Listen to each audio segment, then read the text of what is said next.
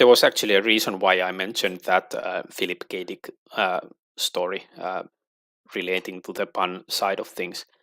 I actually had to sort of think about in relation to that problem, how would you actually solve these kind of problems? Because thinking about a methodology, if you're going to be professional, thinking about a methodology to sort of find some kind of workflow for situations like that would be quite helpful.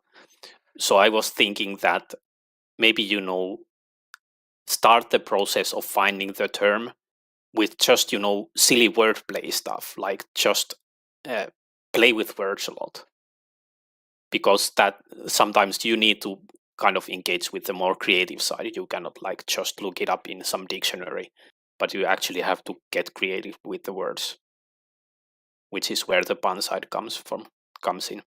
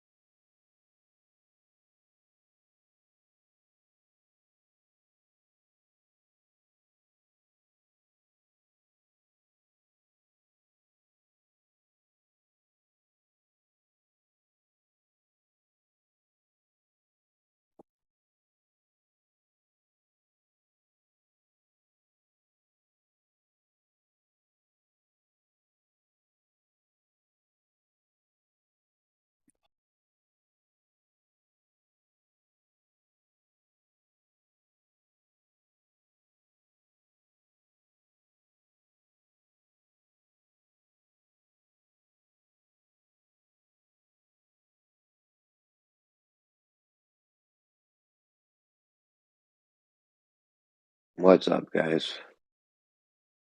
Yeah, Jez. I just sat down, man. Worked, had some tucker, now just rolling a nice spliff.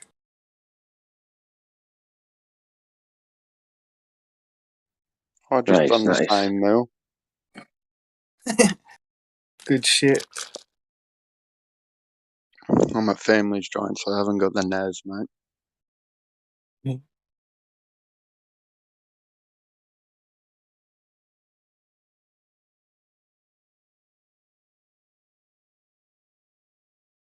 Worked with an absolute legend today. Fuck, he was a good bloke. 72.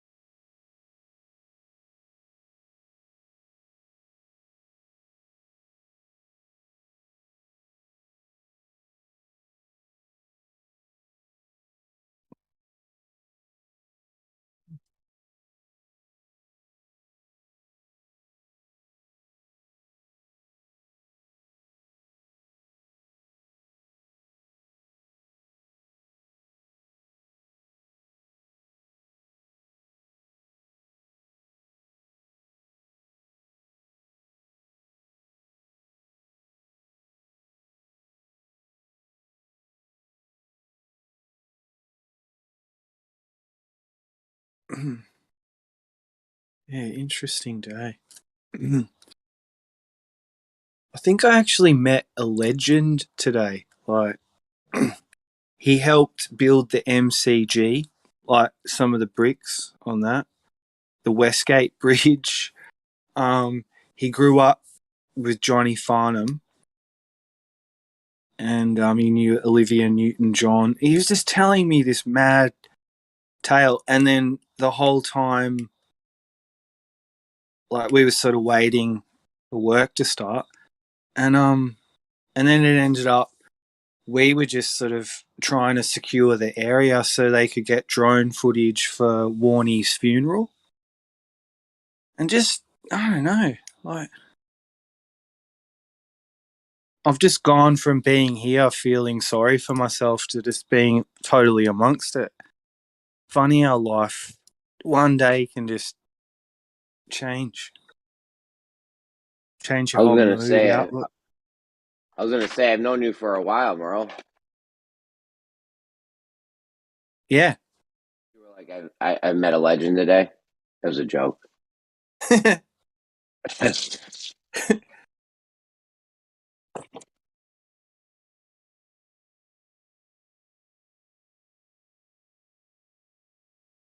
You said you said you went to work dressed like Olivia Newton-John today. No, this guy, he knew just, it was almost like he was Australia, or Melbourne. He's been part No, of it. that's Steve Irwin or Crocodile Dundee or something. Yeah. Yeah. You know who else is good that represents Australia very well? That guy Mick from Wolf Creek. Mm-hmm. Fucking good. That's an intense film. Yeah. Yeah, he's great.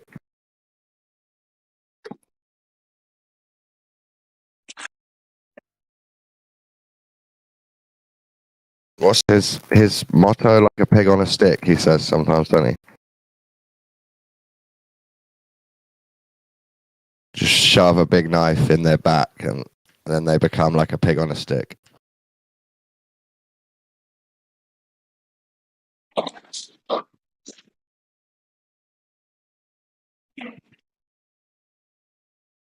Yeah, a girl I grew up with, my mum's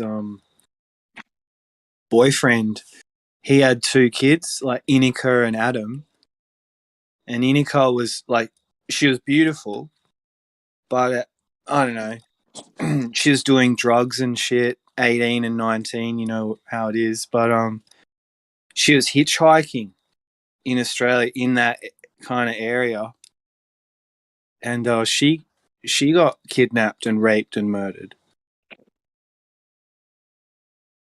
Yeah. It fucking happens, man. You know what I'm saying? It does happen.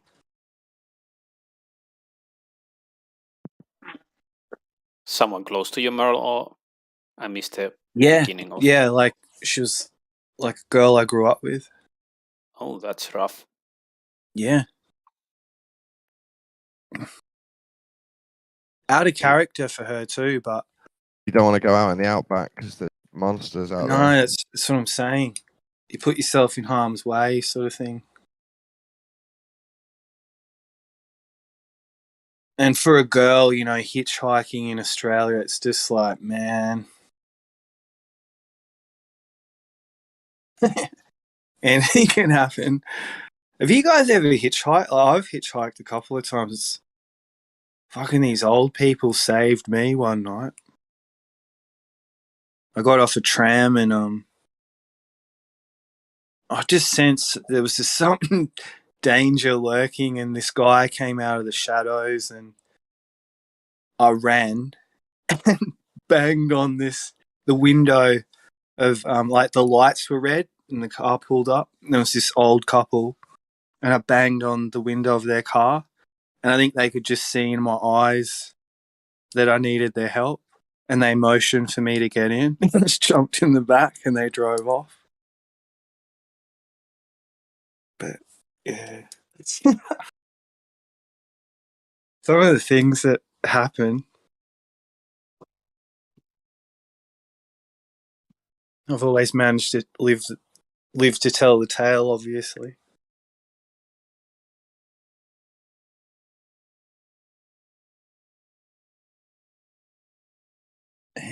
Mad adventure.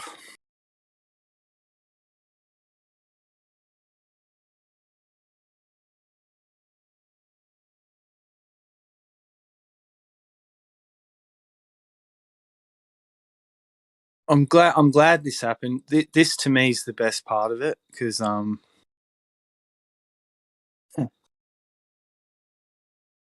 early on there weren't that many Australian people, like there weren't many Australian flat earthers.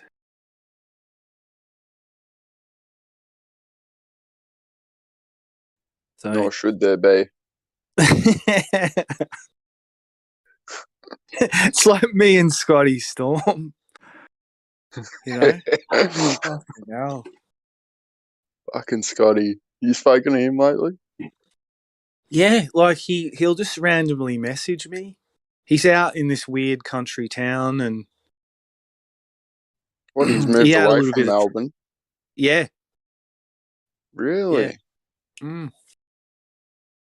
He got like a cheap house with a couple of mates, but I think they're a bit bored. Yeah, it depends where they are, really. Yeah, I think they're in this some old weird country town. Yeah, that's no good. Mm. And him just being him, like he's already had a little bit of trouble. So I was just telling him to just try to be cool.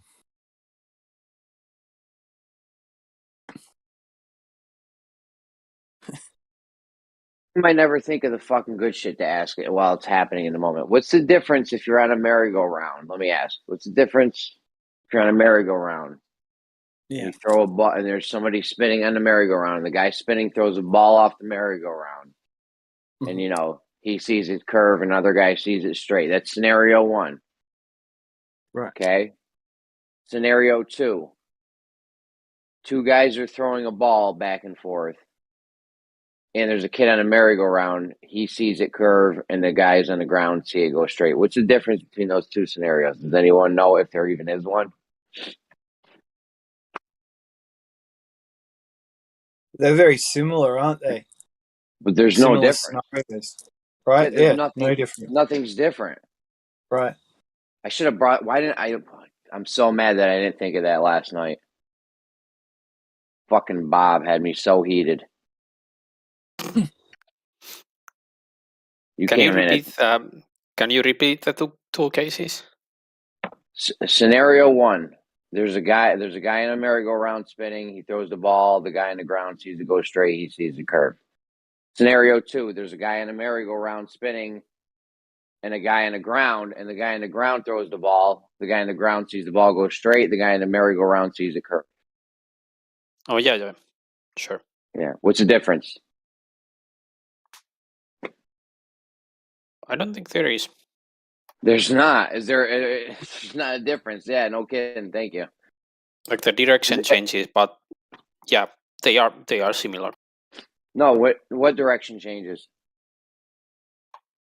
Like in the one case, someone is throwing the ball off the merry-go-round, and then on the other, someone's throwing it on the merry-go-round. But I don't think it's a difference that really matters. Is there a? I mean, both instances, one guy sees it go straight, the other guy sees it curve. The guy that sees it curve, it's just an illusion in both cases, right? It's not actually curving. Well, if it's not actually curving and it's an illusion, that means that. Bad. Go ahead. Like it depends on what you are calling an illusion. I don't particularly like the phrasing of calling it an illusion, because illusion typically means that you perceive something in place A, but the thing isn't at place A.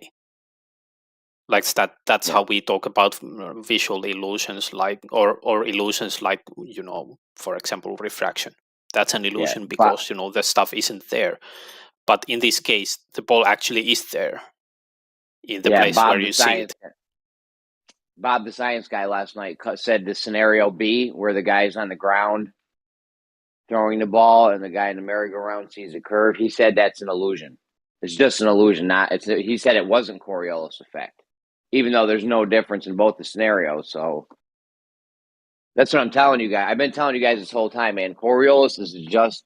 Anyways, we got to get off of this. We got to talk about something else. Well, if you want to get off of this, then stop bringing it up, man. Like, I don't know what your game is. Like, you keep bringing it up, and then when someone tries to address it, you're like, "Fuck it, I'm off. Let's not talk about this." Go ahead, if you guys. It's been 5 days, and then next day you're gonna bring it up again, and then you're gonna say, "Well, fuck it. It's now 7 days. Let's not talk about it." That's the fuck, fine. man? If you want to address it, go ahead. No, I cut myself off, cut my thoughts with my own rant. I no longer remember what I was going to. I don't care, but I mean, whatever. Jeremy, do you understand their need to have this frame of reference thing?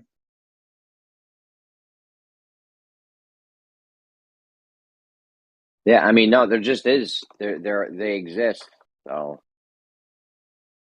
well, like without that kind of philosophical grounding, they wouldn't be able to model a damn thing as far as like the sun and moon and all that bullshit. Yeah. So, what's the importance of noting that? Is that in order to make any model of anything, of any kind of motion, you have to adhere to the relative frames of reference, and then arguing about whether or not the Earth moves is one thing, but this whole, what do you need these frames of reference for? Or like, I don't. I mean, wouldn't. Here's my question. the fact that we actually need the frames of reference in order to understand, wouldn't that actually speak as to their validity? Yes. Hmm.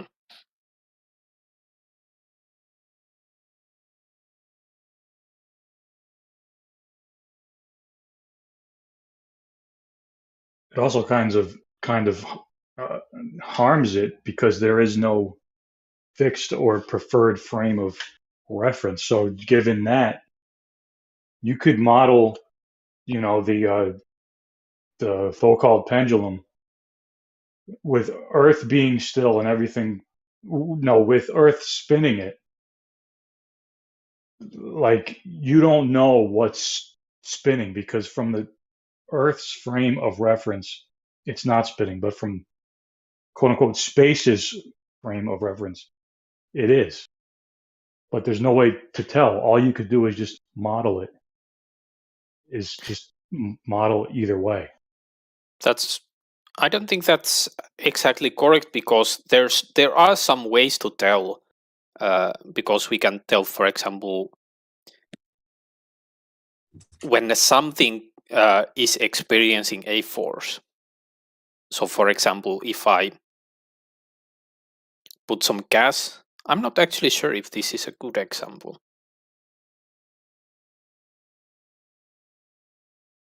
No, it definitely is. Yeah, sure, absolutely. So let's say I put some gas in my car and the car moves. Now, you could say that the car moves. You could say that no, actually the Earth moves instead.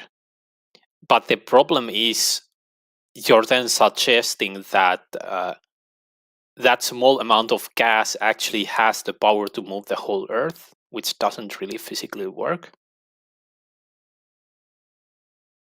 I don't know. I think that's a little different, maybe, because of the gas.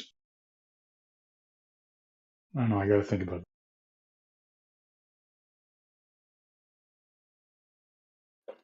Yeah, I guess we're talking about like a matter of scale then.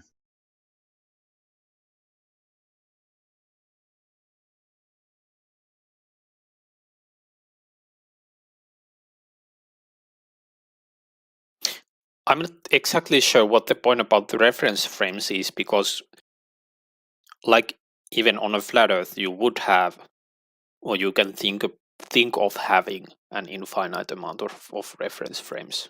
Like, I think it would be yes, important. but I think it's important to identify the scale that we're talking about because something is moving. It's just a matter of what you want to root that in. Like, do you want it to be from the Earth's frame or from space or from your car? It doesn't matter. I think it's about what is going to be easiest to build a model around. Yeah.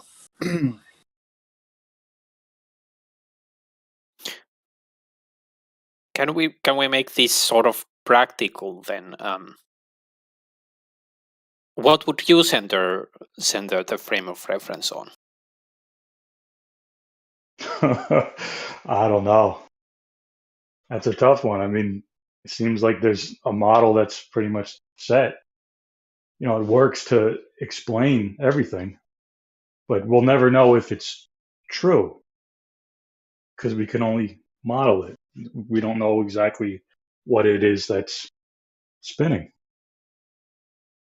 or rotating because everything's moving and there's no there's Yeah. no preferred frame of reference, so we can only model it and pick one saying, okay, if we pick Earth, if we pick the sun in the middle, then everything seems to be easy. Everything seems to look good as far as the planets and all that. But if you put Earth in the middle, it'll be all messy. So let's just go with the sun.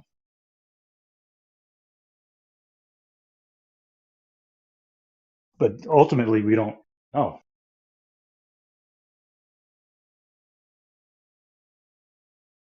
Couldn't you just take the Earth out of that and put it as the ground? You Sure. could try, yeah. And you would have, I mean, it would take some time, but you'd be able to model everything to look exactly the same, but you would just describe it differently. Yeah. You're totally open to use different reference frames and come up with different ideas. Yeah.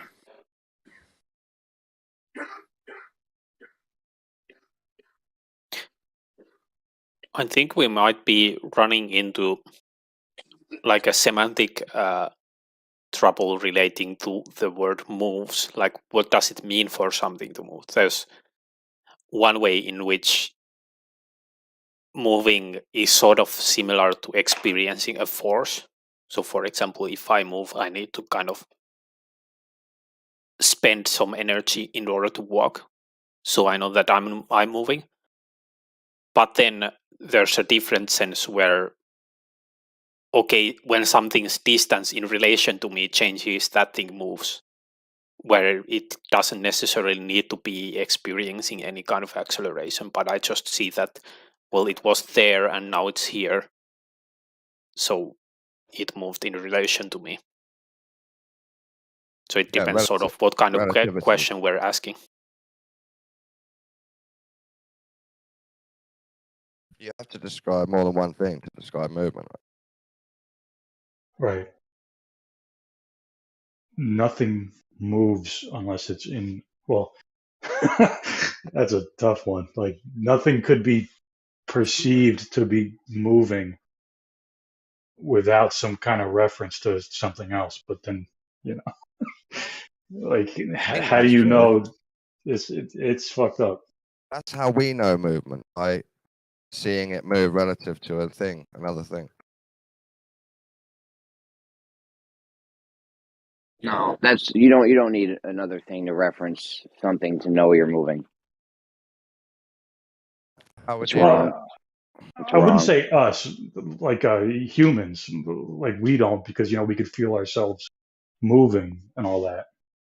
But as far as, you know, like the motions of the Yeah, but to planets and shit. describe a human moving, you have to describe the environment. Hmm. You have to describe at least one other thing. Yeah.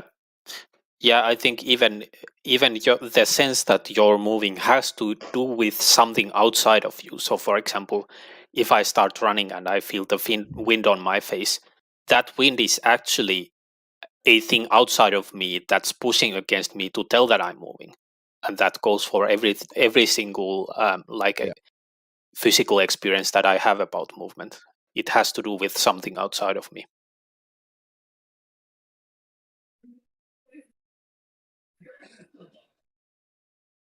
Jeremy, did you want to expand on that? No, I was going to say you could feel it. You don't have to know that there's a fire hydrant and you've moved relative to it. You can just feel yourself moving. Right. How would you describe that moving? Without Right. mentioning something else. Yeah, the problem comes when you want to describe it. Well, I mean, depending on what I felt, I could tell you if I'm moving forward, backwards, up, down. Yeah, but forwards, backwards, up, down, relative to what? Would be something. You don't need to be relative to something to know that you moved up or down or back or forth or something. Yeah, but to explain it to someone else how you moved to make you feel sick, you'd have to describe something else as well as yourself. No, I could just tell someone, "Hey, I just moved forward." Yeah, I don't need forward relative to what? Doesn't matter, man. You don't need anything to. You guys are stuck on his relativity bullshit. Einstein got you gassed up. You Hands mean up. you mean it Hands was up. as if you were in space and you just went forward Oh, relative to your okay. own body, right? I didn't hear you. You mean as if you were in space hypothetically and you were just moving forward relative to your own body, nothing else.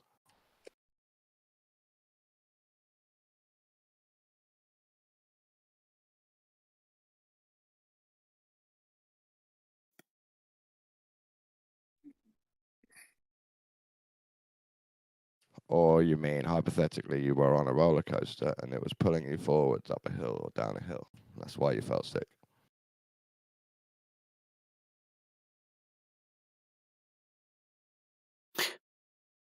I may actually need to modify what I said earlier, because I started saying, and I did say that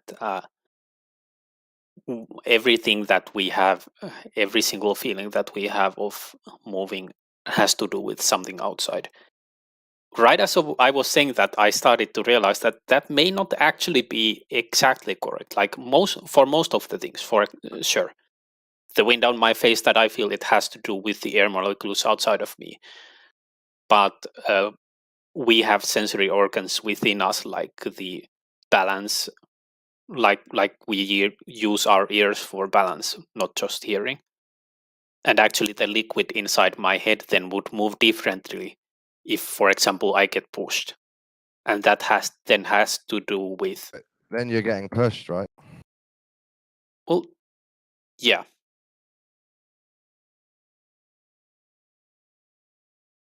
I mean, you could just be standing perfectly still and have your stomach wobble, right? But if Jeremy's actually talking about moving forward, he has to explain being pushed forward or walking forward. It has to involve something else, forward compared to where he was.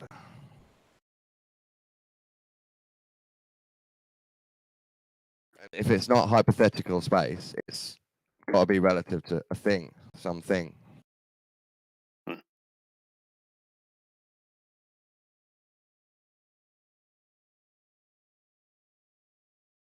I've been on the Superman roller coaster. See, it's like a stationary start, and it's angled, I don't know, what, 45 degrees, and then you just doof off straight away, just hooning.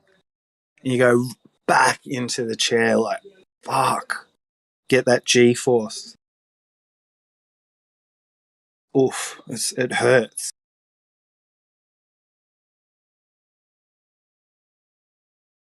They've really got to strap you in too. Are you hanging like Superman, like flying? No, Oh. that would be awesome.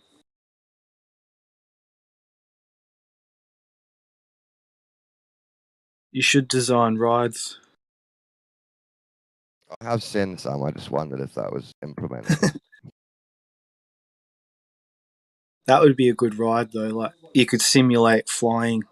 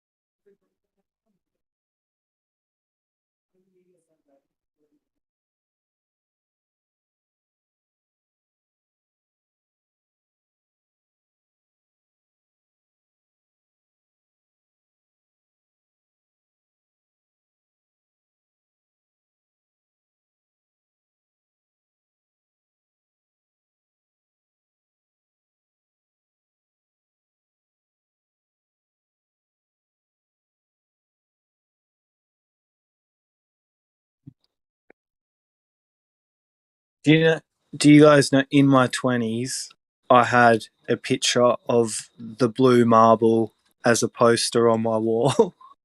Yeah, that's so great. You should get another one. And it was one of the only posters I had. Did you look at it and think, wow, I'd look at it. What a planet. Yeah. I was like, that's where we all live. And just stare That's at where it. I live, and I used to live there. Yeah. And you didn't ever think, how do they survive upside down on the bottom? Well, it's funny because the actual picture, it's got Africa in it. That's like most of the shot. Yeah, the whole front side, right? Yeah. It's just like, You didn't think, how come they don't fall off sideways off Africa? No. At that point, you knew they were just stuck downwards, right in the middle. I wouldn't even have thought it just wouldn't have occurred to me It for made some sense. reason Made to sense. even question There was it. a force, and everyone's down was down. Just happened to be round a sphere. Yeah. It didn't make sense. I just believed it. It made enough sense for you to believe it. Nah, it never really made Well, sense. okay. I just let it go. Why did you believe nonsense? I don't know, because What was wrong with you? they dropped it. We did it in primary school. It was like a bowling ball and a tennis ball. We didn't do it in a vacuum. We just did it from the top of these stairs. Onto like a PE mat. Yeah, like the asphalt below. Yeah. And that cracked And on a mat, right? Yeah. yeah. I don't even think he put a mat down. I think he just dropped them. And they probably didn't fall at the same rate, and you could see the No. bowling ball was faster. And he said, "Wow, look! If this was in a vacuum, they'd fall at the same rate." But that's what I mean. Like, looking back, it's really sketchy. They didn't spend too much time on it. Okay, Whereas, let's not say it made sense, but let's say you trusted it. Right? yeah, It wasn't nonsense enough for you to distrust. Does that make sense? yeah. It was strung together enough that you trusted it. Mm-hmm. Like No, this religious child. no one in my primary school, like it never came up flat Earth over a That's a cool thing, sandwich or 'cause now it something. will come up, and it will come up more and more. Mm. Wow. It's funny, the whole time we were playing with balls, like brandy, soccer, basketball, Yeah. football. You know, Well, ball is like the ball, realms. right? Ball, bell. And did you never thought those must be fake clouds because they look so neat, fluffy? Well, I didn't notice those streaks and stuff when I was younger. It was just those fluffy clouds, the cumulus nimbus ones, right? Or like a fog or a big, just sometimes when it's overcast, they're all clumped together and it's grey and it rains.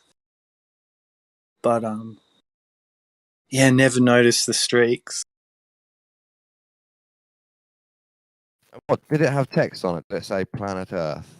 Or how beautiful No. world or something. No text. Just the pure Just NASA.gov, really small in the corner. No, nothing. It's just the blue marble and black. No stars, just black. Right, I want one. Yeah, it hypnotizes you almost. Yeah. But it's not moving. Beautiful little living orb. Yeah. Void. It's a work of art. Yeah. It's a work of art if God made it like that, and it's also a work of art if painters painted it like that. Math power land.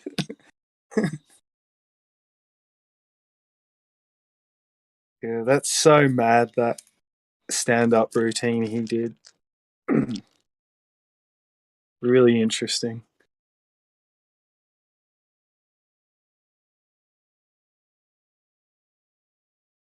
That's the birth of the flat Earth meme for me. Yeah, same.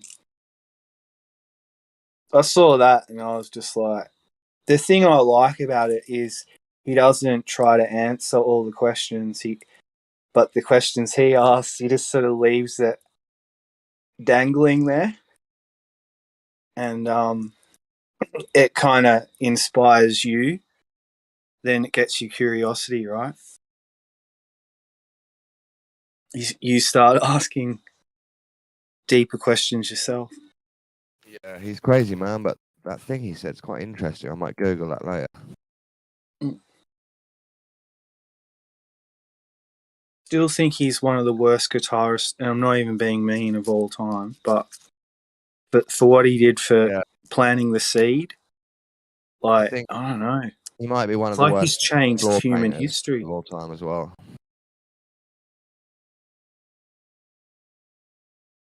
Who is this? Math Powerland. Oh. Like in his own way, he just planted this seed. So like all the people that I met along, they all came through that.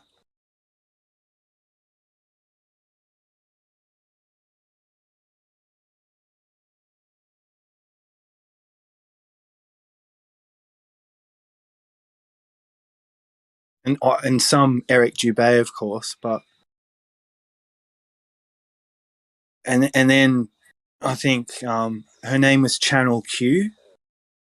I don't know her real name, but she met up with Math Powerland, and apparently for a troll, she came up with the idea of an infinite plane,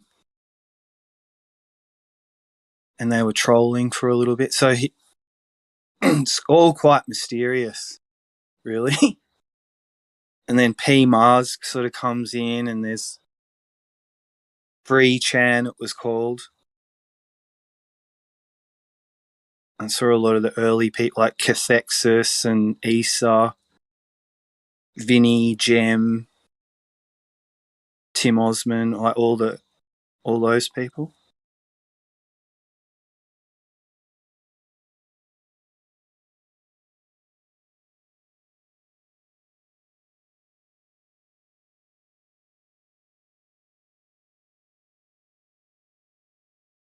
I sort of got caught in that too, like who's who and what's going on, and who does anyone know anything, and who knows what, and what organization is this person? You know what I mean? It was this elaborate thing,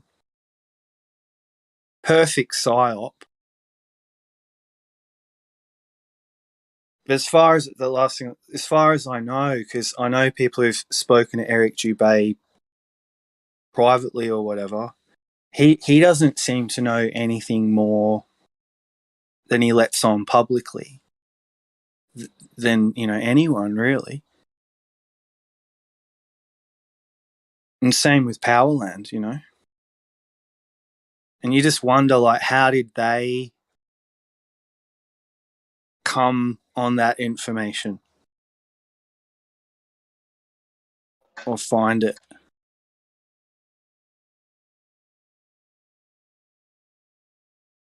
Or is it just a synchronicity? Powerland claimed to have worked for NASA making paintings.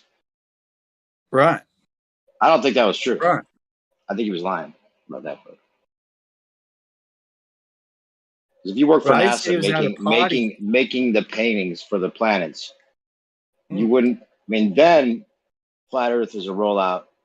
Not that I don't think it is already, but that would be a real confirmer if he actually did work for NASA and then came out and was one of the first ones to start talking about it, because that means they wanted him to. In fact, there's probably people that, you know what, they do have people for NASA coming out and being on the fighter side, because there's more attention paid to NASA than ever now, if we're doubting it. They were defunded, remember? Mm-hmm. Now everyone's interested in it. He didn't work for Right? NASA. He's out of control as a human. You can't work for NASA like that. What do you mean? No, they would have him do it on purpose. Nah. Because it's all a troll. It's a troll, but the troll, it's like bad press is good press. He's not good at guitar, but he's good at art. No, he's not good at art. His floor painting is a mess. Is that? Yeah, it's terrible. He just slops paint on the floor with a mop. Charges a few £1,000s. He claims to do hyper-realistic painting, but I've never seen him actually do it. Mm-hmm. Yeah. I like some of the things he said though. I can't say all bad things about him. No. I've always, because I saw a thing too of Eric Dubay. It's quite weird. I can't find it, unfortunately, but there's a picture of him in a red skivvy with a deck of cards, like a card magician. And the meme said, when you play your cards too soon. And it was like Eric Dubay. But It's because that he had was a magic interesting, trick. Right. Magic trick video. And they all seem to come from that a little bit, like Poncho, Powerland. There's this sort of magician, artist, Merry kind of prankster type borderline stuff. loon. Yeah, like the Mad Hatters. Out of all, Eric Dubay seems pretty sound with the Wing Chun, and I think he's a vegan. But there's been a lot of doubt shed on his possible origins and involvement with whoever, but it's all about the information. That's the thing. It doesn't take anything away from the idea, the fact that we're not on a spinning ball. It doesn't matter who these characters are. right. They brought the information that made it possible for us to all see it. Mm-hmm. Yeah, I was hit almost like by the obviousness of it. Yeah, It's right like away. that. It's like you point. Yeah. It's like you point out the obvious. Yeah. First thing I thought was, oh well, if it's not a spinning ball, there must be more lands and more people.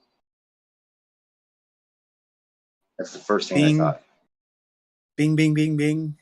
Yeah. Whole other types of cultures that we don't even know about.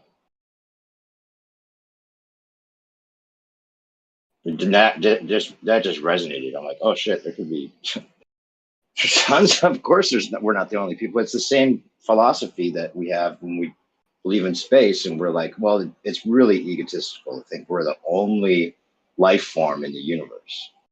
Well, it's the same thing here. It's really, maybe, I don't know if it's egotistical is the right way, but it's kind of nonsensical to think that we'd be the only pond of people in existence if we're a pond.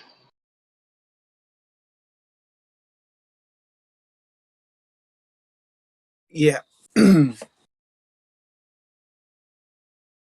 Because infinite plane or dome,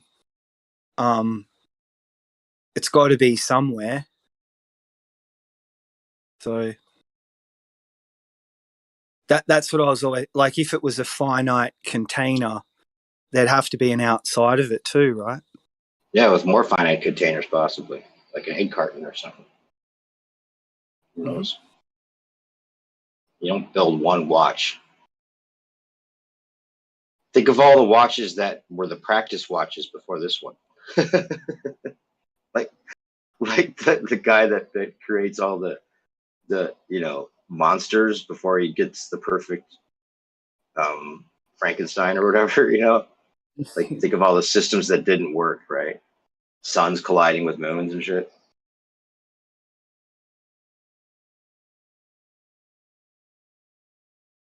Or maybe God doesn't do trial and error.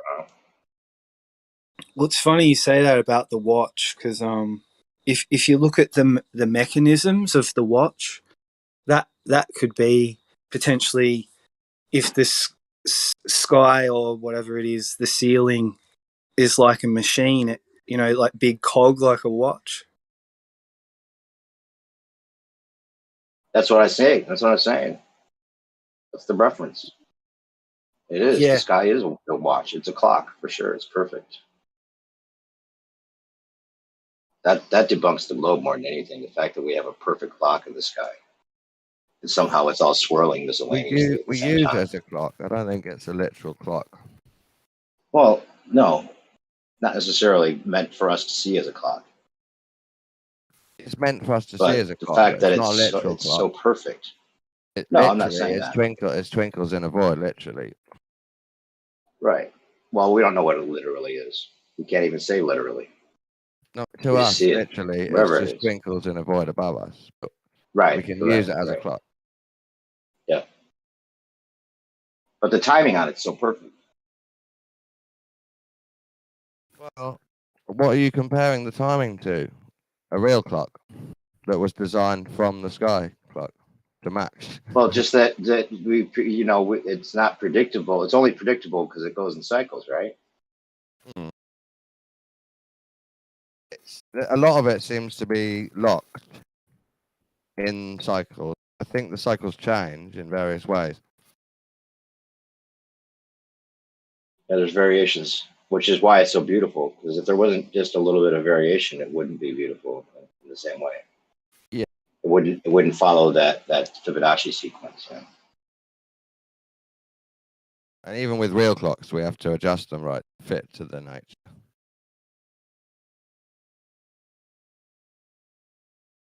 So do you think the reset is then just like winding it? Reset? If there's resets, you know, if we're talking about cultural Like resets history, versus resets of civilization. Yeah. And stuff. Yeah. I guess they would have to fiddle with the time after that type of reset, or they'd have to cover it up more. So maybe a good example would be Christ's birth. They could have used that as a reset to reset the calendars, so everyone thinks Yeah. they're in their timeline. Yeah. They sort of forget what happened before or whatever.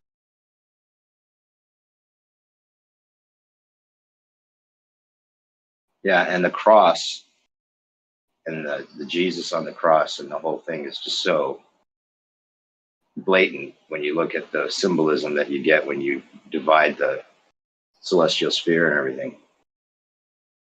Crazy. 4 quarters of the earth. Yeah. North, south, east, west, like a compass. Mm-hmm. Yeah, all of it. You're on the clock and dying on the middle of the clock. Mm-hmm.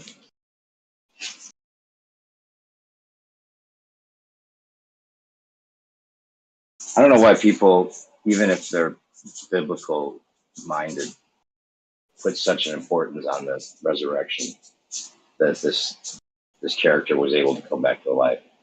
Like why it all hinges. I know why it hinges on it, but it just seems silly in a way. So even if it was true, it just seems like, you know, you can't prove whether that happened or not. It's just a story. It's the same reason It could be just a story.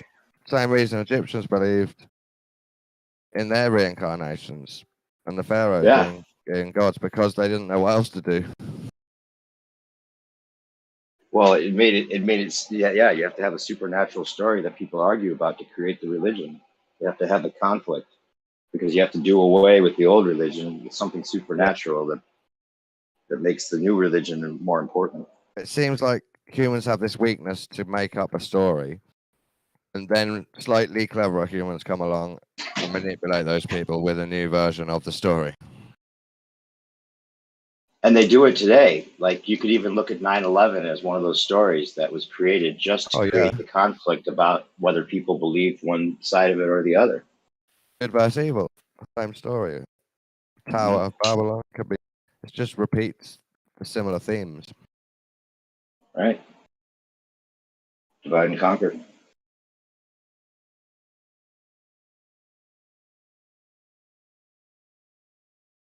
I think you could even see 9/11 as the Wicker Man. That's just a tall pillar being burned with people inside by pagans. Right. Who knows how many people were actually inside? Who knows?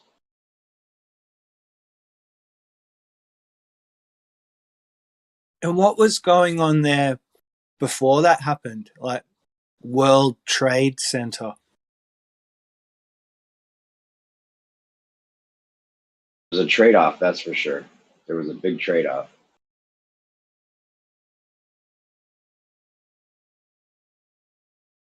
Yeah, there's theories about whether supposedly there wasn't even any stories in the middle of it, you know. It's just like you go up to the top of the building and there was offices up there, but in the middle it was pretty much hollow. I don't know. I think that there's been corroboration about that. Like that if you get an elevator and it just goes up to like the top floors, there was no middle floors really. I mean, And you can see through the sunlight through it. even if I give you that 80% of the people were fake, that would just be like the chickens and the rats that they put in the Wicker Man. Not that important. Just the idea of something being burned. Yeah, it was an effigy for sure. Yeah, and then the 20% or 10% or even 1% real people that happen to be in the towers. That's the real sacrifice. And your faith in humanity is the other real sacrifice. I remember helicopters landing on the top of the building. Anybody else remember that? Of what building, Dave? The I know they 9/11. tried. I don't think they actually did. I can't remember. I think they were flying around it, weren't they? I thought they were getting people off the roof. Oh no, I don't think that. There I was can't remember attempt. that. I think there's attempts to rescue from the roof, but I don't know if it happened. Oh, okay. I remember them sending know. people. People evacuated, got to the lobby, and the fire department sent them back to their offices. Can you remember anything like that? Fucking terrible. Fred? Helicopters trying to save people? No, I remember people jumping, supposedly. Yeah, yeah. Well, yeah. There were definitely some images of that sort of stuff, weren't there? It's horrific. If we were shown images of fake planes, we could have been shown images of fake jumpers. Who knows? There was some independent. They had even independent filmers that caught some of that too. That could have been also plants or edited video. Who knows? Yeah, the jumper thing was quite a hot button issue because I guess one of the jumpers was identified as like a I think like a Hindu or something like that, where if you self harm, that's like really bad karma. So they tried to suppress the name and stuff like that. Maybe when it comes to your belief, in those sort of situations, you'll do anything. Yeah, like the family was saying that wasn't right to release people's names and stuff like that. Yeah, it's all tragic. Hey, Chemo, how you going? Notice you here.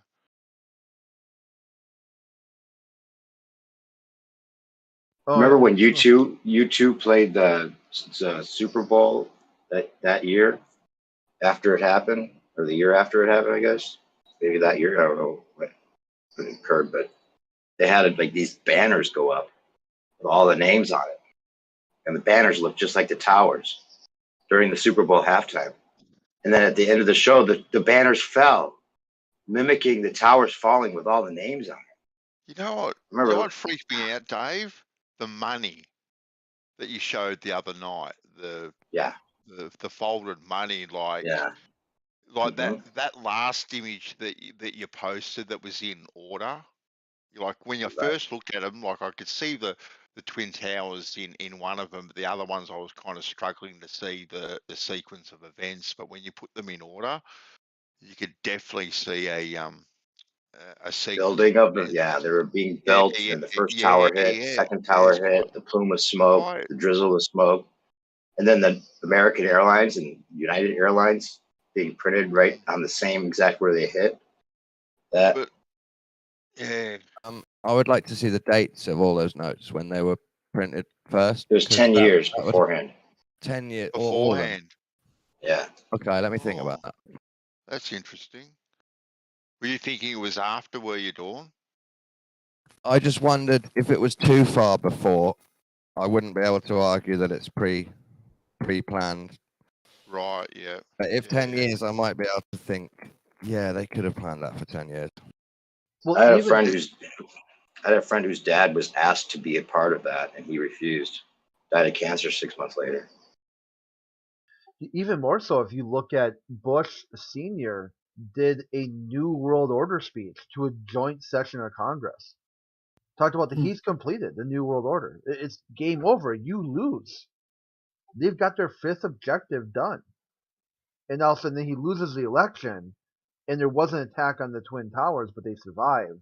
There's Clinton replaced them, and right into the beginning parts of Clinton's term, which would have been Bush's second term, they did this massive truck bomb that blew up in the basement. Yeah. But for some didn't reason he? or another, oh, go ahead, bro. I was just going to say, didn't he say something like, and when we succeed, and we will succeed. Right. He said in a really, I was like, oh my God. He's the lizard man. Merle, have you seen the money thing? Yeah. Has that been done with any other currency other than the US currency, like for any other event around the world? Does anyone know, or is it just that particular? I don't know. No, I've never seen I'm anything not else. sure. I bet you could find smaller events on other currencies. Yeah, I reckon. Even the folds, like it's a little bit origami or something, isn't it? Well, it's almost like a plane too. Yeah. Like a paper plane. Yeah, exactly. Perfect. I think I'm 50-50 on this. I believe Eggshells is correct that you could fold the note and make any pictures a lot of the time. Also, I believe they could well do this. Like, it could be a little new occult hidden way of folding notes. They just thought, yeah, design it in. One day we'll blow them up. One day we'll blow them up. And then they showed it to us. I don't think anyone just discovered that. I think they showed it to us. And they show it to each other to show their power. They're like, this is the kind of power we have. This event is going to happen. And this is how we prove that we had the power to make it happen. Because look, it's on the money. But don't, like there's enough symbology on money anyway, really. to be honest with you. I saw something a while ago, and there's symbology all over money. Yes. Yeah. It says New World Order on the dollar bill. It's a tiny owl from Bohemian Grove peeping at you that most people don't even see. Yep. There's another thing where I couldn't see it. My friend saw it better than I could. You have to get a magnifying glass. And on the dollar bill, if you look up in the up at the top of the building where the little Greek arch type shit is on the Capitol building or the White House, you see men hanging or bodies hanging. What? Yeah. You guys are a bunch of Fruit Loops. What the hell, Dave? Yeah, exactly. What's the film Half Baked? I think it might be. And he says, have you ever looked at a $1 bill? He says, yeah, but have you ever looked at a $1 bill on weed, man? Yeah. Oh my God, in the bushes, there's a sniper team. Go, go, go.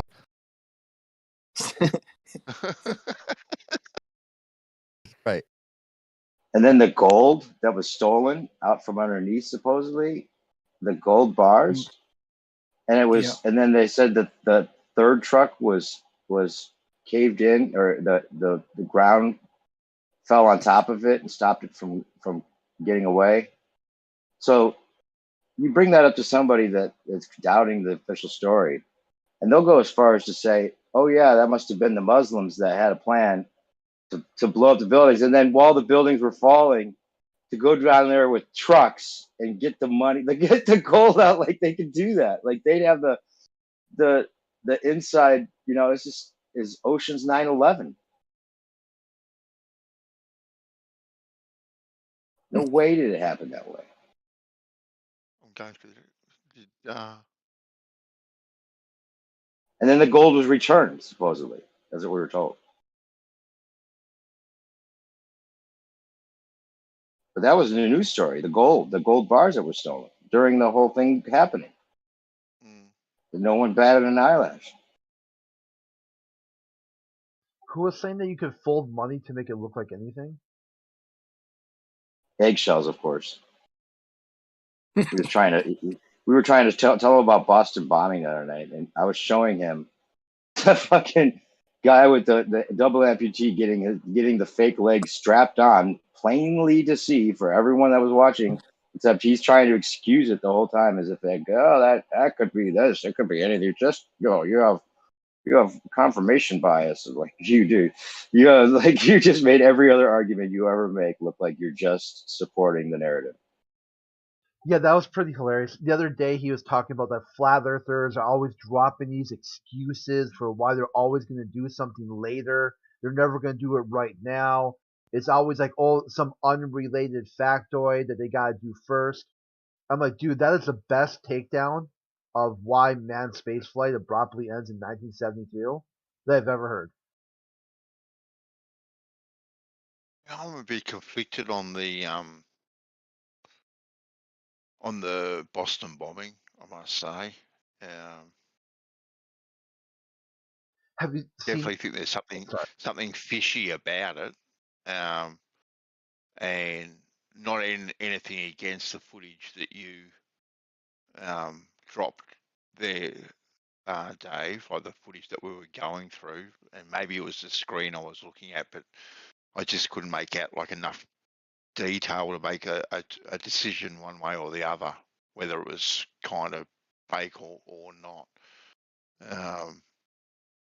But I definitely do think, once again, it doesn't pass the sniff test with everything that's out there. Yeah, it's done. Like the point I had about that when I brought it up is that it's like other things. It was done so perfectly, so ingeniously because anyone that didn't that bought the narrative and didn't want to know if it was an inside job or whatever it was, they could look at it and say you're crazy still because it wasn't so perfect that it was undeniable, but it was perfect enough for anyone that knows that it wasn't what they told it. Yeah. Do you think, because I know you got your views, but anyway, do you think it's still just as possible though that it still was an inside job and they used a real bomb? And that that's still a possibility too. That governments will kill their own people for a greater cause, or organisations will do that. Oh, Joe, I'm not saying I don't think anyone died. No. I'm not.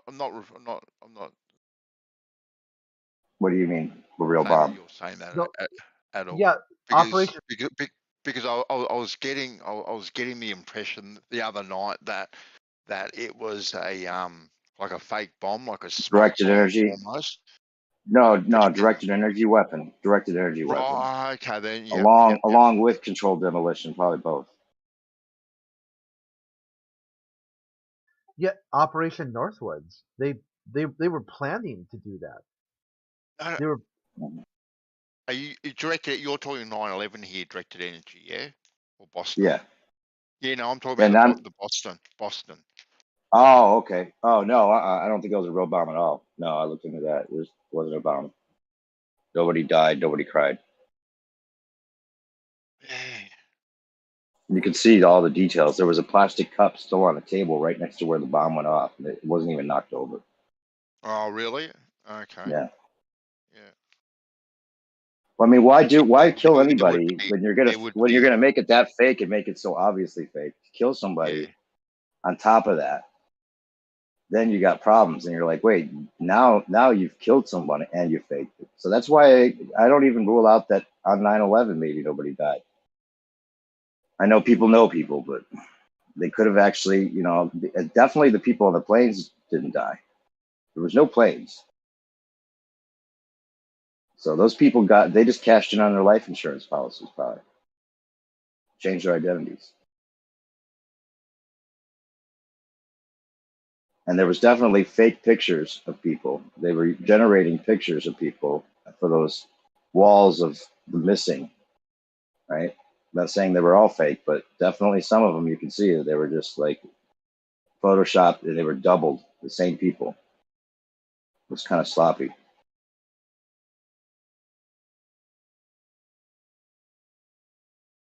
But then the people that inhaled all that smoke, and got cancer from the asbestos that was in the buildings. That was the thing about it. I know I'm mixing talking about both of those events, but yeah, smoke that people inhaled, supposedly they got, some checks or something. if they died, it was like kind of like a, you know, small check to pay for losing your family member, small check to get for having one of your family members die from that. I don't know. I don't know if they could get away. I mean, the whole city. I mean, asbestos is such a fine little particle of. It's like you can't. I mean, you can't just like have that blow up all over the city. I mean, it stays in the air forever. That shit. Mm-hmm. So that was wrong right there for sure. But it made perfect sense why they would have to blow the buildings up if they were going to have to take all the asbestos out, right? I mean, that wasn't the only reason, obviously, but it was convenient. Well, you definitely got sonic waves and all that sort of stuff with any sort of bombs and stuff. But Yeah, like they figured out like the day it happened, right? They already connected it to the terrorist attack in Saudi Arabia. So 9/12, Bush just randomly, just flies, no question asked. All these members of the royal family connected to Osama bin Laden. They didn't interview anybody. Like if someone, in America, right, if they have domestic terrorism or something like that, they go through the whole, like everybody that person's ever associated with or ever talked to. They run every possible lead. They didn't even talk to Osama bin Laden's family. When was the last time you saw him? Do you know his email address? And they didn't ask him anything. Just, oh, here you go. Take a plane and go home. Yeah. And supposedly his dad was having dinner with Bush's dad down the block while it was happening. chocolate cake. Yeah.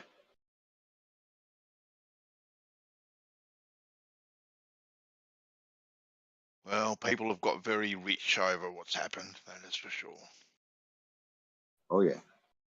Very, very rich. And like afterwards, I don't know if you guys remember this, but like it looked like Bush was gonna come clean or something like that, or he was doing like some code messages, and also he's got bandages all over his face, and like they said, oh, he had a boil that popped or something like that. Huh. I remember that. You reckon we're in for something, Merle?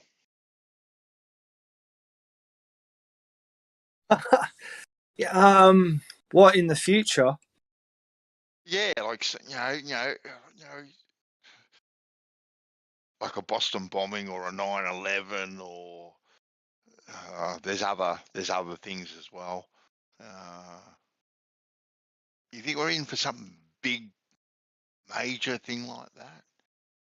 Nah. But well, aren't we going through it right now? Isn't Ukraine a major thing? Yeah, definitely. I mean, it's fake. I mean, it's just as fake as 9/11, probably, but it's a major thing, right? well, I mean, I'm kind of seeing it. Like there's certain things that have happened in Melbourne where I live.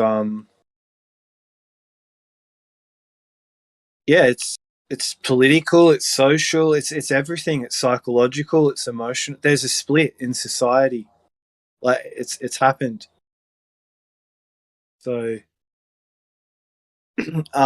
if they tighten the grip, if you will, this is. I just feel at the moment like if you don't comply, life just does become a little bit more difficult. Not that much more difficult, but it's noticeable. And it's like, is it worth it? Then do you compromise and like just do it just because you don't want to hassle? Which is what I've found most people I talk to. That's why they did it, because of work. Yeah, that was a major thing. Talk about major things. The fact that they've got us all fighting each other over something that was fake as fuck, that totally separated, at least for me and a lot of people, yourselves from your family, and maybe forever in some ways, because some people. I mean, I don't know if we could ever get over what that whole thing did to us. Because it's like if you did, you either had to take a stand that you believed it, or take a stand that you didn't, because you were forced to. Yeah.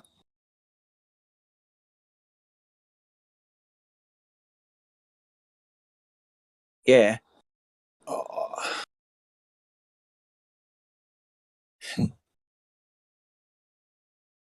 The fat lady hasn't sung yet, but they are kind of I think they're cruel. I do. It's a brutal initiation. You know, it just doesn't feel like there's if they've gone to the dark side, this is their opportunity as well to kind of. I don't know if people want revenge or justice either. You know, maybe that's why they don't come clean, because if they keep the lie going, they don't have to take responsibility. But if they step forward and bring humanity into a new paradigm, there's responsibilities that go with that. They're going to have to be accountable in some way. I think what they do, Merle, they do something to get you to change your ways, right? Yeah. And then what they do is they put another event in place to get you to forget what they did. So now you're concentrating. It's just like shining a laser for a cat. Look over here, look over here. That sort of thing. Right. So because now there seems to be a lot of people concentrating on what's happening over in Europe, right? We're sending arms over there. Potentially troops are going over there to help NATO. Not necessarily in Ukraine, but they're going to be placed in places like Hungary, Poland. There's another place as well. That they're going to be 4 other countries that basically surround Ukraine. So we're sending troops over there. But people have been talking about the whole Ukraine thing, a bit. So they put in these events to make you forget that you might even potentially have an uprising in you because there's something else to concentrate on. Which always seems to be the modus operandum, doesn't it, with these things? Well, I think we can see from the protests worldwide, like they know people will stand if it goes too far. That's why I think they test the boundaries sometimes too. Like it's like tightening the vice. You know, the tighter they make it, then there's people push back. I mean, there's going to be a point where they either push too far, because it's not us. We're not starting these wars, and the public's not really at fault. I think the public's quite. We've almost become passive collectively. Like there's almost like, wild animals and domesticated animals. Like I think they've tried to make people a bit soft. Give them comfy couches and TV and sugar. Yeah, but they don't have to worry about getting everyone on board. They've just got to get the majority of people on board. They don't care about everyone. They don't care about the protests going on or anything like that, because I'll spin that story however they want to spin it, right? But if they've got a majority of people on board, like I think what's been going on for the last couple of years was actually a beta test, right? To see, can we flick a switch and overnight change the whole world overnight, right? And they flicked that switch and they changed the whole world overnight, and everyone was on board. Everyone that they wanted was on board. So, they've had their tests now. They've been successful in their test, and it's all right, onwards and upwards, so to speak.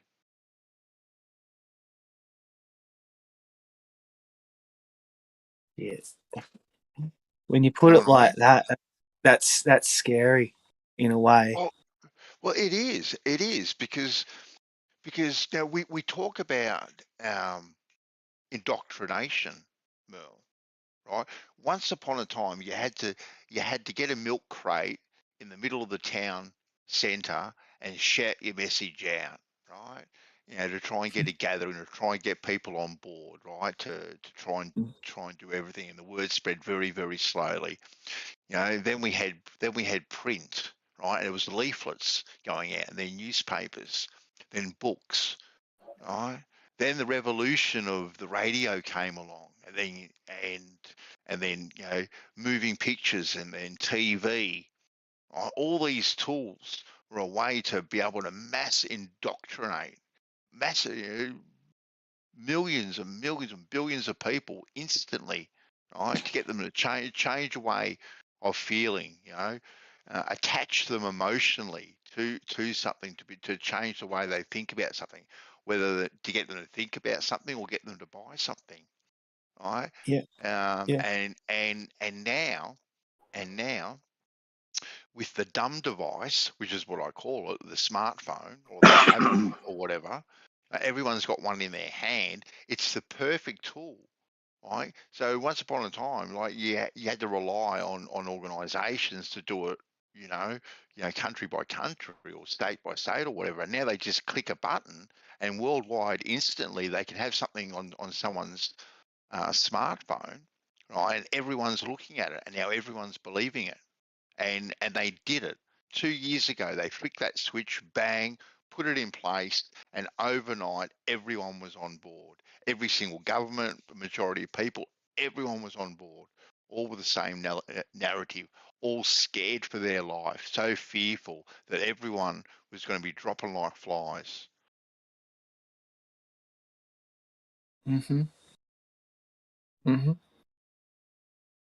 And before all that, when the world was doing its thing, people were camped outside Apple for the new iPhone. Exactly. They camp out for days, if not weeks. Yeah. They've got us right where they want us. Yeah. Basically. And it's quite insidious, really. It really is quite Yeah. insidious. Masterminds. It's perfect. They are geniuses, really, Mel. They are geniuses. You got to take yeah. I've had that moment too. Where I'm like, wow. Tip your hat.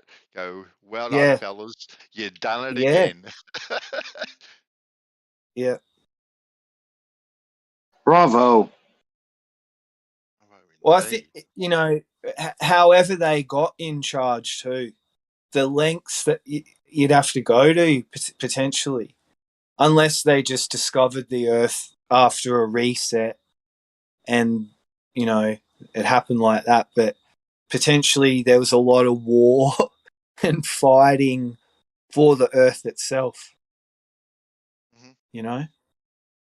to take charge of it, stake your claim kind of thing. Oh, my God. Did someone bring up Coriolis before when Jeremy was in here?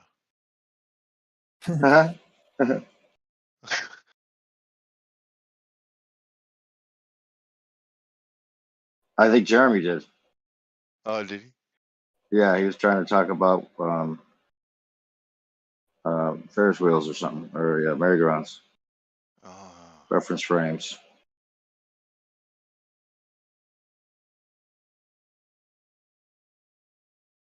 Yeah, he got hot yesterday when Bob was just double speaking the whole time. Oh yeah, Bob was, man. I don't even know what to say. That was insane last night or tonight earlier. Yeah. That was this morning. That was the most that was crazy. You can tell he's like, oh shit, what did I say? Fuck. What the fuck did I just say? Well, Bob did say it does move things, so Yeah, he said that too. apparently he did say that. I was talking about what else he said, but we don't have to talk about that. It is a force. It does push things because that's what forces do. They push things by applying pressure. Boom. Yeah, I know what you're talking about, Dave. I Yeah, think did you I see the heard meme? that Did you later. see the meme I made? No. I'll repost it. The American people won't believe anything until they can see it on television. That's an old one, that one. There you go. Oops, that's not it.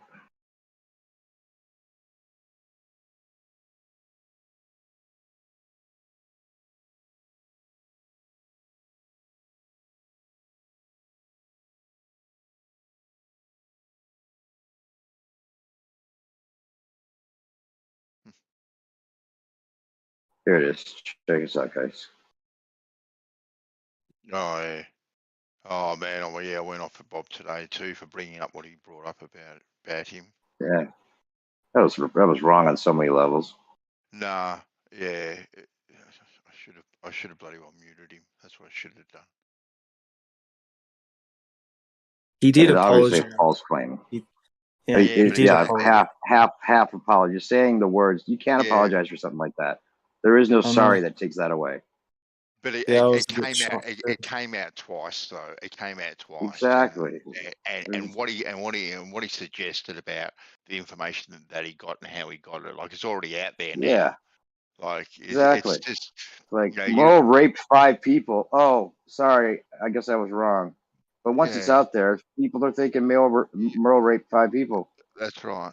And you are assassinating a person's character when they're not here to defend themselves or in the community anymore.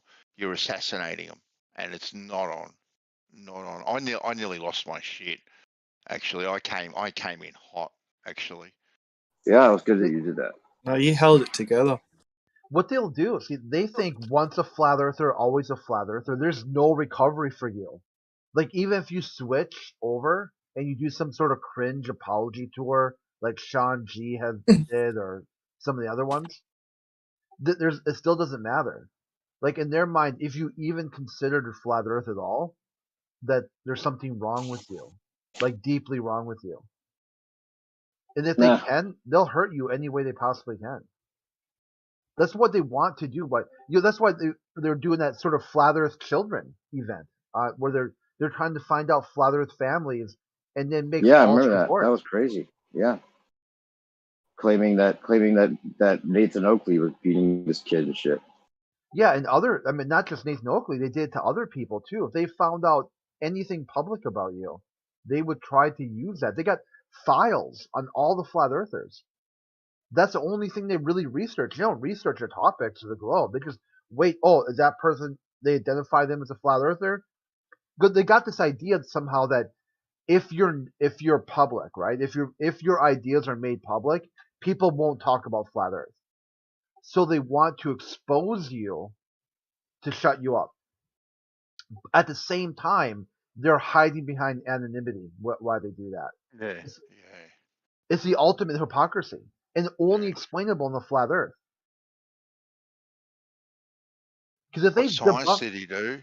He works with numbers, Moyoc, if you're listening, which is what scientists do. Numpty. Having a crack at him. You're being addressed in the chat, Dave. Oh, okay.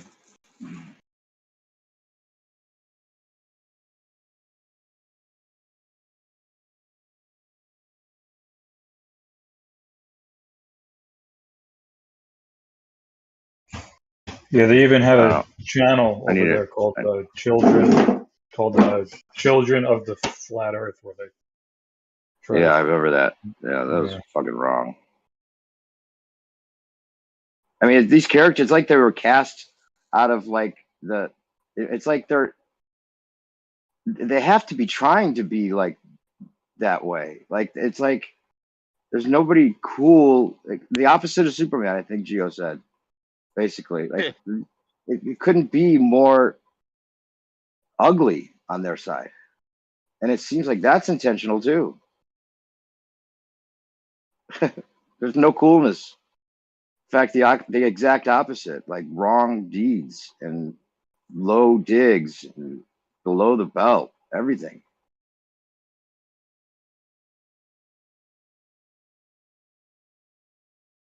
How depressing for them, I imagine.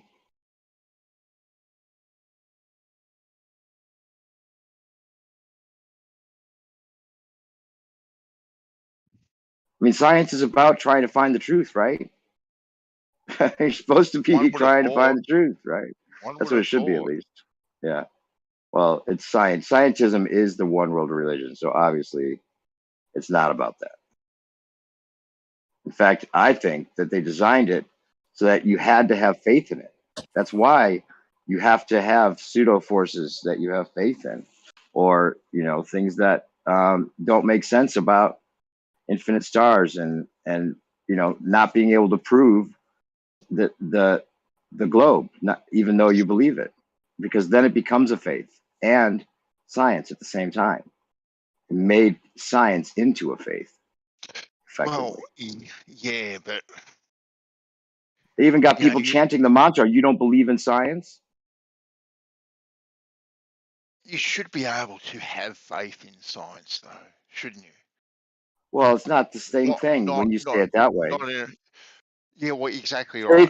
Faith that science is doing the right thing, yeah. Exactly. But not belief in it, as if you have to just give up your common sense to buy it. No, not at all. But you should have faith that science is doing things, quote unquote, in a scientific way. Yes, some science is, yeah, definitely. Good science. There's real science. Jay, because what I hate is, you know, the argument that, you know, that science doesn't prove anything, which is just, to me, it's just absolutely ludicrous that science doesn't prove anything. To be honest with you, you know, science can prove many a thing, I think it's a cop out, actually, to say that science can't prove things. Well, it's their go-to when they're not trying to say it does. Exactly right. But you know, we can quite easily scientifically prove that an apple is an apple, Dave, which is my go-to example. You know what I mean? And no, someone said on that point, I put one time in I put a picture of a yellow apple when Matthew Learns was on in the other channel, and I put a picture of a yellow apple in the chat and said, that is a banana lemon. And yeah, it looks like an apple. In fact, it tastes just like an apple. And the seeds, they might even grow what looks like an apple tree, but it's actually a combination of a banana and a lemon. And these certain scientists were able to cross the genes of a banana and a lemon and make it look just like an apple. It tastes just like an apple, but it's not really an apple. Yeah. That's the kind of extremes they go to. Yeah. And the kind of secret scientists that they have that they're making claims about. So you could get someone to believe that apple's not an apple if you believe the scientists actually made it from a banana and a lemon. You know? But still, scientifically, you could prove that is a banana crossed with a lemon, Dave. Right? Scientifically, but you'd have to have the special tools that these special scientists use to do that. You don't have the money. No. I know we don't have the money. That's how it would work. That's how it works, though. You can't prove it because you don't have the money. No, but science can prove it, right? Right. Exactly. Yep. regardless if we've got the money or the access or whatever, is neither here nor there, right? Science still can prove it. Yeah, well, you can always take the extreme position though if you need to and say, well, we're just a brain in a vat and nothing's really provable because there's no objective reality. So. And I think it was Riding turned around and said, well, what happens if it's got a grain of dirt on it? It's not all apple. There's a grain of dirt on it. Like you said, and that is just a ludicrous argument to be start saying these sorts of things. Like, what do you mean? Is it all apple? The part apple? Like earlier when Crypto said, "Is the ocean water?" And I think it was Bacon didn't want to say that it was water because he was protecting himself from being called out for not including the salt. Because it's not all water, it's partly salt and there's fish in there, so just seaweed and whale the absolute statements are the way I know, right. Like it just gets into such a semantical bullshit argument, really. A tree is a tree, a human's a human at the end of the day. Well, maybe not, they're going to be cloned soon. Some of them, but I know that's crazy that they won't even say that, like just because there's a dirt. I mean, the arguments they come up with are just like they should feel bad for doing it. Really. Yeah. They're just arguing for the sake of arguing. They're just waiting for you to say something and then just take the opposite position. Then think they won because you're a flat earther. Yeah. It's one of Rui's big arguments. Shout out Rui that science won't prove anything. So I'm not throwing him under the bus because that's exactly what he does say.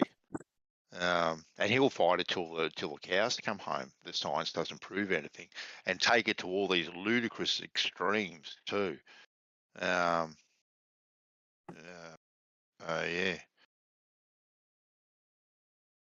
Your mum's not your mum. Well, I think I can't remember. Who was it? Hank, I think. He was having a discussion with Hank, and Hank turned around and said, "Well, science can prove that I'm a male." And he was going, "You got a prosthetic cock and all this other type of rubbish," and it just went to such depths to say that science just can't prove anything, which is just insane as far as I'm concerned. What do you think about it? Why do you think science can prove things? Of course not. Can only eliminate them. Okay. So science can't prove that an apple is an apple. Interesting. Maybe it's common sense and not science. Or the science of common sense. This is ridiculous. Say that science can't prove anything. I think it's just a ridiculous statement. By definition, if it can eliminate all other causes, then it has proven the cause. But how do you know you've eliminated all the other causes? That's the connection. Can I ask then, I don't know if you guys can hear me. Can you guys hear me okay? Yeah, we can hear the noise. We can hear the noise too. But we can. Yeah. It's my daily coffee shop too loud in the background posting. What's the point of science if it doesn't prove anything? Exactly. To eliminate all the other causes. So then you could say that it proves other things aren't true? Yes, it's a process of elimination. Yeah. So then it does prove something. Well, the thing is that I guess philosophically, maybe it's the more important thing is the pursuit of science. Because if you were to say you proved something and there actually was another cause, and you stopped looking for the other causes, and there was one, then you might be stuck with the wrong answer. Well, can I ask this question then? Can we say that science has proved that cold temperatures can't boil water, or like removing energy from water can't boil it? It boils in a vacuum, though, right? I'm not talking about a vacuum. I'm talking about just in a normal room. So if we were okay, so has science proved that adding energy to in my front room, I add energy to water, it boils. I take away energy, it doesn't boil. Has science proven that? Right. I would say, yeah. There's proofs you can do for those things that always work. But I want to hear White's answer. So Mark Man says no. I'm interested to know what the reason for that. As far as absolutely proven it, I have a theory that's going right now, which is that heat actually concentrates ether, and ether is the cause. And when you rarefy ether and just put pure ether next to water, it boils. But in that lower temperature, it will boil. In that philosophical framework, though, the heat would be referred. You'd still refer to it as heat. So when I say heat, you would then pass that to ether, sure, but heat would still be the cause. Heat is coincidental to ether. So what? That doesn't actually address anything I said. Cold, and with a ether purifier, you actually have concentrated ether, filled concentrated ether, and you can boil water with it, is my theory. Okay, so I guess we're back to can science prove that your theory is correct? I don't know. Until we get my ether concentrator perfected, we're going to have to say no on that. But, so you're saying that science isn't useful because people can say what if? That's basically your position. No, actually, I'm a firm believer in science, and I think that science can say lots of things. I think that the flat Earth community has put it to the point where you can't even prove the reason water boils. There's still the odd chance that ether. I don't think "no you" is a good argument. I'm trying to ask what you think. So when you tell me what other people think, that has nothing to do with what I asked. Well, I told you, I believe in science, and I believe that water boils because of the introduction. Okay, I didn't ask if you believe in it. I asked if it can prove things. Reasonably, but not absolutely. So yes, then you said no 30 seconds ago. So this I said reasonably, but not absolutely. So then science can prove things, so it's useful. Nothing can be proven absolutely. I just showed that with water. We can't even tell if water boils. There's always somebody who can make an assertion that is another alternative answer. So we are always bound. And therefore, can only eliminate. Just say it. But yes, we can only eliminate. That is the definition of science. Yep. And we can eliminate to the point where we have high confidence that we know how it works. Right, but not proven. High confidence, not proven. Yep, everything through boiling water, man. We don't know. We have really good idea, really good evidence, but we don't know for sure.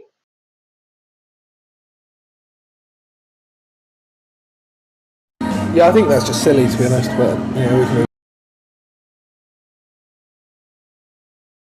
I think we're driven. You can say it's silly, but it's true.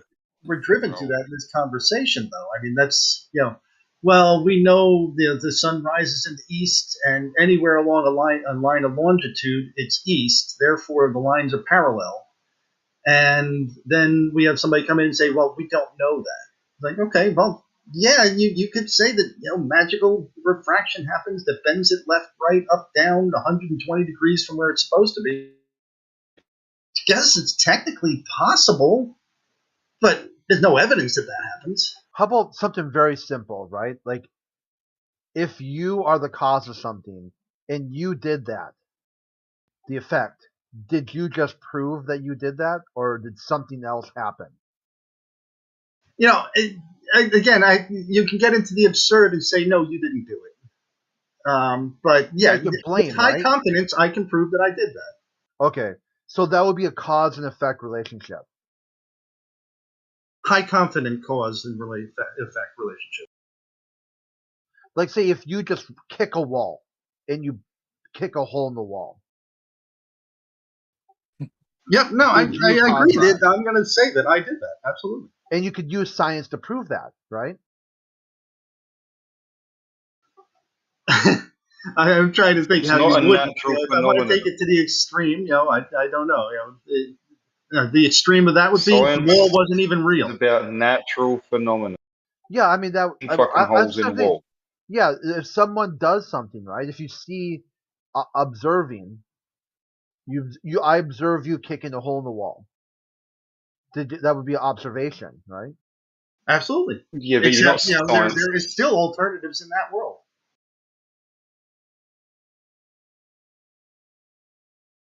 You'd use the court of law to prove that someone kicked a hole in the wall. You wouldn't use science. Sort of. It's the court of science. No, I'm saying just going through the court of science. Just a science. It's a religion. A crime, but just using a scientific method to systematically go through a process to say that, hey, something happened here. Right, but is there not still an alternative? Is there not still one? Go to the realms of extreme absurdity. Is there still an alternative? And yes, there is. You guys are in la la land if you think that science can't prove anything. La la. I think it proves it with extreme confidence that I will bet my child's life on. But that's still. I don't know why you're getting hooked up on the word. I'm not sure what the hookup is, really. Yeah, I think it's because for them, science isn't really a method. It's a noun. It's something. No? It's people do something like a figurehead. The No. authority. So do you see that? Do you see science as a noun or as a verb? Which one? I think it's a verb and a noun. Okay. No, I'm saying when people talk about science proves things, right? Do you see that as a verb or a noun? Science proves things. I would say the synonymous statement to that is performing science. Yeah, I would still say it's a noun. A verb. It's something you do. Or was done. Yeah, because I would say in that sense, it almost does sound like a noun. I was going to go with white there. Or light, I'm sorry. I think science proves things. The science in that would be a noun. But I think you can do science as well, so it can be a verb. Right. Even as the noun, it's when you're speaking of science, you're speaking of the physical activity. So you're using it as a noun, but it was the noun of a verb. Yeah, I mean, and whether it's a noun or a verb is irrelevant to the point you're making. Like, if it's a pursuit, how could you know things absolutely? Like, why would you pursue something that's absolute? You just find it. Yeah, I mean, we never test anything for all possibilities. That would be, first off, absurd, and it would leave us below the point of being able to determine if water boils. In fact, I was thinking of this when I made dinner because we're having asparagus, and they quote unquote proved that certain people's piss stinks after you drink asparagus, dependent on their genetics, and they found the gene that relates to whether your piss stinks from. Oh, I didn't know that. Asparagus, yeah. I thought everybody's. But then a subsequent study went along and went, well, let's blind it so that you drink other people's piss, because they did the initial one just on going, does your piss stink? And they found a gene based on that. And after they blinded it, they found that no, everybody's piss stinks. It's just a certain gene expression means you can smell it or not. It's like a great example of going, we've found it, and then going, well, no, actually, there are more variables you didn't test. Then there could be more still. Yeah, well, that's right. And then they can go even further. Is that gene expression a product of a nutritional deficiency? So then you can argue what was the cause? Was it the gene expression, or was it the deficiency that led to that gene expression taking place? Like, exactly. you never prove anything. Only eliminate. There's never an end to the number of variables you could possibly present as a possibility. So how could you say something is proven until you've tested them all? Until you've tested that it's not, the price of rice in China affects whether I can smell asparagus in my piss, then you haven't proven apples will always be But apples. that wouldn't be a natural phenomenon. That's why. What? Pissing? There's no natural occurrence whereby something in China you're going to ever associate with your smell of your piss. Like, what do you science mean is based on natural things. What do you mean by naturally observed? What I just said. How can something in China ever relate to my piss here? No, but I'm Michelle, asking how could I ever specifically make that connection? When you're saying the word natural, what do you mean? Or anything in the environment, naturally. So occurring. is a car natural? A car is. You can do mathematics all around it, but there's no science. Car is not natural. So you realize that's a misunderstanding of what natural means when it comes to science. When it says natural sciences, it doesn't mean trees and bees and stuff. What it means is things that belong to the real physical world that surrounds us. The natural world includes everything, including man-made objects. Fair enough. Now we're getting stuck on definitions again. Well, no, That's a cause and It's an effect. important definition. If there's causes and effects, some You things can't. are man-made. They're still described by and within the realm of science. Well, So no, if it you is. make- It is. Yeah, Sorry, quick, go. Okay. Go. Yeah, if you make a car, you did that. That's the cause. Cool, right? What's that got to do with it? You don't need science for that. What do you mean? For you to say the statement, you made a car? Yeah, I think you missed the first part of the conversation. I may well have. Yeah, so the idea was Certainly if not following somebody this part kicks, of it, that's for sure. yeah, if someone kicks a hole in the wall, who did that? What was the cause? Probably them kicking a hole in the wall. Yeah, they would be the cause, right? The person who kicked it. The hole was caused by the person who kicked it. I mean, you could answer that any number of ways. You could say the fact that they're wearing steel toes. You could say the cause of that was the flimsiness of the wall. It depends what question you're trying to answer, really. It could be the parents who caused the child to be a bad child and not able to control himself. Therefore, the real cause is the bad parents. But they were raised by their parents to be a bad parent, and therefore it was actually the grandparents' fault.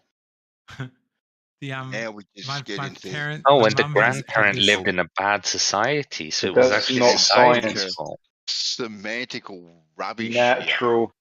When Crit kicks a hole in the wall, Crit kicked a hole in the wall, and science can prove that.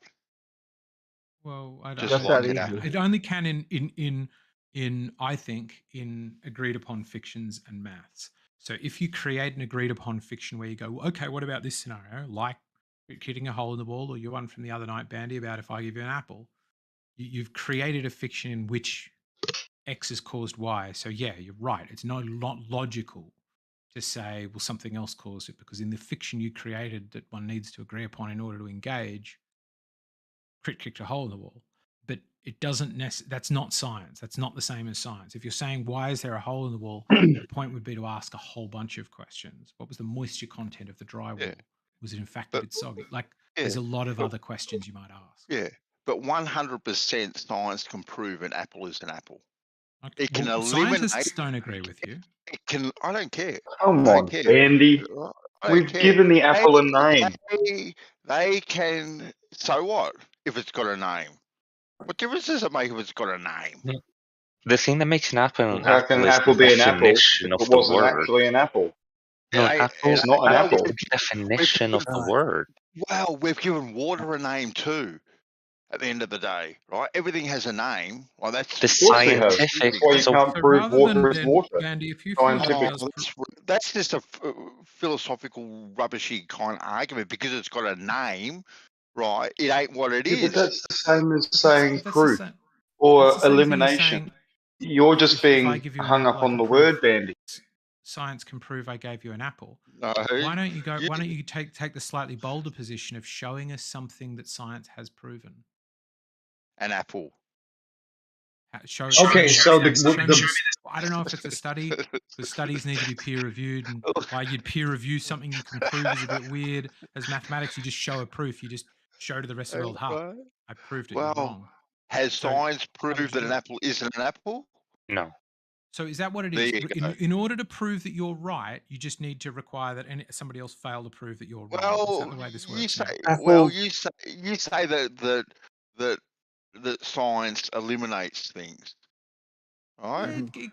To a point. I'm not. I don't even go that Okay. extreme view of science Oh, I'm successfully probably picking. eliminates Yeah, variables as much as yeah. lowers the probability that they're Well, the presumptive yeah. There is a consequence. science. Picking up on what it said, that science eliminates a majority, or not a majority. He didn't say that. That was a word I put in his mouth. But science eliminates things. So I haven't seen a study. Not that I've looked for one, but I'll look for one right now. Right? Has science not proven an apple is an apple? Good. Yeah, That's not what show science us where science has does. proven No. a single thing, and I will probably show you an article that's poorly written science journalism, Yeah, not actually maybe science so, itself. but you are never going to convince me, that science cannot prove that an apple is an apple. You're never going to It's convince not. But I me mean, that. it's not a science question. That's a You question of realise that. semantics. First of That's all, a that's the biggest definition problem, right? of apple. That's the question there. Yeah. I Sorry, can dummy. say, if I define an This is apple to be funny. something different, then you're not proving that an apple is an apple. It's the definition of the word that's important in that context, not what an apple is, like physically. And sad. Something you can prove is that, okay, an apple contains fruit sugars. Now that's a scientific question. But whether it's an apple or not, that's a semantical definitional question. Well, And what if I made an exact duplicate of an apple but with different genetics? Would that still be an apple? Would it? That would be How could it be What an if I made exact something? What duplicate? if I made something that was completely Really? shaped and looked like an apple, but it tastes like a pear? Yeah, Is it it's still not an apple? It's an exact duplicate, but it's different. So is it the taste that determines it? It's To the me, apple. science is about testing things, Bandy. What would you Right. what exactly would you be testing, and how would you test it? Okay then. If you got me and something that looked like an apple, right? It'd been bred with a banana and a lemon. All right. Right. Okay. But it looked like an apple, right? And it looked like an apple, right? I'm sure that I could take it to some scientific lab and go, you know what, this didn't taste quite right. Can you tell me what it is? Right? And they'll tell me it's a banana lemon. And I'll go, damn, I thought it was an apple. And then they'll go, you were No. wrong. But what process do They you would believe tell they you do it's that? a Lamara. Trying to be serious, Lamara Bandy, or are apple. you being ridiculous on purpose? Because I'm getting the impression it's the latter. No, I'm being serious. It's an apple. Bandsaw, Well, that one wasn't. It was Bandsaw, your example, Bandsaw. your example Prove is me someone wrong. proving it's not. Music proves that I have a set of headphones. Prove me wrong. Sorry? Music Prove proves you I have wrong a that set what? of headphones. Music proves that you have a set of headphones. Yeah, this is about as intelligible as a statement you're making. Prove this one wrong. No, don't be going there. I don't know. An Try and apple's prove it wrong. apple. An apple is an apple. But whether an apple is an apple isn't even a scientific question, really. Well, What no, an genus apple does is it an belong apple. to might be a scientific question. But whether I define an apple as a thing I've just stated earlier, I defined as an apple, isn't a scientific question. It's just semantics. So it's a bit weird to make a silly semantic argument and then complain when somebody else engages in semantics. You can call it silly all you like, but an apple is an very apple. Right? No. Your statement that You show me a decide, study that says an Bandsaw, apple you is an apple. decide what No an apple is. one's saying an apple is not an apple. What we're saying is that that's not something science proves or deals with, whether an apple is an apple. That's a definitional question. That's what we're saying. Because what genus it belongs to, whether they're good because for you, whether science doesn't prove higher or lower anything. sugar I than know. something else. I've heard it so many times. But you've that's like to science. It's like saying, does science fold my laundry? It's not a reasonable test. What is okay? So In what's your your opinion, let's go in let's your go all in QE your on this. opinion, What's in the your observed opinion, phenomenon? What's the observed phenomenon? What's the independent dependent variables? I don't follow QE, so don't bring QE Yeah, to it. I don't right follow here. him. I got one. A Okay, cause. so just then, An what's the apple a test? day. I think science is I hold Go, much more Chris. to the idea that science tests things. What's the falsifiability there? I think Crit was trying to get in. He was going to say an apple a day causes the doctor to go away. There it like is, a right meme. there. Go. There we go. That There would be a goes. testable statement. Proof. That's proof. Wait, but the doctor stayed. Is it? I ate an apple, and the same day the doctor talked to me. Why did that happen? Was it not an apple? Was that time an apple not an apple?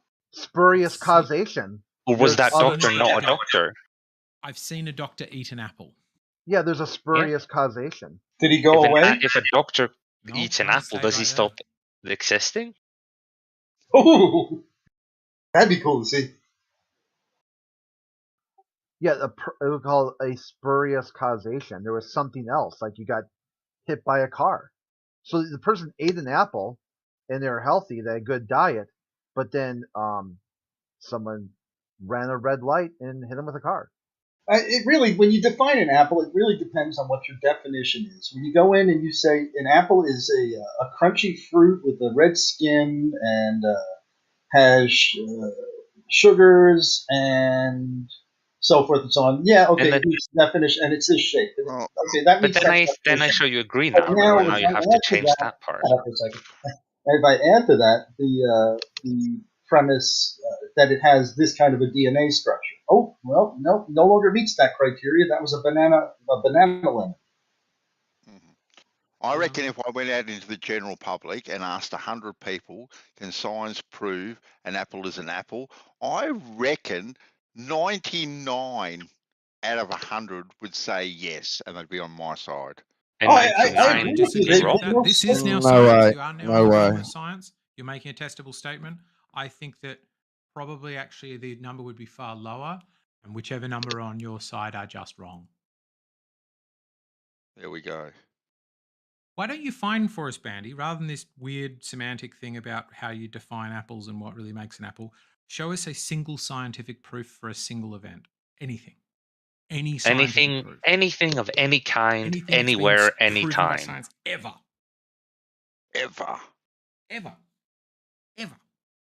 Not some bad science writing that says science proves X. I mean an actual study that proves something.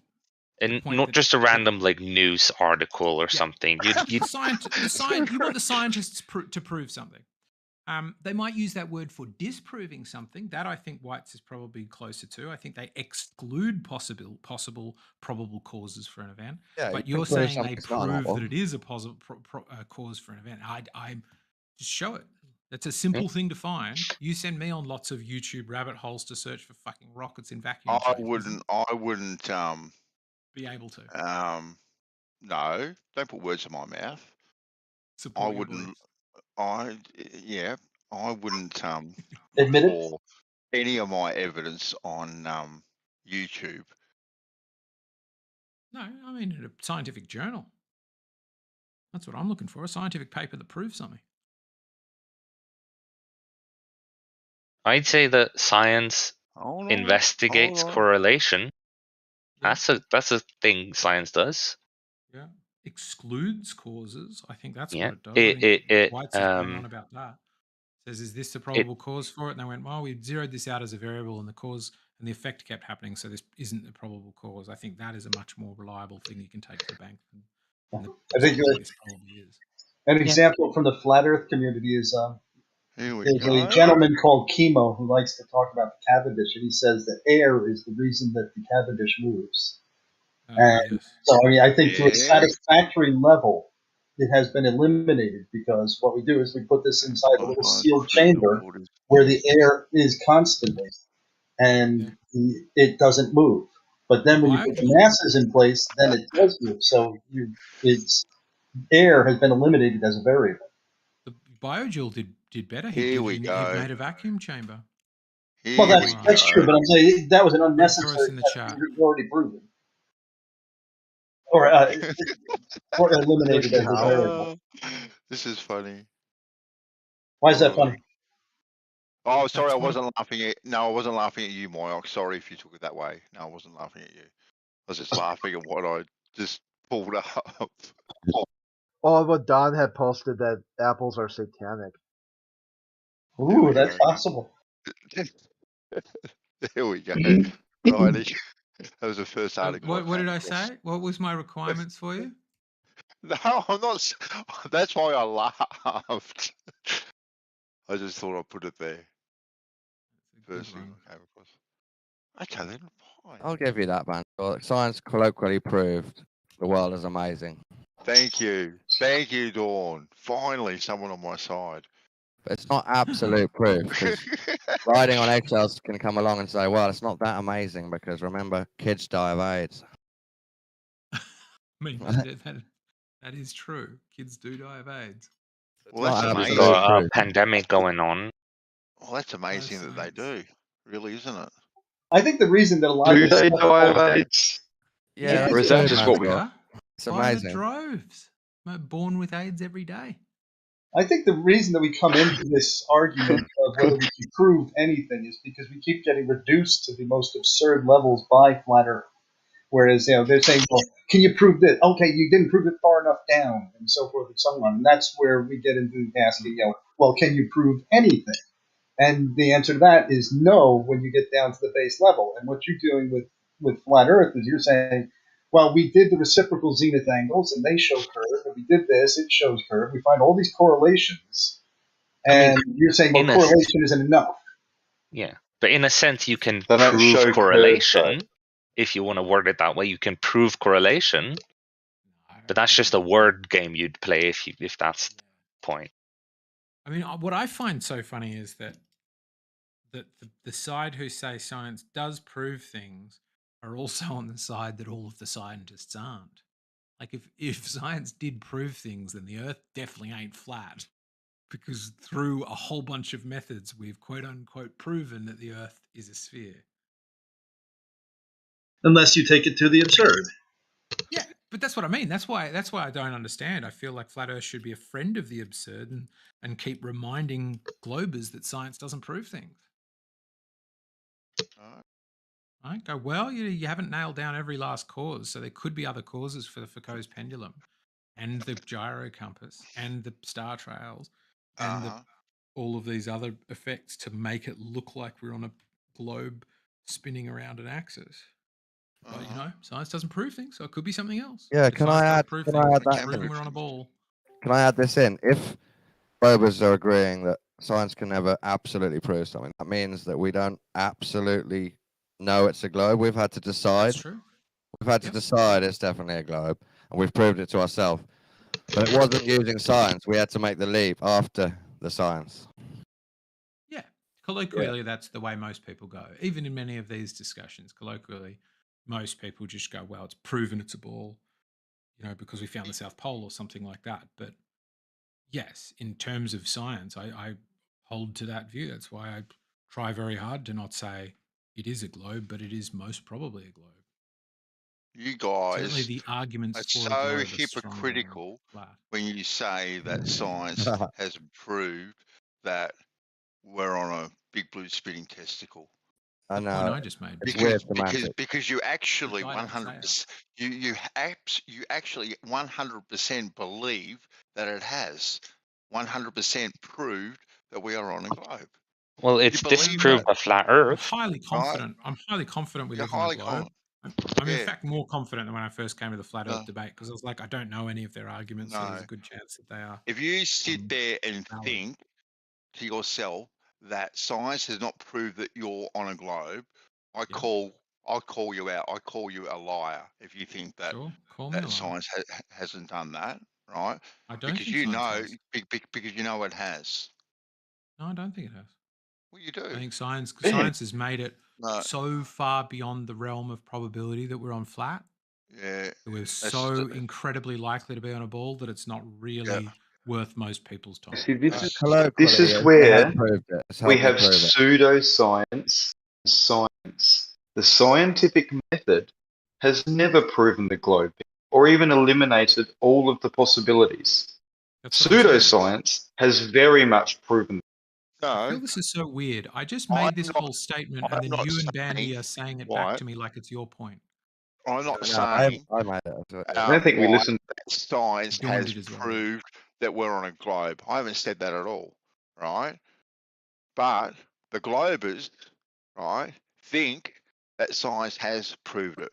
But because science says, right, that it doesn't prove anything, they go, you know what? There's this really small, minute possibility that it just might not be, which is just absolutely rubbish because they believe it It does, is. has, and proved it, right? It's But like the it's but like you and I the both example I know often use that is my car that I put those mud patches on and leave all my shit lying around inside it all the time. Really, my car. Now there is a fraction of a hundredth of a thousandth of a percent that maybe it's not. Somebody could have not smuggled my car out of the science. garage at night. Eggshells. I'm not. Just let me finish. It's not science. Just let me finish though. It's not science. They could have smuggled my car outside of my garage, replaced all of my stuff in a different car, and then carefully placed mud back on it. But the probability is so low that I behave like, yeah, for all intents and purposes, it's my car, right? What a load. That's a rubbish statement to say that someone snuck into your garage, pulled your car I out, didn't say that. right? No, it worked. I just listened to you. So what I said was exactly what you're saying. It's so weird. You and Whites keep being like, but, and then saying back people's points to them like it's your point. My point is that it's incredibly You're not improbable. getting it. That's my fucking point.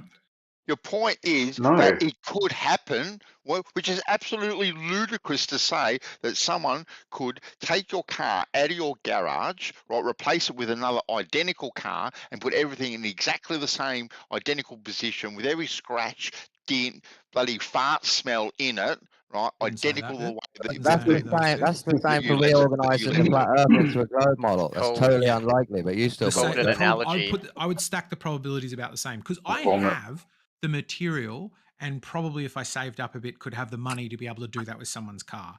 So to me, stacking the two probabilities up together, the probability that my car is lower than the probability the Earth is a globe. You couldn't make them identical. Yep. Impossible. Wow. And none of it's science. Identical. I'm saying close enough that people admit it. I agree. It's much more unlikely that they could lie and make it seem like a globe. Exactly. Oh gosh. You can do whatever you want with pseudoscience. Multiple models and that's of the the same problem. car exist. If I had enough time and Ballers money, I think could do a much better job pseudoscience is So- science. So you're a kind problem. of saying then, Harry, potentially they've lied to us about everything, just not the shape of the Earth. No, Lied to us about everything. Really? I think it's Thursday today. Isn't it Thursday? I think it's Thursday today. It's just gone Friday. I think it's Friday today. Government also told me it was good to get exercise. They told me I it's don't going think to be they a lied full about moon. the day of the week or whether it's good to get exercise. They told me it'll be a full moon on the Most apples 14th. being apples, even. Yeah, they told me apples were apples. They put healthy, wealthy, and wise commercials on the TV about saving money and eating well. They told me June 21st or so, the sun is going to rise in the east. Yeah, I mean, the same school that told me it was a ball Earth told me that 1 + 1 = 2. So what exactly have they lied about? Yeah, but what about Except for one the drop and one conspiracy drop? stuff Huh? that we don't agree about. The shape of it. So aside from the So they conspiracy lied stuff about we don't everything agree except about, for the and you shape, went but to they the only lied shape about of the it. shape. Yep, they've lied about the shape of it and what it is and where it is and how it got here. They might have, Mal, but I think it's very unlikely. Besides that, what have they lied about? Is what he asked. Jump in crypto. Jump in. More unlikely than eggshells. No, I'm good. Yeah. Like I have as an individual, not even as a giant NASA, I have the ability to probably trick somebody into thinking a car was theirs. I reckon I could get them driving around in it for a month or more before they're like, "What happened to that scratch I did on the Okay, dash when off I you dropped go that then. thing?" Let us know. Well, I think it's more possible to switch out someone's car without them knowing than to hide the shape of the planet. You trust What is it? liars. It'd be a lot easier to You swap out trust somebody's idiots. car. It'd be a lot easier No. to swap out somebody's car if you didn't have any identifying marks. You I trust people a brand new Honda, who and realise you go into the they're garage being and lied find a to. brand new Honda. No, you don't, Mel. You trust idiots Mel. and hoaxsters. He knows he's being lied to. So Bandsaw. He's not lying back though. Bandsaw. I watched his last video that you posted. Hold on, Moyox. Bandsaw. Hold on, Moyox trying to talk. Yeah, Moyox. Bandsaw. Now that you had Eggshell's car, which has mud on it and scratches on it and stuff. What if you just bought a brand new Honda Accord red, and somebody swapped out that? You know, you just put it in your garage, got out of it, woke up in the morning, got in that car. Would that be plausible? Well, not my car because I know what I do to my cars, and I have something very particular in my car that you wouldn't know.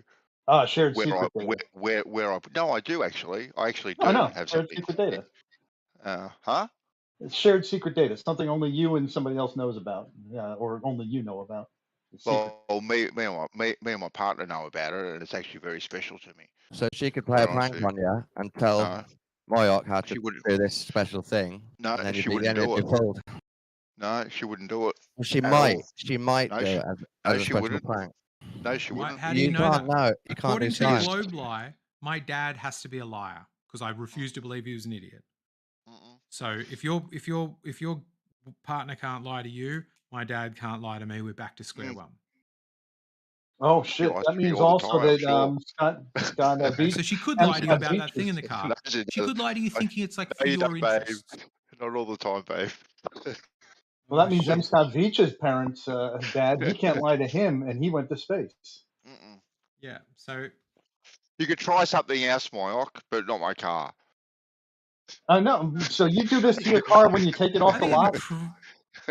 I think it would be within an individual's power. They might struggle, but I would be astounded if there weren't in security agencies around the world that sometimes did this to people. Anyway, well, not to push it, Harry, but what if your dad didn't know potentially or realise? That's just not possible. It'd have to be Given an idiot. The proofs then, I've heard. It'd have to be an idiot. No, just not possible. If it's the flat Earth that people have presented, if you go for a simulation theory or some other kind of flat Earth, but of the flat Earth that's been presented, he's flown his plane north to south multiple times. He's been in air races. He navigates by sextant. It's just no, not possible. No, that's the best part, though. Not the current sort of flat Earth as it currently exists with all this QE and Nathan Oakley nonsense and shit about the sextant and planes must dip their nose down and flight paths don't make sense except on a flat Earth map. Nah, not possible. Just not possible. But you're not convinced because you're still here. Oh, no. So are you not convinced conspiracy? That's interesting, Crit. Tell us about your doubt. Yeah, I got you. You said that you're beyond all doubt. You know your dad's not an idiot and the Earth is a globe. But yet you still try. I'm highly convinced of that. Not to but you still try. Absolute certainty, but to a point of to the point we're talking about with the car. I'm so confident it's my car. I'm going to operate under that assumption. But I mean, if being here means we're uncertain about things, tell us about your uncertainty, Crit. Yeah, I just got it right doesn't there. For me. But what you think maybe it could be a globe. Yeah, that's a yikes. That is. Globe in an infinite universe. That was a bit of a. If you're here, that one. It could be a globe. Are you sure where you live, Crit? There must be another reason you're here. Flat Earth. If you're sure already. If you're sure, there must be another reason you're here, like eggshells. Yeah, to hear other people's ideas. There's lots of different versions of flat Earth. People have all kinds of different takes on it. Well, I know it's not. Yeah. It's not a globe. It's true. It's true. I'd say Harry knows. I wouldn't go to a Globeverse server, like an astronomy server, and just talk about flat Earth over and over again. Well, I don't care what they're doing. That was part of the initial conundrum. Like, I can remember, all you've had your whole life is the globe. And then to just click your fingers and it's like, poof, it's gone in a puff of smoke. That doesn't mean you know what it is. Doesn't mean it's flat either. You've just got an alternative now. I think I was just arguing that eggshells could have his own reason to be here, rather than you have to give up coming when you know what it is. Yeah, he's not even sure of his own self. Oh, he is very sure. He said like a million to 1 doubt or something. Yeah. I think Harry enjoys the argument and the psychology and all that sort of stuff with it. I enjoy the debates. Probably. Like I enjoy being able to have a quick joust, you know. Fun to have like a quick bit where I make my point and then people go, Bad "Oh, that's faith. a big oof, he got you there." You know, that's good Yes, fun. bad faith. Wasn't it, Crit? Bad faith debate. Was it? I try not to debate in bad faith. I mean, I struggle to talk with you about it, but that's because I just, from one thing we say to the next thing you say, I don't quite follow our conversations. If you're just here to listen to other flat Earth ideas, whenever you debate the globe, that's a bad faith debate, then, isn't it? Yeah, I don't. Whatever they have. You're getting boxed into corners, Crit. I don't know if There you're it is noticing again. this. What corner am I boxed into? Because you keep making statements that can be immediately applied back to yourself in a self-owns. Welcome to Flat Earth. That's true. That's another box in. That was good. That was good. That was good. I don't know if you did that one on purpose, but if you did, kudos. Yeah, this is your Flat Earth right here. This is the edge. Yeah, this is the globe Earth right here. People telling you, no way is it flat. That's the globe. Right here. The end, my friend. Flat Earth doing its best to express itself, and globe saying, no way. You know that song, That's right? ridiculous. That's where we are. Yeah. And they don't ban us like Christians ban us, so they must need us around for some reason. You guys are just Apple deniers. I can for earlier, man. So I can give you science can mostly prove that this thing you found is similar to most other things we consider apples.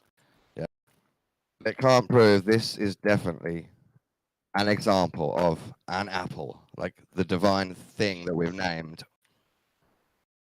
Yeah. Someone can say, no, that's a lump of slop. That's a lump of moldy slop. And the other person can say, no, it's still an KGB apple. invented that thing. It's actually a listening device made to seem genetically on every level like an apple, but it in fact relays our voices back to the Spetsnaz. You know, it's just there's no end to the, because the point of absolute is that you don't hold out that 1 in a million possibility. You exclude that, right? 1 + 1 always equals 2. There's no probability you could invoke that in a mathematical sense 1 + 1 equals something other than 2. Whereas in science there are many 1 in a millions. Does my piss smell like asparagus, or because of my genes, or am I able to smell my asparagus piss because of my genes? Well, And I just want to ask really. Well, let me quickly go. I am bound. Well, Merle, you want Merle? We'll go ahead. No. Go, Moyle. Jump in. Okay. I am bound. My language, the way I speak, I'm constantly fighting the word proof, because I feel that when you prove when you show enough evidence to something to be absurd, the alternative, I usually call that proof. So I mean, I say Yeah, me too, Mike. Is absolutely proven. And that's where I'd give Bansor the semantic argument. Most of the time, we're going to use the word proof, and we mean we're sure because science helps us understand to be sure. Well, I take it one step further. To me, sorry, it was meant to be Mel's go, but I'll just finish it up quickly. To me, I try to apply that to other places in life as well, because I think it's also super useful at in business, for example, to be like, I think this could be a good idea, but I'm open to other people's ideas, and I will train people, particularly if they're senior in businesses, to do that, because it will mean that people less senior or people who are less comfortable will share their view.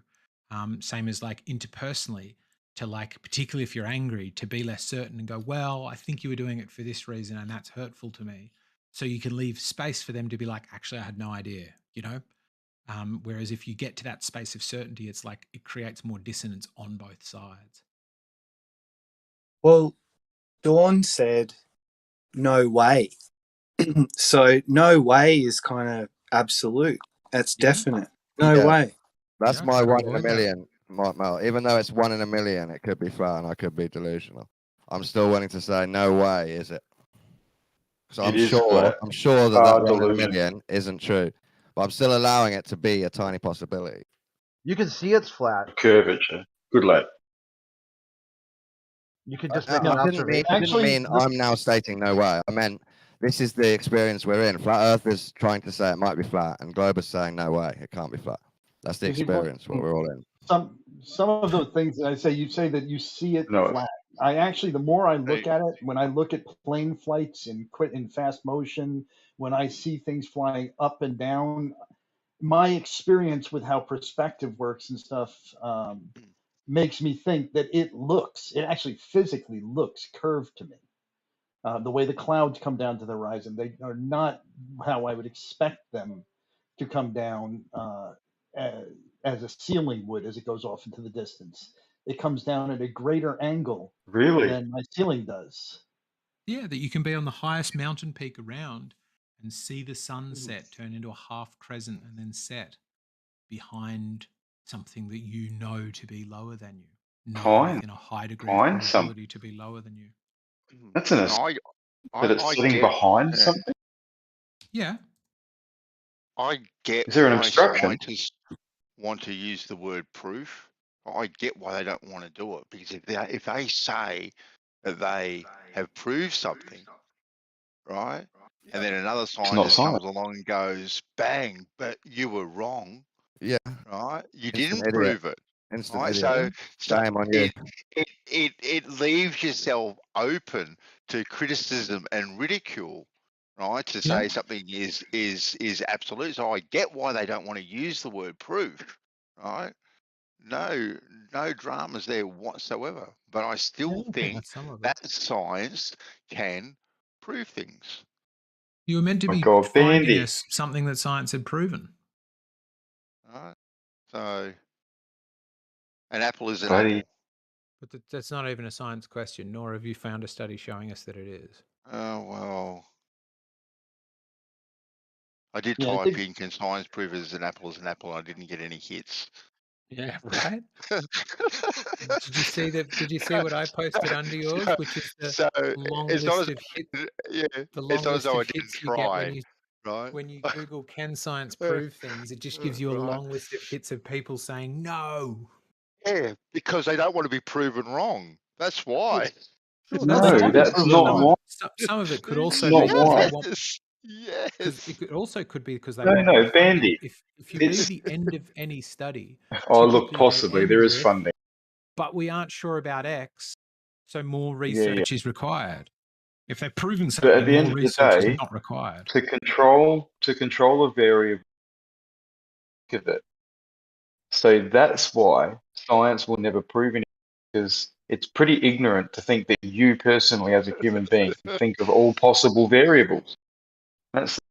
We are mere mortals.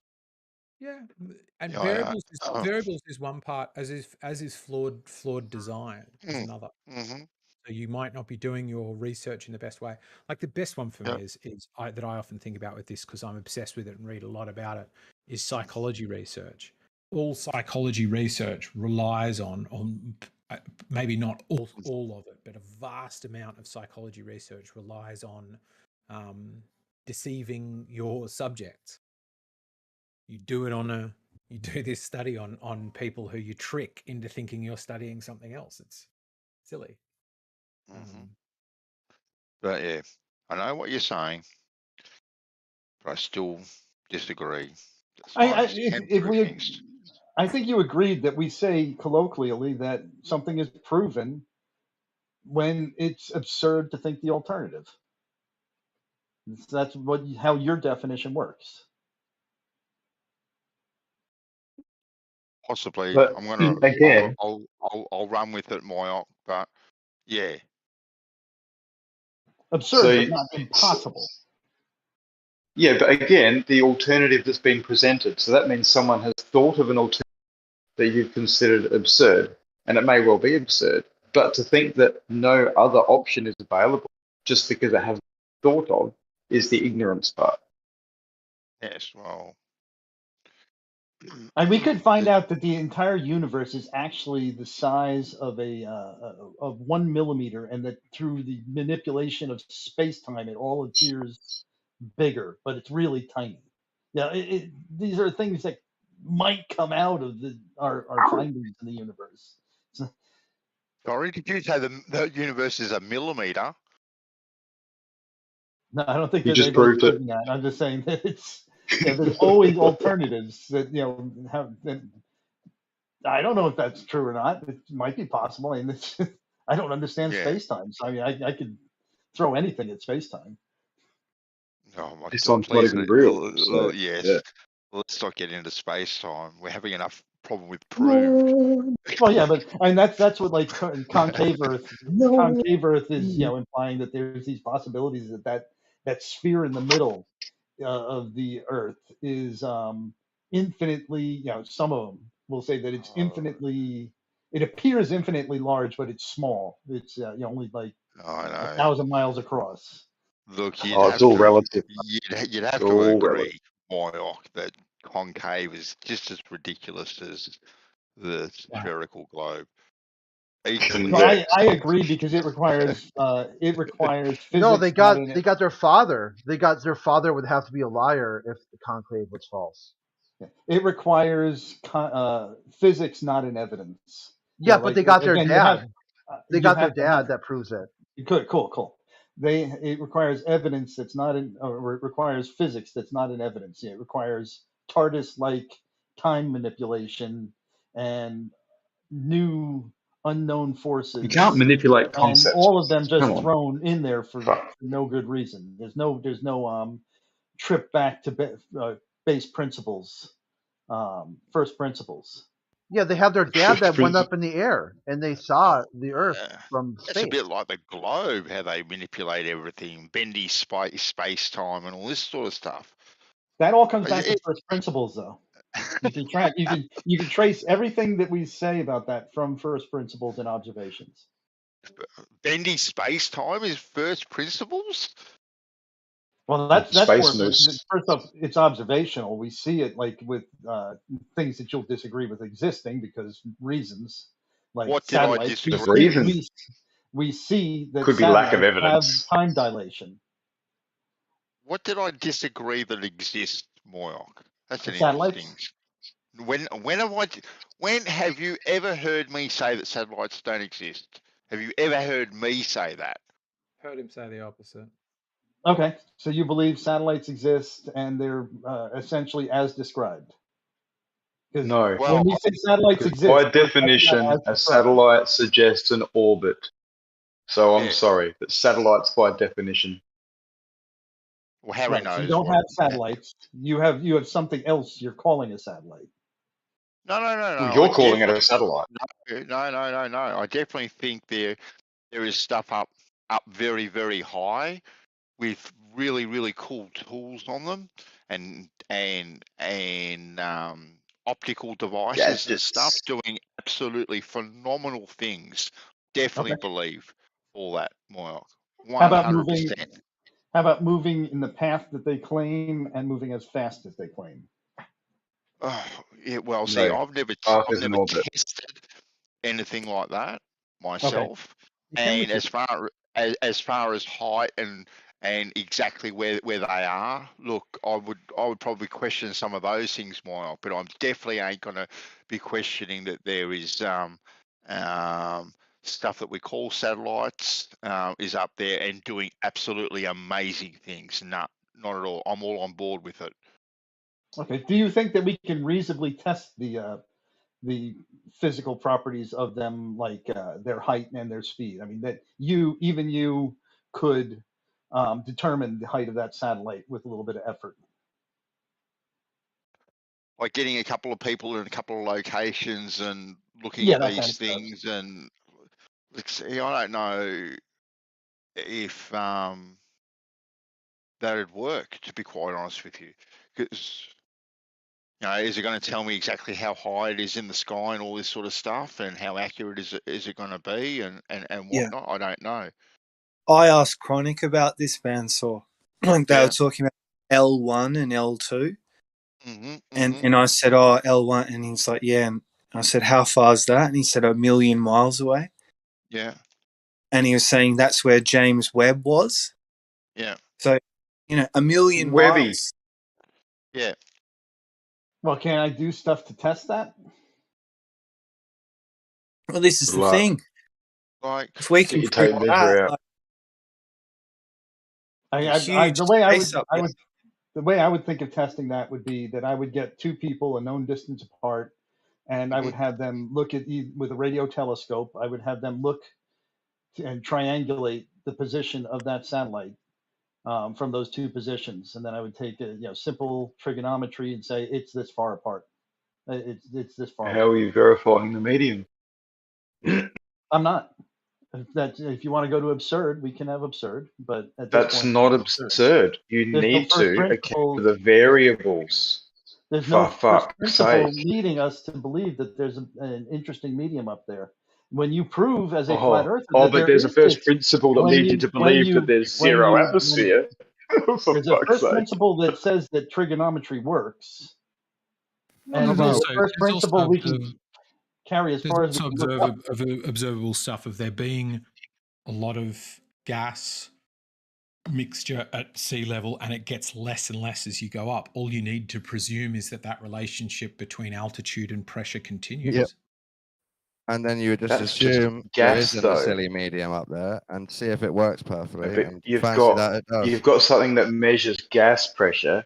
Gas pressure goes down, and so you assume that there's nothing else. Just imagine if you had another It seems gauge like you're that assuming measured there must something be else something going else. up as the air pressure. You're That's assuming it interesting. has Oh, to but we be a didn't have medium. that gadget with us. We only kind had of one jumped in on gadget. That was the air pressure gauge. I kind of jumped in on Moyock's bit, but if you've got a proposal that there is something like when the air pressure is dropping, something else is there, go for it, present it. It's science. It's not about a proposal. It's science. You can say that there's nothing there, but you haven't proven it because you haven't eliminated there's nothing everything there. else. We did prove it by Okay, going fair up enough. and showing nothing's there. That's how Pseudoscience we it proved is. Good luck with your pseudoscience. We went up, we Keep dancing around. showed ourselves there's nothing there, and we carried on assuming it wasn't a medium. It's just Okay, nothing. so nothing. So air is everything, is it? So is air molecules everything, Dawn? I think you know what I meant. Could there No, be you said you've proven there's nothing there. With an air pressure gauge. You took an air pressure gauge up and and then we went, came oh, back there's down and we nothing carried there. on assuming. What's a The air galaxy pressure made? gauge measures air. What's a galaxy made of, though? That's really far away. A galaxy. Gas and Gas, bits. right? Gas In a and matter. vacuum again. More vacuum, gas in a Yeah, vacuum. and they've measured it. It's all gas and vacuum, Mel. That's Really what far all away. All of it is gas and vacuum at great distances. That's what it is. And butterfly farts. Why is there gas really far away? Could there be I a don't know the superfluid answer, Mel. up It's there? because it's exciting to have gas Oh, it's far a away. galactic butterfly dropping Right. big fucking fart. Perhaps it is a fluid, a superfluid. That's possible. Yeah, perhaps. What if? Prove it. But we found out it wasn't. That's why we carried on with Well, the model. I'm not gonna prove it myself. You know that. Well, then it's a baseless assertion right now, or hypothesis that hasn't been No, tested. You could say that it's a superfluid, and that's Baseless. true. We're But having a until that The time assertion happens, that you there's can nothing reasonably there. follow the chain of evidence where it is. We're having a Well, conversation, right? I don't have to Well- prove anything in a conversation. Well, according to Right. NASA, there's more gas up there just because they had to use Echo 2. The Echo 2, I don't know if you ever heard of that, is the NASA balloon satellite that uses a gas that is lighter than air to stay afloat. And why would they need light gas that's lighter than air to stay afloat about 1,000 miles up in the air? I don't know with that why they chose helium. I No, I don't mean know that- why they would have chosen helium, because that seems like a poor gas to use in there. But it was first off, the amount of helium on it was not enough to make something float. It would require that it's in a vacuum. As I recall, it was only a few grams of helium. Yeah, I don't know what gas. I don't think they actually specified the gas. They just said it was a gas that was lighter than air. But they say, I mean, if you can actually see the testing of where they were testing, they have a picture of them testing it. It is full of gas, but it's still that's lighter than air. Who knows what gas was it? I'm looking to see what gas was used because I would not have chosen helium. I would have chosen a much denser gas because otherwise it'll tend towards, you'll tend to lose more helium through the surface of the mylar. So you would have a Did they get very it wrong? short-lived balloon. It flowed for about 5 years. Right. But I'm thinking that if you used helium, it would have lasted much less time than that. So it would surprise me if they used helium. High altitude balloon that lasted for 5 years? Echo 1 was one of the first satellites we put up there that had functional use, and it was a big. It was launched on a rocket, sent to space, inflated in space. It was like 100 meters across, and this big balloon was used as a reflector. Right. So it's not a high altitude balloon. No, it didn't fly. It Because didn't I'd float. be absolutely gobsmacked by something that can spend a year in high altitude. In space, I think this stuff could last for longer, but if it's toyed around in the universe. Well, you have a dad who said they did it. I'm sorry that triggered you so much, Crit. If you stop spiraling, we can continue the conversation. Oh, there we go. Use that too. Cool. All right. You painted yourself in the corner. Oh, shit. Welcome to Flat Earth. In a corner here. What color is it? Is it a pretty corner though? Green. You can It's a use green. any color you want. That's the best part. It's Bright your red, bright corner. red. Go bright red. Are we getting to the you do you bit? Yeah, it's your corner.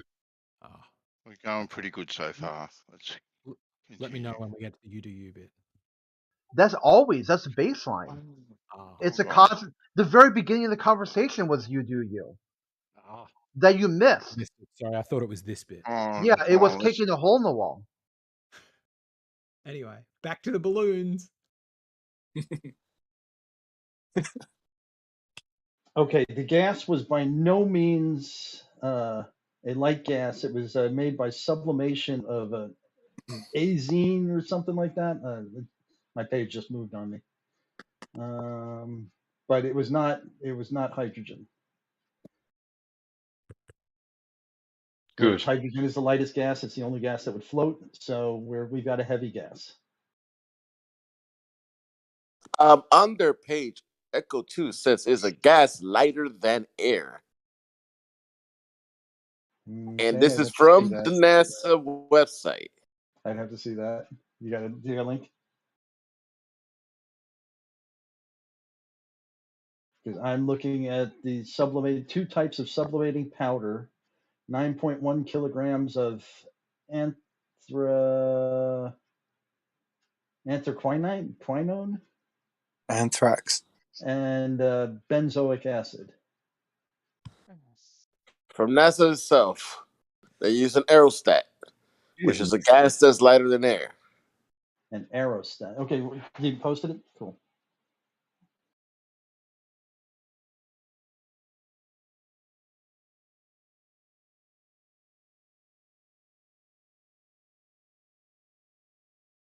Because I only know one gas lighter than air at this point. There's a few. Air is not one gas.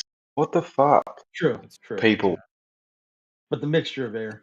This is from the same people who said that ocean isn't water because of whale farts and.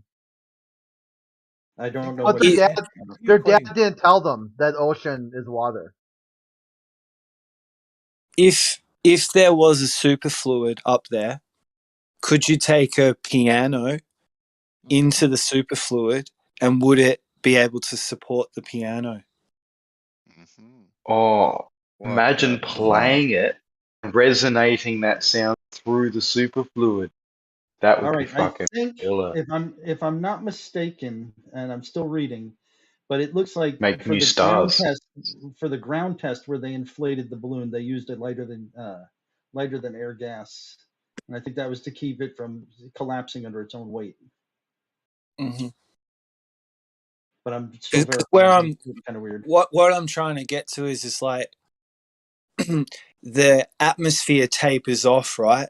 Density, it gets thin, right? But heavy things fall, don't they? So if you take something like a truck into the upper atmosphere and let it go, it's just going to fall to the earth. But it's because heavy things fall, to me. That's my simple understanding of it. And if you go a bit higher, it'll flow eventually. Not float. Well, this is the thing Just that I'd fall love in, to fall see. in space. Like something heavy in space, like holding its position. Like the moon. Or the ISS. Right. And hauling us. Or the sun. Sun's going 500,000 miles an hour. I think those three things are in space, so they're my three examples.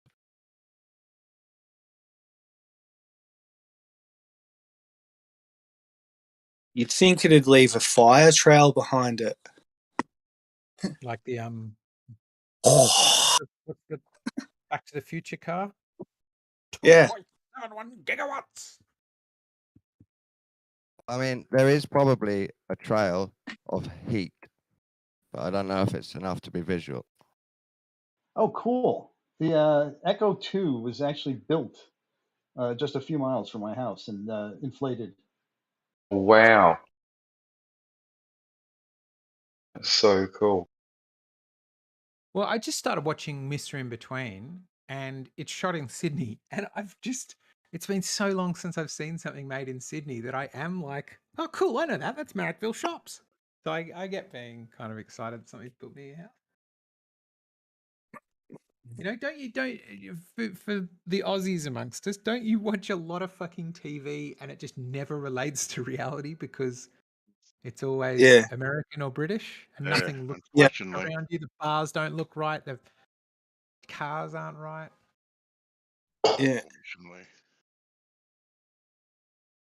Yeah, we only had that pizza show or something. How's those? Fat pizza. Oh fuck, that was cancer.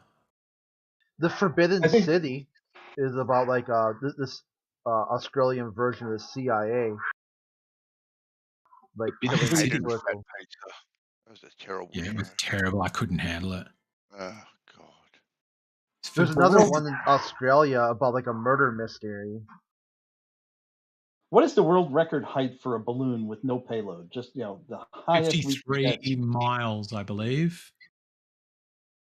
53 miles. Well, Echo 2 balloon. I was reading it the other day. It was something close to that.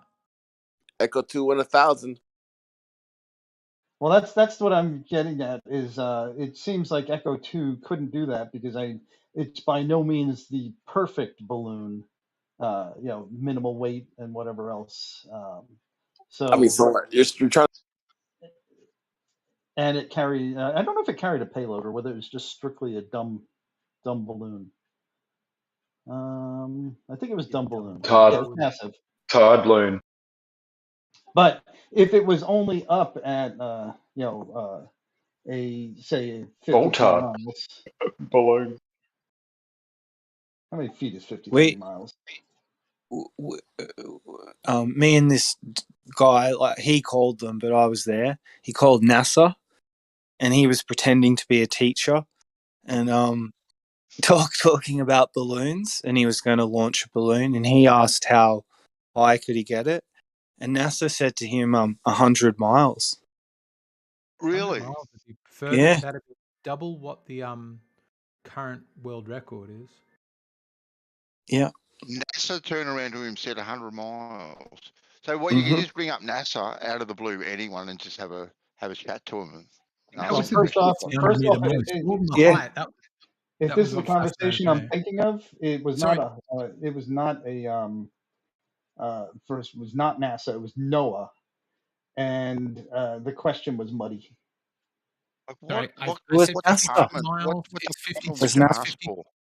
It's not 53 miles. The current world record is 53 kilometers, 32 miles. Pretty low. Like, what All right. department would you So ask to speak to? 168,000 feet. I was trying to think how big Question. a balloon that's 135 feet across, what the angular size of it would He be. he had a number, and he went through to a switchboard, and then he was Yeah. transferred to another Really? number and spoke to a dude.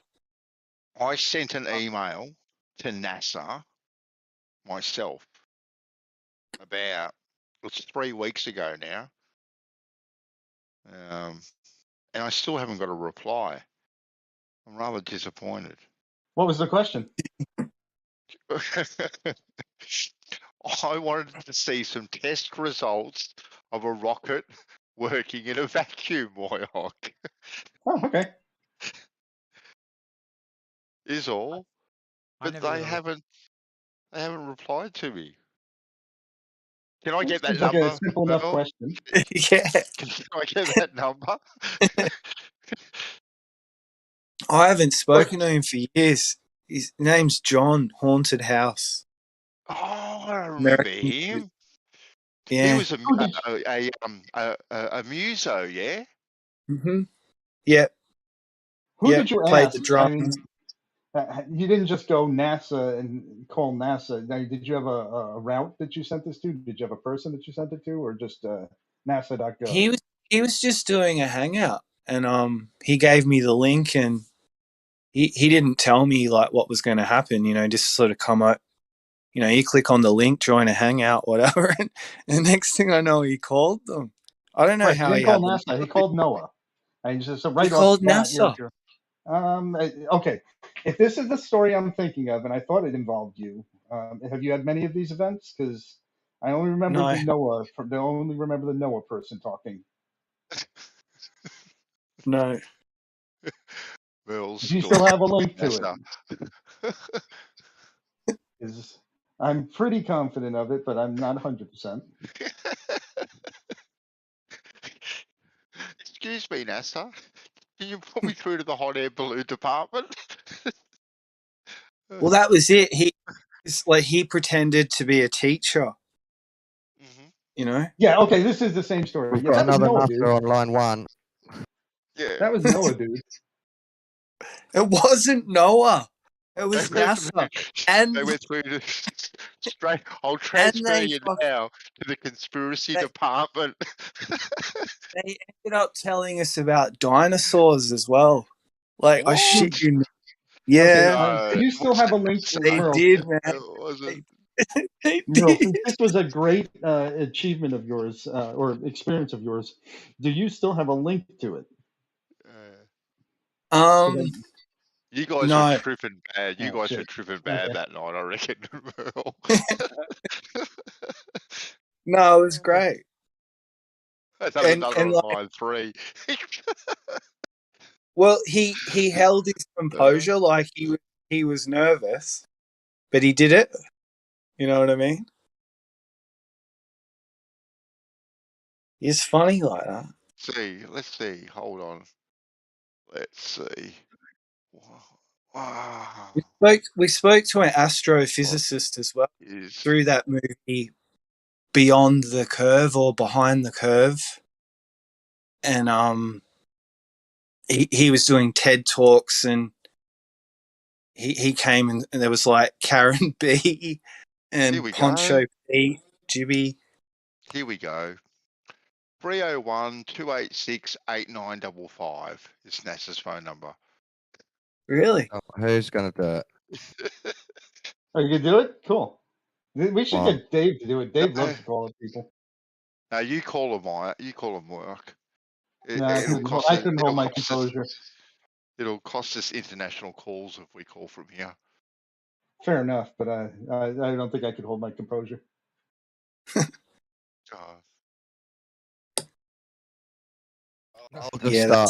I'll just start getting triggered about Freemasonry if I try call them. Oh, they've got another number. Oh, they've got heaps of them. You could call the British. You could call the. Actually, you have a space program, don't you, in Australia? Yeah. Yep. I think 2000 and 2023 or 2024 they plan a launch. Isn't it called Arse? No, that's just a meme. Uh, Here we go. Australian Space Service. Check that balloon out, boys. Which one? Now that's a fucking balloon in chat. Is that a real balloon or is that a? I haven't seen that one before. Lockheed Martin. Lockheed Martin, yeah. I think the one I posted before too is Lockheed as well. And I think when I posted my one, you said there's better ones still, but I couldn't find any.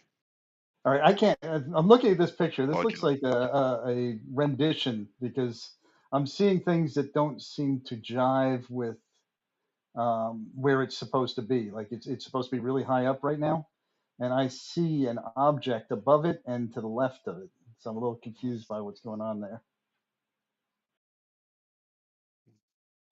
What, you think it's CGI, do you? I can't figure out what would be rectangular above it, and what would be next to it, which looks like a tower next to it, in the out of midships. Well, what's on that big thing on it near the tail?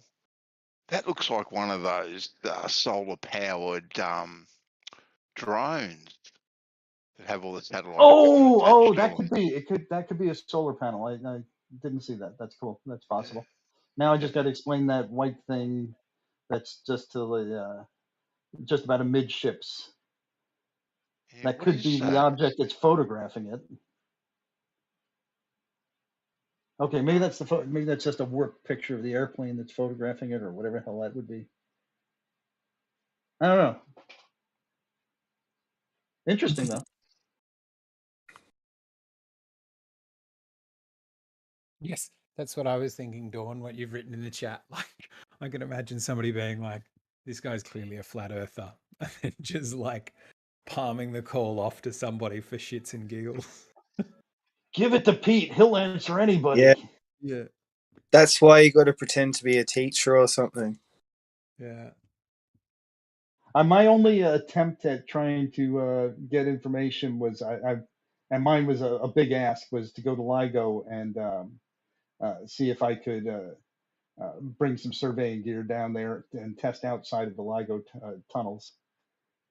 And they never responded to me. I tried to make it as formal as I could, but they probably just said, yeah. Next question. Yeah, I think it's also good. It would probably be worth like badgering a bit, like sending a few emails to the same person or to a couple of different people until they're like, "Oh, that guy's emailed you too." Look. Yeah, I didn't go through the phone list and try and find other people. I sent it into the general. Yeah, pool. I've emailed so many general things for so many things, and my hit rate of responses, unless I'm offering cash, unless I'm like, by the way, I'm purchasing something, results are pretty dire.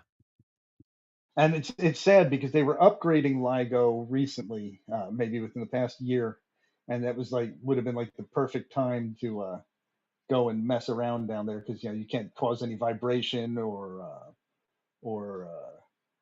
gravitational errors in it.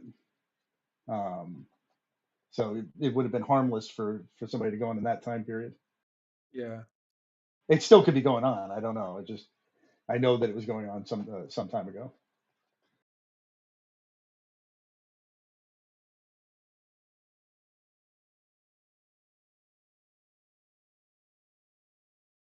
But there's no way I'm going to Louisiana and buying $10,000 in pipe and making little water culverts and stuff like that. I will not. I made a general rule with myself. I will not spend a nickel on proving flat Earth because I know any evidence I come up with will be poo-pooed.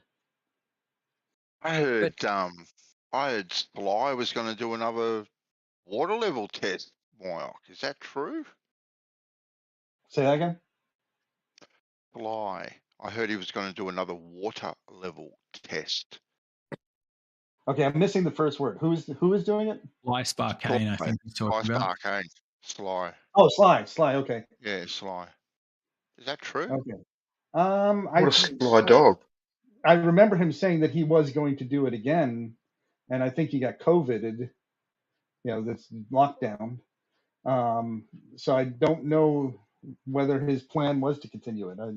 He did say he was going to. But again, hopefully with not the same equipment he had.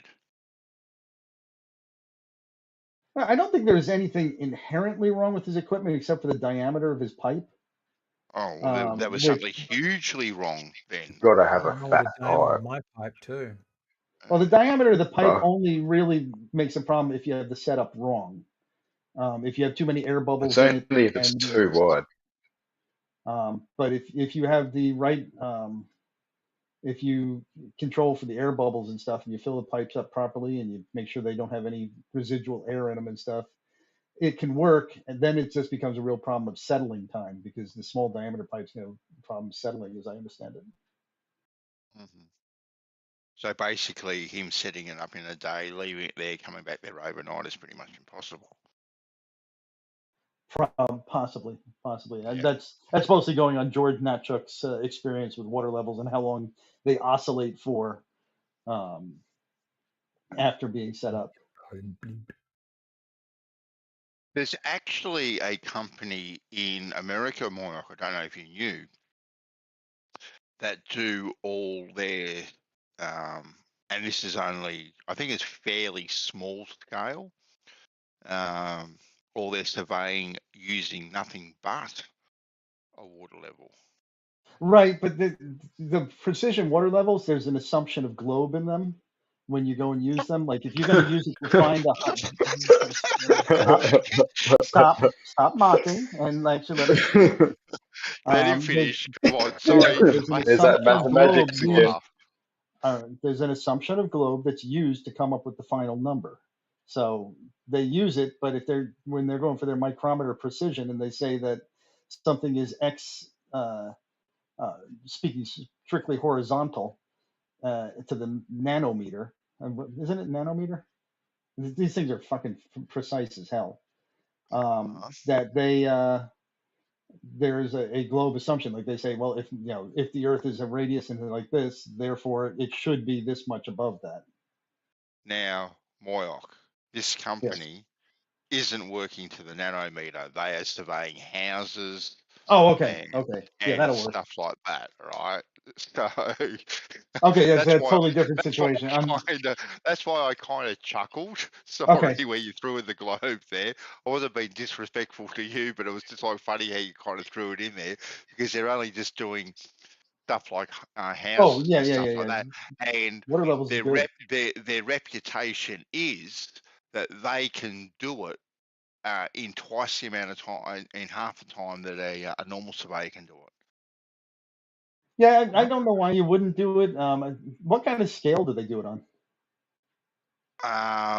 Oh, look, I've only heard briefly about them, but it is small scale projects like homes, maybe small factories, stuff like that.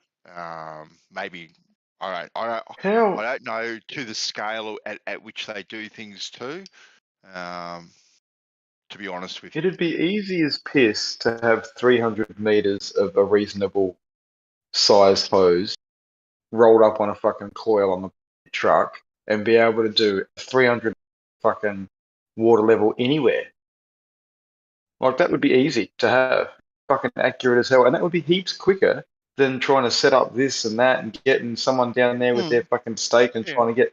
You could do it fucking in 10 minutes, boom. Yeah, that's their claim to fame. Right. That's their claim to fame. They just go bang, bang, bang, bang, and it's done. So they probably you could daisy chain that. Like it would be a real problem to try and get a general altitude though, because you'd have to take that from a survey mark. So you'd probably have to have the first mark surveyed. It would be my guess, because how would I? I'm not going to go 13 miles back to the benchmark with my hose and measure heights using that. No, you'd have initial datum point to work off. But a lot Right. of these places already have datum points already built into them. Like you see them on the footpaths all the time.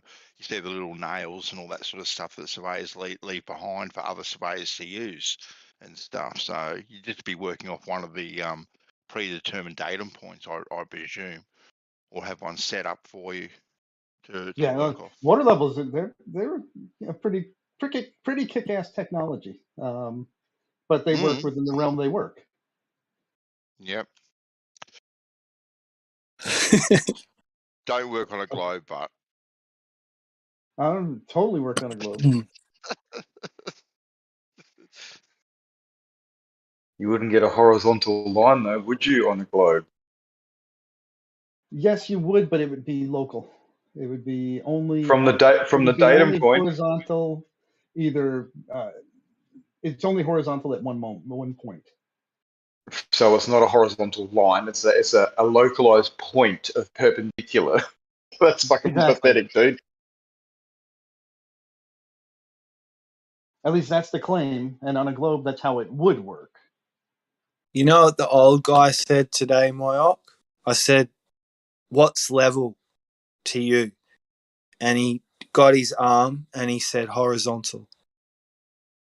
The old guy? I don't know who you're talking about. I worked with a 72-year-old bricklayer today. Well, I'd like to see what they probably have a really good eye for eyeballing things. A professional bricklayer. Mm-hmm. But I would challenge them to do just by eye a 500-foot wall, and get that level. They're going to start wandering on that, I would think.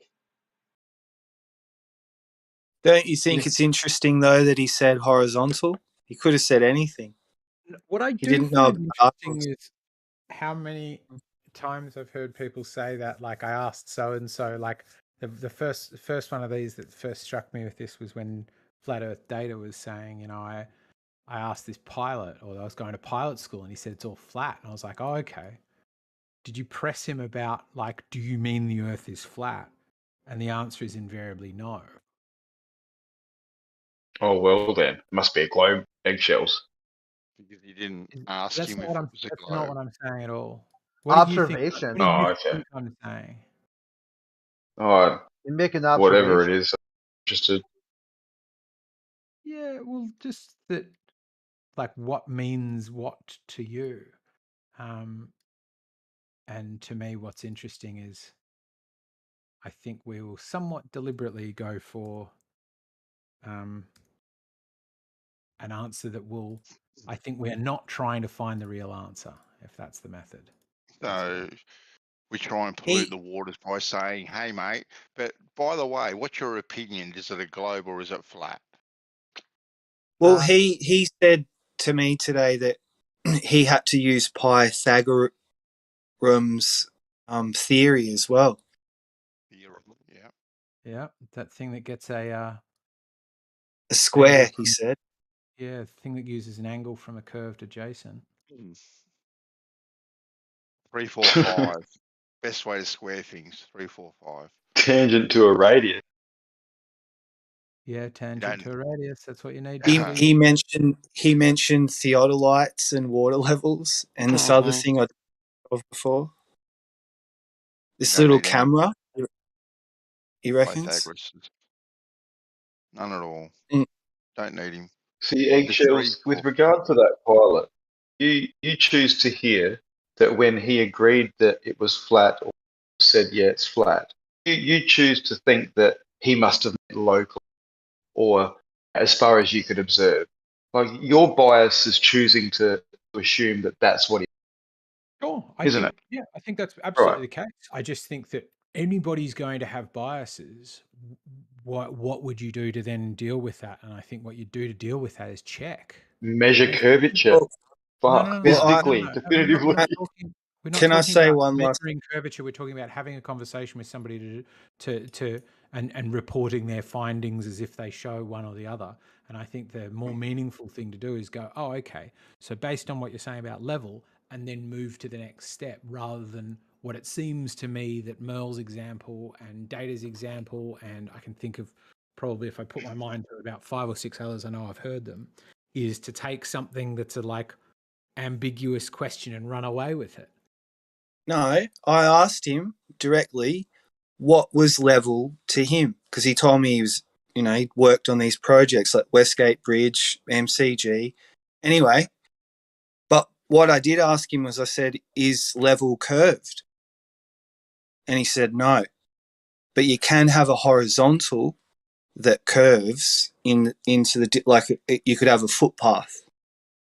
And it could meander, corners, everything, but everything's horizontal all the way along. Left and right. Mm-hmm. And then I would have to ask him more questions, because I think he would break from that argument if you had said, well, what about the surface of the Earth or something like that. I understand not wanting I asked to him about out yourself to your brand new work, mate, that you're a flat earther. So I'm not faulting you for it, but it to me is like, no, I didn't mention flat Earth once, asking a and I question with a about response you know you're going to get. Like, not even anybody no. in the debate would say that level's not level. Oh well, the definition of level's been changed. I witnessed that. Wow. They changed it around after 2016. What? They did. Yeah. Go to the Wayback Machine. They changed the definition of so many fucking things, including How did vaccine. they change the definition of level? Yeah. I'm just not aware of this claim, is what I'm getting at. I actually changed some terminology in Wikipedia that was found out at least 18 months ago, at least. Well, Wikipedia is dynamic. And FE, FTFE and his gang were responsible for that. Vandalism. The destruction of human knowledge for the advancement of an agenda. Well, it's not really destruction of human knowledge. Old edits are still there. You can have a comment war with him in the Wikipedia pages. Now, I'm wagering that I could find in the surveying manuals from 1850 that level and horizontal deviate as far as definition. Yeah, I reckon. Yeah, and I bet it's never measurable.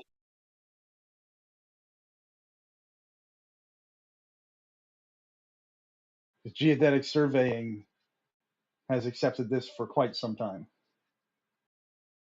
Oh, accepted, but never proven.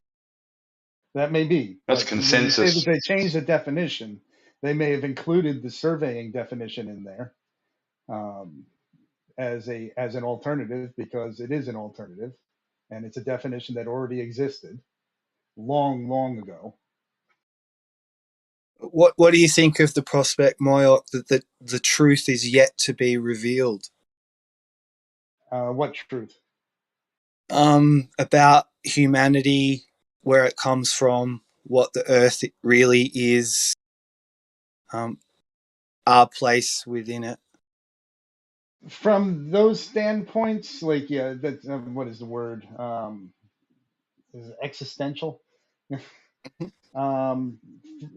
Those definitions, I don't know if we know the answers to them. It depends I agree. on what you mean. I don't know where we are. We could be a universe inside of a single atom inside of a bigger universe, inside the toe of a giant. I believe they do know. Willie Connolly bit on that. We don't know.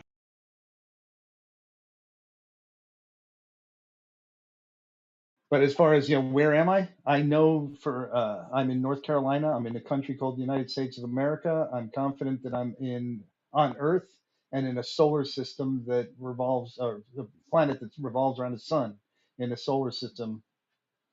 Those things, as far as where I am, I'm pretty confident of. Mm-hmm. If you believe it, pal, when you get much that's beyond your the solar truth. system, when you get much beyond the solar system, my confidence goes down. But it's all science. The same people, it's the same consensus. Why does it drift there? Because science doesn't What? prove things. I'm just If you're going wondering to ask why me, his confidence level drifts away. Could it the be further away something outside? is, the further away something is, the harder it is to define with accuracy. Well, It's also yeah, so that's much what I was going to smaller. ask. What, like distance to the sun and stuff? Well, could No, it be that's not far. outside? That's short. That's within physical measurement capabilities from Earth.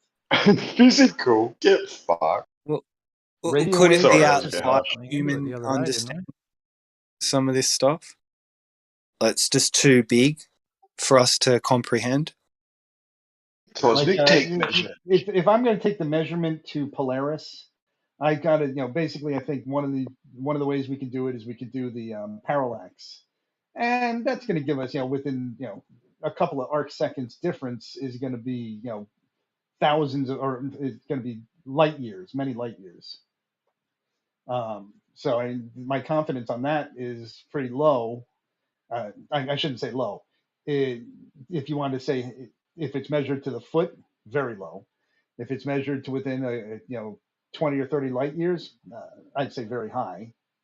But the sun, we can through several different methods, we can verify that, which is we could use measurements of angular size, compare that to other things. We can bounce radio waves off of things. Hang on, angular we have size is either confidence based on actual size, an unknown, or a known distance, and unknown actual size. So you need to know one of them definitively first. Well, your definition of definitive, I say it's absurd to think there's an alternative at this point. So I wouldn't say Okay. that. It is within Fair enough. definitive. So again, you assume that there's a vacuum between here and there then? It seems evident that there's. We went and checked as well as assuming. We There went we and checked. We went and checked. With what, with the pressure gauge? By going up in a rocket and checking pressure, yeah. Really? So there's no air? Just like that. Just Does like that that. mean there's nothing, Dawn? You put fuel in a thing. Does that mean there's nothing, Dawn? You take a measurement just like that. It's well easy. Does that mean there's nothing? You've measured no air. Yeah, it means we can carry on assuming that it's not a magic medium and it's probably just zero air. What do you think is there, White? What do you think? Pseudoscience. If you Oh, sound a bit perfectly good incredulous that science. there could be less stuff up there, we've given you our reasons for thinking that. What are your reasons? Eggshells. Do you not see the redundancy in the fact that you're taking an air pressure gauge and it goes down to almost zero, and therefore you're stating that there is nothing. You're not just stating that there's no air, you are trying to state that there is nothing there. I'm just trying to. That's ludicrous. Do you assume that there is something there, that is wrong? No, of course not. I don't assume, but it is logical to state that nothing in nature would have nothing in it. It would be full of something just because there's no air. Why is nothing so unnatural? Jesus Christ! You have to Because get on board with nature abhors a vacuum. Is that it? There's nothing in nature that shows that it doesn't. Nonsense. Show us nothing. Show us nothing. Most of nature's a vacuum. You can see it every night. Yeah. No, you just say that, Dawn. Because we checked. You can say whatever you want. We sent a rocket up, we measured it, we checked, and it fitted what we thought it was. Nothing. No air. No air. Yeah, but air isn't nothing. You know No this. air, Been over no that. gravity. Air is just no air. No air, no gravity, no gas, no mass. So There is gravity. Nothing. You silly bugger. No, there is gravity. Just distance. Definitely gravity. Yeah, but not in the not Earth gravity. Christ. Gravity's Yes, it is Earth gravity. Gravity's reduced because you're in space now. It's Away only from Earth the body. gravity, all the way to the midpoint between us and the next body. Apparently, it's Earth gravity. Definitely. Get with the model, mate. Get with the model. It's What about? It's not really that you have a position. You're just sort of ridiculing the alternate position. Is that it? I'm not ridiculing. It's what we were talking about at the start. It's science. You're saying that there's no other variable. I'm saying there could be because we don't know. You're saying no, there's not. We've measured it with air pressure. We know there's nothing. That is so unscientific. We're telling James, you, we it's checked, pseudo-science. we checked, there's nowhere there, there's nothing there, and you're still saying maybe it's a magic medium. Yeah, What did you check with Dawn? That's your own problem. That's your own problem. Hang on. What did you If there's check with nothing Dawn? there, if Told there's you 3 nothing times. there, We sent a rocket up with a pressure gauge on it. It came back down. We read the Oh, so fucking there's no gauge. air? Yes. So there's no air. No air, and So there less, couldn't be something less else? gravity. Could there be something else other than air, Dawn, or not? I'm sorry, I want to join in here. Why would you assume? Why would you assume a magic medium if we've checked? And Hang it's on. empty? I never mentioned a magic medium. I asked you a question. Could there be something other than air, Dawn, or not? Not until now, there's because evidence of it. we've checked, and there isn't. Right. You checked with an Until air pressure gauge. No, That's good, I'm mate. not- And come on, other come on, tools. Let me in, please. Until we Oh, other actually come up, tools. until we come up with some, until we get some evidence that this other magic medium, this other unknown medium is there and has an effect on light. At this point, you're just asserting something is possible, which is the thing we were arguing about before when I said you can boil water with ether. You can always assert that No. there's another alternative. But there's no Not at all. evidence that there is another medium out there. No. We can control all of the variables with boiling water. What variables can you control between here and the sun? You cannot. You can't control jack shit. You cannot control ether, which is my hypothesis, which I'm asserting without evidence, is that ether is the cause. If I suck all the ether out of air and I put a fire underwater, it will not boil. Right, so you understand how stupid that is? You understand how stupid it is to assert that there's a medium out there that we don't know about and have no evidence for. No. It's stupid for you to assert that there isn't one definitively. You should be open to the fact that there could is be. not the cause of boiling water. well, God, you are so unscientific. It's not funny. Eggshell. Oh Anybody my on God. over? We Am I said wrong in my rockets up. statement? You just sat here and said maybe. Who's more scientific? Fuck me. Dishonest idiot. Are you really taking the position that, like, we've gone now up, personal attacks. we've taken Now the I know best you're tests- descending, Dawn. We've gone up, we've taken the best tests we know how, we've done that, but because we haven't done every test, there could be a mysterious thing that's hiding from us. It's the unknown variable, which is why science doesn't do anything, eggshells. This is what we were talking about before. Are you ignorant enough to think that you know all the variables? Am I ignorant enough to think that I know all the variables? Are you ignorant? Yeah, between here and the sun. Infinite variables all the time for no reason. I think you are. So ignorance is bliss. That's fine. So on one hand, science doesn't prove anything, but apparently it proves that there's a vacuum, and vacuums are void of everything, not just air. Jesus Christ, boys. No, it's evidently a So, vacuum. Do you guys think that air/gas, which is what air is, a mixture of gases, do you think that is what a medium is? Like that is around as like the gas or air is the medium. I don't know what you mean by medium. Well, just that, like you're kind of saying like there's nothing up in space, like because there's no gas up there. Okay, so it's nothing. So we know there are gas particles out there because we're told that gases leak from our atmosphere into outer space. So we've got one over here and one over there and one over in another place. So, but we think that there is nothing in between these gas molecules. So is that nothing, just absolutely nothing, or is it a medium of some sort? There could be a medium of some sort. I think there's even modern physicists who still think that, given the wave nature of light, it's passing through something. They've long discarded the idea of ether because it doesn't have any explanatory or predictive power. But there are some that think that maybe there is some sort of substrate, but that it's detectable, that it's there. There's no evidence for any of that yet. It's just sort of supposition based on the idea that waves propagate through mediums. And if light is partly a wave, then it probably needs to propagate through something. Well teased, Betty. Well teased. I'm just curious to know. You said it was ridiculous, my ether argument, and I'm trying to understand why that's ridiculous, and it's not ridiculous to assert an unknown medium with no evidence of it. I didn't assert it. I keep telling you, it's your problem for not allowing it to be possible and asserting that there's nothing there. Right, but that's your problem. You mock me for saying that ether is. Well, then you don't know the distance to the sun. Then maybe you can't be definitive with the distance to the sun. Sorry, you can't be. If you don't know. So it's a maybe that allows you to then do work with the maybe. Not at all. It's science. No, it's not pseudoscience. No. Scientific. It is science. That's a fucking. Oh, sure. Okay. From science. Yeah, sure. No worries. Yeah. So what are your variables up there? So you've got air and then what? Nothing? I don't know. Air and nothing. Variables. You're the scientist. Are your variables? I'm just the one telling you it doesn't sound like science. You tell me the science. You're the one telling me we know the distance of the sun based on the fucking I don't know. Right? So you're the one telling me there's apparently science done on that to prove that. Yet science doesn't prove anything. You're a funny chicken. Come on.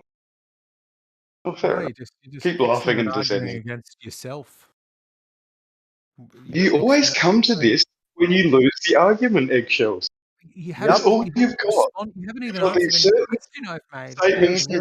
Maybe there's a magic medium. Worst argument so far today. It's fucking classic, Eggshells. Fucking scripted. It's a medium. You just got to, if you want to rebut me, the tip to be. I don't need to rebut you, Eggshells. Rebut the things You're the one that's not being scientific, mate.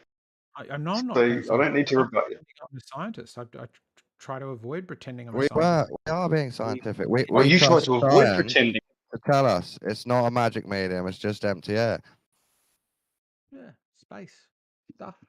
It's nothing. And is air the only medium again, Dawn? Very natural for them. Man, nothing in some places. You just keep circle jerking yourselves. There is not always a magic medium like you want it to be. I don't understand. Again, could you please explain why my ether explanation is worse than your assertion that there could be? I didn't assert that there could be again. Well, I didn't say that. I said why is my assertion that it's ether concentration that causes boiling, that not heat, and your assertion that there could be a magic medium that bends light. I didn't assert anything of the sort. You asserted the possibility of this magic medium. No, I pointed out your lack of understanding that there could be more than nothing there other than air. Exactly what my No, it's not. It is exactly. No, that's not me asserting anything is there. That is a lie. You're asserting that we missed a thing that could be there. That's what Mark said. No, I'm asserting that you're not even allowing for the possibility, which is unscientific. I allow You're not following the method at all. The possibility of there being some substrate or something else. I just put it as a low probability that it is something that therefore changes the distance from the. Right. Okay. So then you can estimate or guess the distance to the sun, but you don't know it. How about that? Yeah. There you go. So don't ever claim that you know. We have an understanding of how far. Things that I'm not saying. I don't know who here said we know the distance to the sun. We know the distance to the sun. Use parallel. I say it. I know the distance to the sun. You all fucking said it. No, you all slapped asses about it before. I didn't. Go back through the fucking YouTube, mate. It's there. I'm in Maybe Moyoc said it. I think that's a good enough method. I'm very confident I didn't say we know the distance to the sun. I'm pretty sure it was measurable. Colloquial. Oh, I thought you measured it. Yes. I didn't say that. Oh, hang on. So don't you then, to measure it, you must know things. Do you know that your ruler that you use to measure that 2x4 did Here we go. Correct in the temperature you're at? This is the ridiculous nature of what you're saying. You're saying, do we know anything? We're back to the point where we don't know anything. Nothing of a scientific. No, science doesn't prove anything, remember? Always. It doesn't prove a thing. Alternative. Yeah, you're trying to tell me it does because we know the distance to the sun. But it's a contradiction, isn't it? Because science doesn't prove anything, does it? We have extreme confidence. Conundrum. No, you've conflated proving with knowing. boys. Which One at a is time. It's honest mistake. Proving and knowing are different things. Hey, I know what proves something. I know somebody who claims their dad is a Jesus-like figure who never lied. Cool. That's a cool story, Crit. Sorry that it bothered you so much. You're done triggering and spiraling. You can return to you doing you. That's the baseline. It's very simple, cause and effect. Where the conversation started. Look where you guys Yes, are talking baseline. about weird sort of Okay, space you're right, mediums when all you gotta do is just look at the hole in the wall. Yeah, you're right, Crit. Yeah, that's I'm Well, just, like I said, I'm very confused by this claim. You know, okay, you don't want to call it an assertion. You're saying that there's the possibility that this exists. Well, there is, and I agree that there's always a possibility. You know, that's not the point. The point is we try and move forward with our knowledge as best we can. And so when Flat Earth comes out with this magic medium or evidence of this magic medium, then we're going to have to rethink what we're doing. But at this point, why would Flat Earth come out with it? Why would Flat Earth come out with it? Because they're the Wouldn't ones who are just asserting scientists it. in general? No, because No, I'm not asserting anything again. For fuck's sake. You If that's did all assert you've it. got is to continue repeating yourself, that's just sad. You Fuck said there me. could be another medium. It could be. Seriously. Can you not allow for the fact that there could be? Why should I treat your possibility as anything I need to concern myself with until you actually start showing me evidence for it? Okay. Could there not be? Okay, be unscientific. That's fine. I've said that to you before. So be You've just backed it up unscientific and again. just assert it and say that it's a possibility and then therefore dismiss all evidence to that point. Whatever. And I want to make a correction. It actually started off with an apple. Not Oh yeah, like started what? with pressure. Pressure. Asshole. It all begins with pressure. It Like does, the whole, my friend. It does. like using the apple as a cause, and the apple a day keeps the doctor away. Yeah. As the apple develops, it puts pressure in the atmosphere. And so it begins.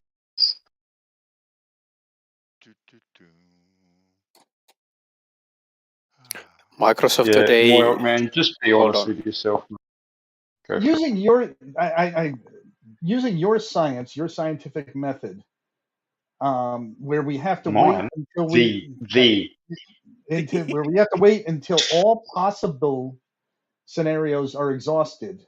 How do we move forward? You move forward on your own. You just admit that you don't know. Here is where we are currently at. To the best of our pseudoscientific knowledge, here is where we are. Okay? That's what you need to say. Not we know because that's a fucking lie. Well, that's what science says, and we colloquially will say we know when it has super high confidence. I love how you like to colloquially use things. I have double meanings for shit. Curved and straight. Fucking all the bullshit you've got. Man, woman. That's a funny one that you bring up there. Curved is straight. I know that, like, when you talk colloquially with your son and you've got a hill in your backyard, and you tell him to walk straight over to that tree, you will say, or might say, without fear of contradiction, that hey, walk straight over to that tree, and you use straight, even though he had to go over a hill. You don't go over there, cross over that hill, and then down over that rock. You're telling him that generally the path between you and that tree is straight. It's close enough to call it straight. Okay, so within the context of the curvature of the Earth versus the lack of curvature on a fucking flat plane, do you think in that context it means something a bit different? Absolutely. And that's when we start saying... That's the only way we ever fucking use it in this Discord server. However, if I was to tell you to draw a straight line on a basketball, I think that you would still come up with the same thing that I asked you to. Sure. No, I would have to use a tangent. and it'd have to be hovering in the air Clap, clap. each end. Yeah, exactly.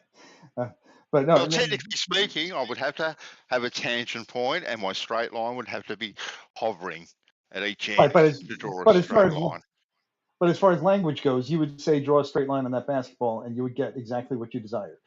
Out You of should run almost away to a with. man, everybody who I handed to, there would be very few people who would dev us and say, I can't draw a straight line on a basketball. It's curved. That would be the comedians who would say that. Yeah. No, Unless would do critical it. thinker might ask you to White, you clarify answered it your question. Exactly. Whites, you answered it perfectly, which is in the context of X, you would change. So in certain contexts, language is good enough, but like it's the same as like when you become more like aware of certain topics, you suddenly go from like speaking in much more generalities to like speaking using new words or using old words in much more hyper specific ways.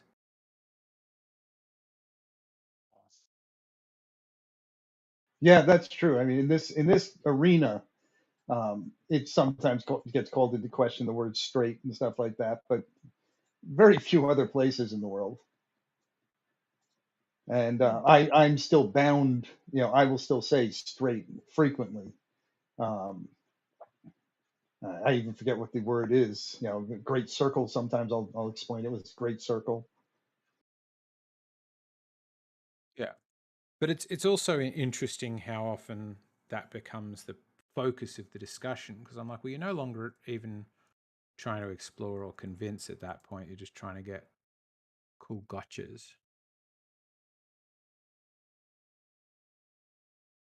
The only place it can go, if pseudoscience is going to be held up as something that's fact, then it's always just going to end up descending to these stupid little things. The minute the ballers or you guys acknowledge that everything that you know apparently as fact or it is true is literally just, it's not that. It's to the best of the knowledge, to the science, to the day. But we're the ones who argue that all the time. You adhere to we it. get for pushback. the first half of the conversation, man. Fair enough. Like that's exactly what Moyok and I have spent a fair amount of time saying, which is Yeah, but then you went on to say that you know the distance to the sun, and that What just did brought I? us full circle. Please, Moyok did. Maybe it was please, Moyok. either stop saying it or show me when I said it, because I'm pretty sure I never fucking said it. Okay, I've said twice This now weird shit that where you maybe sit it was there and go, Moyok. oh, but if you said that, Eggshells, check out this cool get over rebuttal I yourself. would have had. Get over yourself, You're mate. triggered right Okay? now. Off your high horse, mate. I said I it. said it. Maybe you've been Moyok. I said it specifically, and I told you that I use loosely use knowledge and know and proven. Frequently, I will use those for the extreme confidence. That's how I do it. That's how I speak. It's how most people speak. Okay, so but then I will ask you again. Do we know the distance to the sun? No. I'm not going to say no. I say we have high confidence of the distance to the sun. Okay, so we have a distance, but we don't know it. If they knew the distance to the sun, they would be able to prove it and show it and never have to worry about flat Earth again. We do, but the problem is that that depends on the word no. How would we show it? Like, if we could prove it and show it, how would we do that? This is We could back send to something Doesn't you. that come down to I mean, like for actual science? I wouldn't Otherwise, require it's it to be. I wouldn't pseudoscience. require it to be proven to me. But if somebody said you've got to be able to, I would hope, I guess, that I would have a way to do that. That if you said how, I would go do it like this, with a photo, with a tape measure, with a what would be that thing that would make you go, okay, I believe you now. Nothing. There's nothing you could do at all for me. Thank you. It would be for you. I wouldn't say nothing. It would be for you, not for me. But I would say it If would have you to be did something, you did that. Cool. I wouldn't be a variable in your science. At best, it would be an uncontrolled variable. it's a big of you to make that admission. I can thank you that much. That's Yeah, very, because it's very magnanimous simple. of you. I've got free will. You would not be able to use me as a variable in your science. I don't know what that means, but thank you for. Yeah, you kept asking me what you could do for me. You would do it for you, not for anyone else. Now I'm That hole in the wall? Yeah, that hole in the wall, you did that. That hole in the wall was not for me, it was for you. The apple per day to keep the doctor away, that was for you, not for me. Do we want to get rid of the word "know" and "knowledge" from our from the dictionary? I mean, because really, it seems like a definitely useless we. word. No, in the scientific terms, back to context. We can know all sorts of stuff out of that context. In terms of the scientific method, right, it's the process of elimination. So unless we're going to be ignorant, we can eliminate every fucking variable, even the ones that we can't even think of, right? Then we'll never know. Yes, we can have high confidence, but we'll never know. And that's just how it is. I agree. Now, where does that get us? It gets us where we are.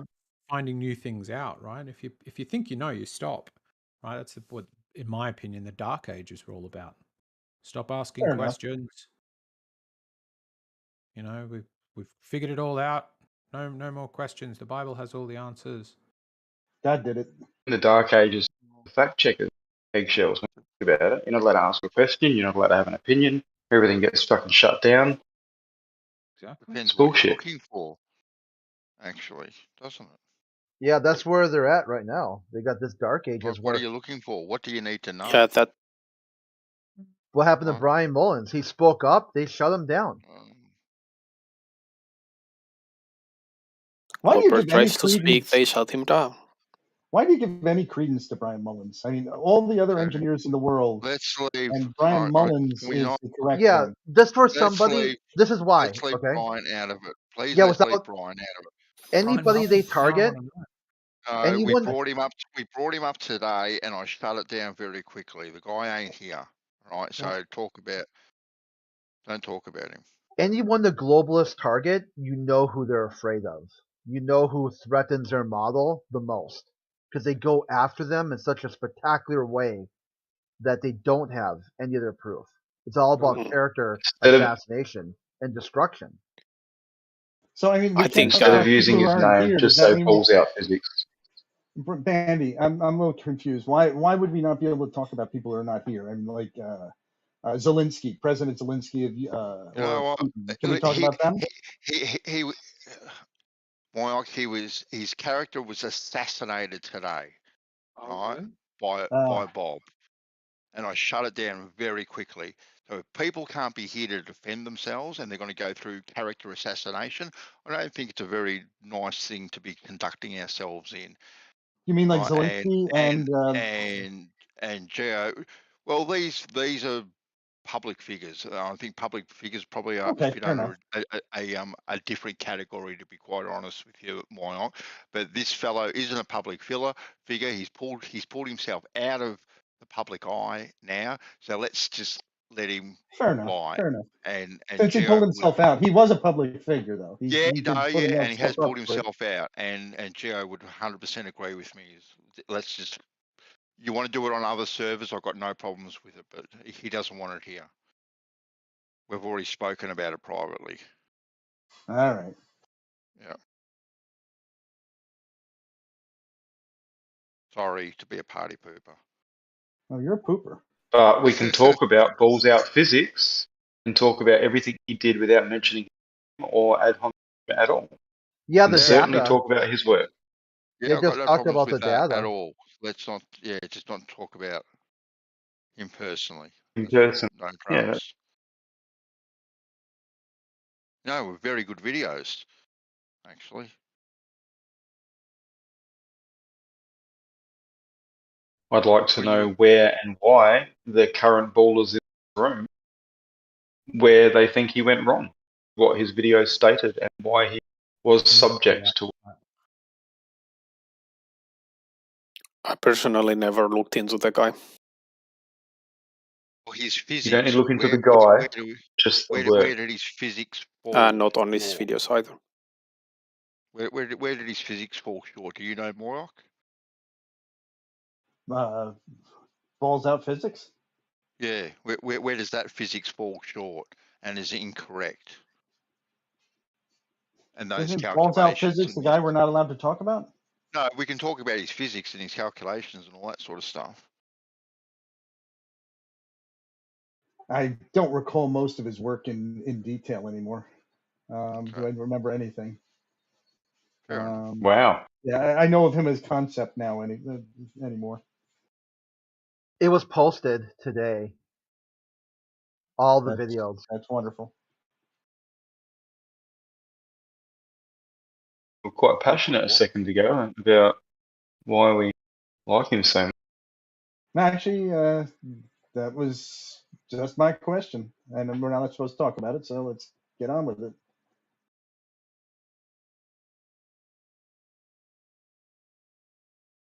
No, I said the person himself. I didn't say anything about talking about the work. Well, that naturally leads to what was my question, which was why do you trust him?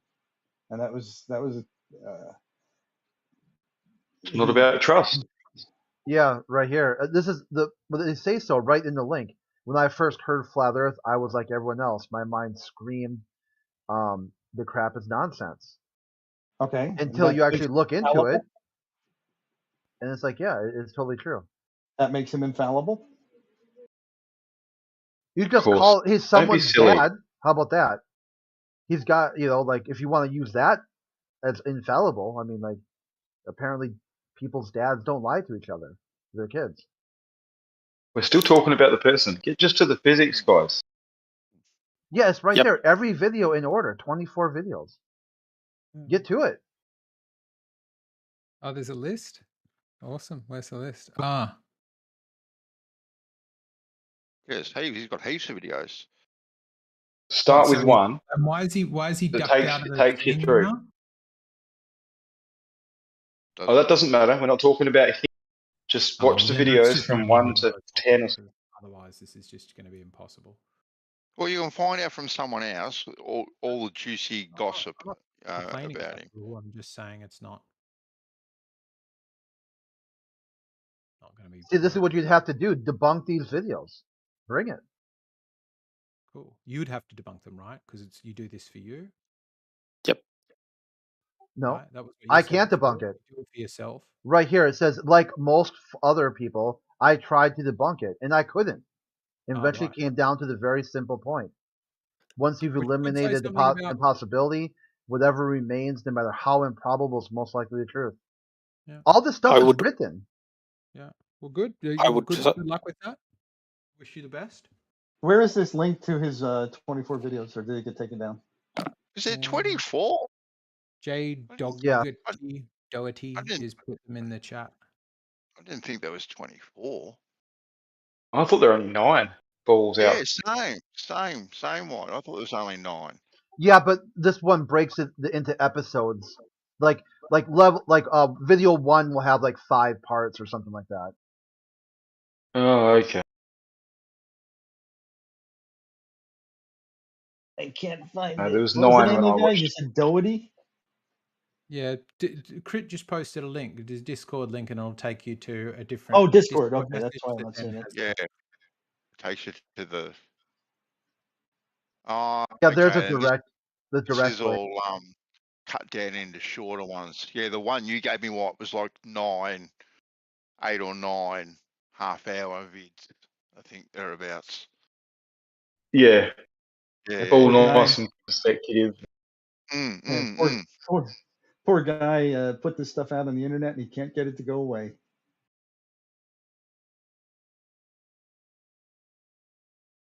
I want now that I'm not asking you to take it down, but I'm asking what is your logic here in allowing them to post this link to something that somebody evidently doesn't want on the internet? No. Well, who said that he? No, is not the right answer to that statement. No, I hadn't finished my answer, had I? I have not heard that someone doesn't want it on the internet.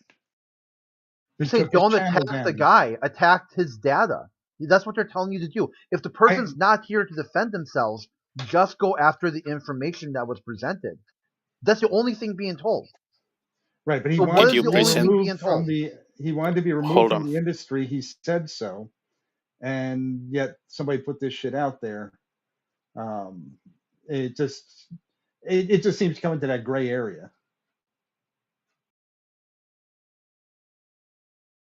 Okay, spinning atmosphere. I said, Moyle, I've got no problems with you guys going after the physics of his work whatsoever. Please do. Bring it.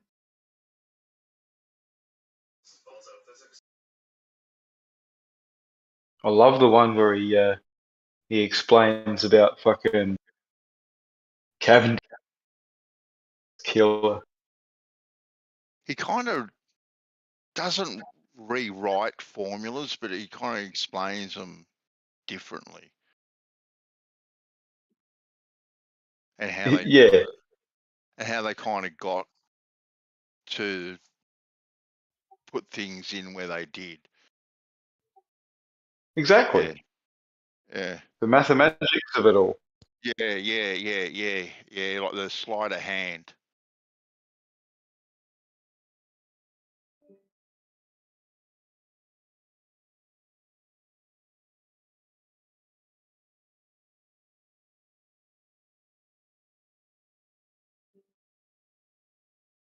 I think Corey's sun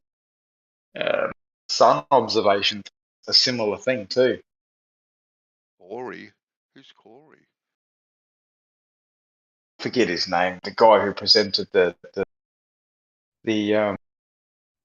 single observation. I forget the name. But you basically, you get the angle of the sun from a certain point facing north, and then you measure it over a period of time, 3 hours, and you see if it's moved more than 45 degrees that it should move. And that's the way he explains that. It gets you to, it puts things in a way that I'd never thought of about them before. Obviously, I haven't verified this myself, this measurement. There's plenty of people who have done it. That's a basically in a three. Oh, go ahead. 3 hour period band, the sun shouldn't 45 degrees. And there are instances where it has. And that's just not even possible in this current at all.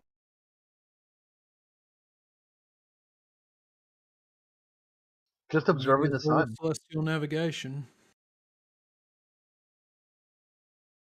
What was that, Eggshells? So there goes all of celestial navigation.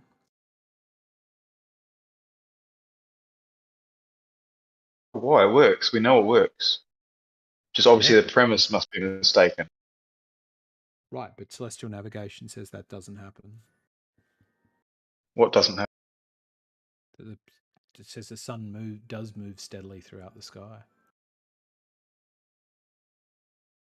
But it does steadily from our optical view.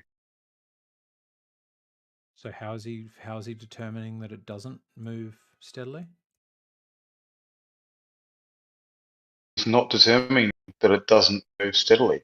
It's just showing that it moves too far in a certain time. Right, but how's he determining that it moves too far? With a set of observations from a certain point set up. I can't explain it. Optical observations? Hey?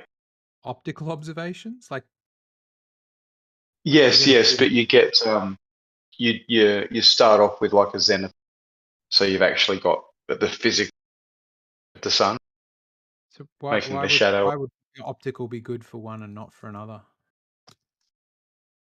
Well, it's not that it's not good or not for another, but in your model, where he does it, there is considered no refraction, or it's so your version of shit, it measures more than 45 degrees. So either you say it must be refraction now, or how does that match with celestial navigation? Though is my question, because it that would break. It's not that it. If the sun it doesn't break. It is. It's not that it's The moving sun- the the wrong sun amount. It's should move- moving the amount that it moves, right? Right, but in celestial navigation, that has to be 15 degrees an hour, like an arc second off 15 degrees an hour.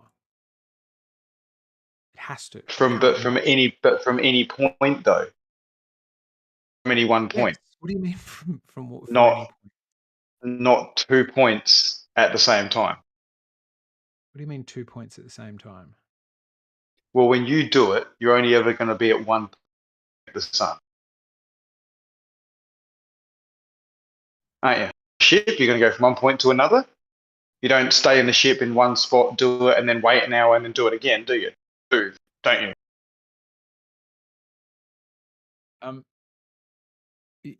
I'm so confused by what you're saying. If the sun, for an observer, doesn't move at 15 degrees per hour, celestial navigation is dead. You've disproven an entire field of study. No, I haven't disproven anything. Sorry, he No. has. If that's what he's saying, that's what he's done. Well, I don't think he has. I don't think that equals that. You can make that conclusion personally. Right, it's necessary. If what you're saying is right, that's a necessary part of it. Well, no, again, you're not allowing for the variables that could be causing this, i.e., there is quite a lot of refraction when things are above us. When apparently in the model, that's when there's minimum. The bit I'm confused by is it seems like what you're saying is he's disproven the Bohr model by showing the Earth doesn't move at 15 degrees per hour. And I'm like, okay, here's what it also disproven. You're like, I don't know about that. Like, if he's disproven... No, because you have an assumption the way celestial navigation works. So for me to say, oh, yes, you're right, eggshells, I have to have faith in your understanding of the way celestial navigation works, which I believe is flawed. So I'm not going to acknowledge that, eggshells. So what's flawed about it? Or is it like, I don't know? I don't know what's flawed about it. Obviously, don't know. But for you to assume that you've got it down pat, guaranteed to know, then I doubt that. It's a fairly fundamental principle that celestial bodies move at 15 degrees per hour, the sun included. Okay, but how often have you personally gone out and navigated using it? I don't understand it. This seemed like the proof you were No. It's just a question because you have a lot of faith in it. No, I'm not running at all. You're the one that said it meant something. I said it doesn't. You want to just go down that path, that's fine. How about focus on the observation? You question that.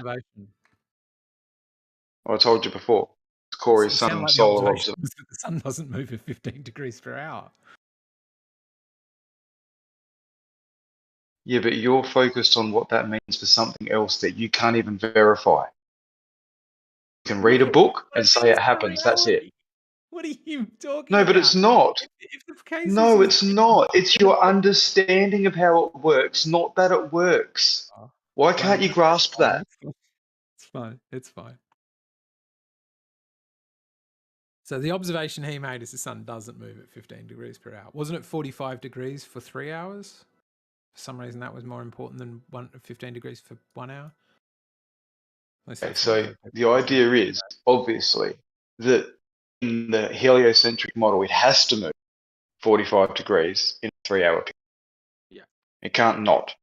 Yeah. That's what has to happen. And he has taken a number of observations from different points around the globe because he's travelled extensively. And he's got several observations where they're consistent under 45 degrees. And he's had several that are more than 45 degrees. Right. So there is an anomaly, right? Right. Now, he doesn't know why. I don't know why. I haven't. I said before, I haven't verified this myself, so it's just hearsay as far as any concerned from Corey and a few other people. I'm putting it out there. Yeah, I hadn't heard of it or seen it. It breaks some things pretty fundamentally in the world. But that's your misconception, I believe, because all it would break is the understanding of how certain things work, right? And not that they work. And given that science is science, The understanding isn't guaranteed. It's not known. It's believed to be a certain way with the current things that we know. Simple. So what was his method for determining the movement of the sun? If I say go to Globebust, just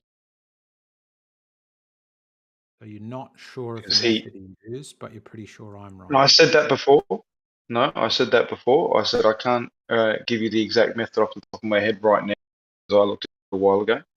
But you can, if you want to actually look at the method, he gives a really good presentation.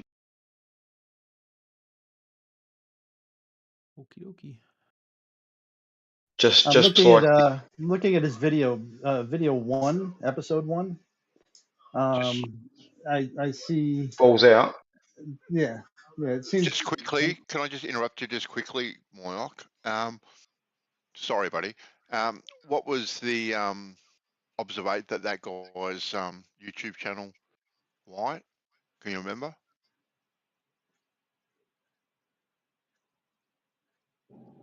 Give me a second. Physics? No, not that one. The other guy. No, just what they were referring to. But anyway, I'll send it to you, Benny. Too easy, mate. All right, sorry, Moyoc. Didn't mean to interrupt you, mate. He uses a very oversimplified model with the very first description, and I don't have a problem with simplified models inherent in general, but he has a major flaw in his thinking to begin with. He's assuming that the air keeps up with the surface of the Earth, and it does not. Evidently, it does not, and by expectation, it does not. He's even describing how the expectation is that it would trail behind, but it keeps up. So he made a false assumption to begin with.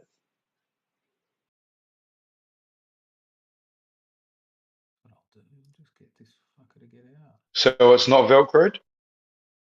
It is viscously coupled. Viscously coupled. So, that one. So due to friction, over time, it's built up, it's slowly sped up to the point where it's just moving in lockstep, isn't it? Can't be moving in lockstep because as the radius increases, you would have to add speed to the upper atmosphere in order to get it to keep up. So it actually does trail behind. Of course. Why? And that's only rotationally speaking.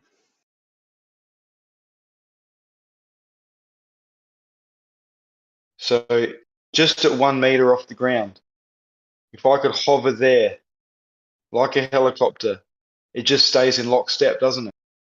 No, actually, like in theory, if you could do that and you could do it over a long enough time, you've increased the radius by a meter. So now you'd have to figure out how much movement one would expect over that time.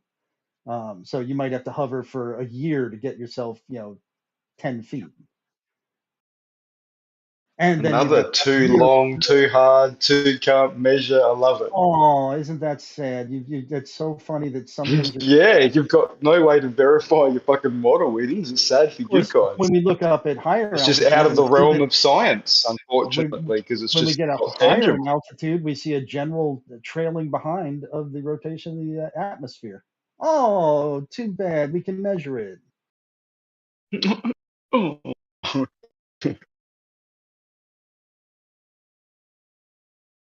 So all I'm saying is that he has a oversimplified model, then he makes bad assumptions, and he continues on from there, which defy evidence and even his own premise.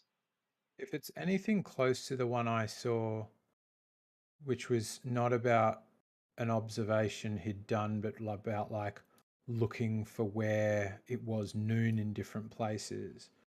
He was looking at Karachi. If the one I saw was like, why is Karachi, Pakistan, not 3 hours after this other place that should be exactly 3 hours away?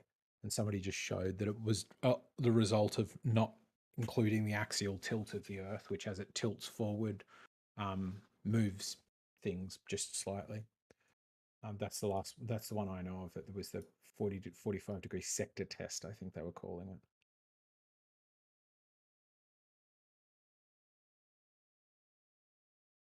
Yeah, it's just so the very first one I look at, I have problems with. Don't know the body of his work anymore, but it just seemed like my general feeling as I watched this stuff, it was always inundated with these minor flaws, which really surprised me for an engineer. That's why actually I was upset with him, because these minor flaws that he makes in his assumptions and stuff, if he tried to actually do a calculation on a bridge, it terrifies me that he's in charge of that. See, this is you going back to the person again. Why? That's true. Sorry. Thank you. So, oh damn, the atmosphere is adhered to the Earth, right? Adhered. Okay. Not in lockstep, right? Because it's a free moving entity. Okay, and other forces affect it, other pressure, heat and pressure, wind, all this sort of stuff, right? So Right. it moves around all the time. Okay, then everyone can see that about the atmosphere, but at the same time, it is still stuck to the Earth, for want of a better word. Yeah, Okay. it's general. It as a rule, it's generally following loosely the rotation of the Earth. Okay, so loosely. Okay, so but it's a free spirit at the same time. Kind of. Okay. Yeah. Yeah. So if I was to have, just say the atmosphere was only one gas molecule, just one. Okay. Ooh. Okay. Let's think about that. Yeah, Go I ahead. know, just the one, and it's just floating there, right? Say it's floating about 10 meters off the ground, thereabouts, because that's where its equilibrium is, right? It's already found its equilibrium, so it's not going to go any higher. It's not going to go any lower. Okay, so it's just free to do what it wants, but it'll just stay there. Okay, but it's got nothing else to interfere with it. So as the Right. Earth rotates, right, that gas molecule is going to stay in that perfect spot as the Earth rotates. Yes. I guess you're kind of almost describing space, like if you had a molecule next to a planetary body that was rotating, and there was no gravity on that planet, and you just stuck that molecule there. Yes, it would remain essentially fixed. No, there's gravity there. There's gravity there because Oh, that's then we got a what's. problem. Then we got a problem. Well, Then your molecule fell to the ground, hit the ground, absorbed some heat, bounced off the ground. Sorry to interrupt. I just posted that link in the chat. oh, did you? Where? FlatEarthIntel.com. Just go up a bit. Oh, beautiful. Yeah. Cheers. Thanks, Wyatt. Cheers, mate. Yeah, so your single molecule, I think, has a problem. It's bouncing all over the place. You dropped it at 10 foot, you Okay. released it, and it goes down, Yeah, gets no, heated up, and yeah. vibrates and jumps off like a bitch. No. I fucked up with my. I know because it finds its equilibrium because it's in a medium, so it can't just do that. So my example's null and void. I take that back. Damn. Good man. I wanted to do Corey's observation on the 21st of December, but I forgot all about it leading up to Christmas with the fucking lockdowns and shit. I was devoed. In January, I remembered it. It was like, Oh, really? I'm going to bookmark this. Okay, let's go to flying over the North Pole. Let's see where he went wrong there. Who is this fellow, Wyatt? he's some, I don't know, military gunner person. You know, been in the military for a long time. Setting up fucking bombing and shooting coordinates from places and locations. Claimed that it was his job to fucking, get shit fucking accurate. And he had to do it without equipment. And he set up a way to do it. Goes to show a few other things above and beyond what he used it for. Yep. So we've got a flat earther that used to work in the military. Damn. He is definitely a globe skeptic, that's for sure. Yeah. Well, Globe's skeptic when he's got flat Earth intel across the Yeah, well, so you can't say it's flat because we haven't proved it's flat, just like the ball haven't proved that it's evolved. So you can be skeptical of the narrative, which I very much, but I can't fucking definitively say that it's flat. I haven't flat. Yeah, I know that. People don't like to pigeonhole themselves. They like to leave themselves some wiggle room. I get that. It's not even a wiggle room. It's just honest. You know what I mean? Yeah. I don't think for 1 minute side down to those cunts up in Canada. No way. Antipodal my heart. But yeah, prove it.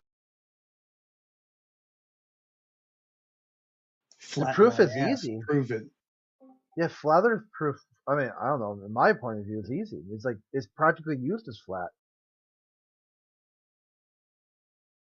Measure as flat. We Observed as can flat. on a local scale. We can Okay. definitely. I want to scientifically eliminate curve. Okay? And that way, the ballers can only ever say, oh, but you still don't know it's flat. It could be false. So, you know, that's all they have. They'll use like locally flat. The like disco ball Earth. Optimum. You said, Crit, that it measures flat. Do you have an example of that? Baseline. Crit, you copy you the might, same hold thing on. and put it in your profile. At some point, Crit, you might want to try a different approach. Like, people aren't gonna like when you start shouting baseline and start rambling whenever I speak. You should be able to get it by now. You copied the same thing and put it in your profile. Use Crit, your own logic for you. I'm not really playing this triggering game, so let's move on to something else. What were you bringing up, Laurie? I forget. I actually currently have COVID, so I may be a bit forgetful.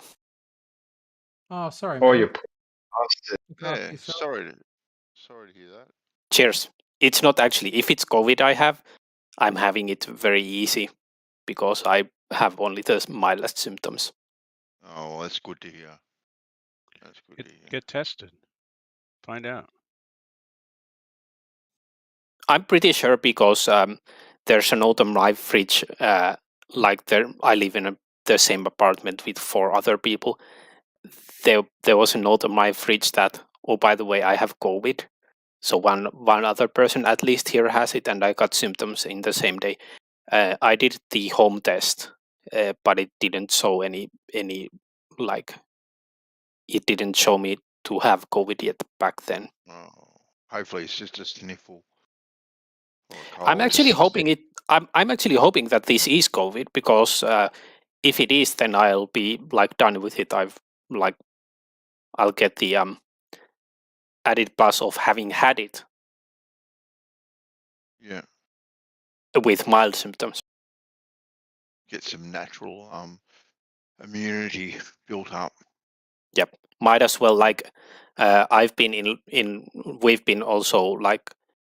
I'm currently studying in university, and we've been on and off, like studying remotely and then studying on campus and then studying remotely again. And I would just rather let's all go through the bloody COVID and then continue on with our lives. Feel you on that one.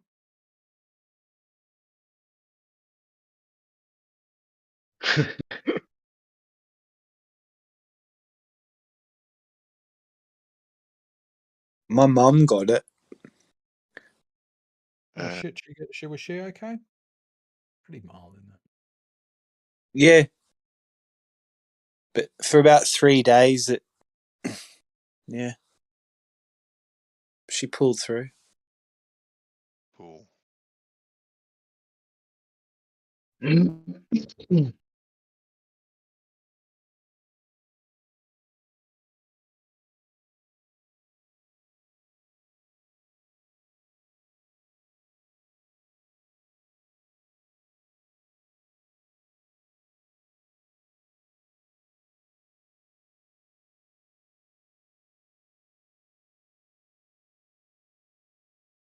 silence says everything. Yep. I actually remembered what I was saying. I was asking Grit for because Grit said that the Baseline, flatless. Lori. Hold on, Grit. I'm Baseline. talking. If you want to interrupt, you're gonna get muted. So I was asking him about it has. Yeah, He baseline. said You that. got the answer Hold on, already. Grit. I'm talking. Let him finish. So Let him finish, Fred. yeah. So yeah, you Let him just finish. allow some dude to keep asking No. questions when he. I already told him the answer. He doesn't need the answer from me. Ask somebody else. Yeah, Grit, but I'm talking, so you can either overtalk me and get muted, or conform to the server rules. Yeah, like or deal just with it. or just follow the baseline. Hold your on, own baseline. hold on. You can deal with it. Yeah, you can deal with it too. You set the baseline for yourself. You said you're only here to try to trigger me to say that I broke the server rules, then say I'm muted. That's your answer. You already have your own answer for you. You said this on Livestream. You exposed yourself. Yes, I did. I did say that. However, you're actually playing to my hand because you're doing exactly what I need you to do. You're over talking and you're spiraling, which will only get you muted. Well, please, Laurie, don't try and antagonize. If you've got a proper question to ask a proper question. Don't try and antagonize a situation, please. Here, I'll show you the DMs. Hold on, Bandit. He's No. got. This guy's got thousands of comments. Okay, Crit. Look, I've asked him not to antagonize the situation. If he's got a proper question to ask, he can ask it. So I think hopefully Laurie will respect what I've asked him, right? Yep. And not trying to antagonize a situation. And if he has a proper question to ask you, that's fine. Now, if you don't want to answer a question or deal with Laurie at all, right? That's your prerogative. Okay, there is no harm in that whatsoever. Okay, so yep. I think we're all old enough that we can just move on, build bridges, and try and have a conversation without just getting personal. So if you've got something constructive to ask Laurie, ask away. Sure. I was simply wondering whether, like there was a mention that it measures flat. How does it measure flat? And if Grid doesn't want to answer, then maybe someone else wants to.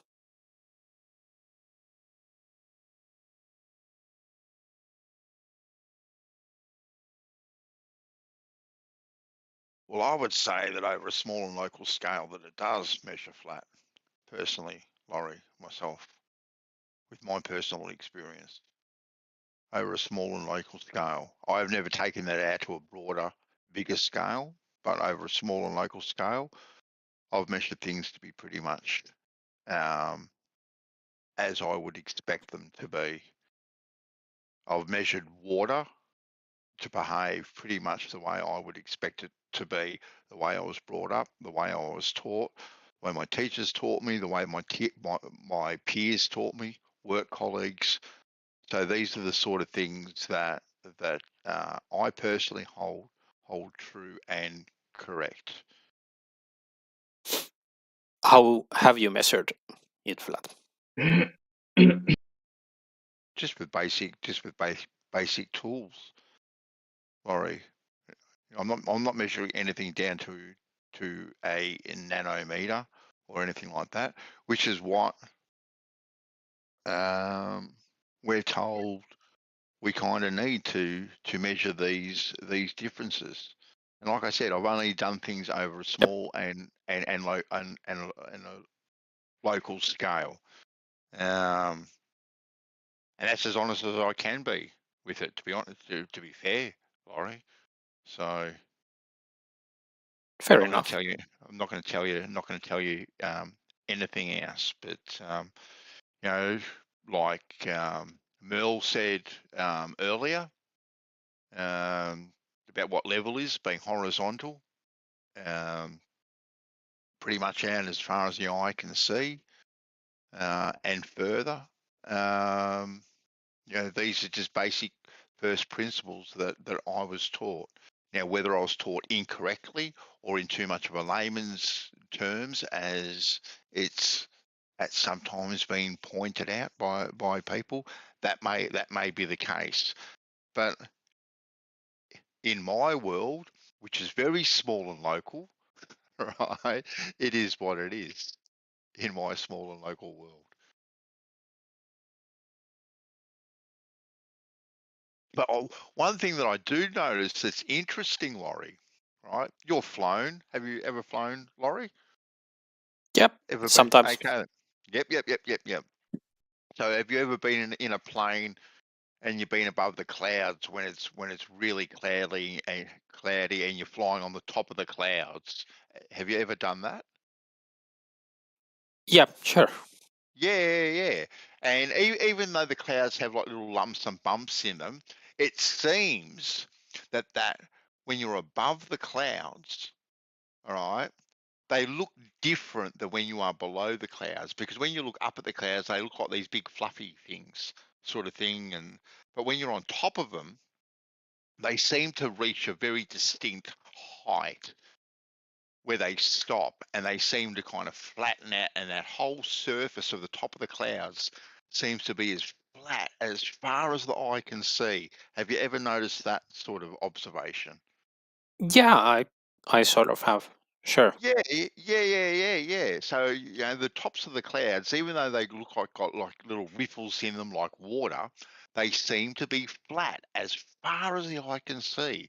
So, that would be another observation of mine, right, that I have made when flying, that even though it's not a measurement, to me, that the tops of clouds actually look flat and horizontal and level. Would that be a fair enough observation to make? Sure. Yeah, there we go. See, just keeps on piling up the evidence.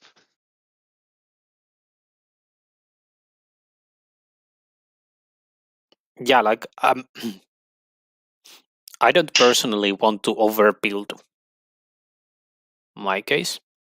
Like I can make what I consider to be fairly strong arguments for the globe. But at the same time, it's important to be able to steelman the other side.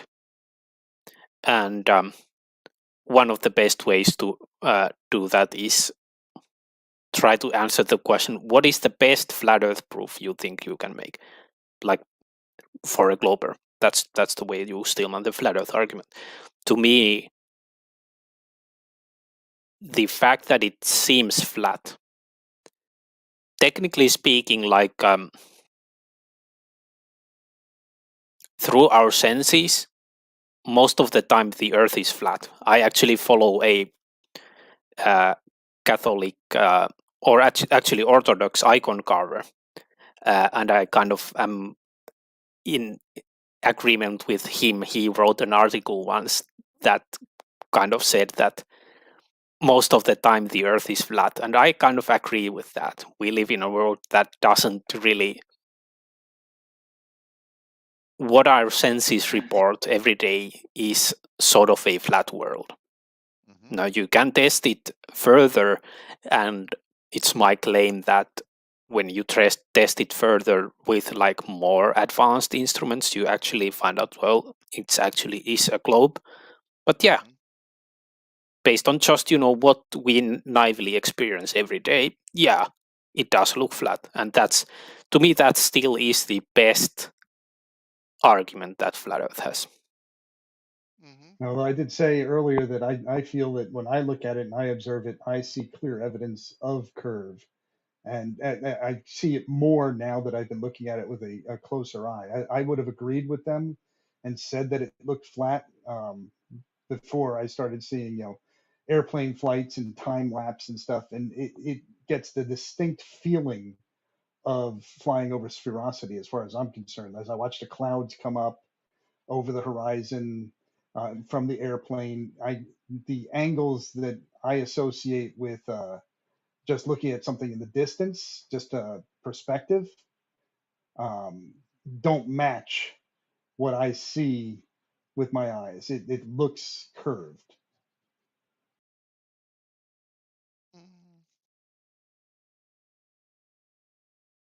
And that's, you know, it's on the edge of perception. So I mean, I can see where people would disagree. I would agree with you somewhat, Wyok. Like when you look at things like sunsets or sunrises, right? Some flat earthers don't like you using that term, but the term is what it is at the end of the day. Right. So and so, you know, I've got no problems in using it myself. So when you do look at sunsets and sunrises, a lot of the times, yeah, it appears to do exactly what you say it does, right? Now I'm in a very fortunate position myself where I am, where I get to see the sunset. Well, at least for part of the year, setting over the ocean. Okay. Right. For the other half of the year, it's setting over Kangaroo Island. So the island's actually in the way, but when it's setting over the ocean, I have a magnificent view of the sun. And I tell you what, the more I look at it, the more crazier it gets, because I have seen some crazy shapes and morphing and whatnot with the sun, right? I've seen like like an atomic bomb kind of a shape. I've seen hamburger shapes, where it kind of just squashes onto itself. Just spectacular. Whereas once upon a time you might have seen them and not taken much notice of them, if that makes sense. Like it's just like, oh wow, that's spectacular. But when you kind of look at these things, through the eyes that we've got now, you're kind of looking at these things going, gee, what is this doing optically now? Why am I seeing what I'm seeing optically? What are these reasons for me seeing the shape that I'm seeing? Is it the medium that I'm looking through? Well, obviously it is the medium I'm looking for, because the sun isn't the shape of a hamburger. It's not the shape of an atomic bomb, all these sorts of things. So you just start to look at them a little bit differently. A lot of the times too, though, it does definitely look like it is going below something. I'm not gonna deny that at all. It does definitely look like it's going below something. But when you say sometimes, how often would you say it looks like it's going below something? Oh, wow. Because to me, I'd say any afternoon, any evening, I can see the sun. That's what it's doing. No, I wouldn't say that at all, especially with the. No, I wouldn't say that. Half of them, 1 in 5. Like I said, sometimes it's looking like a hamburger, Harry. All right, the sun ain't a hamburger, is it? Okay. Yeah, but that kind of looks like it's coming down into a mushy medium, like yeah, but it still looks like it's going down, right? Yeah, but and the sun isn't an atomic bomb either. These and it does look like it's getting smaller at times too. I've definitely noticed that as well. I agree with that, because as it goes through clouds and just extra atmosphere, it does your eye is able to get rid of the glare on, especially with those smoke clouds that you had down there in Australia. That would have been awesome viewing, because it would have just given you the exact angular size of the sun. But that size would also match what you would get when you pulled out a solar filter and looked at it in the middle of the sky. I do want to comment, since I did spend the work on it. I found that Brian Mullins' second video is, I'm sorry, the person we were talking about earlier's second video is not great. It has some really fouled up assumptions that are childlike and overly simplistic, that ignore the physics of flight. Very, very amateurish. Okay. Yeah, well, you better do some videos, hey, and rebut them properly so that people rebut you. I could, but I'm here, so we could talk about it. But I didn't want to, change the topic. Just wanted to drop in that I've been looking at this and checking it. Oh, look, I've got no problems Oh. in you changing the topic. So if you want to go into change it and go into the physics of the flying, go for it. Well, I mean, I posted my thoughts on it in my chat, and I'm no physicist. These are just observations and how I understand mechanics of things to work. But I can clearly see that he ignores the possibility of these alternatives, like turning the nose of the plane slightly so that you can make the plane speed up or slow down with the speed of the Earth. He assumes that you carry your angular velocity. He ignored, from my simplistic standpoint, I ignored the atmosphere moving like wind. I assumed the wind had no velocity because it's just too hard to calculate otherwise. But when I made my simple assumption there that there was no wind, all I have to do with my airplane to change the velocity to keep up with the Earth is turn the nose a degree, half a degree, a quarter degree, and I'm now keeping up with the rotation of the Earth. He just says that you carry your angular momentum from the equator all the way to the pole and then back up. And he can't figure out how the plane is able to manage this mystical feat, which really is an embarrassment.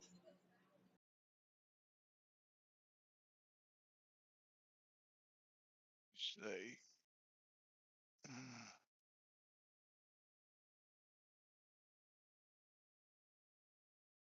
This is the plane's pointing nose first.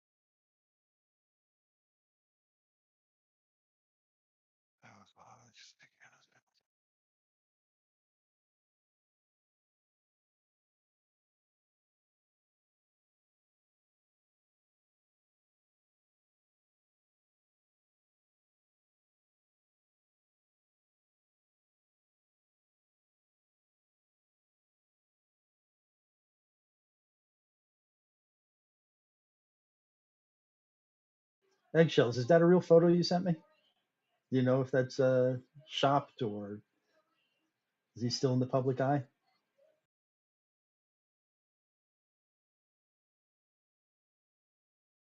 Or are you even here? You guys doxing in the background, are you? No, it's not really doxing as far as I'm concerned. This is a pretty tame photo. It just says that it shows a picture of him with Kent Hovind.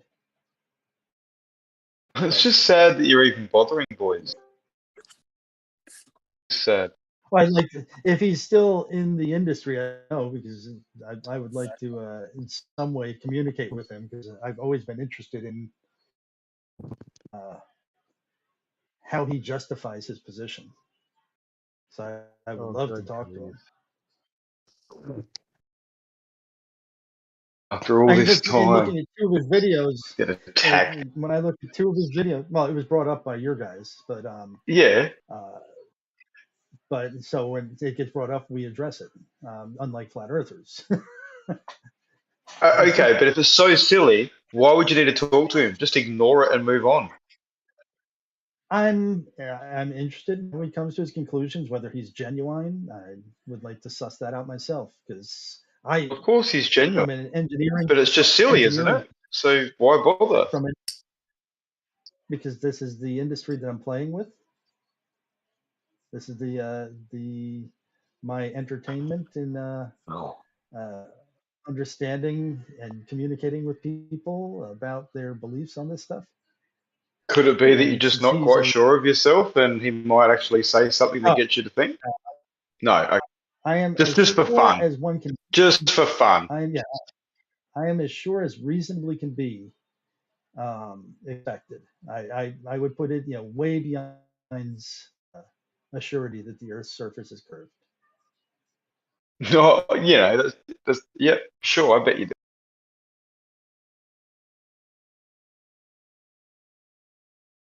And so with a guy like this, my father had a friend who was a flat earther.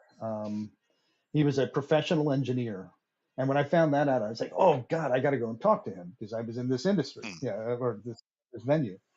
And I'm like, wow, that's awesome. I'd like to talk to him. My father, challenged him a few times, but found that he was set in his ways. But he still had a mind. He was capable of mathing and stuff. So I would like to see, how an engineer can rationalize this stuff, and then question the actual things that he's using. Like with the Mullen, with the videos that I saw, I see inherent flaws in those videos that I would love to discuss with him, and what he thought about it if he took those things into account.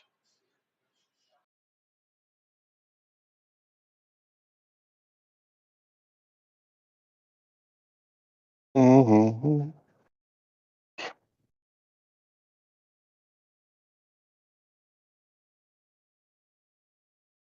You've spoken to Eric Dubay. Did you try and get hold of him to find out why he has the position that he has at all?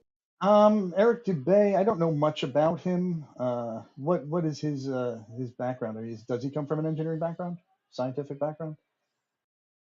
I've got no idea, but he's got some beliefs. He's got some statements. He's pretty out there. I'm much more interested in the person. I mean, like I said, I'm no mathematician and stuff, but I kind of understand engineering from afar. So I think that I can have an intelligent conversation with an engineer, and I'd like to now take that, since I consider engineering very legitimate. I'd like to see how we can take first principles up to his belief that the Earth is flat. All right then. So Do you doing that think there'd be any a bovine. downforce applicable when you pull on a line over the surface of the Earth? Is there Mhm. going to be any downforce in your engineering Yes, mind? there would be. However, practically, again, too small to measure. Okay, so even though the line is laying on the surface of the Earth at sea level, like literally blasted on the surface, and then we laterally apply some tension at each end, you would still agree that there would be some downforce if we could measure it. Yes, I agree that conceptually that is a true statement, that it should slowly try and cut the Earth in half. However, every grain of sand, every blade of grass is going to confound your measurement. Okay, So so it becomes difficult to measure. How can you cut Earth in half? If well, not it in was a globe half, and you but had an just into infinite, the Earth. yeah, if you had a infinitely strong piece of wire and you just kept tightening it, it should, so like just talking about a concept, it should just pull down into the surface of the Earth and cut it in half. Just like if you tied a rope around your finger and pulled it tight.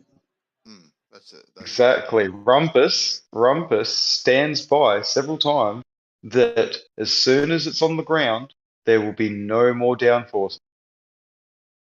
Do this in reality? Practically speaking, I don't know what he said and whether he was hedging his bets with that, but I would say that it should have more. It depends on how your test is set up. So if they'd set it up wrong, I might agree with Rumpus. But if it's set up where with the two poles beyond the theoretical curvature of the Earth, and you applied tension to it, at some point that line it will increase in weight because my scale is going to be above the average terrain. So my scale is going to be above the average terrain. It's going to increase in weight till it reaches the weight of the line. And after that, if it gets heavier than the weight of the line, then it would be a telling thing. But I don't think you can get that much tension on the line. We don't Yeah, have infinite that's time. fair enough. But you agree that there is a downforce, albeit maybe not measuring devices. As long as it's set up correctly, and I really have to think of the setup again. But yes, as I've seen it described, there should be. But like I said, you would need tons of force to get it to actually register. That's all right. We're just testing your engineering brain, so it's reasonably sound to that point, as opposed to Rumpus's. Well, again, now this is where I don't know where Rumpus is being colloquially speaking. Like, there's no freaking way that you're going to measure this, and where he's, because again, the confounding variables,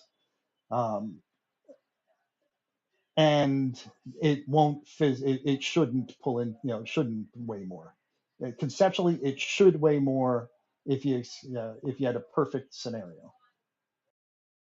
Okay, so I'll just put this to you again: as get your engineering brain out, or keep your engineering hat on. So if I pull all the slack out of the line, so there's no more stretch, right, and there's still maybe, let's just say for argument's sake, 1,000 kilograms of pulling force left. So all the stretch is gone, the line is taut, I've still got 1,000 kilograms of pull to go. For every kilogram of pull that I pull laterally, there has to be an equal force down. No, I don't think that's the case. Not equal. Not equal. Sorry, my bad. Not equal, but there has to be a proportional force down. I would probably agree with proportional, although I don't know if it's some kind of a logarithmic scale, but I'm thinking it's proportional. And but the reason I would say no so emphatically is, like, you take a fishing line, you tighten it up 100 pounds, and then you go and it's 100 feet long, and you push on it with an ounce of force, you can deflect that string quite some distance. So sure. The force does, and this is, again, since I'm not a classically trained engineer, I have observations of how things work, not the math of it. So I can't tell you the reason that happens. I can just tell you that, practically speaking, I can deflect that a string substantially depending on the length with very little force. Yeah, but I'm sure you could have deflected it more when it was flaccid. Yes. Right. So the deflection would be less. I agree with. Yeah, probably proportional would be correct, but what that proportion is over 13 miles, I don't know. No, fair enough. That's where a guy like Rumpus, can, go through it and crunch the numbers, and he can say, well, yeah, one more question for you. 10 feet. If it was logistically possible to come and be on the beach when I propose to do this, would you lay on the beach in the middle and put your neck underneath the line? Absolutely. Okay, no, that's all right. Yeah, so you wouldn't be concerned at all about the tension. Yeah, if you used free 5-strand steel cable, I think that a 13-mile cable like that won't even budge off the ground. The force that my no, it's pulling down. Nothing. Okay. Yeah. No. Fair enough. Yeah. That's what I mean. What a great civil conversation. I applaud you. People like yourself, they can just have a conversation. That's awesome. No, you weren't here before. Yeah, no, I try and be as polite as I can. There's a couple of people here that rub me the wrong way, and I'm gonna go at them. And rage quit. Every time. That's I can rub you both ways. That's where I'm trying to keep myself from being from raging too long. I will rage quit. Yeah.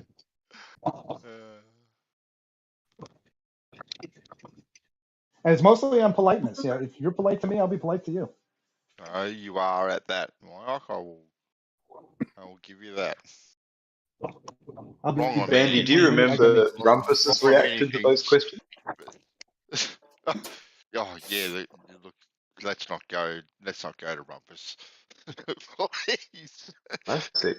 We created categories. Baller for him. Yeah. He is he's 1 in a million. That fella. I mean, it's going to cost.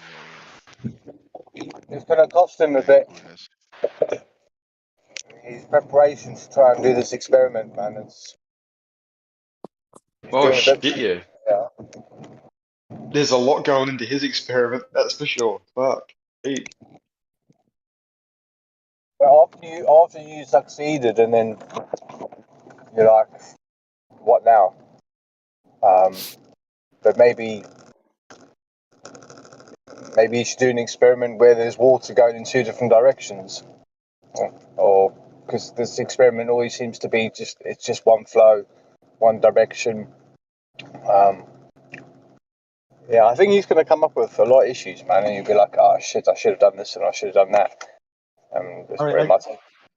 I don't know who I've told my experiment to. It's still in the concept phase, but my theory is that if Coriolis is real, that if I fly a plane due north over, let's say, a highway, so I keep the plane trimmed in as close as I can to straight, and I fly due north, I should see at 500 miles an hour, I should see a 2 mile per hour. I called it a fictitious wind. But upon thinking about it, I thought about a practical way of measuring this, which was to put in a high precision MEMS accelerometer on an aircraft. And if you're heading north, you have to essentially slow down to keep up with the speed of the planet. So you're going to have a 2 mile an hour acceleration to the west. Yeah, 2 mile an hour acceleration to the west on average. Would that be telling to you if you saw that? No, because the reason it's not accepted with plane, because they have their own thrust. It's got to be done with a projectile, that stuff. No. I'm measuring this internal to the plane. I'm excluding air movement from it. If by maintaining that true straight trajectory over the highway, that plane is neither moving left nor right. So an accelerometer inside of that airplane should show no left nor right acceleration. And it's well within the range of the MEMS accelerometer to measure this. It's 500 times more sensitive than necessary. Well, So then I you should be be able to see a 2 down mile with per the hour flat wind. Earth then.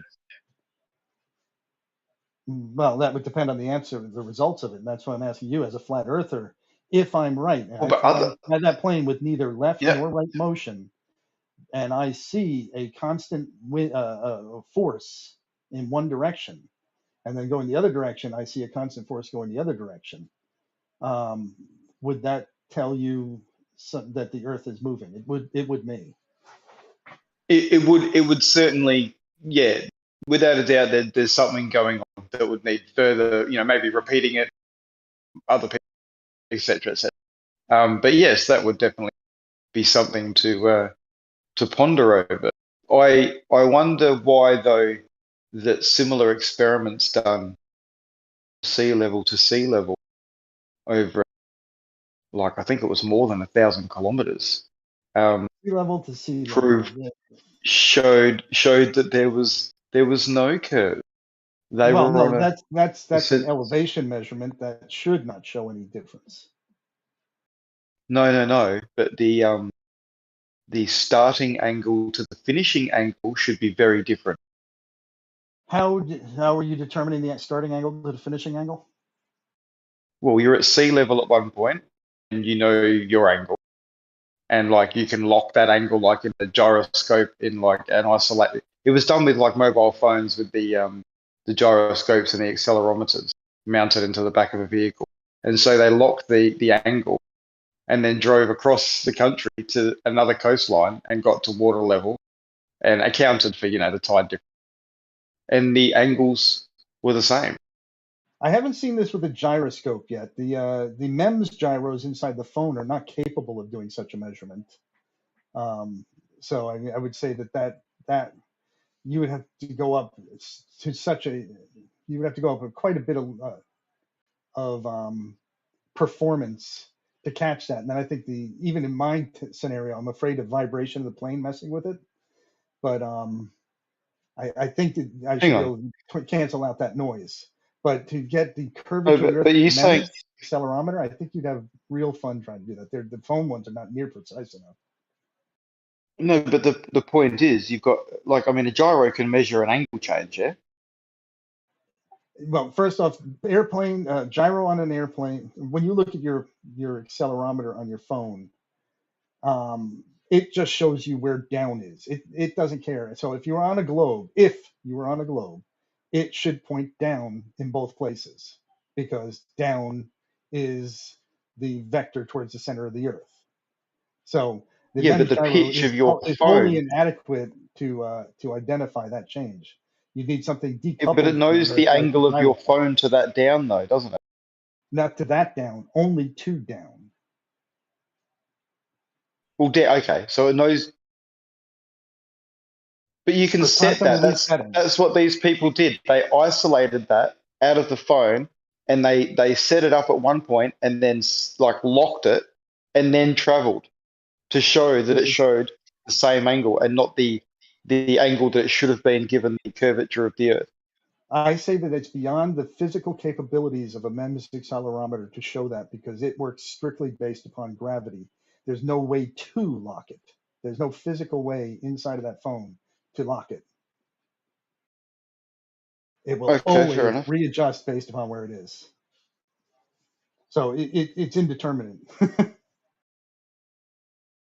Now a gyroscope, like outside of bearing movement and stuff like that, I think you'd have a better chance with a gyroscope because it actually doesn't use gravity to determine its position. So you're isolating it from gravity. Yeah, but none of those apparently measure the curvature of even rotation because they're not sensitive enough to physical. I think the airplane ones would be sensitive enough, but you'd have to lock them on one axis. Somebody has proposed that as a test. I don't know if they've gotten anywhere with Hello. it, but I was interested. Oh, that's you? You're talking to him. Okay. Yeah, that's interesting to me, and I'd like to see that. And I think in an airplane you probably could get enough curvature to happen that should fall within the precision of the device. It wasn't Again, not to give actually the same locked. answer as the curve of Earth, but it will give you some answer that indicates curvature of Earth.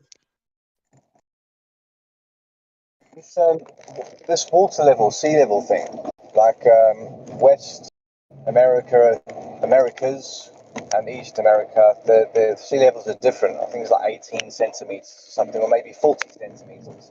Yeah, I heard that might be salinity based. It's actually, and they even demonstrated it. It's kind of cool. A video that I saw where they took a fish tank and they had put high salinity water on one side and low salinity water on the other side, and they could show how the levels would be different in both locations on the same body of water. But if you add the saline It could even be content, temperature. but if you add the Temperature saline also. content, sorry, with the saline content, did they use the same volume of water and then add salt to it, or did they use the same volume of water, one saline solution, 1 liter? I'll describe the test a little bit to you. Okay, it was a fish tank. It had a partition between the two halves. And so they mixed up on one side, so that there is fluid coupling between the two tanks. So they mixed up one half with a ton of salt. And they also did this with cold water, if I'm not mistaken. But the water can level out as it seeks its level, but it only can seek it so far because of the density differences. Now they partition, they only lift up about halfway, I guess, to keep it from just whooshing together. But it stays elevated on the one side. The denser side goes down, while the denser side goes down. I was just thinking about. Huh?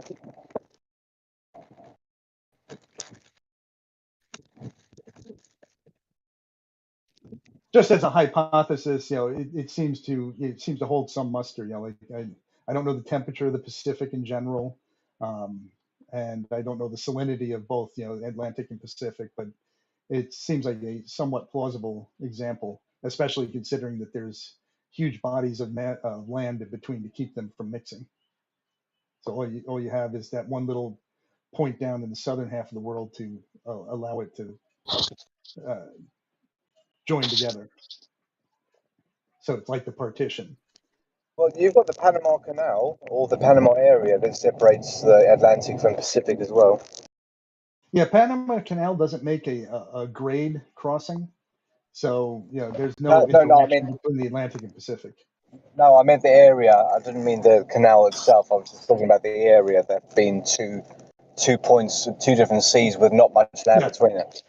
Yeah, if you took a hacksaw and cut Panama in half, you should have, I think, water pouring out of the Pacific into the Atlantic. Ah, so the Pacific being higher, possibly. Okay, cool. As I Thanks. recall. Is These the, are factoids that I can't call to 100% accuracy. Yeah, they've got this thing in the Pacific called the Pacific Rim. I think it's called a griddle or a girdle, which is basically the rim that kind of keeps the water in, if that's a simple way of saying it. So there's a barrier to the Pacific.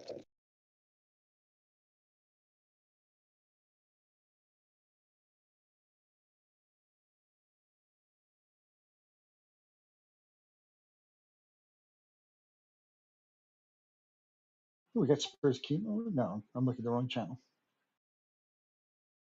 Oh, you over again, Daya.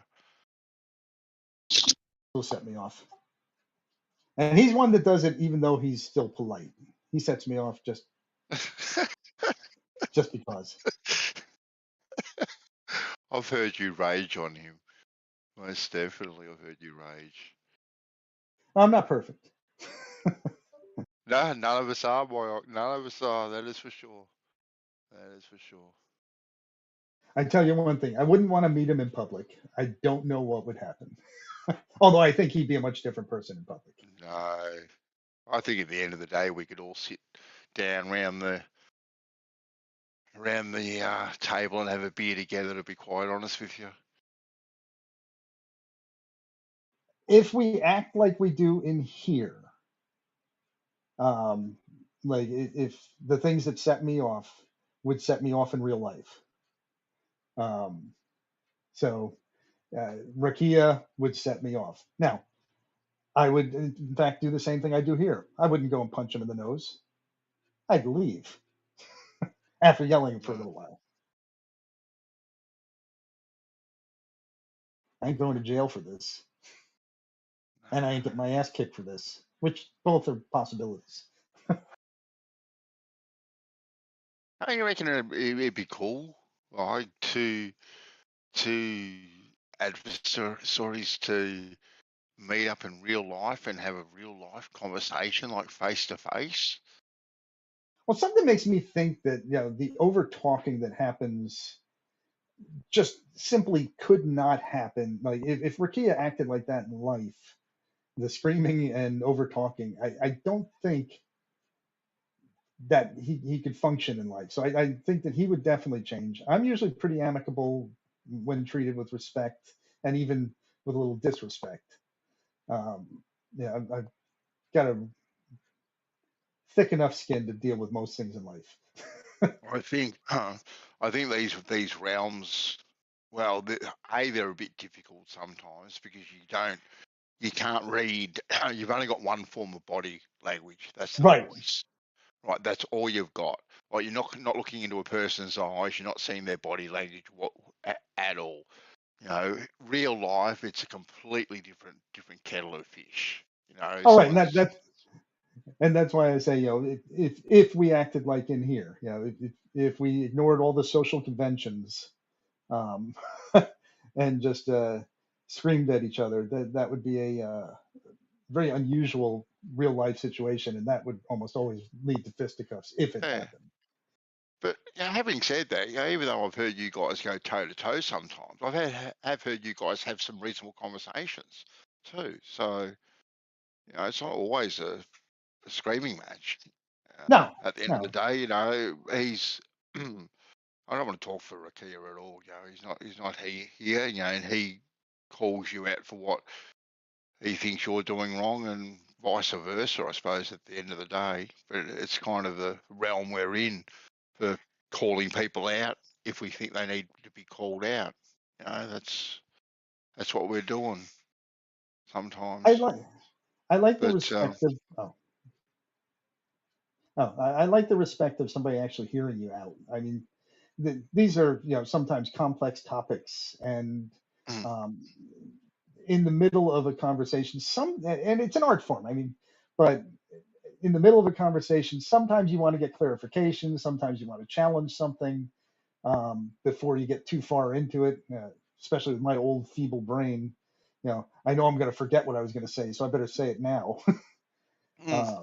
So that happens, but there's and this is a sliding scale. There's different times when you can do that and can't do that and should do that and shouldn't do that, and that's where the art form is. Yeah. I've heard him recently talk about superfluids and stuff, which I reckon is just it's fascinating. Absolutely. And a possibility, potentially now. Obviously you're going to probably think that it's not because of where you think you are. But the whole notion of there potentially being a superfluid up there, I think yeah, it's definitely a fascinating concept. Well, a fluid with zero viscosity really blows my mind. That goes beyond my ability to reason and logic. And that's where I do most of my thinking is reason, logic, and experience. But can't this fluid like go through pretty much anything? It's so viscous; it can pretty much move through most things, No, it has objects. no viscosity. I understand it has no viscosity. So it actually is. When I think about that and I try and apply my understanding of physics, like I'm saying, if I tried to pass my hand through it, I wouldn't feel any friction. So this liquid that is in a liquid state, as I move my hand through, I could wave my hand just like I was waving it through the air, even less force on it. That gets to this really bizarre realm that but I have to move that matter out of the way. So somewhere along the lines, I had to impart energy to that and take energy from my hand. So it defies my logic. I can't reason through how that would happen without friction, and what would happen if I took a spacecraft and I tried to. Some people indicate that this superfluid's out there and we're actually flying in it with the spacecraft. And what would happen if I took a spacecraft and I'm flying at X miles per hour, hitting this wall of fluid, but it has no friction. I can't imagine what would happen. It's like the end of the universe. Isn't that possibly why they practice in swimming pools? Maybe I don't know. It just came to mind. Sorry. Yeah, if it was like in swimming pools, it would go through the seals on the swimming pool and kill them. Yeah. Well, to me, the way I see what you're saying, end of the universe. More, to me, right? With me thinking things are finite, like there's a definite start, a definite finish, to things. So if this superfluid is up there and it is a layer of superfluid, almost Right. frictionless and whatnot, getting to that, being in that, like to me, the possibilities are endless. Like, to move through this frictionless medium, would require almost no energy, or the smallest amount of energy to keep it moving for God knows how long, and at what sort of speeds. Doesn't the same apply to space though? I mean, like a superfluid would be like the closest thing I could come to a vacuum. Like it would be like I could move in it, yes. I can move in it without friction, yes. Both of that applies to both a vacuum and superfluid. So the amount of energy it would take would be at worst equal. And I still think that somehow I have to get that fluid out of my way. I have to push it out of the way somehow. That's got to take energy. But again, the description of superfluid I've seen defies that logic. So I don't know what would happen. It does. And if it is a superfluid, for argument's sake, using to me and like I said, I kind of get how they to say rockets push off themselves. Okay, I understand that. I understand what they are saying. Okay, I am still awaiting for a response to my email to NASA, so I can see some evidence of this pushing off nothing and pushing off itself. But the whole superfluid thing, to me, just opens up the possibility of not necessarily jet propulsion, but propeller propulsion in this superfluid to Of move it course, along. without friction. Well, well, I don't know. You got something to push against. You know what I mean? So I don't know. I don't know where I'm going with it. Yeah, what you'd have is a And propeller that just spins and does nothing, which is wow, well, that's weird. Or would it do yeah, something? I don't know. Again, you're moving the mass in theory. If I cut off a chunk of exactly. superfluid and I push it backwards, that should make me move forward. Yeah, But how do you do that without fucking friction? yeah. Like that quantum locking demonstration that you see with the magnets, going around the outside of that glass table. Well, that's a version of quantum locking, isn't it? That's absolutely fascinating, Matt. And then they stop it and they tilt the magnet to one side, to like an angle, like a 45-degree angle, and push it around, and it stays on exactly that Stays same right where the angle. hell it wants, right there. Exactly. That's absolutely fascinating, Matt. That, to be quite honest with you. Yeah, I think that's as close as you get to like freaking magic. It's like science magic. Like, wow, look at that. That can't happen. Yeah, and then they flip it upside down and they do it underneath the table and whatnot. It is, it is. Yeah, it defies common logic Yes, and yes, it experience. does. It does, right? Just like rockets in vacuum, to me, defies logic. See that one, I still like with all the descriptions that we've given of that, like the bowling ball versus the beach ball. Like I sit in a chair, I throw a beach ball. Well, let's start with the bowling ball. I throw the bowling ball, I move backwards. So I've taken mass, I pushed off of it, and I've thrown. I've gone the opposite direction. Now, some people asserted, well, that's just the air that causes that. You're pushing off the air. So, well, how can we eliminate the mass from this equation? So I take the basketball, sorry, the bowling ball, and I replace it with a beach ball, and I throw off of that, and I don't move. Well, it's not air that's causing it then; it's something else. And the only thing I've changed so far is mass. So I would, at that point, conclude that mass is the cause.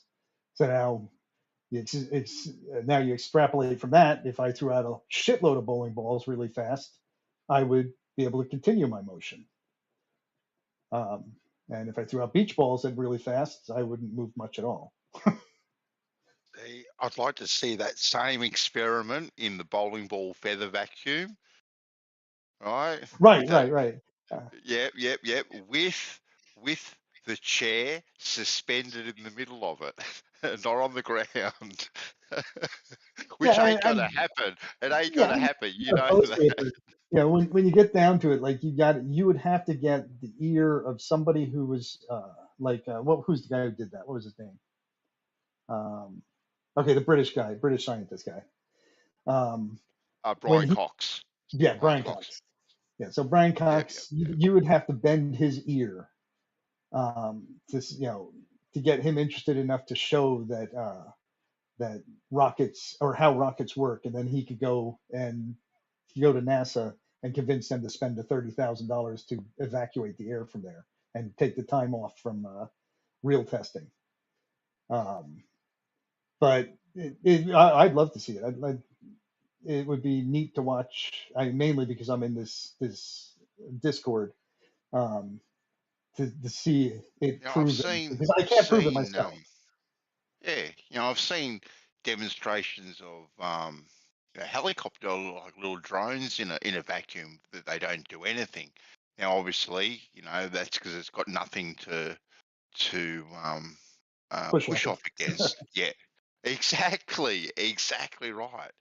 And I've seen plenty of demonstrations from whether it's Action Lab or anyone else that's done small versions of rockets in vacuums, but right. To me, they're not flawless. To be honest with you, like they're in too small of an environment. That's why in that. Oh, right. Every cubic foot of rocket gas I put in there now raises questions in your mind. Is it pushing off of its own gas? Yeah, and that's why, because we know we can scale down rockets, because I made some, with my kids when they were little, and we launched them in the park type thing. So we know we can make little rockets. So getting a little rocket, right, in a giant vacuum, right, and seeing if it would work, right, to me it's a fairly easy thing to do. Now I know it's expensive to evacuate that vacuum. I can't remember. Right. Someone did tell me a figure, and I was gobsmacked at how much it actually costs to get it emptied. But yeah, and that's why I'm just fascinated why there is really no old footage of this ever being tested. Like it seems to be through mathematical equations, and from mathematical equations we were able to scale things up to get on to the moon, whereas everything else of major engineering feats we tend to do on a smaller scale first, and then build up from the small scale, because we want to know that it's going to work before we invest such money in these things. I think one of the things that happens is that those small scale tests did take place. The small scale tests were the Goddards from 1915 to 1925. He was playing with rockets, trying to get different liquid fueled rockets. And, there's the whole industry of how these little individuals got interested in it and started playing around with these things. And then that gets bigger and bigger. But then there's places where the can't push of air model, I think, falls apart. Is as a rocket goes up, by anybody's account, by the time you get to 30,000 feet, there's a lot less air. And when you get up to 100,000 feet, like balloon heights, you get down to 1 torr, which by by even the practical sense of like a air conditioning vacuum, one that sucks out the air conditioner in your car, pretty damn good vacuum. That is a vacuum there, and yet you would expect that rockets would perform far better at ground level than they would at elevation. And it seems like the opposite happens. Actually, as they go up, the performance improves. The actual amount of thrust has a marginal increase, and the friction goes down because there's a bigger delta between the explosion in the inside of the what do you call it, chamber, the place where it burns the fuel. I can't think of it. The expansion chamber. Well, whatever. In the rocket engine. I want that word. God. Okay. You know what I'm talking about. The place where it burns. And it expands and it builds up pressure, but the delta between inside that chamber and outside that chamber increases. So rocket performance should go up, and as opposed to the opposite, which we would expect on a flat Earth where it's pushing off of atmosphere.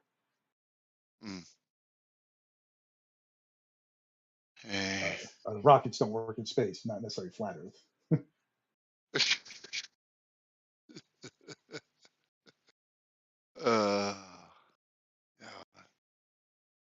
I know I don't have any practical experience. I mean, I think you could probably, maybe prove that if you went up to the top of, what's the name of it? Like some of the mountains out in the west, 14,000 feet.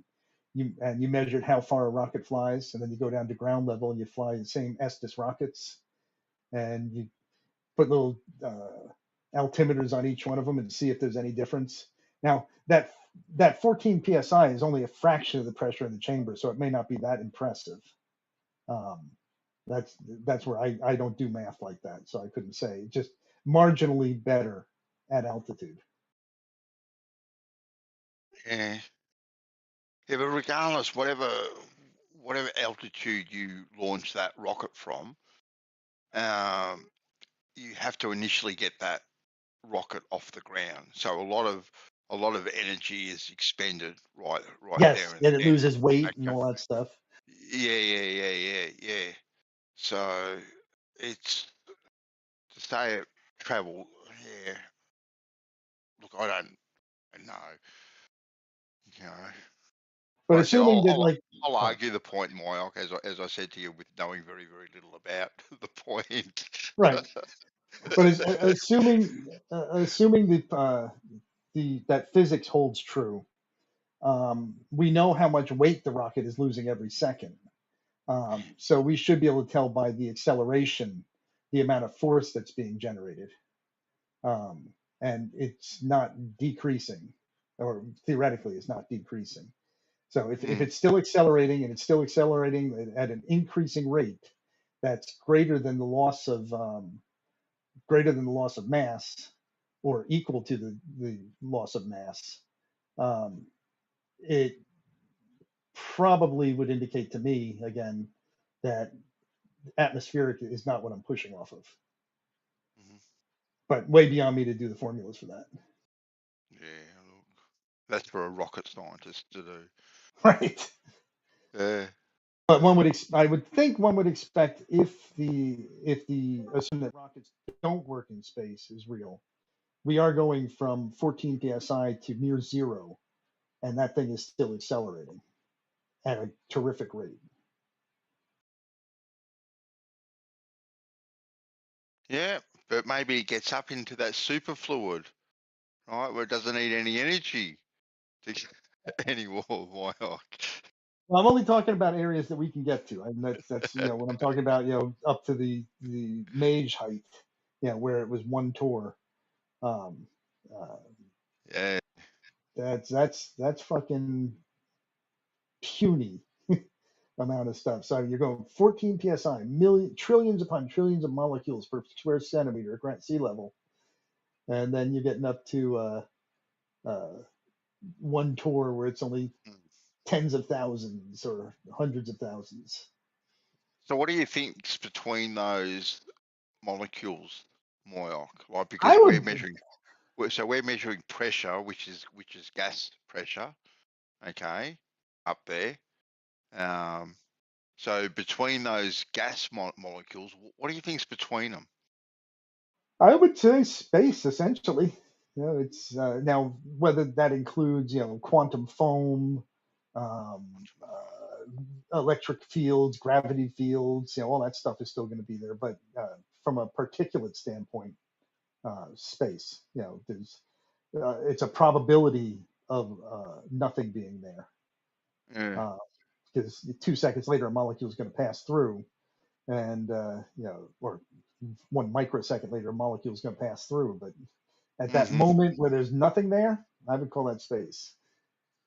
Yeah. If you can put a whole bunch of those nothings together, you'd have a vacuum. Nothing is a hard concept, isn't it? Really, it really is a hard concept. Like nothing. Oh, absolute nothing. Yeah, complete nothingness. That is a very difficult concept to even wrap your head around. To be honest, Even with like the God model, Earth is finite, small, and stuff like that. Really, what's beyond it? There's never an end to that question. What's beyond it? Okay, we got heaven. Okay, well, what's beyond heaven? Is heaven infinitely large, or does it have it 10 feet? Yeah, that's right. Who's God? Who created the God? And who created that sort of thing? Like, the questions are always unanswered, aren't they? Like, it just keeps on going on and on and on and on, really. Yeah, my belief in God is quite simple. I mean, I don't say. I lean towards there probably isn't a God, because there's no good reason for one in my estimation. However, I am totally open to the idea, but it's going to require evidence. So I'm kind of screwed. Evidence. Yeah. Don't wait too long. God's going to have to come and talk to me. Don't wait too long. You might miss the boat. You might miss the boat. Yeah, I might miss it anyway if I choose the wrong one. Well, yeah, that's true too. So you believe that that it we're in something infinite, like it never ends ever. I don't. Yeah. I cannot fathom how it would end. I mean, there could be a finite amount of matter in the universe, and it stops at some point. There's no more matter. But then I can't imagine what is 10 inches beyond that. Yeah, I passed the last piece of matter. Okay, I'm still going this direction. Do I pop out at the other side of the universe and do a Pac-Man universe, or is Hit a brick there? wall. Yeah, do I hit a brick wall, a shell? I don't know. Yeah, ever, forever is also too another gobsmacking concept.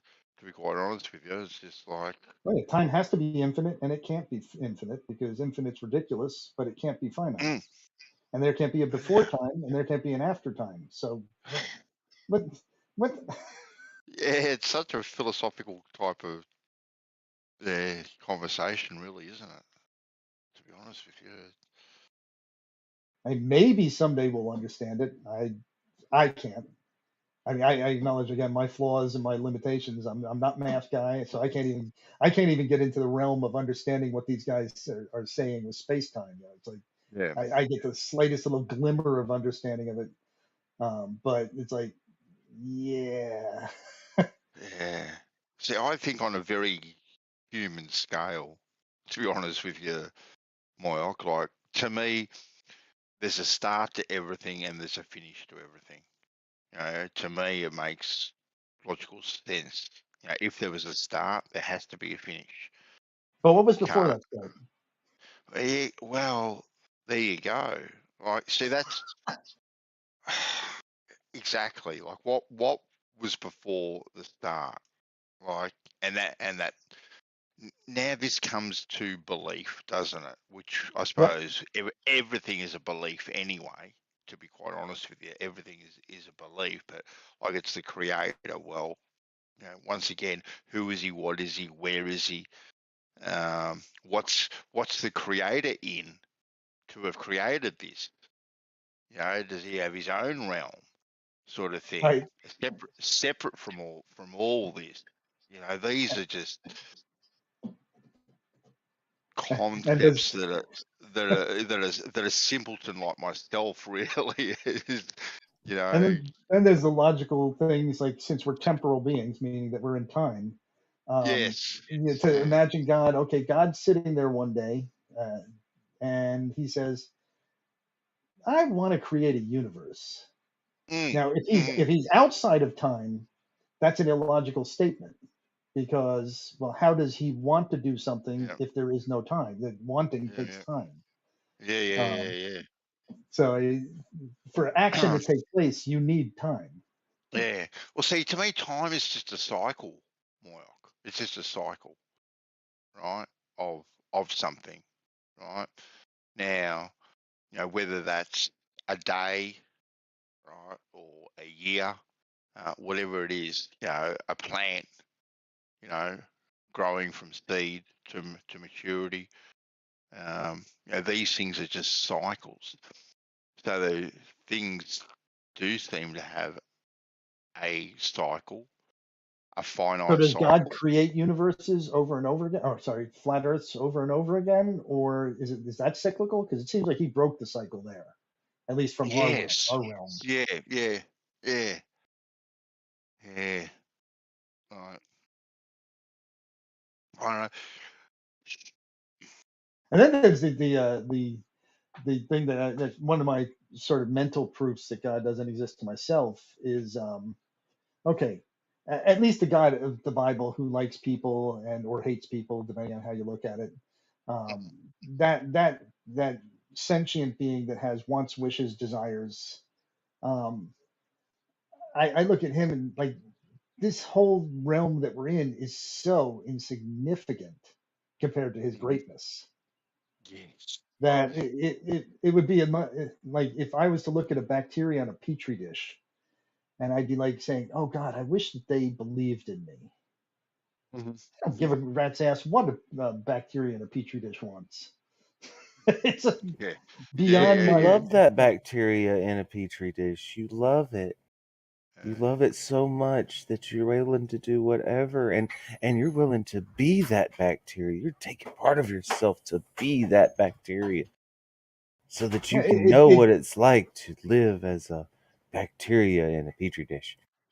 So yeah, it's it's such nonsense. And then there's the thoughts of these very human thoughts of well, even if I did like have a colony of ants and they were building statues to me, would I be proud of that? Would I I might find it interesting, but would I, as an infinite being with infinite power, it really would be like nothing. I just cannot wrap my head around what the mind of God would be. Now, as a creative force, something like not more of a deistic God, where God created the universe as a byproduct of his mere existence. I could probably buy into that. But not that he comes down here and wrestles with people and gets hit in the nuts. Yeah. So I struggled with the concept of God when I was younger. More because I was brought up very strict Catholic and all that sort of stuff. And you taught about this being all loving, all great, just all wonderful. And then you gets pissed off at his around the creation. and you look around the world and you think to yourself as a young fella, right? What sort of narcissistic prick would create such misery? you know what I mean? Yeah, like yeah. with all the woes and whatnot in the world, why would you do that? Why wouldn't you make something that was perfect that you could look down on and look down on in awe at your greatness, at all the good things that you can do?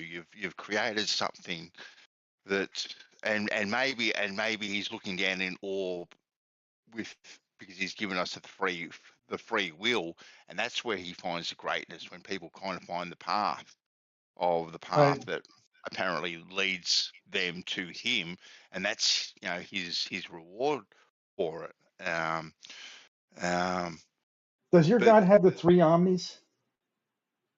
no, because I'm just on a creator level now. I don't follow any religion or anything like Right.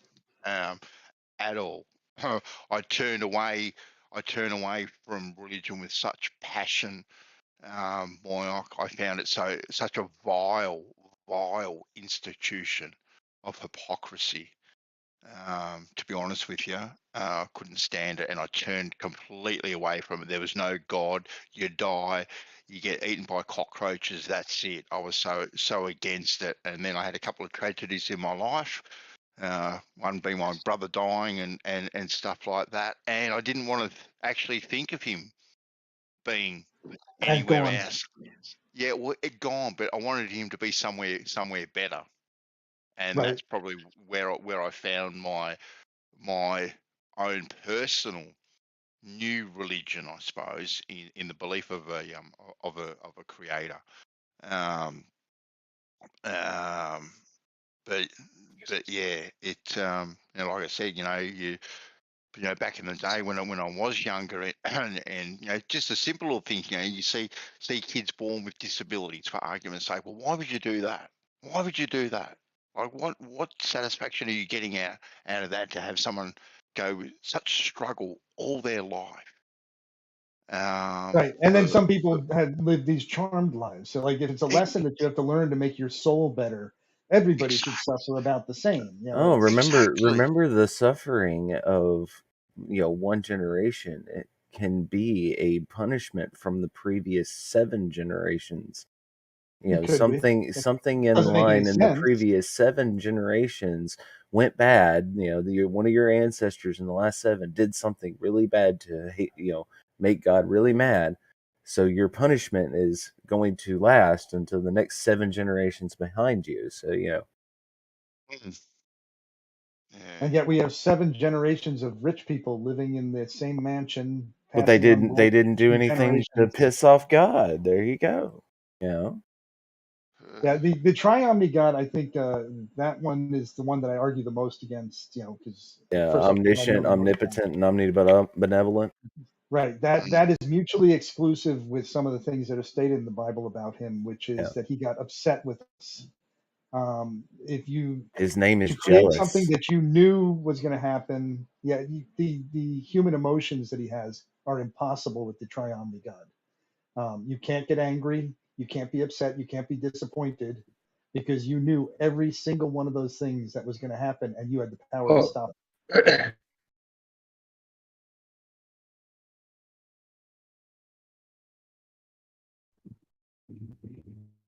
Somebody coming in there? I thought somebody was coming in to interject here for a second. Yeah, so Triomni I have a problem with. The deistic God, I just don't find any need for it, and I leave the place open for it. Yeah. Yeah, fair enough.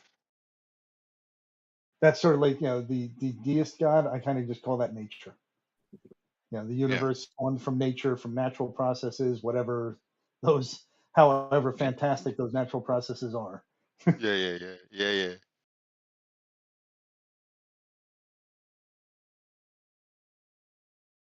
Anyway, on that happy note, boys, I'm going to leave you, and I'll see you in the trenches another night. Thanks for the chat, Mike.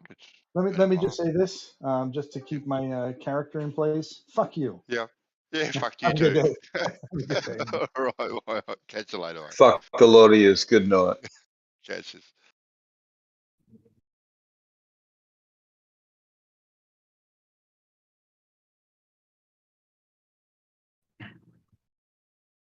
So I'm trying to get in contact with Wolfie to try and get my my accelerometer put on one of his airplanes.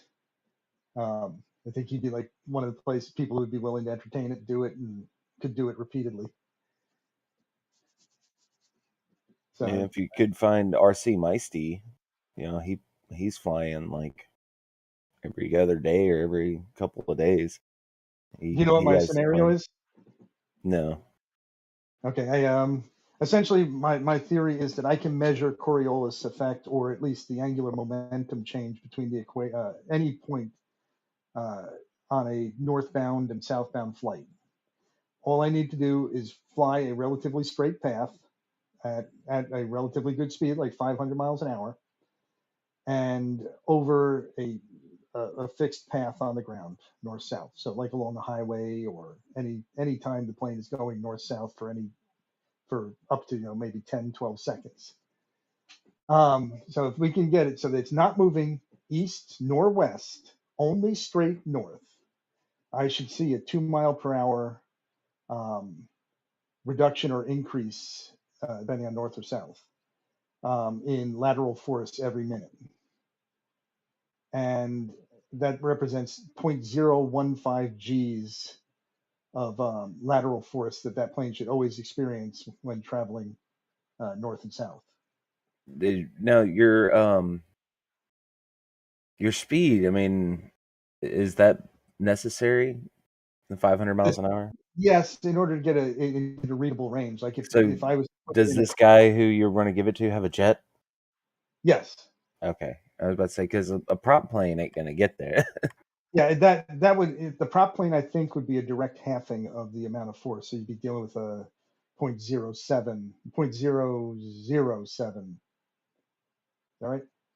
Yes, 0.007 G, which is that's starting to get into the realm of kind of hard to measure.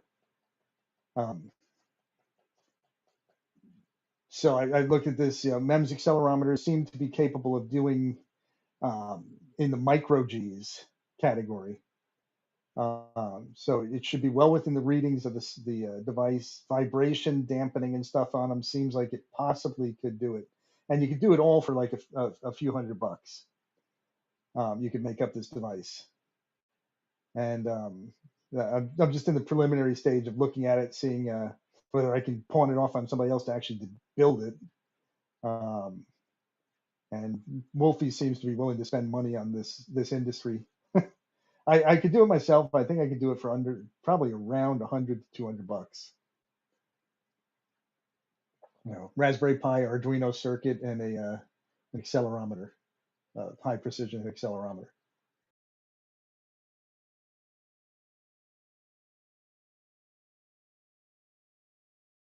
Yeah, good luck. But I also am trying to get from the flat earthers or from the anti-Coriolis people whether they would consider it useful information. Would that be definitive to them? Oh, you know better, man. It wouldn't. It wouldn't be. That's kind of why I want to point it off on somebody else. Yeah, I mean, yeah, I'm the idea man. It's one of the reasons I gave up on the conversation. I come in every now and then to mess around with the flat earthers here lately, but I pretty much gave up on trying to convince anyone about it because most of the people that are still in these chats, they're just going to believe it because they like the idea of it now. They want it.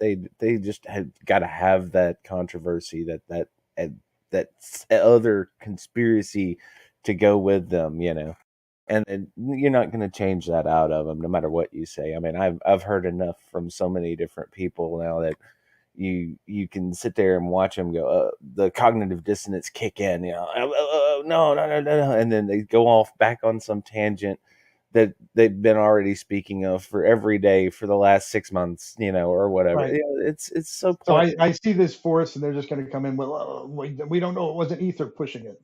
Oh yeah, I guess so. I mean, but ether doesn't push it when I'm standing still. Yeah, they'll come up with something to say, oh, no, it's flawed. Even if it's perfect experiment, right? And it works exactly like it should. They'll just be like, no, it's flawed. The funny thing is, though, that they would say something like, first off, I would say that I can make a prediction ahead of time that I should see approximately a 2.1 mile per hour average lateral force. They'll say that's not a prediction. I've never been able to get out of them why that's not a prediction. I predicted when that volcano went off, I predicted when the arrival time of the shock wave and the secondary shock wave was going to be using, just the globe assumption. And that validated distances to Tonga. It validated angles to Tonga, everything. It validated the map, all in one fell swoop. But then they're like, well, you don't know that it didn't just bounce off the wall and come back at this time. And it's like, yeah. But then it also wasn't a prediction. You did it after the fact. It's like, yes, but without knowing the answers, I predicted all the answers. That is a prediction. Just using the assumptions, I was able to predict the landfall of every one of those, which validated, like I said, it validates the map, validates distances, angles, the continents are where they are supposed to be, and the shape, all in one fell swoop. It was a wonderful little scenario. We should have more volcanoes go off.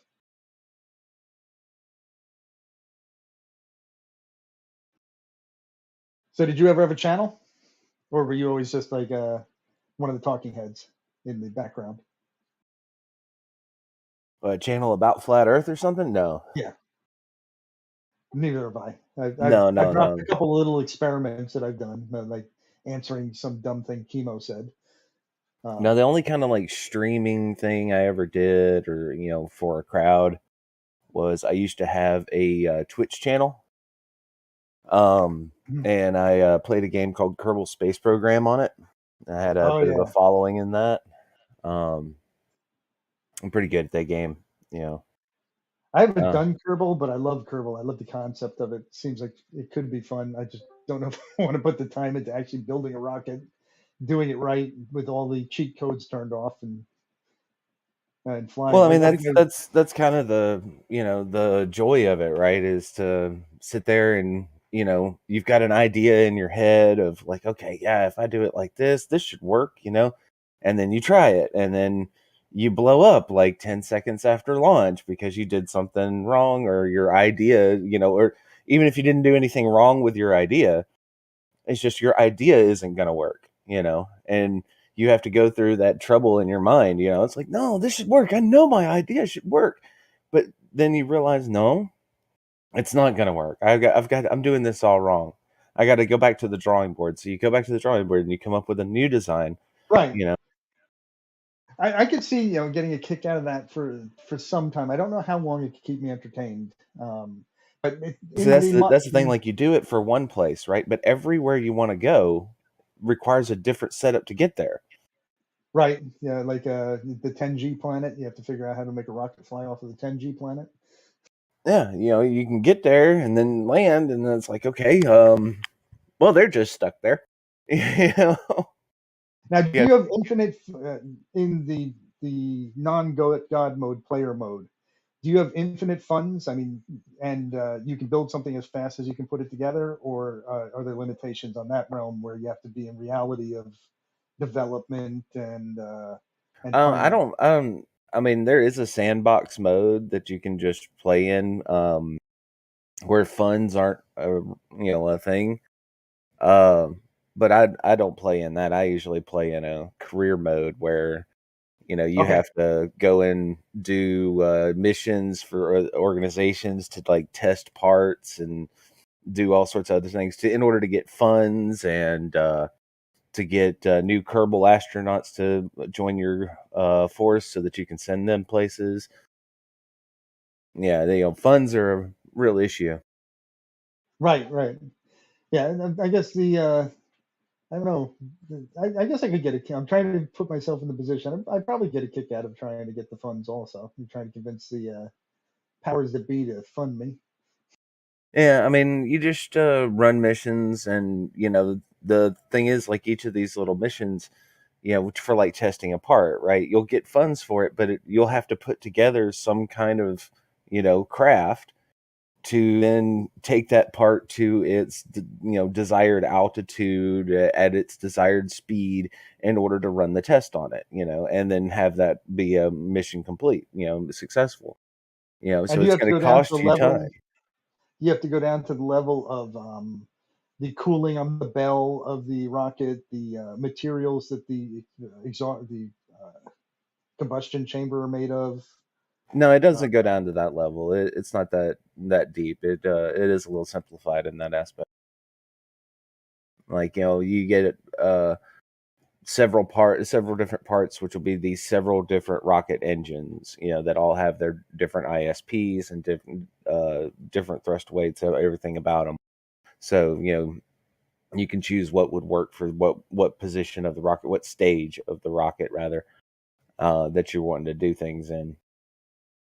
Did you ever put yourself at the speed of light, and what model does it use for that? Does it still take you a year to get to a location, or do you get there instantly? I think that from light's perspective, it doesn't experience any time. At least one model doesn't. I have not put myself at the speed of light because the way thrust works in the game is chemical propulsion, you know.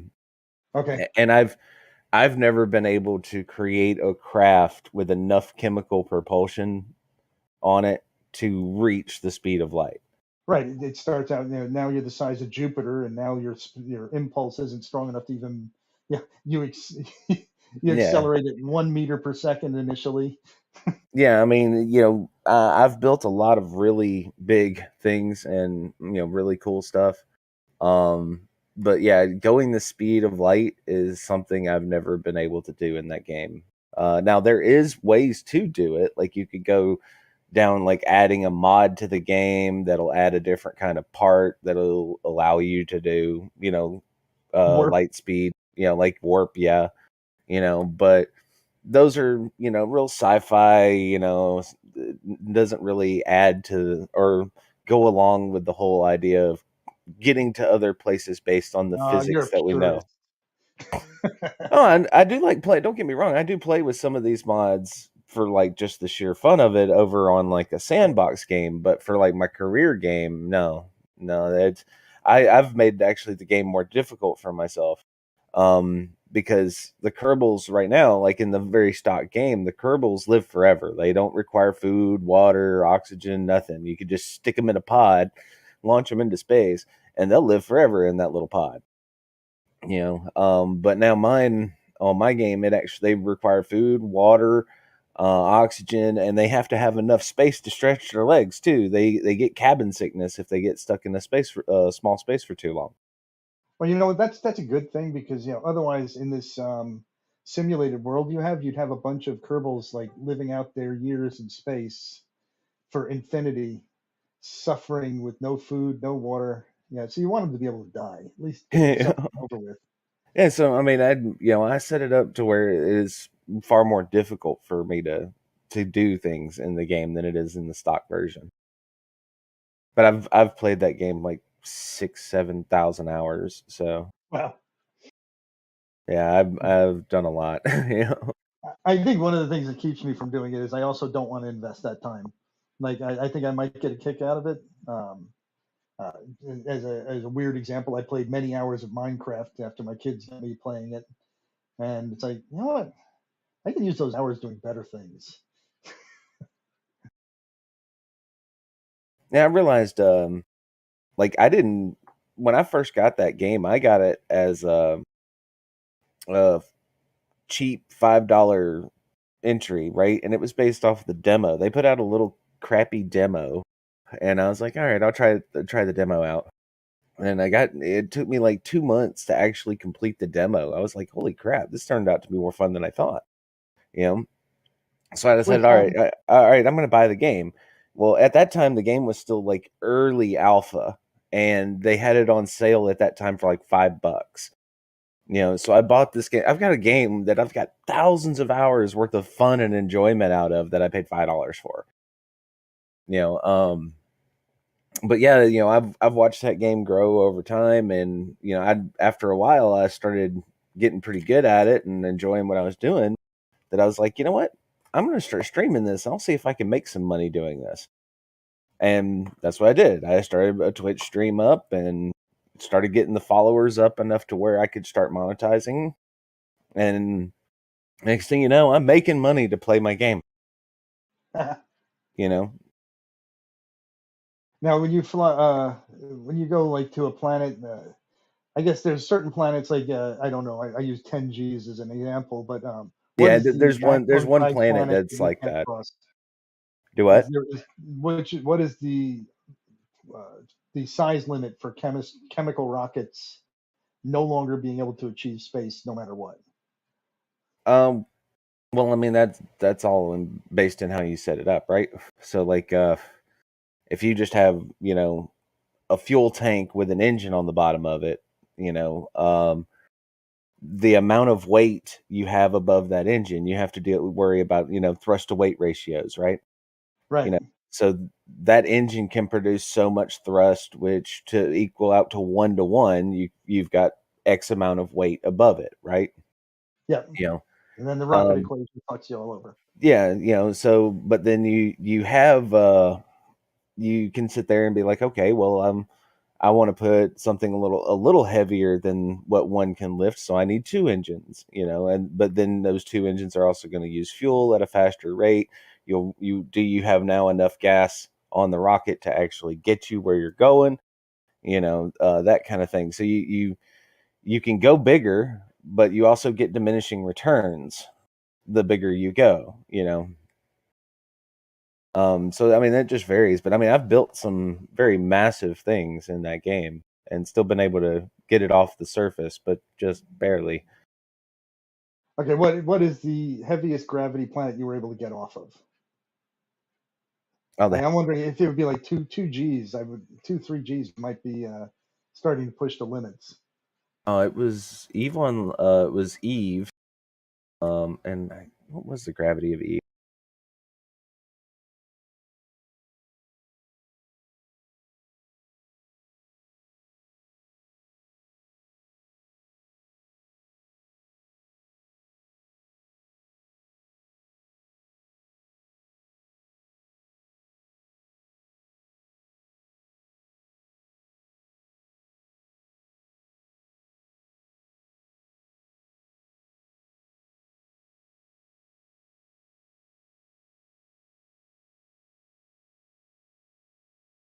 Should have known that. I Yeah, should have found that on my compass. 16.7 meters a second surface gravity. So 2 Gs. Yeah, that's so what I would have it's guessed. 2 2 Gs. Gs, Yeah. the rocket equation starts to break down. So any planet that's greater than 2 Gs probably doesn't have a spacefaring race in the universe. Let's call it 3. Yeah, it's tough to get off that one. Actually, like the way I've done it, I've got off the surface, but I cheated sort of to do it. I landed a lander that was also able to get back off the surface. I had enough fuel to get back off the surface, but I landed it at the highest landmass point on the planet. So that the distance to get to space was shorter. So I didn't have to burn for so long as going from like the low surface, like sea level surface kind of thing. And did you achieve orbit or just get to this threshold of space? No, I achieved orbit. Yeah.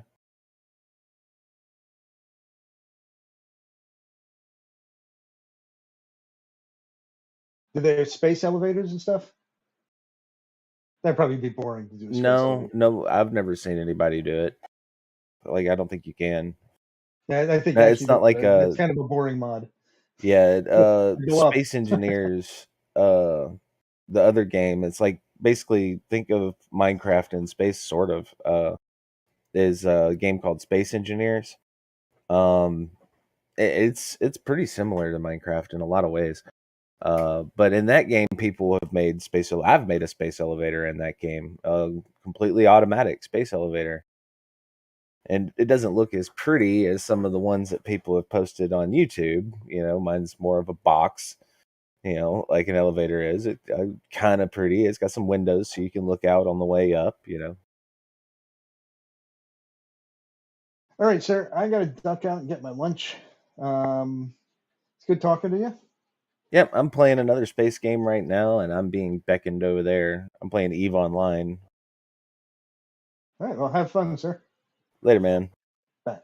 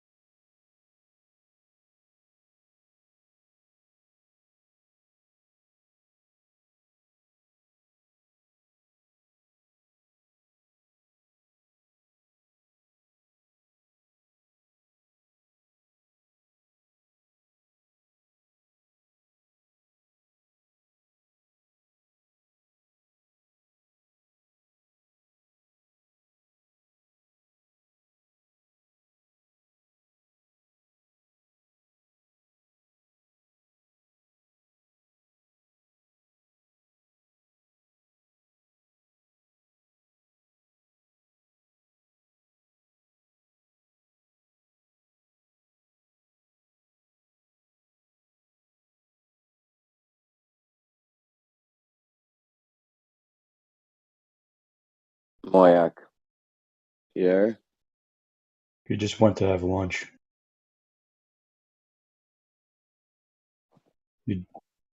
You just missed him.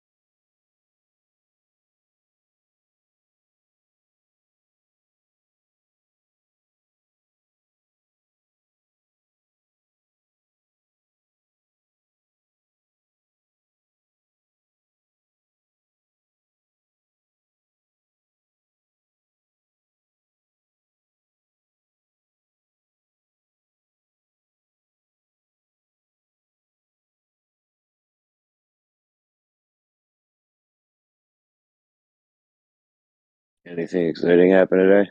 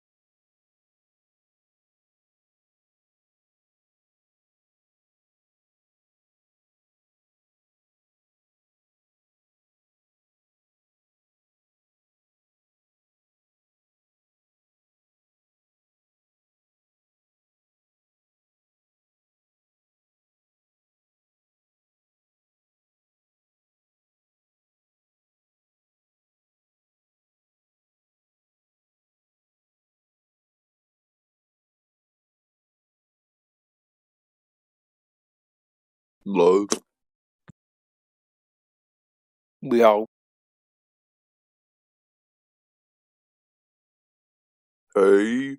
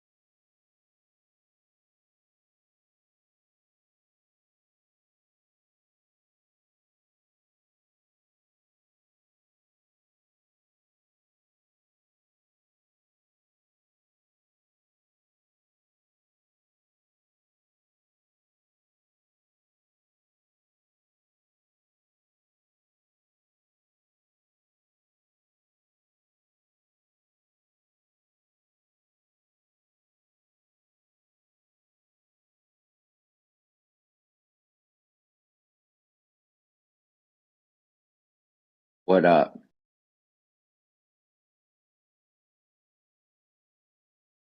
You there, Bob?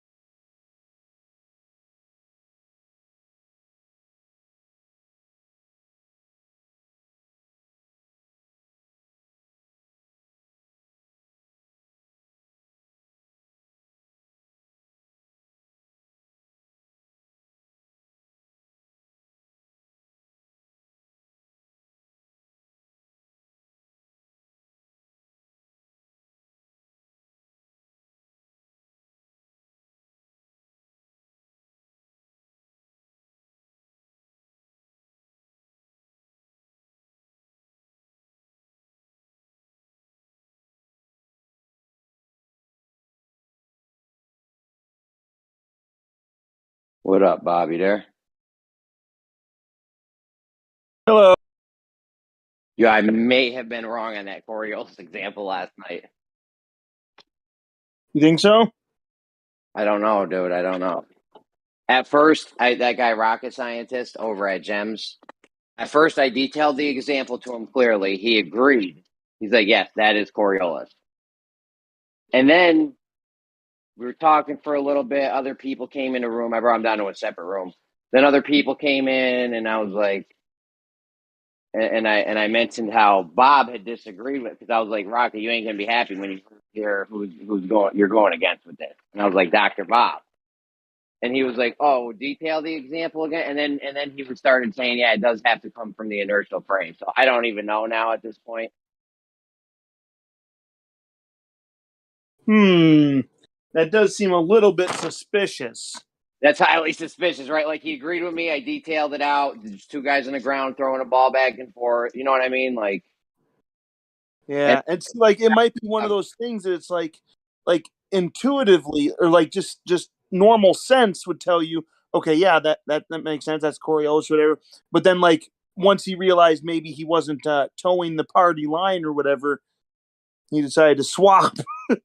Yeah, bro. Because I even detailed it to him. I'm like, see, I told him, talking to him, I'm like, see, every time we detail this, people think that, you know, we always detail it with the guy on the merry-go-round or roundabout throwing the ball. And he was like, yeah. Like, he agreed with it the whole time. I was like, but the guy doesn't have to be throwing a ball. And then he heard Dr. Bob was against it, and he split. Yeah, that sounds pretty suspicious to me. Mad suspicious, bro. Mad suspicious.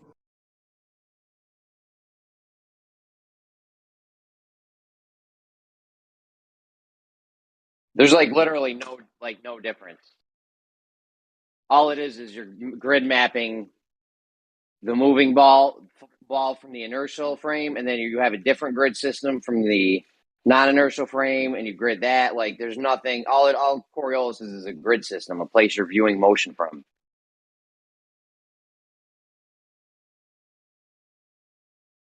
There's that one guy who gets in here and basically fights with you. He's very, very persistent, like, on insisting that Coriolis is somehow a force. And like, I realize that they call it a force, but they even, I think, have referred to it as like an imaginary force or whatever. But he seems fictitious force, the pseudo force. Yeah, it seems like he's really pushing for it to just be straight up a force. It's like that's not actually real. It just appears to deviate. It's not like there's anything actually affecting the object causing it to deviate.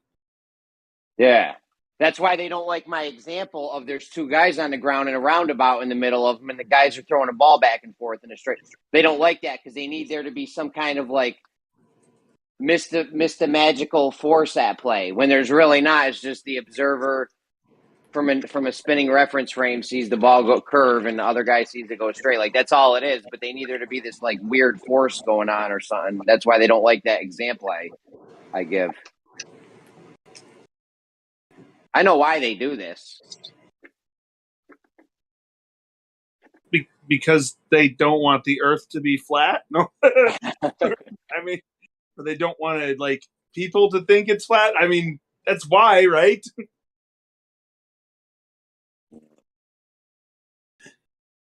Maybe not. They need the Earth to be spinning. And they're still confused about the plane flight paths over in GEMS. They're like, I find it very weird that a plane would go in a perfectly straight line over the Earth. I'm like, yo, me too. I'm like, we need to take that up with RC Meisty, though, because RC Meisty says they do fly in perfectly straight lines when you map it over the ground. So, I don't know. You got a real catch-22 here. Because their argument against my plane thing before, that they don't fly in straight lines over the ground. They move for restricted airspace and move out of different paths to get to hit jet streams and shit. I'm like, well, RC shows me plane routes that are perfectly. If you go to look at a plane route, it's perfectly straight, mapped out over the ground. They didn't move to hit a jet stream or nothing. They're just flying in a straight line.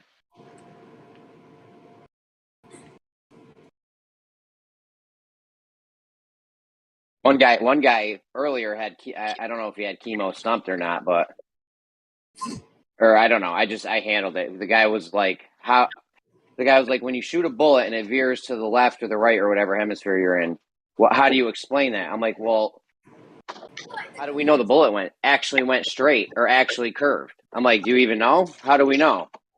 And he was like, okay, I'll get back to you. It's the same thing with LIGO with I don't know who it was, Bob. Did you hear me and Bob talking about LIGO the other day?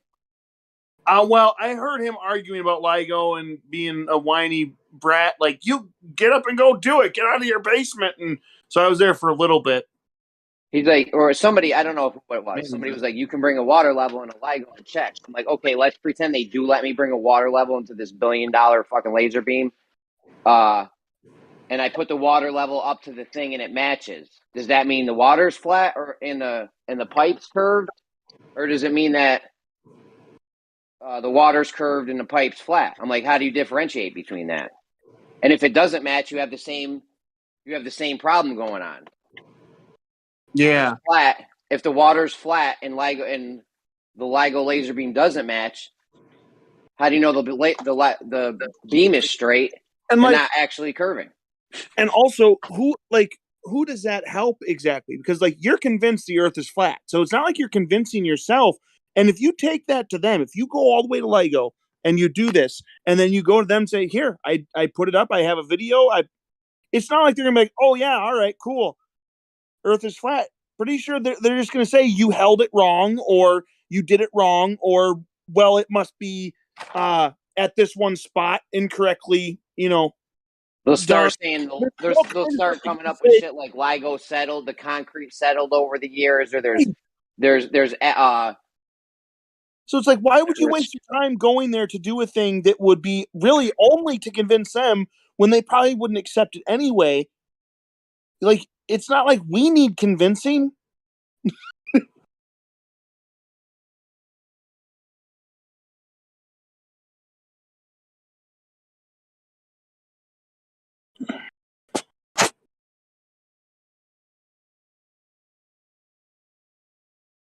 If I was them guys, I'd be all over this. The thing is, LIGO's not gonna. I'm not an idiot. LIGO's not gonna let you in near their fucking $1 zillion laser beam with thousands of gallons of water. Of course they're not. Of course they're thousands of gallons of water. You're gonna have to spend money on their water bill to do that. Like, there's no way. Not gonna happen.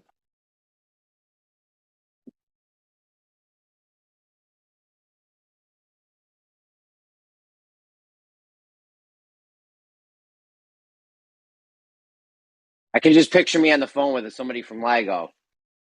And the person from LIGO going, wait, you want to do what? Yeah, sure, come on. Bring all that.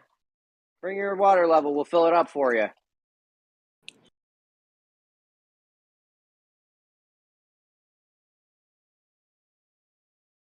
Even if we did do it, though, we have no way to differentiate on how do we know the beam's straight? We're just going to take your word for it? Or, how do I check to see if the beam is actually straight?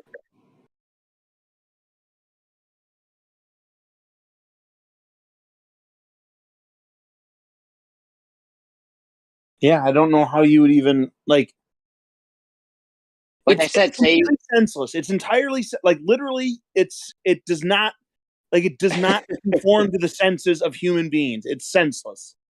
Yeah. I hear that.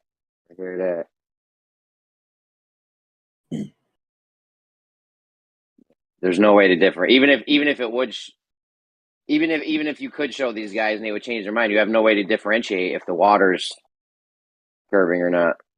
Or I mean, if the laser beam's curving or not. If you gave me a way to check to see if that laser beam was straight, then maybe we'd have something. But just putting water up to it is not going to tell us if the water's curving or the beam's curving. Just imagine calling NASA and just being like, "Hey, yeah, can I just come look at your guys' rocket that you're going to launch in a little bit? I just want to check to see if it's really a rocket. That's all. Just give me a few minutes to go ahead and take some pictures and look around." I got a screwdriver. I'm gonna bring my own tools. Don't worry about it. Right. I just gotta take a few panels off here and there. Yeah, that'd go over good. Obviously, they're not going to let you do that. No, they're absolutely, yeah. They'll let you pop a few panels off. As long as you bring your own tools. It's BYOT. Actually, really, Jeremy, if you called and asked to do something like that, they might actually contact someone and be like, hey, you should watch this guy for terrorism or something. Like, you need to keep an eye on this dude. He just gave us a really weird phone call. Yeah. That's not going to go over well.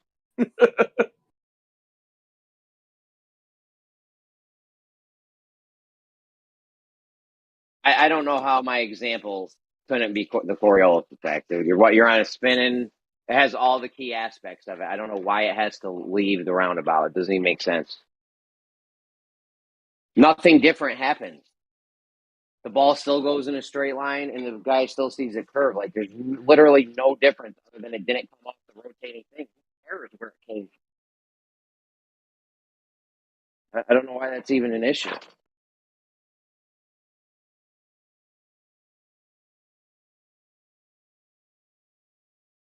And I've used this example on him before with the roundabout in the middle of the thing, but the two guys throwing the ball. Let's stop because I don't want to talk about this for the 8th day in a row. I do think my airplane argument is fucking fantastic, though.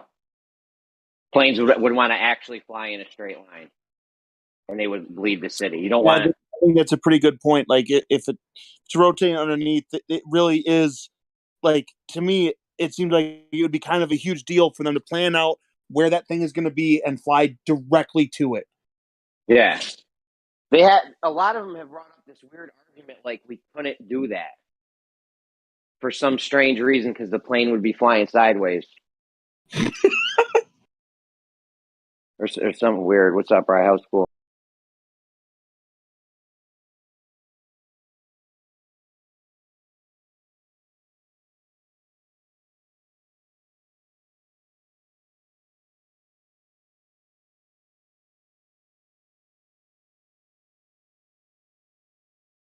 Yeah, they act like so we couldn't fly in a straight line and not adjust for Coriolis if we flew just 30 miles to the right of where that city is right now. Like, that doesn't even compute.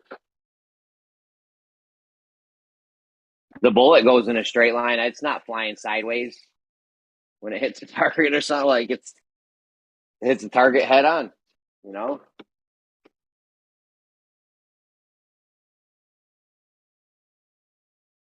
We're chasing our tails, Bob. We're chasing our tails. I got to start being more like you, the strong, silent type. Nice. Be getting wrapped up with these dummies running around looking stupid. Play stupid games, win stupid prizes, Jeremy. Yeah. I'm trying to win a goldfish at the fair or something. Knowing that shit's going to die in 2 days. Not even. It's just like little goldfish crackers that have been like sitting in the water getting soggy.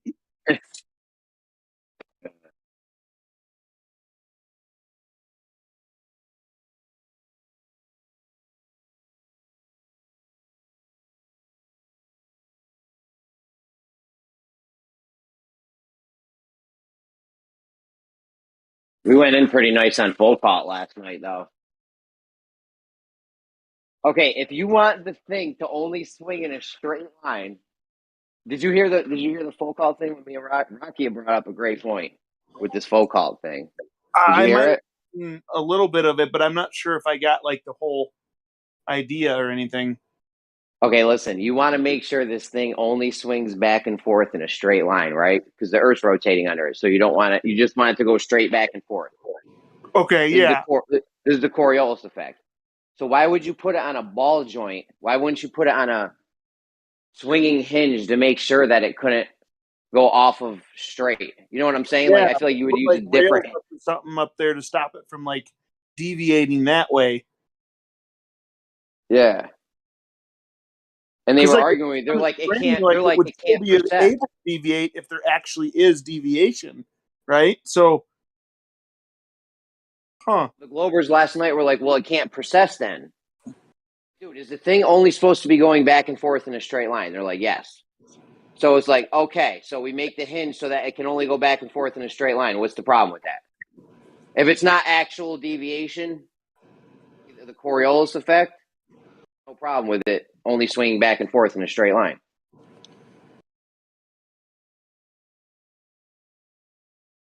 I don't know. I thought that was a good point, Rocky. Rocky brought that up.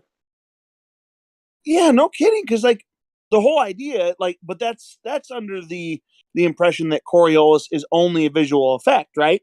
So like, if it's only a visual effect, then there should be literally no problem whatsoever with ensuring that it will only swing back and forth in a straight line, and then it should just look like it's deviating. Yeah.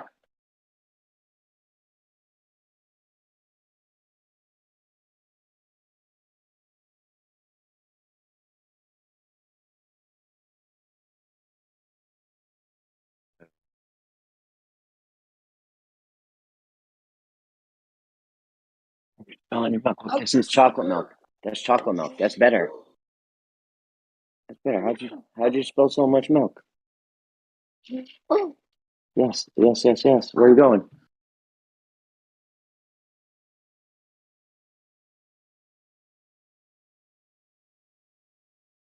If there's any more milk, I'm gonna have to start beating them. No, just kidding. I'm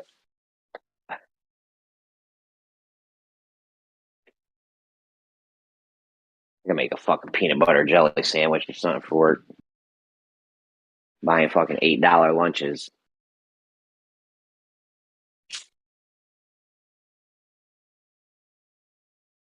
I know how that is. I'll end up buying fast food like on the way home or something. Yeah. We can't all live this luxurious life living in airport hangars and whatnot.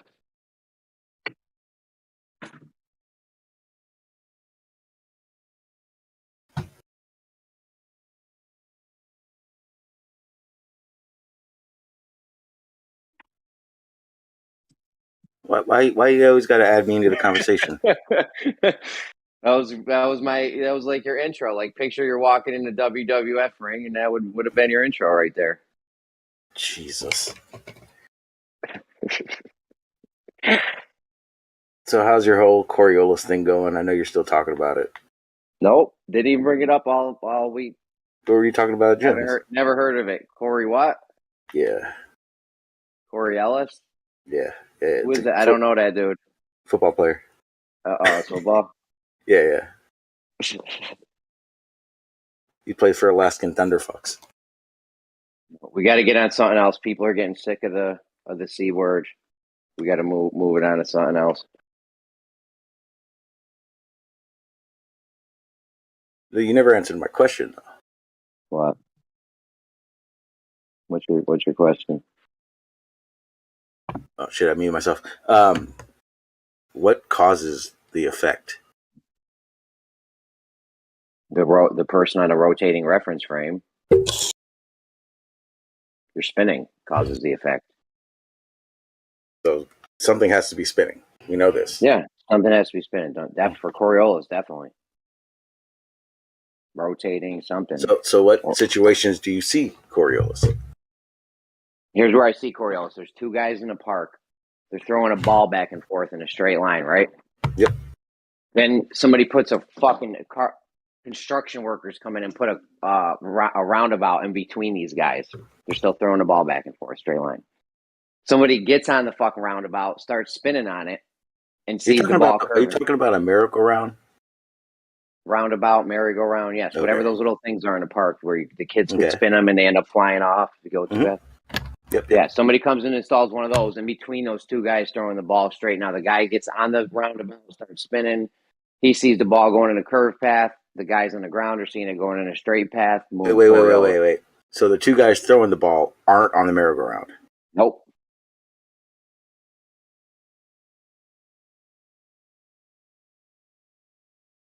Why? That doesn't matter. What point would the guy on the merry-go-round see the ball appear to curve? What do you mean, right away? How? If you get on a merry-go-round and if someone's playing catch and you get on a merry-go-round, you don't have a reference frame that's constantly looking at the ball. You would just see it going across your view. It wouldn't look curved. It wouldn't. They're throwing it right above you. So you're looking at the ball. You telling me that wouldn't appear to curve? No, the ball would just be going over your head. And it would appear to curve. That's why you kind of have to be on the reference frame. No, so the guy on the roundabout was going to see the ball curve. How? Are you serious right now? I'm so serious. At what point would it curve? The whole path of the ball will be curving for the guy on the merry-go-round. The whole time. It'll never go in a straight line for him because he's rotating underneath it. Okay, so if you're on a merry-go-round looking up and a plane flies over you, will it appear to be curving? Yeah. You can plot it out in a grid system as it's curving. Okay, Jeremy, from the non-inertial reference frame. No. You're telling me it doesn't even look like it's curving. I had No. rocket scientists agree with this for like 5 minutes earlier. I would love to hear who agreed with you on that scenario. For 5 minutes, rocket scientists did until he heard Bob disagreed with it, and then he switched his mind conveniently. Then when I'm done talking to you, I'm going to go make fun of him. All right.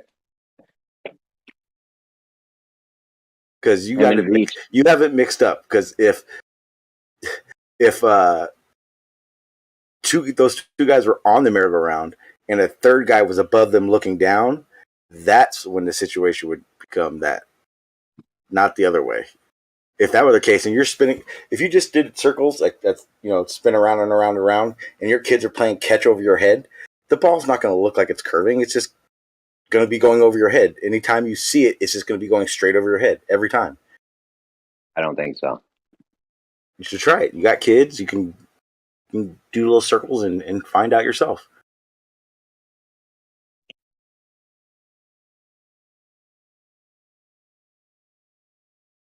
But your example, that doesn't even make sense at all. You're bugging, bro. I see what you're doing. The guy on the roundabout. Whoever's on that roundabout. Huh? Whoever's on that roundabout is not going to see a straight path for the ball, dude. They can't. They're spinning underneath it. Yeah, he's only going to be able to see the ball when he's looking at one guy. The ball's going to be going straight to that guy. When he turns and looks towards the other guy, the ball's going to be going straight to the other guy. At no point does it appear to curve in that situation. You're bugging, bro. You're bugging, bro.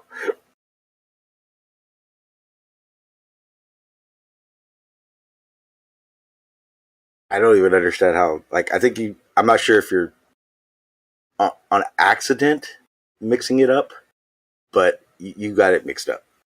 The people throwing the ball would have to be on the reference frame that's spinning for this effect to happen. No, the guys in my example, the guys on the roundabout, they're going to see the ball. One guy on the roundabout is going to see the ball curve. And two guys not on it throwing it over the guy's head. Yeah. So you understand that only at one point or 2 points of rotation is a person on the merry-go-round actually even seeing the ball. What? The only time the person's going to be able to see the ball's path is when they're looking at the one person throwing the ball. They go around and see the other person that's throwing the ball. Those are the only two times that the person on the merry-go-round would even see the path of the ball. And that path of the ball is going to be going straight to the people.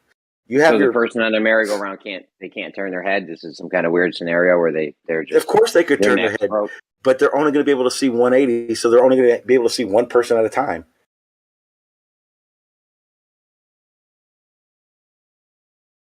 I don't. Now we're back to the observation not even being the same. I don't know what to tell you now. Because what you're saying just is not correct. It's just, I don't care what scenario. It's just not a correct way of even talking about Coriolis. I'm disinclined to acquiesce your request. Do you have a ceiling fan? Yeah, I got a ceiling fan. Okay. You don't even have to turn it on. Just get something, tie it to it, so you can swing it back and forth. So it goes over your head, back and forth. And then just get under it. Going in a curved pattern. Yeah. Go. No. The fan's not on. The fan's stationary. Oh, swing it back. Yeah, just forward and backwards. Yeah. And then get under it and just start rotating under it and see what that path looks like. Just do that. You'll see that what you're saying doesn't make sense. Oh, you think the guy's in the middle of the roundabout? He's on Yeah, the guy's on the edge of it. it doesn't You're matter on where the he's edge of standing. the roundabout. Doesn't Oh, matter. definitely matters. Definitely matters. Okay, just in that scenario, you'll notice that you only see the whatever's swinging or being thrown. You're only going to see it half the time. Half the time one way, half the time the other way. At no point do you even see the full path of it like that. Bro, that would plot out. Okay, listen. That would make a curved path on the roundabout, right? Say again? Let's say the ball had a laser beam. Okay. The ball has a pencil attached to it, and it can draw a line over the roundabout. Okay, just put a line. You think that line's going to be a straight line? Yes. It's just going to be a straight line, and then you're going to be looking at the other half. Looking at the other half. Hold on. The line on the ground. We're just there's nobody even on the fucking. Jeremy, do you have... Jeremy, on, there's got to be a line on your roof right now, on your ceiling, that you can look at and just spin around and see if it looks curved or not. Just hold on. There's a pencil attached to the ball. The guys are throwing the ball back and forth. The roundabout is spinning. There's a pencil attached to the ball. Is that pencil going to make a straight line across the roundabout? I mean, so if you drew a path... Did it click? Did it just click? Okay, so if you're drawing a path along the roundabout as it's going around in a straight path... I heard it click in your head just now, still literally. You can hear it. I see what you're saying, and what you're still saying, if that's even better. Right? If you had a laser... I mean, that's even better. Listen, is the line going to be... You didn't answer my question, bro. Don't try to dodge it, please. Yeah, as it spins around, it's going to hit different points of the merry-go-round as it goes around. Yes. The line on the merry-go-round will be a curved path, right? Yeah, so like as if so the guys throw the ball, and as they throw a ball, an imaginary line cuts across the merry-go-round to the other guy, right? Yep. Now, if it's a physical line that you're drawing, you'll be straight. You get to the merry-go-round, and then it'll deviate on the merry-go-round because the merry-go-round is moving and the pencil's not, and then it will go straight to the other guy. That's not Coriolis. The line on the merry-go-round is definitely going to be curved, though, right? Because the merry-go-round is spinning. Shit, bro. I heard it click in your head. You already know. No, you got it. You have. I don't know if you have it mixed up. I don't know if you have it mixed up or you're purposely playing this game. I heard it click in your head, then I heard you start laughing because now I feel like you're just fucking with me at this point. Because I see what you're saying. You're saying if the merry-go-round's going around in circles and you put a pencil and try to draw a straight line on that merry-go-round, it's not going to be a straight line. That's not Coriolis. It's going to be curving now, right? To anyone on the merry-go-round? The guy that's standing on the merry-go-round isn't going to see it in that way. He's going to see the ball going a straight path over his head. Nah, dude, the balls, we drew the line on the merry-go-round. It looks like it's curving. Okay. You throw a ball over, the ball follows a straight path, correct? To the other guy. Period, right? Yep. Okay. If you're standing under, so if you have like you said, a rope, a line, anything just above your head, you don't even need the ball. You can have a straight line, right? Just a line over your head. That line's not going to look curved. It's going to be a straight line, no matter how you look at it. Moving for there to be Coriolis. This is not. Just a rope hanging is not. I don't even know. Like, bro, you lost. You literally. You need to understand that for Coriolis to happen, regardless of why, it's on the moving reference. Dude. Yeah, no matter what, it doesn't matter if we're talking about Earth spin or whatever reason it happens. The Coriolis effect is an effect we observe on a moving surface, not over a moving surface. It's on the moving surface. That is the reference. Okay, and the object that's moving is in the inertial frame of reference, right? The observer would be. No, the observer's in the non-inertial frame, the spinning. Yeah, you're right. The ball would be involved in that. I've been right this whole time, Sean. No, you haven't. I've been right this whole time. Because now we're talking you about... lost, bro, because I can hear you laughing. Why are you laughing? Now we're talking about the effect happening on the merry-go-round. So now let's talk about the same thing. So if the two guys are throwing the ball on the merry-go-round, then it would appear to be curved. We know this because there's examples where people get a merry-go-round and put a ball and they play catch with each other on the merry-go-round and the ball appears to be turning, but it's not. It's on the reference frame. You got to remember that part. That's a very important part of Coriolis. It's on the reference. So in my example, the ball, since it traced the curved line out over the merry-go-round, is definitely going to appear to be a curved path from the people on the merry-go-round, right? If you draw a line on the ground on the merry-go-round to the other guy, it will not be a straight line because the merry-go-round is moving. But the two again, if we're talking Coriolis, for whatever reason it happens, for whatever, it's on the reference frame. It's not two guys. It wouldn't be two guys throwing a ball and a guy on the merry-go-round to show an example of Coriolis.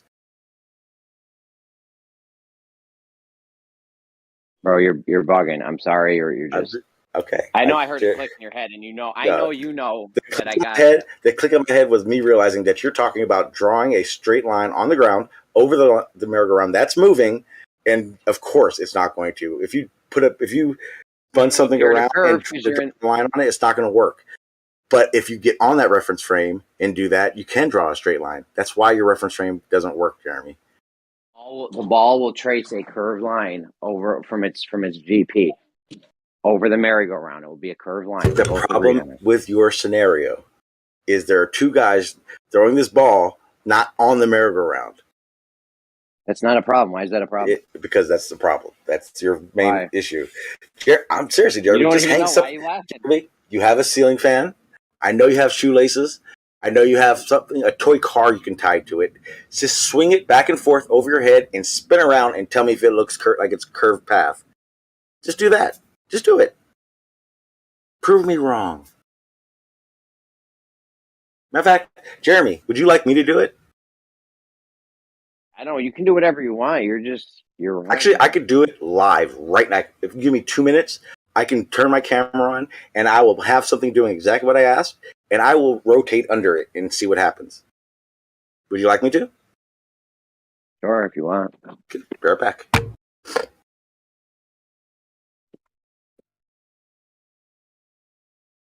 We already know it's going to appear to be curved because the ball is going to trace a curved line over the non-inertial reference frame where the guy looking at it is. So, I mean, I don't know. You're kind of wasting your time. We're already past this point. We're like way past. You're like dragging me down. Me and Bob Dole in a hole.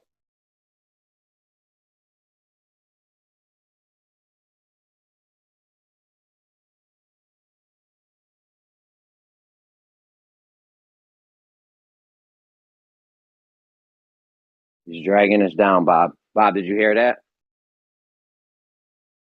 What's going on? Were you listening? Not too much. Why? Never mind. He's telling now. Sean's telling me that the guy on the merry-go-round that's spinning ain't gonna even see it be a curved path. Oh yeah, I heard that. I heard whenever you were talking about like, what if there was a pencil on the football, and he seemed to be indicating that, or like whenever he suggested that you tie a thing to your fan, he doesn't think that it'll look like it's deviating or whatever, like it's a curved path, which is just like it's just. I don't know if he can't like properly get it in his head, like so that he understands what it looks like. But if you're spinning a roundabout, it doesn't matter where the ball is thrown from. If it goes across the roundabout in a straight line and it makes a mark on the roundabout while the roundabout is spinning, the line's going to look like it's curved. It will be curved. The line itself will be curved, even though the ball went straight, because the roundabout is moving. It's turning. It's spinning. Yeah.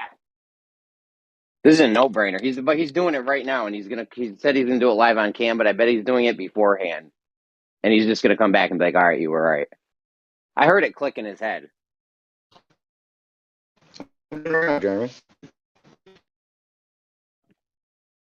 Can you see the string hanging?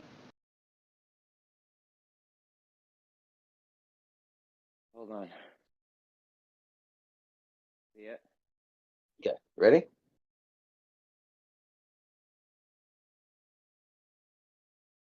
The path does not change. It looks curved. It looks like a curved path, bro. No, it looks like a straight path. Straight. That's the only thing that changes. It's still a straight path. It doesn't even look curved. See how that works? record this and draw a line over the path that it looks like that thing's taking. What? It's definitely looks curved. No question, No, bro. it does not. You're Look. bugging. Bob, do you see it? Right? It's a So bit see it swinging? glitchy for me. Let's see. Yeah, I see it That swinging. path, the path doesn't change. Oh my goodness. What is, dude, are you on dial-up or something? What is this? You are super laggy. We can't even. You can barely see it swinging, but it's clear that when it is swinging, it's not a straight line path. It is a straight line path. The path doesn't change like that. It doesn't even appear to change. Wow, bro. It's the way you're looking at it changes. Dude, you're wrong on this one. I'm sorry. Just it's fine. Not wrong. We can I start over. literally just showed you that you're not Based correct. on what he just said, I want to ask a question. If you're spinning a roundabout and you throw the ball across it, even if you throw the ball from the roundabout, are you under the impression that the path changes? On the roundabout? Yeah. No. So if you throw the ball and you're on the roundabout while it's spinning and you throw the ball, the path doesn't change. Good point, Bob. Good point. That was easier than what I was doing with this guy. If you're throwing, no, okay. So if you're on the merry-go-round and we're playing catch, no, the ball doesn't deviate. It's a straight path. Okay. It just would have. So now you spin the roundabout and you're not on it and you throw the ball. Does the path change as it goes over the roundabout? No. Okay. So the only thing changing is your position in those two scenarios, right? Yes. Okay. So if you had a pencil on the ball, in both of those scenarios, the pencil would draw the exact same thing, right? Yes, and yeah. Okay. So as the ball goes across the roundabout is spinning, and it'll make the exact same mark whether you're on the roundabout or whether you're off the roundabout. Sean, come on, man. Okay, Rob, did you hear Jeremy's? Will look when it's drawn in pencil like a curve. If you're on the merry-go-round. We're talking about if the ball had a marker or a pencil on it and it drew a path. In both scenarios, if the roundabout is moving when the ball goes over it, whether you're on the roundabout or not, won't change the fact that the path will look curved that it draws. If in the situation of throwing the ball over the merry-go-round, the path never changes, even if you're on that merry-go-round. Sean, you just admitted it a little while ago. Whether you're on the roundabout or not, the path doesn't change. The path never changes because Coriolis isn't literally moving the ball. It's an effect of the eye. It's an optical effect. In any scenario. So there's no reason to say the path doesn't change in this scenario because it doesn't change in any scenario. Okay, and that is the situation of if you're on the merry-go-round, the Coriolis effect happening. But it doesn't change the path of the ball. It just looks like it doesn't change the path of the ball on the reference frame. But to an observer who's not on that reference frame on the merry-go-round, it will. No, it won't. The ball's path will not change. That's the it will. Well, haven't you ever seen someone roll on a merry-go-round roll the ball across to each other? You never seen that?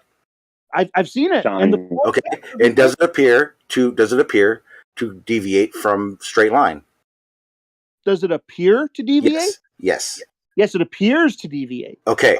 Now you're telling me this is Jeremy's scenario that he just gave. Someone's on a merry-go-round spinning around. Two guys are not on the merry-go-round playing catch, throwing the ball over that person. Yeah. The person looks up, that's the ball would look like it's coming off a path. That's not the same thing. The ball will not look like it's moving in a straight line. Yes, it will in that scenario. Yes, it will. Sean, dude, this is come on, man. I feel bad for you right now, kind of. Okay. So you're telling me in the situation what I just did, where something's going back and forth, and you spin the reference frame under it. How does it look curved, or does it just look like it's swinging back and forth in different directions? I just walked you through the steps of this. Whether I know you did. Roundabout or not on the roundabout, the ball's path doesn't change. So the only thing you're changing is whether or not you are on the roundabout. So if you throw the ball not on the roundabout and someone else is on the roundabout, the path is still the same. So it's still going to look because the only time because the path is the same. The scenario of the ball, the path being the same, is two people being on the merry-go-round, and what it would appear to them. If someone was not on that reference frame, then it would appear to be curving. Right? If someone is not, if that is because all this is happening on a reference frame that the observer is not on. It's very simple. I just told you that. So bad. Okay. So bad. Yeah, Sean, listen. There's a guy on a roundabout. He throws the ball. It just happens to go. No, use your scenario, Jeremy. There's two guys off the merry-go-round throwing the ball. I'm gonna match it up to my scenario. There's two guys off the roundabout. They're throwing a ball back and forth. That has a path.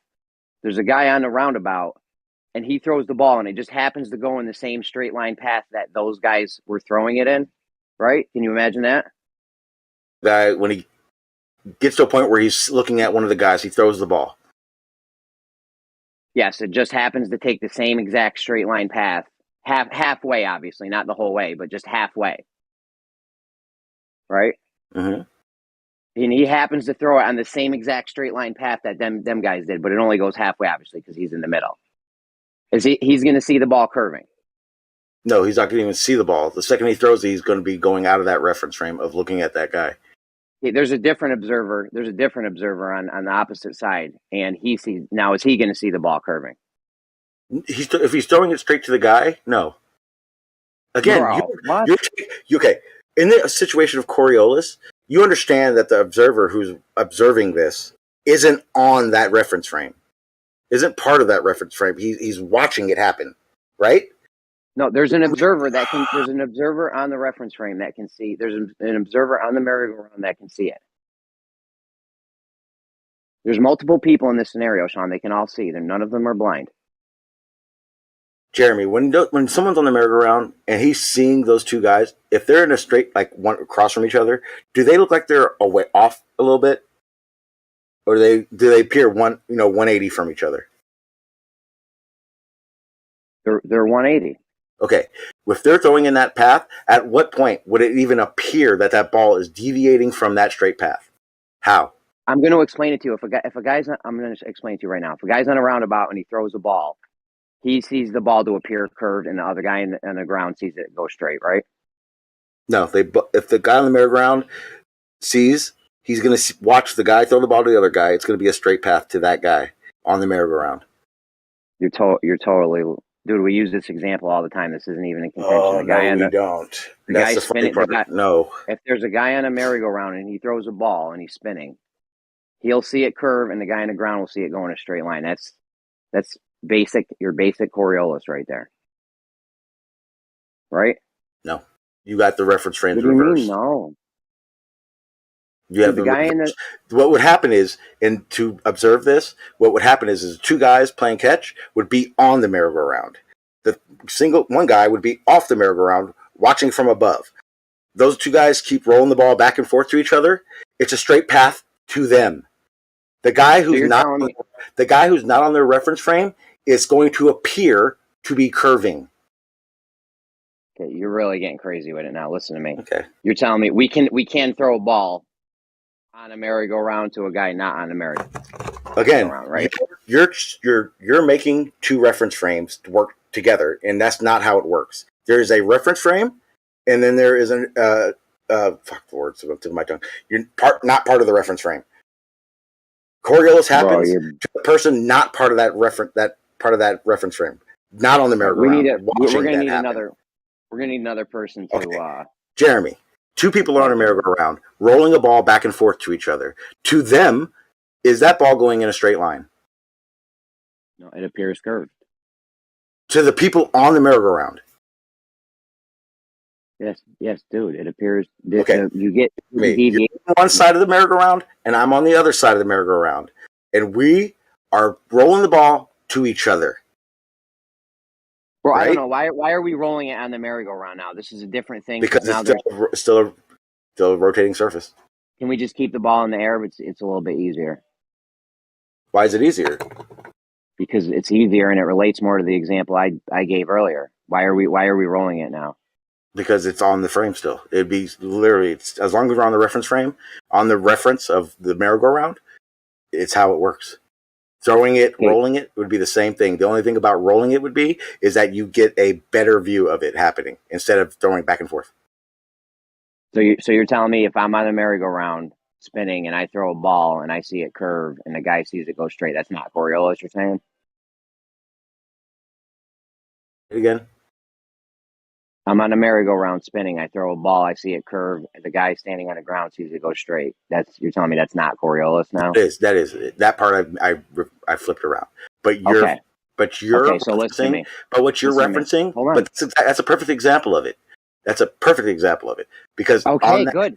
Okay, so if that is follow me, please. If that's an example of Coriolis, right?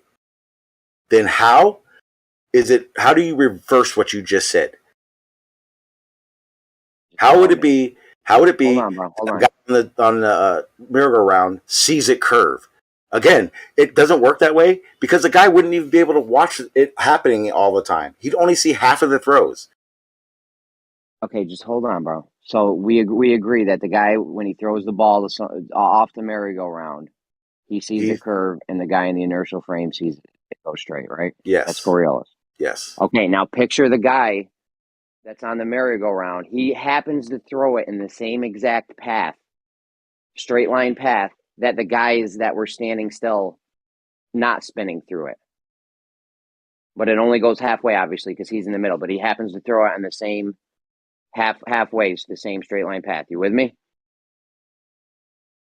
At no point will the two people throwing it off the merry-go-round, at no point will the path look curved to the guy on the merry-go-round. At no point. Okay, listen to me. Just stop. The guy that's on the merry-go-round, he throws the ball off it. He happens to throw it in the same exact straight line path. He throws it to another guy. Okay. The other guys that are off the merry-go-round throwing it back and forth, there's a path there, a straight line path.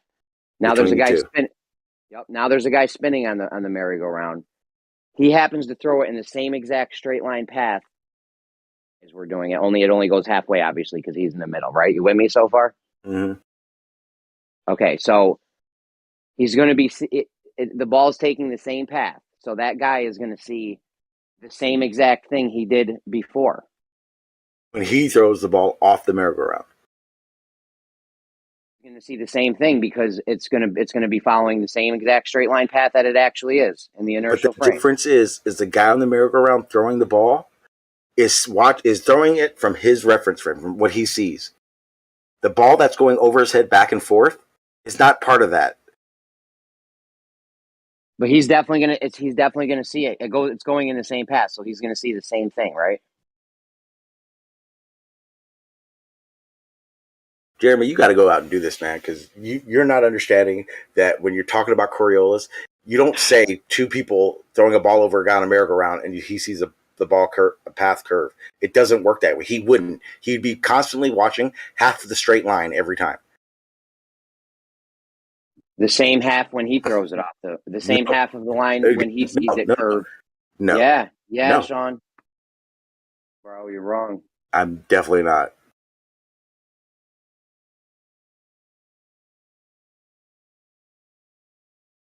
That little video thing you just did? Mm-hmm. Curving, bro. You need to record that. Curving? How? Okay, you want me to record it in what? Record what you just did. What you just showed us. You need to record that. And then you need to load it up in Photoshop or something and draw the line, and it will not be a straight line, bro. It will be a straight line no matter what frame I use, and I will do this for you. Okay.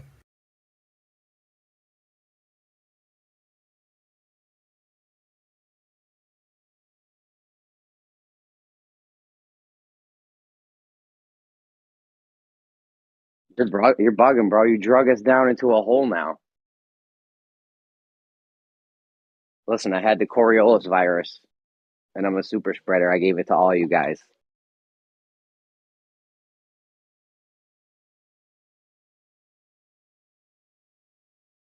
Okay, right now. It's a straight path every time. Just a straight path at different angles. It literally can't be. It's impossible.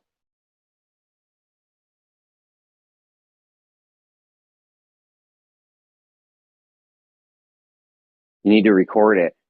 I did. And then I'm trace staring at it right now. trace it out. And then trace out the line that it took. It's not going to be a straight line, bro. It literally can't be.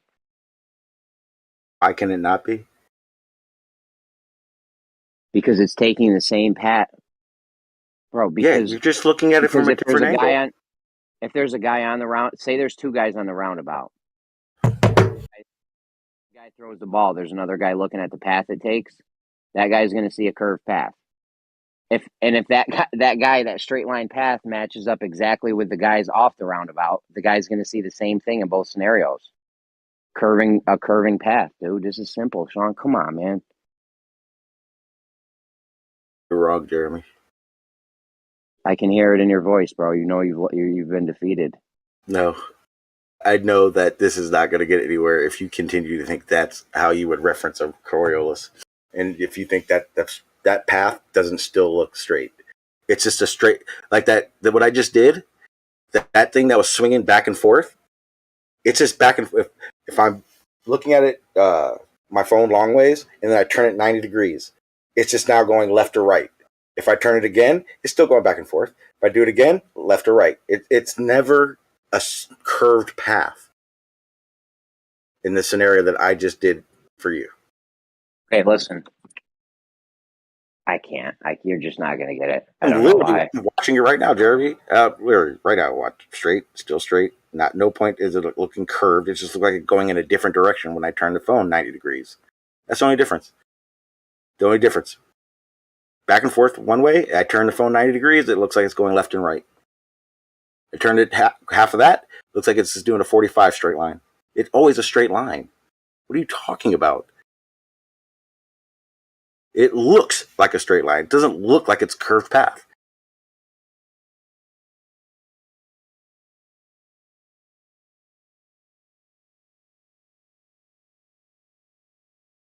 John, the guy that's on the roundabout and he throws the ball, literally the ball takes the same exact straight line path that the guys off the roundabout threw it on, right? We agree on that?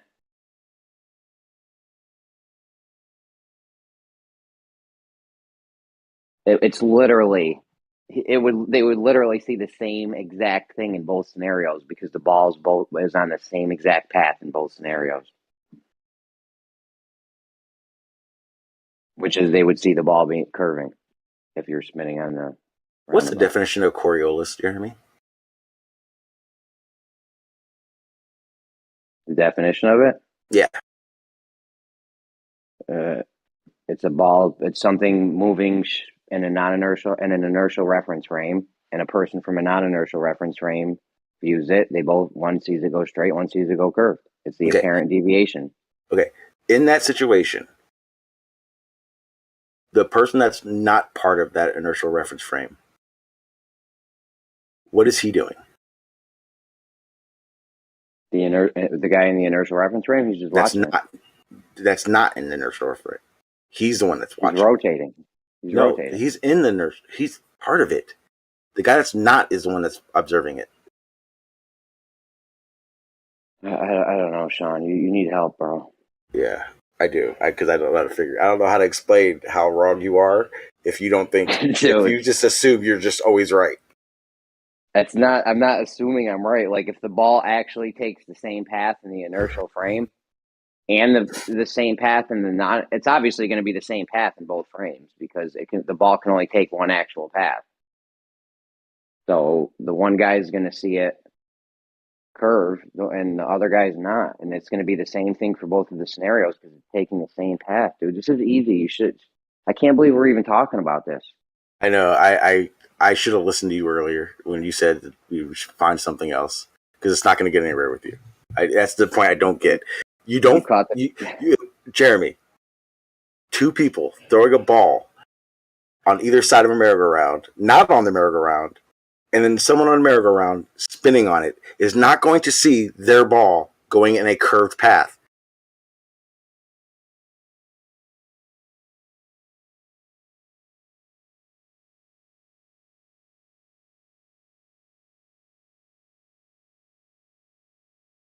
Sorry, that's like it doesn't make sense. Like you don't understand. Like you've taken two different reference frames and decided together they're Coriolis. And you're not understanding that, first of all, the person watching this happen, the person that sees the Coriolis wouldn't even be part of what's happening.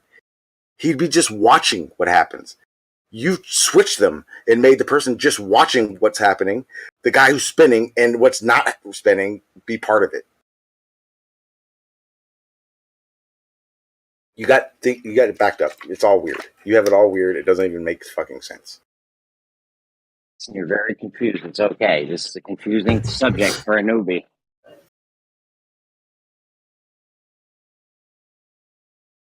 I definitely agree with you on that one, Jeremy.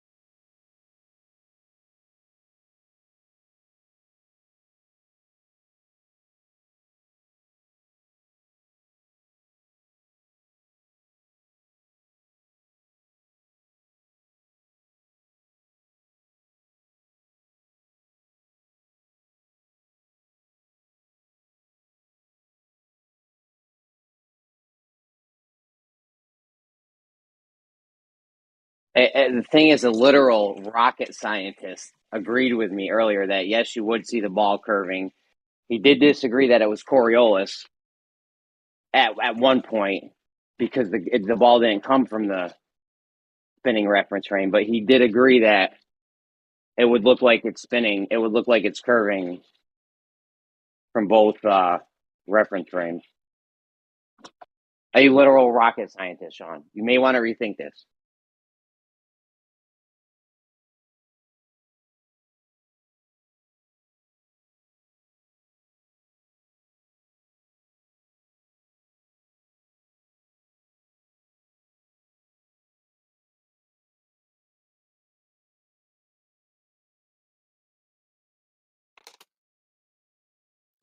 Was it Coriolis that you guys were talking about? Try to. What do you got, Lori? I don't really have much. I was wondering what you got. Oh, he has a wonderful example. His example of Coriolis would be this: put a guy on a merry-go-round, start spinning it.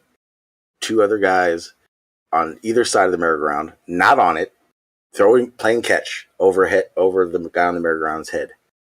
the guy on the merry-go-round is going to see their path of the ball curving. And that's what Jeremy thinks Coriolis is. Because the actual path is straight, and that's what he can't get over. The real path. Well, no. Well, he thinks that if two guys are playing catch, not on the merry-go-round, the guy on the merry-go-round is going to experience some kind of curved path. And I keep trying to explain to him that's not how it works. And no, the person on the merry-go-round would not experience a curved path. He has the reference frames all flipped around. And a literal rocket scientist agreed with me, though, that in my example where the guy's throwing the ball overhead, the guy spinning, he agreed with me that they would see a curved path. A literal rocket scientist, Sean. You need. Okay, let's go get him right now. He's with Veach and Gems talking about crypto. Let's go get him. Okay. Go get him. Tell him to come in here. Send him an invite. Is he part of the server? I don't know. No, he's not even. He's definitely muted. Oh, is he? He might have got busy or something. He literally agreed with me though that in both instances the guy would see it curving. That's spinning. Ask Extremisys. He's definitely muted as well. They're all running away from you, Sean. They're all running away. They don't want no part of you. Okay.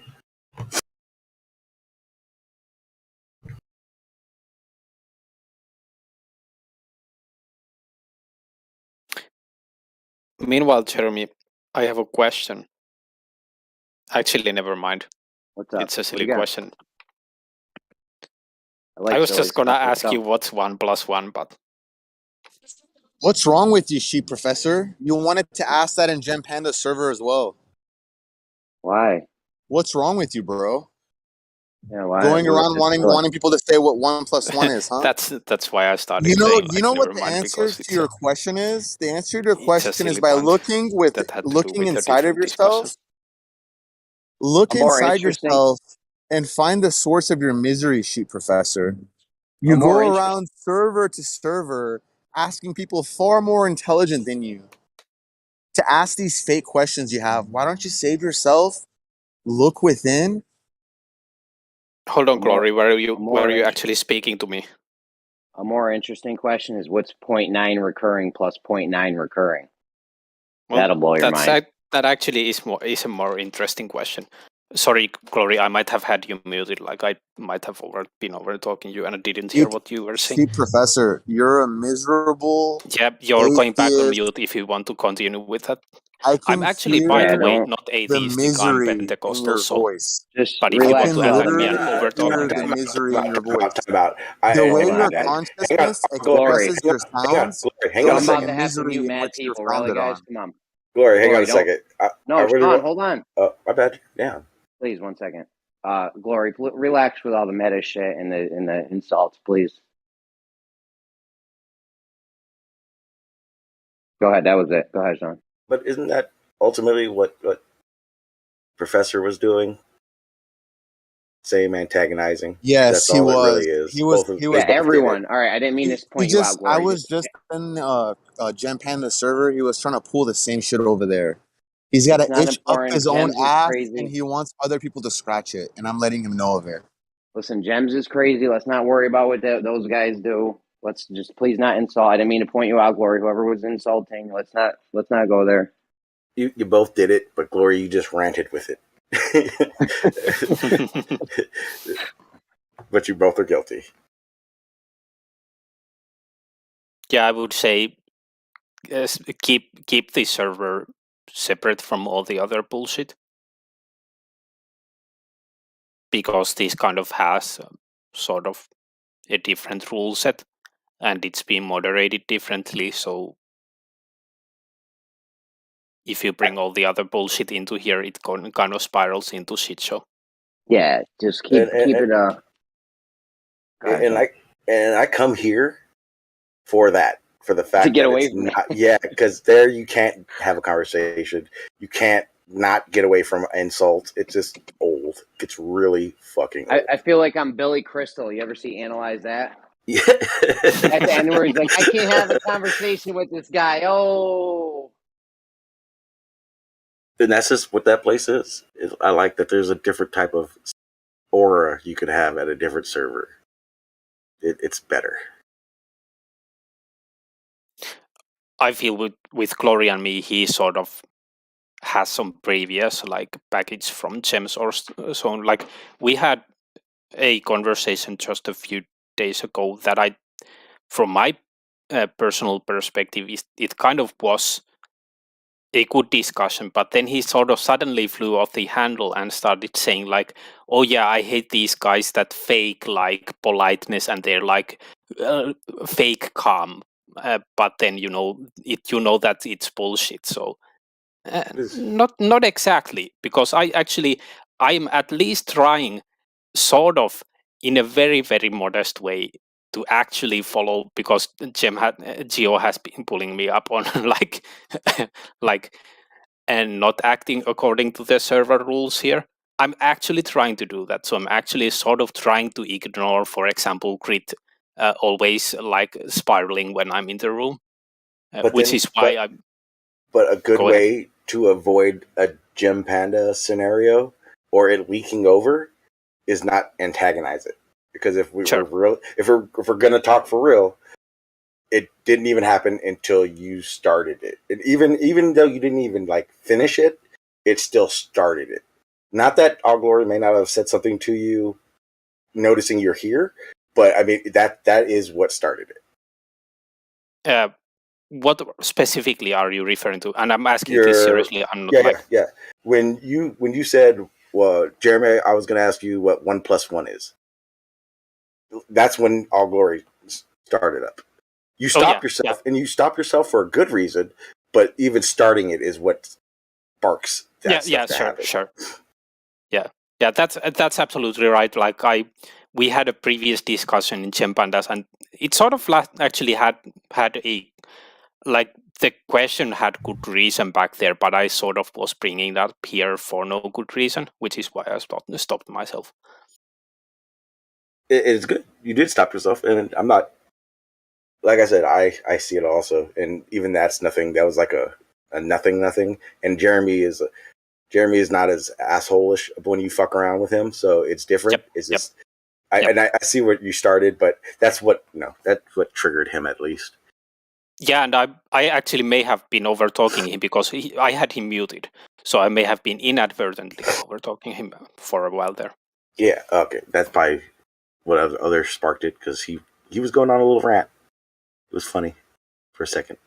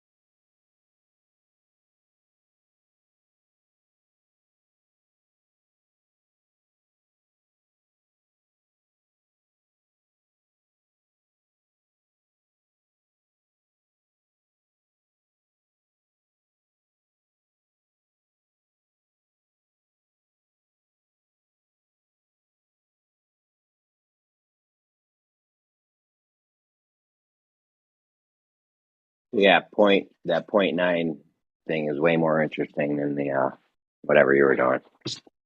Obviously, I'm the most interesting man. The Dos Equis guy drinking Coronas.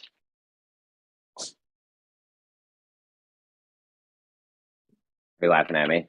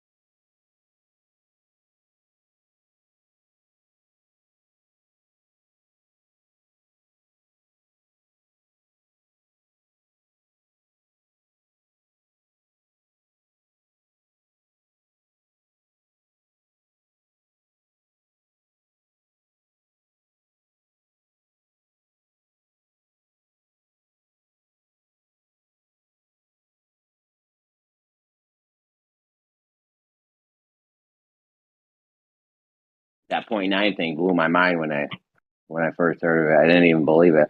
I still don't, because I don't like infinity.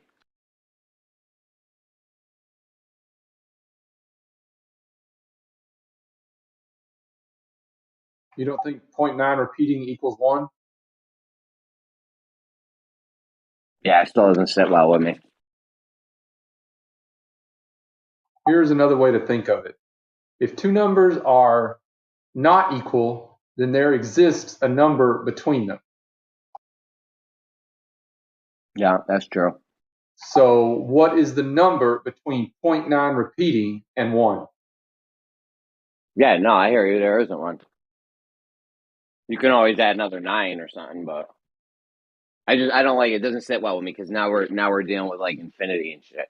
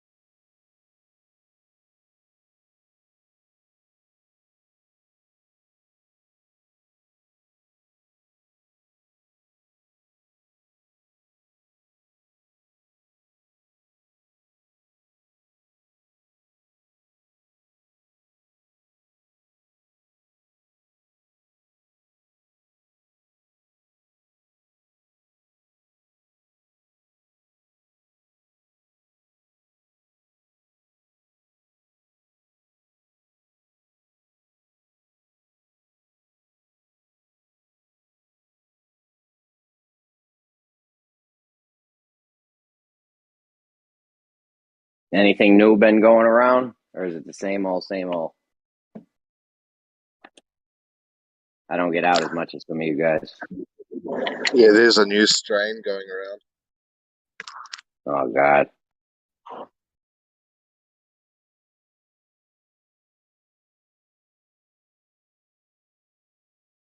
I mean, let's face it. Even little Sean G knows there's a giant conspiracy going on in the farm, and with big pharma and shit. So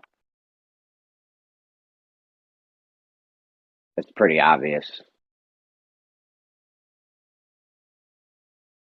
Giant. I'm pretty sure verbatim he said giant conspiracy.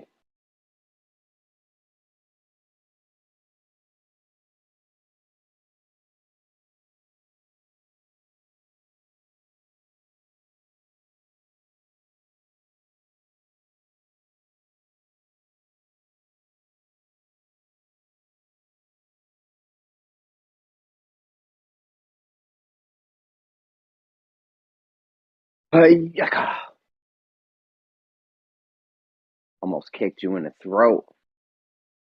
Boy, what's up? What's up? Want to fight? Want to fight? Sneak attack. Come on, I paid for Taekwondo for years for you. Stop giving me the kidney shot, man. Ah! Jesus, that's not even fighting fair.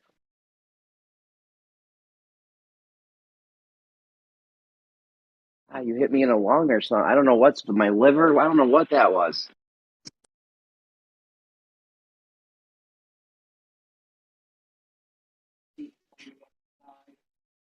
You don't know where your point to your liver.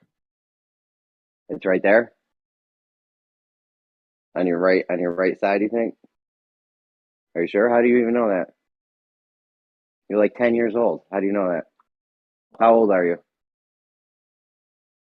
12? I thought you were 13.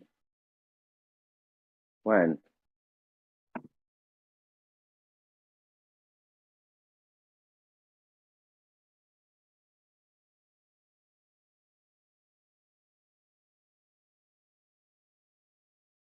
Can't keep track of all this shit. Yeah, you ever see that movie Memento? Dope ass movie, bro. It's kind of weird the way they played it because they played it like in reverse, so it was kind of weird, like the format, but the plot was good.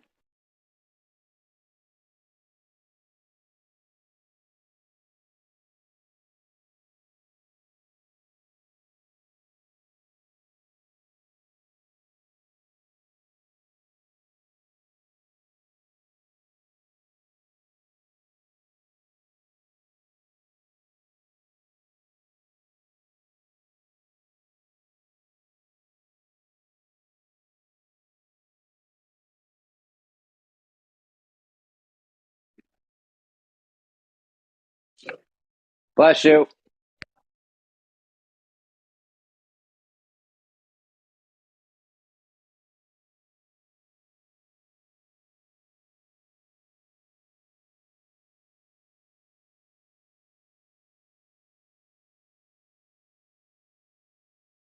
Stop, bud.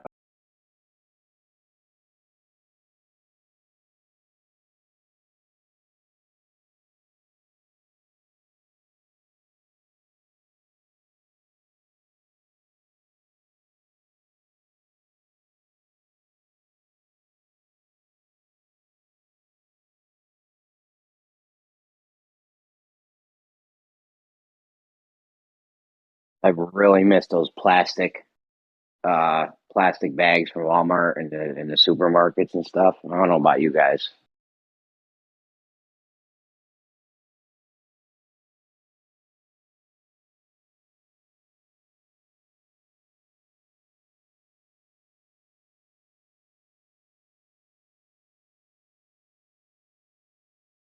I can't imagine the amount of money that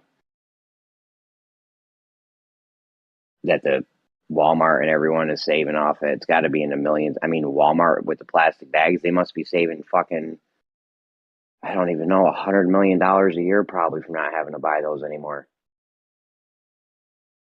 And now, not only are they not buying those plastic bags, but they have paper ones that they sell you for a nickel. And I guarantee they're getting them cheaper than that. There's no way they're selling them. They're paying. Pretty sure they're paying like they have a whole bunch of auto checkouts at our Walmart. So it's like they're not paying the people necessarily to check you out anymore. Plus the bags. Like it seems like they are saving all kinds of money.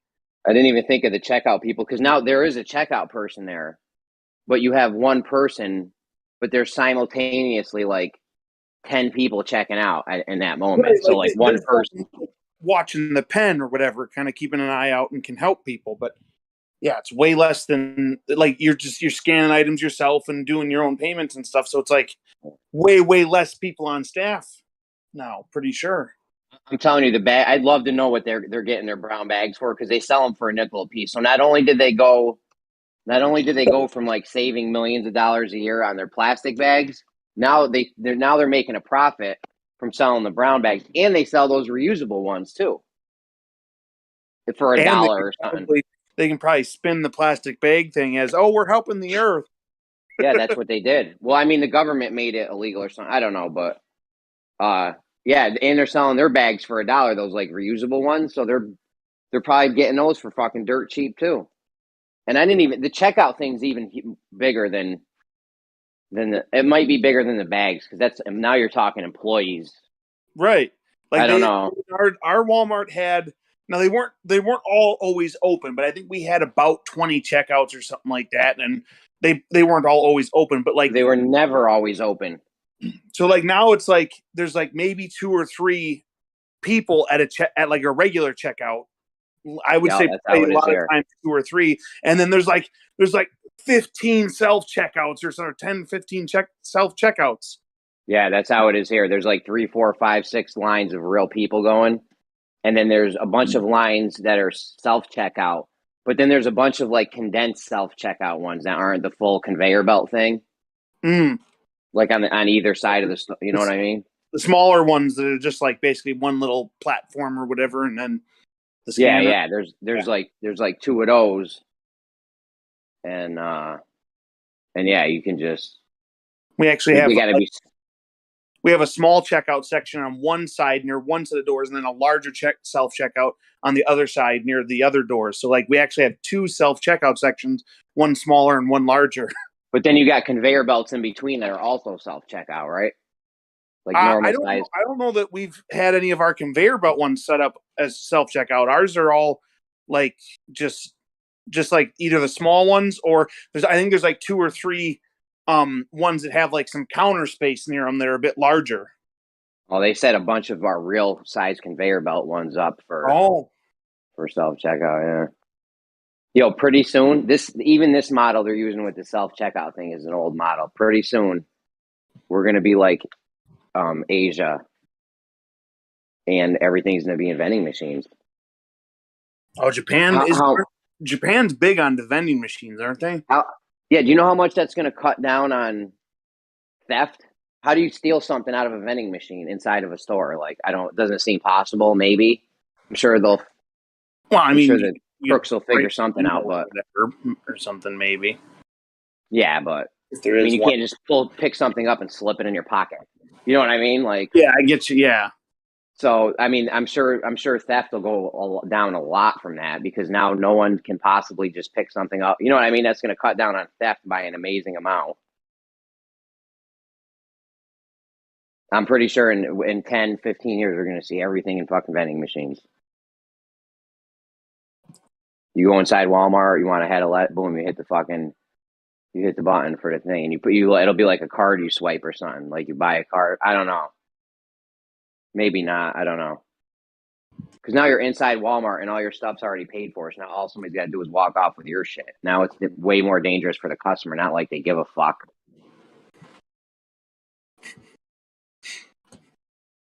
That was your first mistake, caring about the customer, General. Yeah. Maybe. Because think about it. You're in Walmart. You got your whole cart full of shit that's already paid for. Somebody comes along and swipes something out of your cart. Walmart doesn't lose. You do. They don't give a fuck, though. I mean, why would they care? Oh, and then you could have somebody basically running a teamwork operation. So they swipe something out of your cart. You go after them, and then the other guy comes over and just picks your cart clean while you're chasing the first guy. You literally can't win out of the scenario for the customer, yeah. I've never understood why a big scam wasn't like crooks are out there trying to get people, right? Why would you rob a store? Like, why would you rob a convenience store for $200 when you could just go to like a Walmart and wait for someone to buy an Xbox or a PlayStation, or go to a jewelry store and wait for someone to buy a fucking $5,000 engagement ring or something, right? And hit them when they leave the store. There's no security. I don't know. Maybe that does happen. Like the jewelry store thing is they probably have better security systems and stuff, I would think. The Walmart, but you wait till the person leaves. Okay, I go in, I buy a $5,000 engagement ring for my wife. I'm walking out of the store with the bag, I right? See what you're saying. Wait for them. I'm on the way to the parking lot. I'm in the parking lot now. Yeah. I don't know why we're talking about this, but I will say that, like, I think for some criminals it's more hardcore to like jack a person than it is to jack a store. Yeah, there might be some about, like, there might be quite a few people who they tell themselves they wouldn't normally steal, but the company doesn't need that much money, so it's fine for me to take from them. Like, there's probably people with that mindset. But also, if you're hitting people that are coming out of the store, I mean, you get one shot, and if they didn't buy something that was particularly expensive, you have now used up your one shot, and it's like you maybe didn't get much for it. Whereas if you go into the actual store, you're picking the item, and you can confirm this is a valuable item, worth my time and the risk, you know? Yeah, I see what you're saying. I was just saying that for some criminals to go and, like, you know, rob a store is sort of like different than actually. I mean, is that what you were saying, Jeremy? Waiting till someone walks outside and then just rob them blind right there, like just directly. I mean, Yeah, people I do feel like that. it's way. People do that too. That's just a darker, like more evil vibe, I think, than just to do it to a store. Oh, definitely. I feel like that's way easier though on the criminal. Like you walk up to somebody, you don't even say, "Hey, give me your thing." You just fucking tase them from behind. They drop and you grab the bag or whatever. I mean, like, I wouldn't say it's more evil. Like, somebody owns a store. Somebody, like, that thing belongs to somebody somewhere. So it's not really a different kind of evil. It's just who your target is. You either, steal it from the person who just bought it, or you steal it from the person who bought it a little while ago to put out on the shelf to sell. Like, you're still stealing from somebody.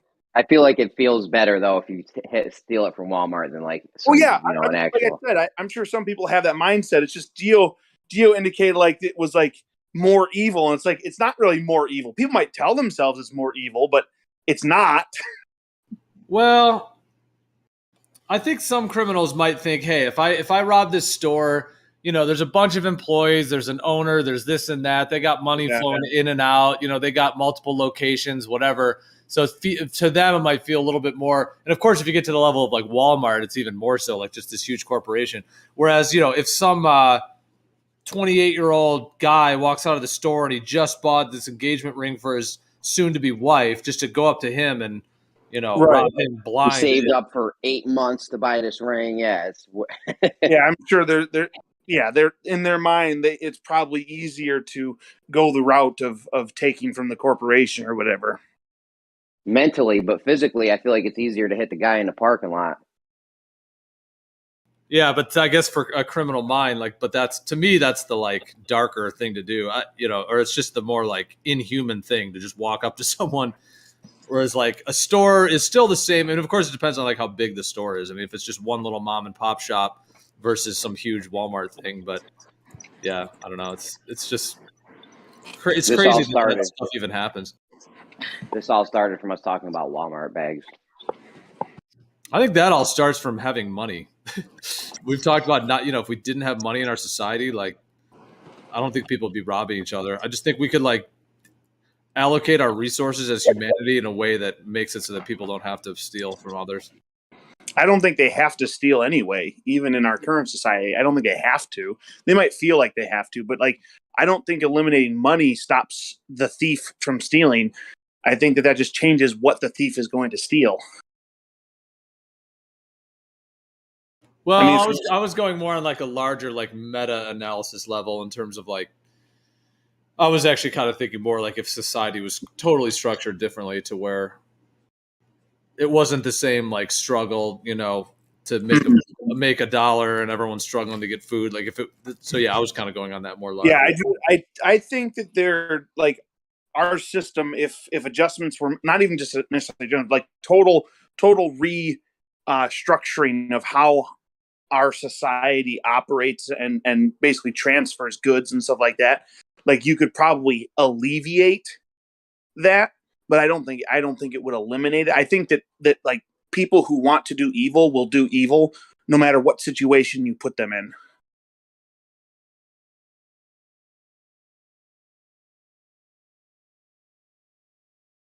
I still love the idea of a moneyless society. Like, remember the movie K-Pax with Kevin Spacey? I think he came from a moneyless society.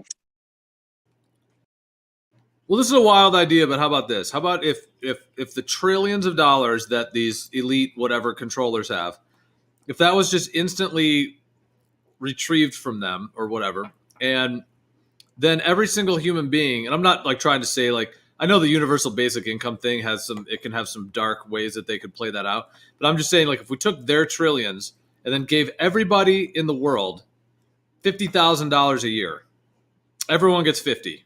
So, and then anyone who wants to make more than 50, you work. If you don't want to work, don't work, and you get your 50. The people who want to make 100, 150, 200, 300 because they want to buy a nicer car or a nicer yacht or whatever, bigger house or whatever, then they can work. So if that's the case, and would that trillions of dollars that they have allow for that? And if so, then people wouldn't have to rob and steal because they got 50 grand. They can buy the TV that they want or whatever they want. Well, a couple of things. One, I think that would work. I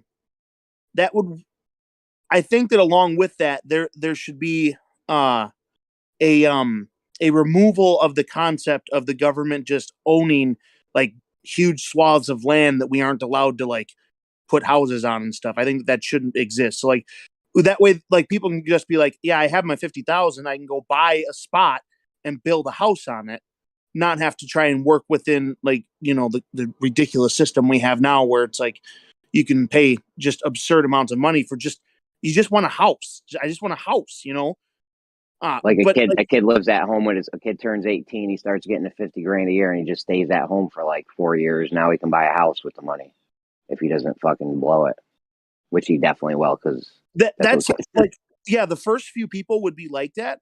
But if everybody was getting $50,000 a year and were able to buy houses and all the rules about land ownership stayed the same, pretty sure the housing market would just be houses would be millions of dollars for very tiny houses. Because everyone has the money, everyone wants one, and all the rules are the same. So the government still owns huge swaths of land, so we can't build, more new houses and stuff like that.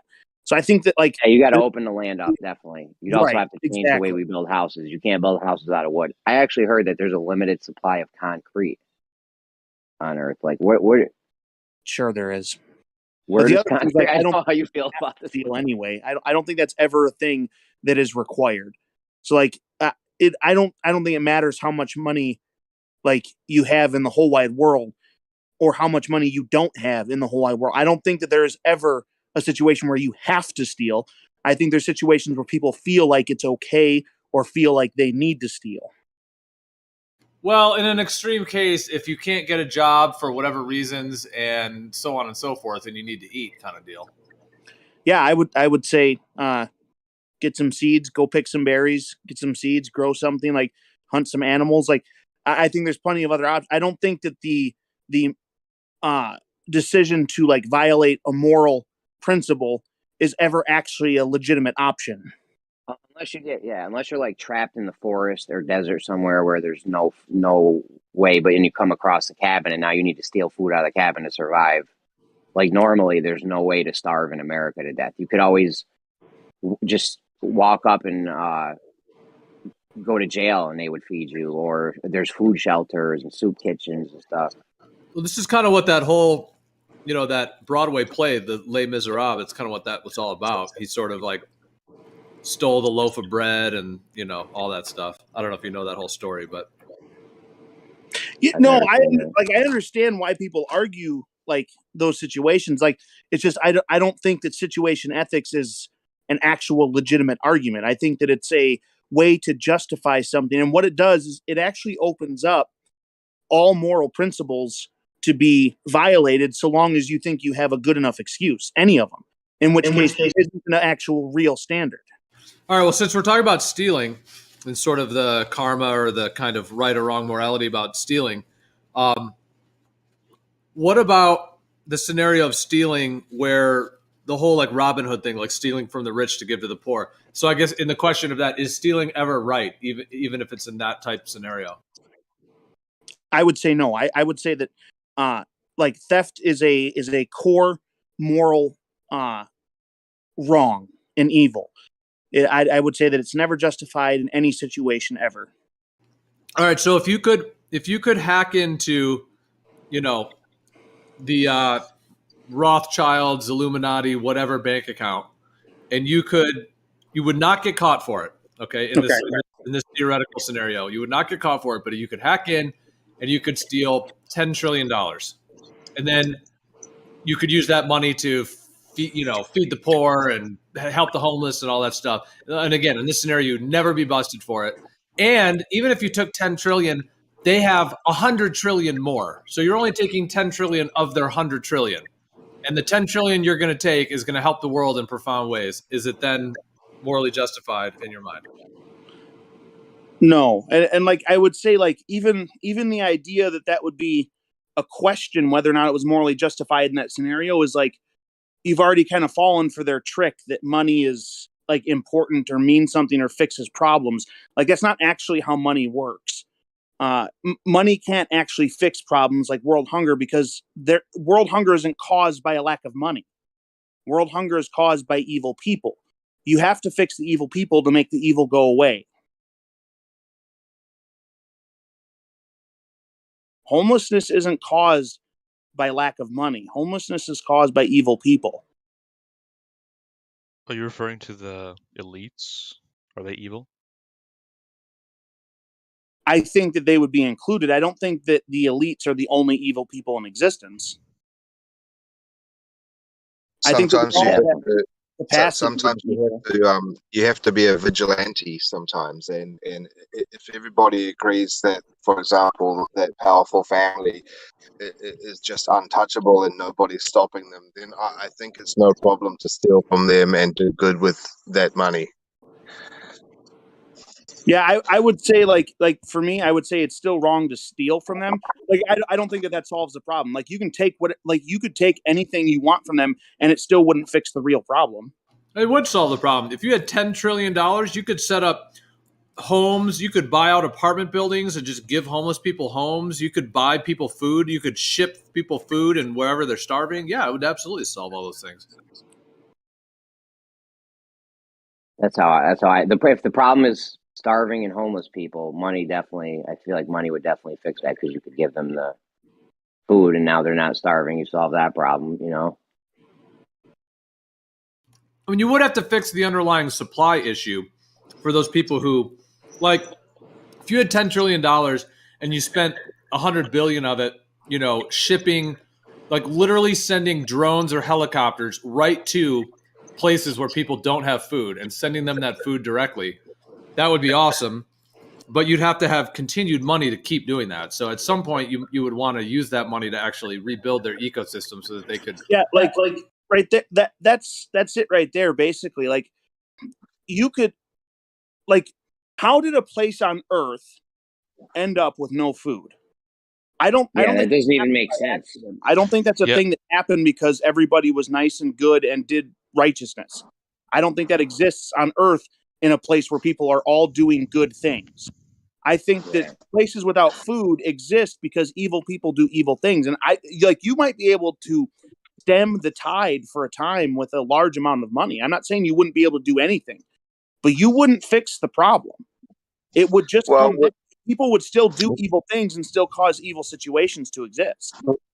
If you sat down and watched the news one day and you saw an article where there was like 500 thugs that went to Bill Gates' house and just stripped him bare of all of his cash, and then he became homeless and there's nothing he could do about it, would you be happy or sad? Happy. I don't know that I would be happy or sad about that. Like I wouldn't be crying on the floor. I would think that the people that went in and stole somebody else's property are wrong and they're criminals and they should be punished. I don't think that ends justify means ever. I don't think that's a way to establish whether or not you have a right to do something, as if the end part does what you wanted it to do and you think it's good. Otherwise, we can justify anything we want. You could say that the person who raped somebody else, well, now they feel better about themselves and they go on to be successful, so it was a good thing. Well, no, it wasn't. Just because the end ended up well for them and it fixed the problem they had right at that second, and then they became successful because they got rid of their sexual urge, like that doesn't fix the core problem. That person is still an evil person. Well, technically, it's good for him, but not for the victim. That's what I'm saying. Like, I don't think that that's the way it works. I think that he might feel good physically. I don't think it was good for him. I think it was evil in all aspects, and he's wrong. I think he's an evil person for doing so. Yeah, even though physically he obtained more items or more success. Like, I don't think the physical obtaining of things is a standard for measuring actual success in this life. That's also your opinion, though. What's that? Isn't that also your opinion? Or it's not also my opinion. It's only my opinion. I'm not sitting here like trying to discuss somebody else's opinion as if it's like mine. It's only my opinion. I thought you meant it was like objective, that it's evil. My opinion is that it is objectively evil. Yes, that's my opinion. But how is it your opinion if it's objective? I don't understand, sorry. Where the evil is categorized is my opinion. Other people are probably going to think that that categorizing that as evil is it lands somewhere else, like in the justified category, because he was successful afterwards, so that justified his thing that he did that people would normally call evil. Some people might place it in the justified category. I don't place it there. I don't place it in the subjective justified category. I place it in objectively evil category. As in, there isn't an excuse ever that he could ever make that decision and still be right, no matter what. I also want to say about the starvation thing. I think the idea that there's thousands of people starving is kind of like an illusion, because I've been to a lot of African countries and people are not starving. Like, of course, there's homeless people that might be starving, but it's not as a big issue as people think that it is. And I think that's important to keep in mind. I think a lot of it's a trick. I think a lot of it is arranged in such a way, like in a certain way, by people who are basically have more power than we do. Yeah.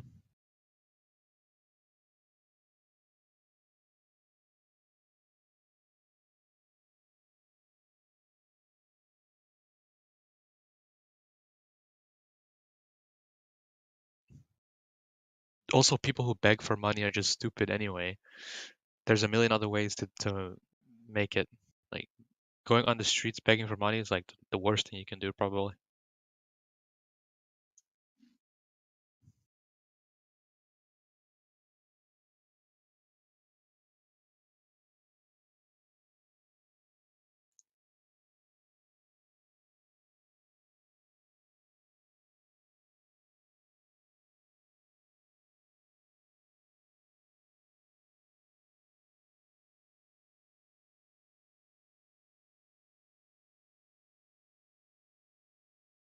Well, what's the difference between someone sitting on the footpath with a can asking for money because they have no food for their children, and someone who's playing the violin and asking for money?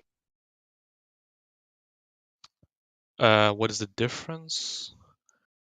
Yeah, they're both asking for money, right? I'd rather give the money to the person that doesn't have enough, like, food for their children. Okay. Because the other one obviously had enough money to buy a violin, so they're all right. Yeah. I just, like, if I was homeless, like, I would never go on the street and ask for money. I would just figure out other way to do it through friends and family or something like that.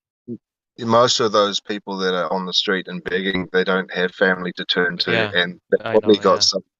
They've probably got some emotional, mental health issue. Yeah. Yeah. Drugs as well, alcohol, typical. Yeah. Yeah. Yeah, that's the issue. The family unit is not there, so they're just lost. No sister, brother, cousin, mother, father, anyone, just alone.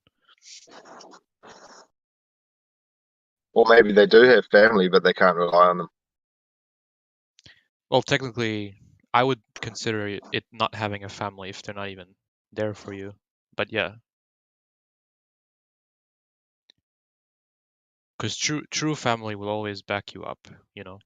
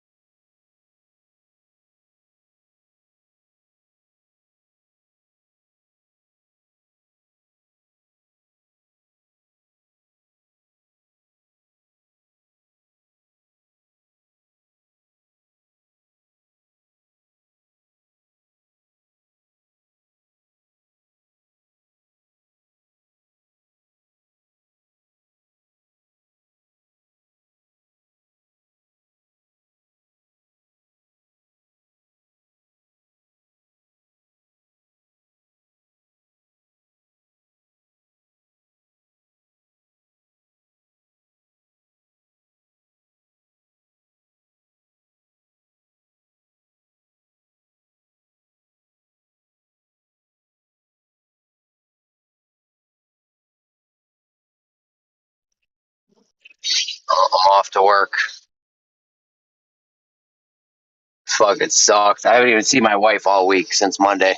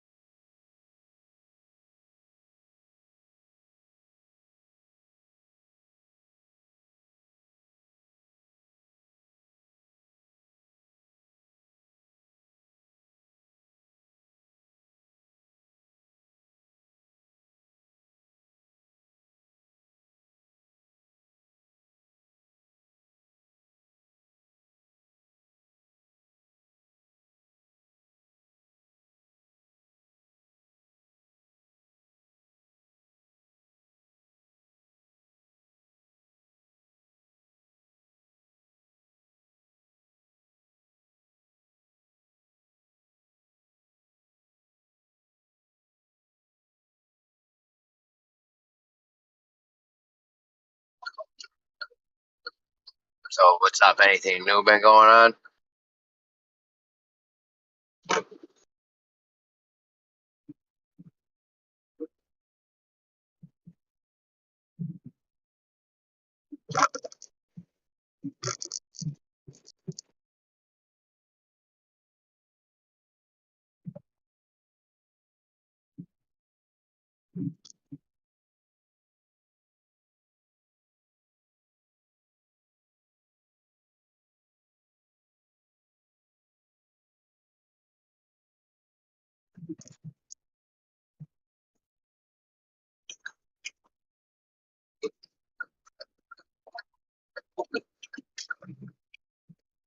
What are you doing?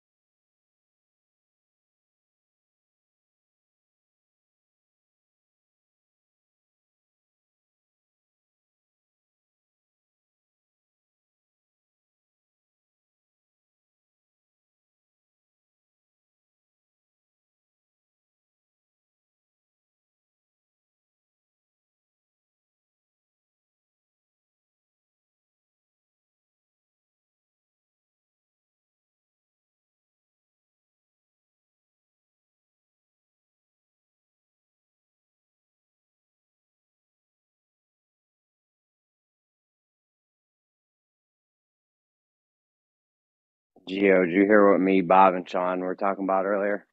The supposed real Bob Dole.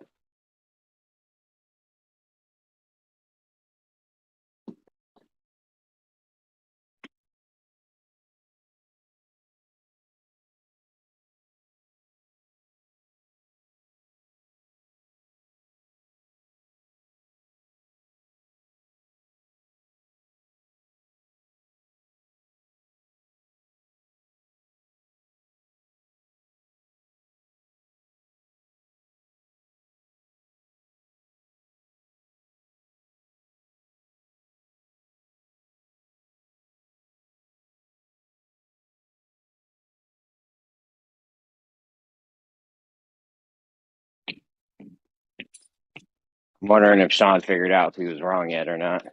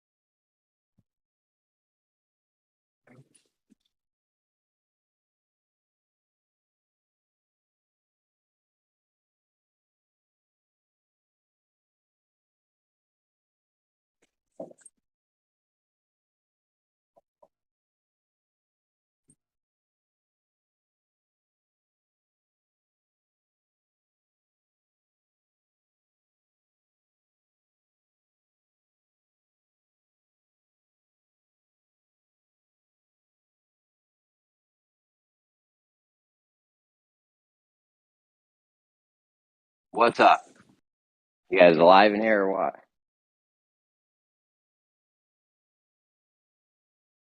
Maybe.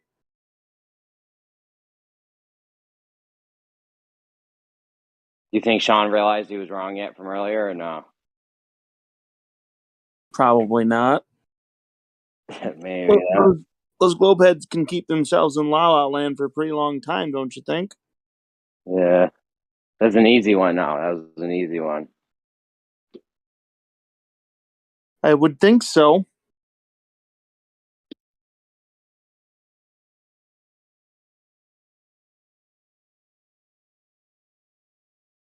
I don't know what would even make you think the guy would see something different. If it's going on the same path, why would the guy suddenly see something different? Takes the same exact path.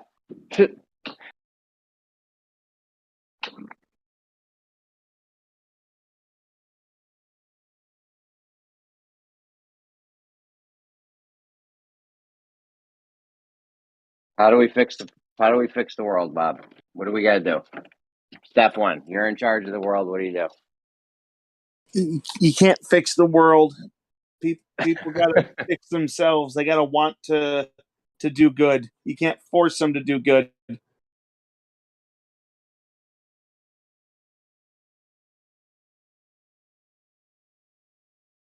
So it's a parenting issue? What's that? So it's a parenting issue? Well, yeah. I mean, it hardcore is a parenting issue. Like a huge part of it is a parenting issue. It's not all of it, but it's a lot of it. Big part, yeah. I would tend to agree.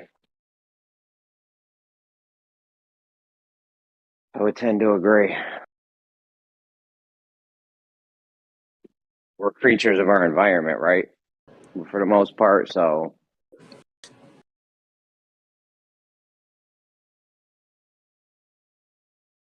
I think that good qualities generally need to be taught. Otherwise, it'll basically just be a selfish person.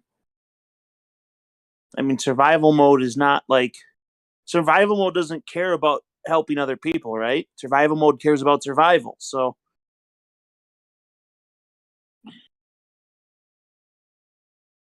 Well, I mean, kind of. Say you have a doctor, zombie apocalypse, and you have a doctor with you. You're definitely going to want to keep that doctor alive and help him survive too, because you need that dude. Right? Yeah, I suppose. But then, like, it's not like you're doing a good thing. You're doing like maybe what would be considered a pragmatic thing. You're not keeping them alive because you like are accomplishing a good task or doing something righteous or anything like that. It's just like they are essentially you're essentially treating a human like a tool. Yeah, so yeah.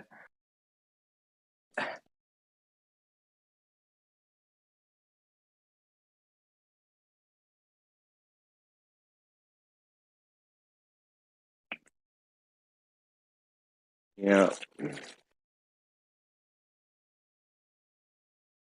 That's why, man, I wish people could be better people. You know what I mean? If Elon woke up one day and was like, I want to be a better person. I don't need $60 billion. I'm good with $1 billion.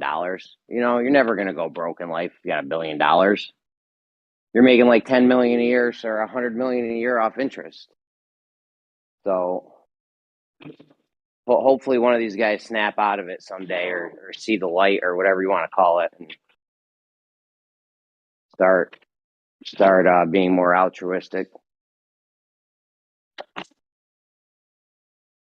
Even if it's for greedy reasons, like let's say there's an off chance reincarnation's a real thing. Wouldn't you want to set the world up so that it's got a home? You just want to make the world a better place. If reincarnation's a thing, just so when you come back to something better. You could even do it for greedy, selfish reasons. I wouldn't be mad karma at you. count if you're doing it just in case karma's real? I'm not sure if that counts, does it? Well, not karma necessarily, just reincarnation thing. You know, you come back as what if you come back and you're one of those Ethiopian kids with flies stuck to his face, but you could have ended that fly stuck to your face thing. Well, what are you proposing? And what are you proposing he do? What do you propose he do? Like stuff for homeless people, feed homeless people, just make the world a better place in general, you know? They'll eat it. Tomorrow they'll eat it again. Tomorrow they'll eat it again, and they'll keep eating it until it's gone, and then they'll just be off the same as they were before. I know what you mean. It's just that it's a never-ending cycle. Most cases. Yeah, oh yeah, if you give them food, you got to give them food today, tomorrow, the next day. I realize that, yeah.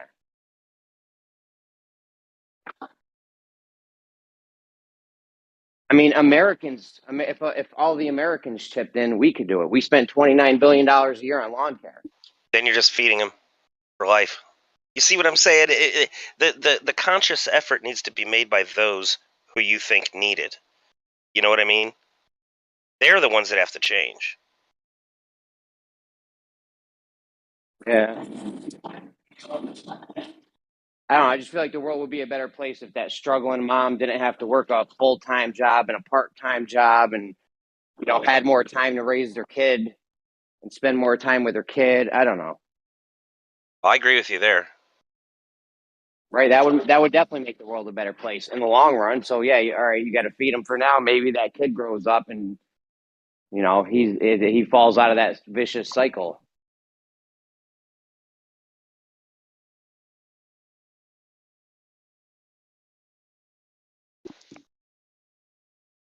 Like, for instance, my daughter made stupid mistakes and she got knocked up by a guy that is not the right guy for her. She knows it. And then she realized, she's like, I'm going to just, when the kid gets older, I'm going to get my job and I'm going to find a place and we're going to move away. Guess what? She's knocked up again by the same motherfucker. Bad choices. Yeah. Bad choices. Just bad. You can have empathy for her. Of course I do. She's my freaking daughter, right? Bad choices. I'll tell her bad choices, I mean. The way you're saying bad choices, I don't know if you ever seen that Key and Peele sketch where the gang member, the alleged gang member, comes in and talks about consequences.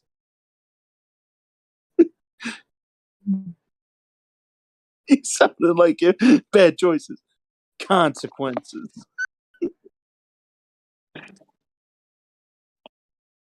I don't know the context of that one, but it sounds true. Maybe not.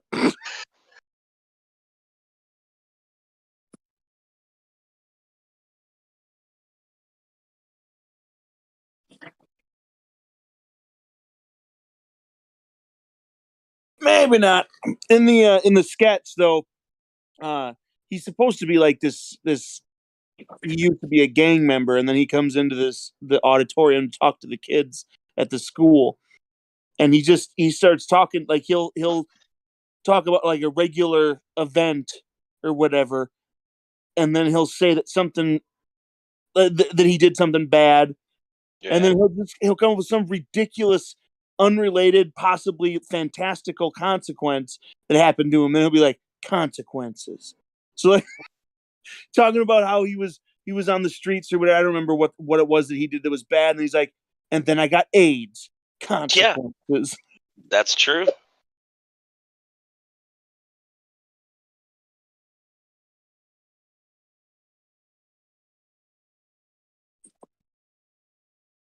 Sharing needles or dumpster pumping. One or the other.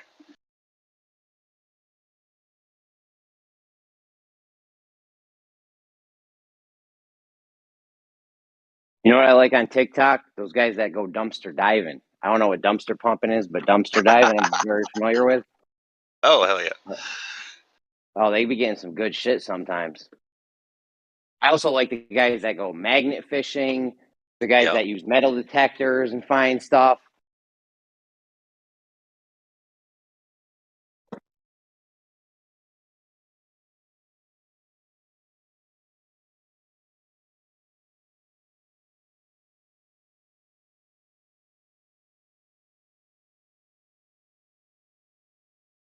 I've seen some videos, like where, there's certain days of the year where everyone congregates in their big old boats and throw all these crazy parties.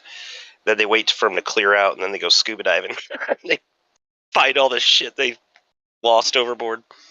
Yeah, love the scuba diving ones. Yeah. Well, there's one guy that scuba dives, and he just does it by sight. And there's another guy that I see scuba diving, and he's got a metal detector. And the guy that has a metal detector does fucking way better, obviously. I don't know why you wouldn't buy one. Yeah. Like, why would you just be doing it by sight is beyond me, but... Yeah. Because if a ring falls and then a year goes by and now it's got a layer of dirt, you're not even going to see it. But with the metal detector, you can...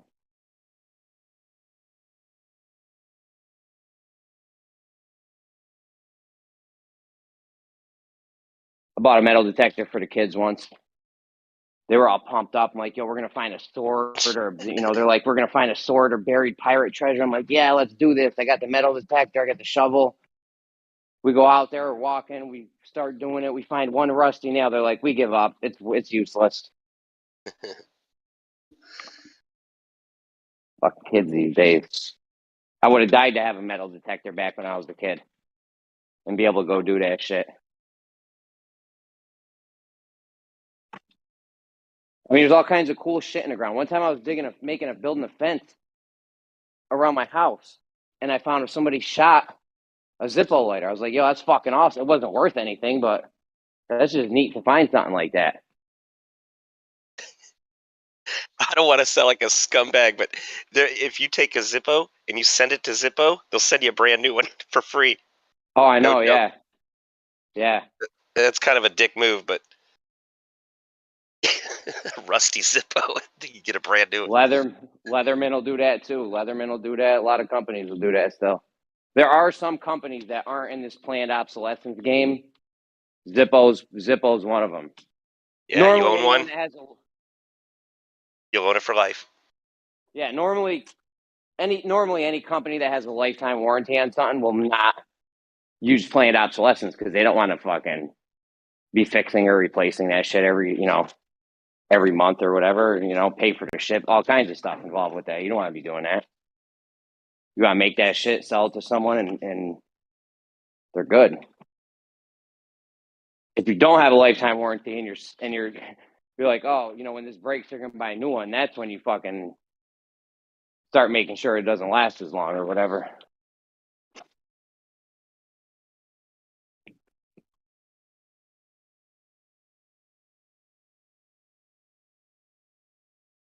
I love Leatherman. I always got 2 Leathermans on me at all times. I got the keychain one, PS4 Squirt, I think it is, and then I got a Wave, and I keep one in a car. I keep a Wingman in a car and a Wave on my with the pocket clip. I think I bought a separate pot. It didn't come with a pocket clip, so I ended up having to buy like a aftermarket clip.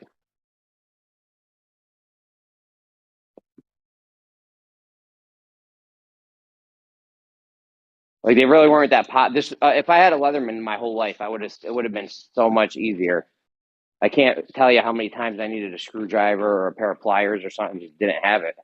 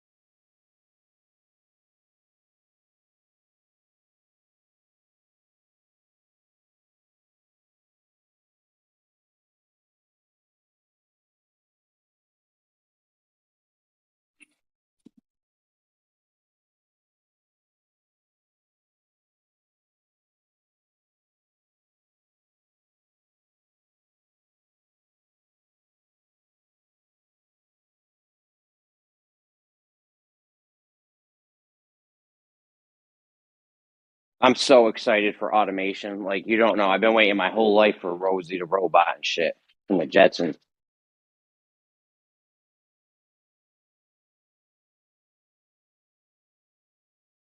Like, they got us doing goofy shit for no fucking reason. I'm mopping a floor right now. Like, that's goofy shit for no reason. They make robots that do that.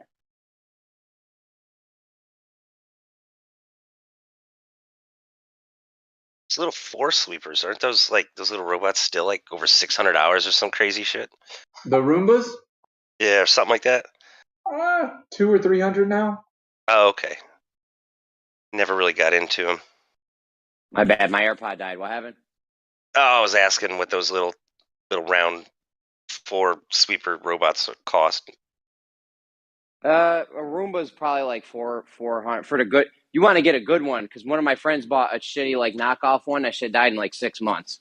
So you definitely want to go with like the Roomba one, the name brand one with that. But yeah, they're like $400. But they make ones that sweep. They make ones that sweep and vacuum. They make ones that mop. They make ones that do glass, mainly for like giant New York City skyscraper glass type things. But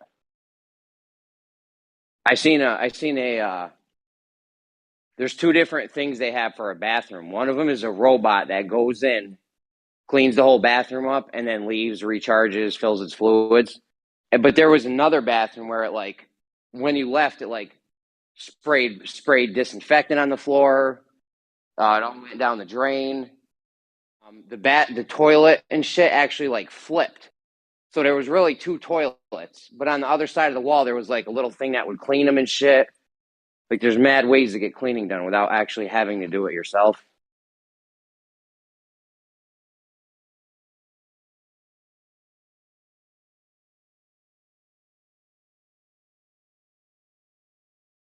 That's when there's going to be real fucking problems, though.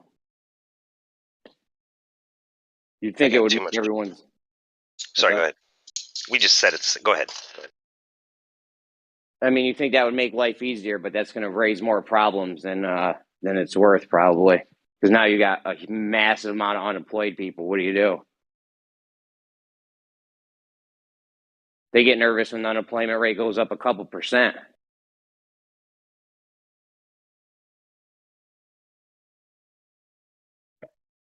I was going to say we have too much shit on our floor because of our dogs. All their toys and stuff. We couldn't have one of those robos.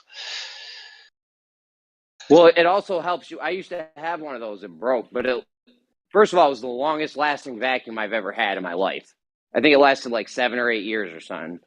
But it helps you keep the floor cleaner in general. Like, your floor just always has less clutter on it because, you go around and pick it up before you're due to do the thing.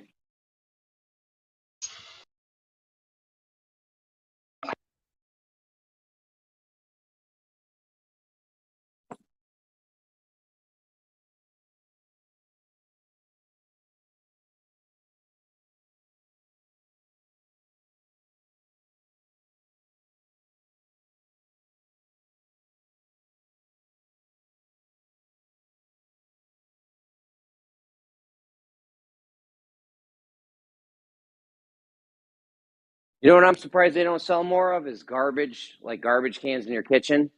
Those, but it's a compactor. You know what I mean? Those used to be so common. Not so much anymore. Yeah, I feel like that would be like a common thing at this point. Like, all right, you got your garbage can, and it just squishes it for you, easy peasy. Hell yeah, to make better space in your what do you call it? Your bin you put out for the truck and whatnot. I put like 3 bins out, right? If I had one of those compactor things, it'd probably be less than 1. Because it's mostly air inside there, you know what I'm saying? Well, they get compacted in the garbage truck. Yeah. Well, he means for us. For us, it would make better use of efficient use of our bins that we throw the trash in. I mean, I'd take the trash out about once every 3 weeks. From your house or to the road? No, I have trash to put in the bin about once every 3 weeks. So you take it from your kitchen to outside once every 3 weeks? Yes. Oh, that's crazy. Yeah, well, we're all not single men living the high life over there. Now, they do the recycling every 2 weeks, and I do usually fill my recycling trash bin up. I put that out every 2 weeks, and it's about half full. Yeah, you're fucking wildin'. I got fucking 6 people in my house. We go through it, bro. You need to contribute to society more and start creating more waste and help the economy. So basically, make a mess, create a job. Multiply. Yeah, the more waste, the better our economy is going to be. The more money's moving around.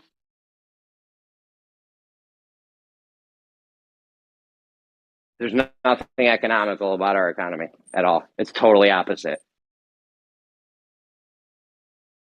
That makes me nervous. Is that where you guys? Did you just say there's nothing economical about our economy? Yeah, nothing efficient or economical. Yeah. I don't know. When I say economical, I mean like economy efficient. Yeah, I know. You know? I knew you meant efficient. You just didn't. It sounded funny the way you said it. Yeah.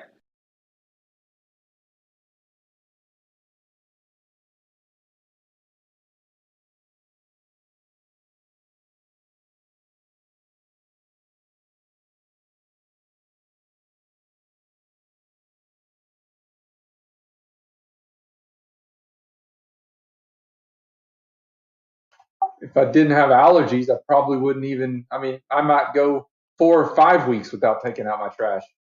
Think if you had the compactor. That's true, because those Kleenexes Go like just 3 are months. all air.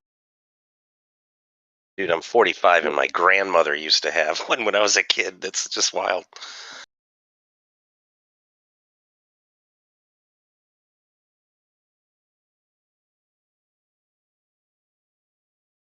Yeah, like the garbage men wouldn't need to come by as much, right? Instead of having the garbage guys come every week, they come every week at my house. If we had that compactor thing, though, they wouldn't need to come but every 2 weeks. Easy. You know what? Garbage gets crazy, though. One time, I think it was 2 summers ago, we missed a garbage day one day when it was summer. And holy shit. I thought I was in a fucking horror movie. There was maggots just pouring out of the garbage cans. Because one of them doesn't have a lid. Oh, fucking disgusting. That's the other. Anything that I have that's organic. First of all, I don't really have much waste food, but anything that's organic, like peelings, bananas, apples, I just throw that in the lot across the street.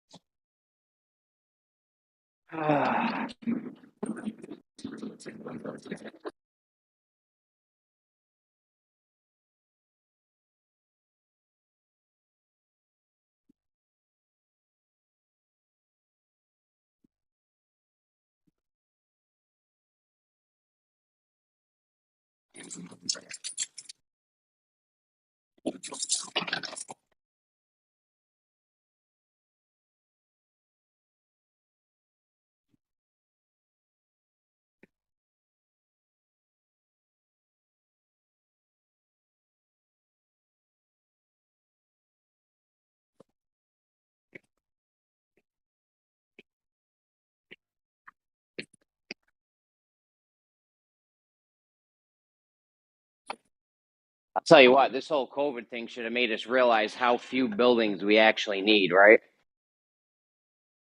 Because, I mean, for months, kids didn't even go to school. They were doing it all. You get rid of about 1 million buildings in America if you did it like that. Well, nobody likes that. Everybody wants to go back to school. No way. Most parents want their kids to go back to school, and most kids would rather be at school than at home. Yeah. It's not efficient, though. My kids love it. They have amazing grades. understanding better than they did before, and they have the opportunity to go back. They don't want to. They don't want any part of it. I mean, I can see the need. We kind of need it though, because parents got to go to work. So what are you gonna do with the kid? You can't stay home and watch the kid. Daycare is really not an option for everyone because it's fucking wild expensive. So I haven't been to the office in 2 years, and in April start going back. And you got you going back in April? We're going to go back in April twice a month, the second and fourth Wednesdays of the month. Why? I don't know. That's just what they decided. What do you work with? I work for Verizon. For what? Verizon, cell phone company. And I do landline stuff, but it's a cell phone company. Is it the parent horizon, the geometrical horizon? Verizon, Verizon, Verizon. Right. He's making a It's joke. a major. Yeah, I heard horizon, so my joke doesn't work. Can you hear me now? Yeah.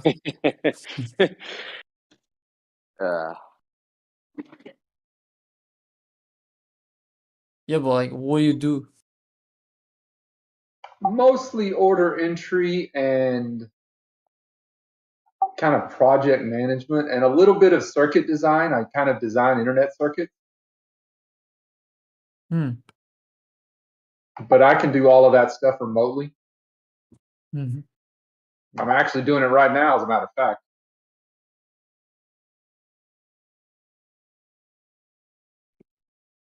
Yeah, I'm lucky my job doesn't require me to be physically anywhere.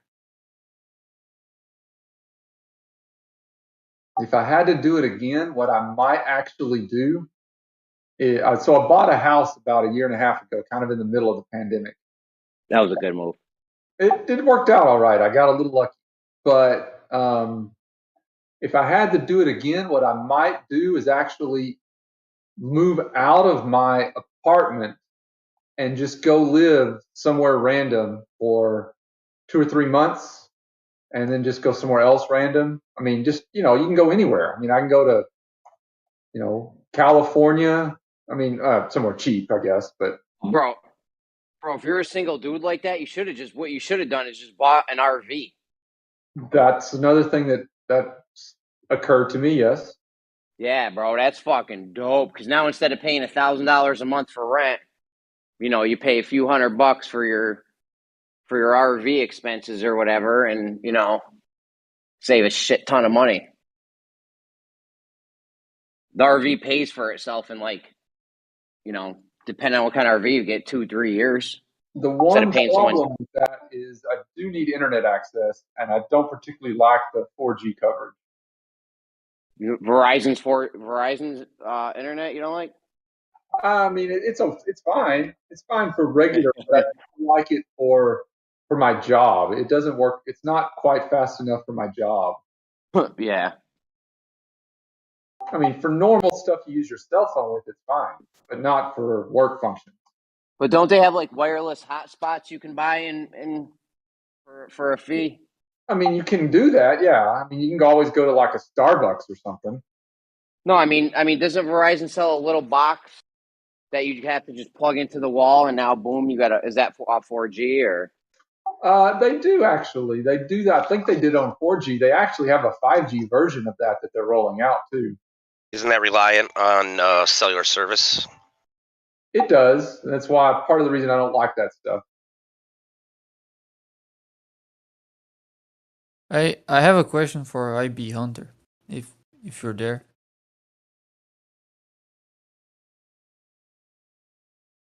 I don't. Maybe he's not here. Never mind. I'm here. It's noisy where I'm at. Oh, I was just gonna ask if the picture in your profile picture was if you yourself took that. You want your ASL? Yeah, I took that. Location. Yeah, that looks neat. Yeah, it's one of 4 photos I took over a little while, and I play them one after the other, and you can actually watch it rotate. You can actually see there's a little dot next to it, and that's Europa. Right. That was probably one of the better photos I've taken of Jupiter. When it moves, does it get behind or on front of Jupiter? I think it goes a little bit in front. Unfortunately, I didn't. While I was taking the photo, I didn't notice the moon at the time. It was late at night, and I shut it down. If I would have taken one more, it would have been easy to see if it went in front or behind. Right. I can try to post a little GIF I made for it.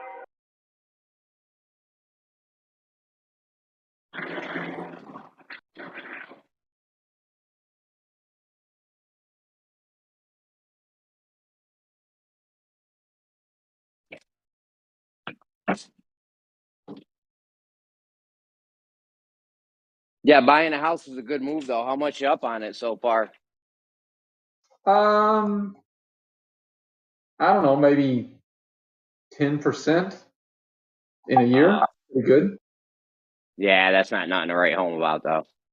Still good, but there was times where you could have bought a house and you would have been up crazy right now.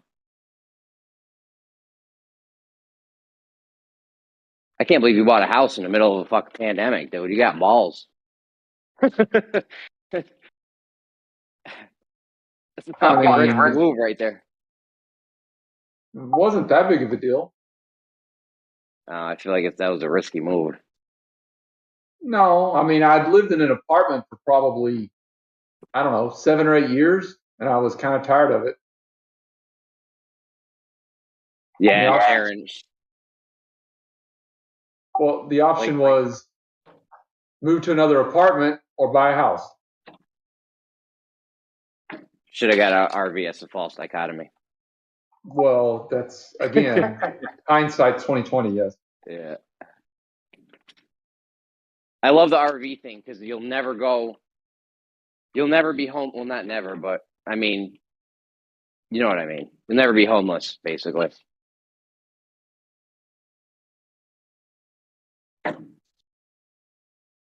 Us bitches love RVs.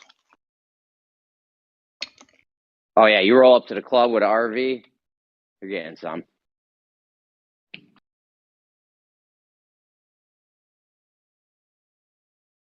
Even a van, like I see people living in big vans. There's little things you put on the back of pickup trucks. That's like a little mini house. Some people are bugging though. They be living in like their Tesla or something. Like, yo, you gotta get something bigger than that, man. You can barely even stretch out in that thing.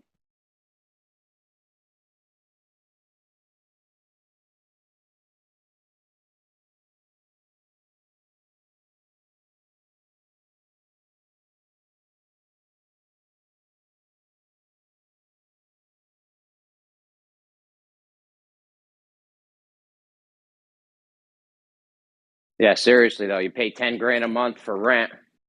Sorry, 10 grand a year in rent. 2-3 years of that, you got a nice fucking RV paid for.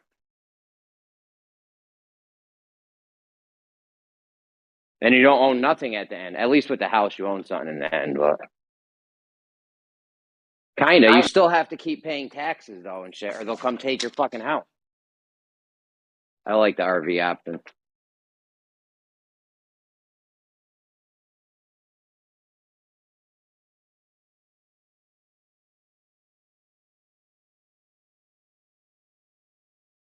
I feel like that's a shitty deal we get with the property tax. Like, I wish you could just buy a house and just own it forever. Can't you run the country off of like 10% of what everyone makes and spends? I feel like that's you get a lot of money.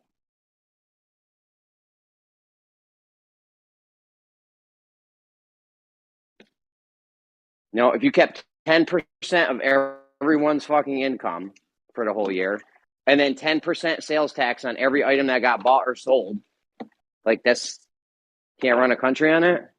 We need to rethink our spending habits. The budget is probably somewhere, I'm going to guess, around what is it, $1 trillion and a half dollars? All right. And that's not 10%. Yeah, 10% won't cover that. Of everything everybody makes and spends? You don't think so? We do not produce or make $10 trillion in our economy. I'm saying if you took everyone's paycheck, added it all up, and then took 10% of that, you don't think it'd be $1 trillion? No, I don't. No.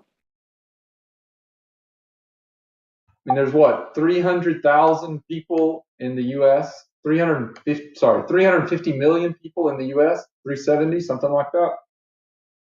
Yeah, a third of them are probably working at least, right? Well, I was going to say a third of them are kids or more. Maybe a quarter of them are kids. So that leaves 250,000?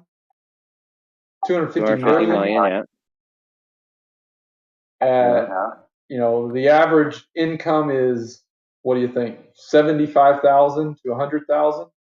I'd say go with 50 G's. Okay. Plus, you have elderly people. Some of those people aren't working and they're elderly. So what he's saying is they're spending too goddamn much.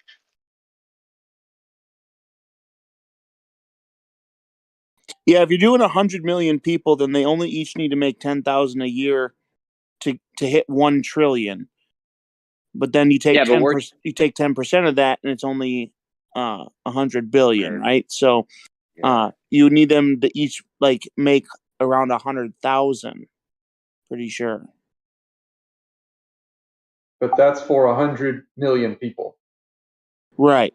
So if there's less people working, you would need more than 100,000. If there's more people working, you would need less than 100,000. But that's just going off what they make, though. Then you take 10% off of everything that gets bought and sold. That's got to put you over the fucking top right there. Yeah, I guess the people that aren't working are still spending something, maybe. So you have a 10% income tax and a 10% sales tax. Yeah. That's got to put you over the top of $1 trillion. But also, even thinking that the average income is that low when there's, Jeff Bezos making, several $100 billion or something? Well, maybe not every year, I guess, but billions of dollars per year. First of all, he's worth that. Gotta raise the average up. He's worth that, but he doesn't make nearly that much per year. His actual salary is not. I mean, it's high, obviously, but it's not $1 billion a year. Yeah.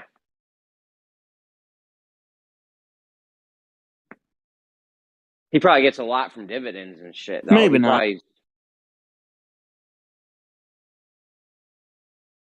Yeah, I mean, most CEOs, the highest paid CEOs typically make, I don't know, 10 to 20 million a year in salary. But then go ahead. If you do a current Google search says that Jeff Bezos makes $225 million a day. No, that's what he's worth. No, that's what he makes per day. $225 million a day.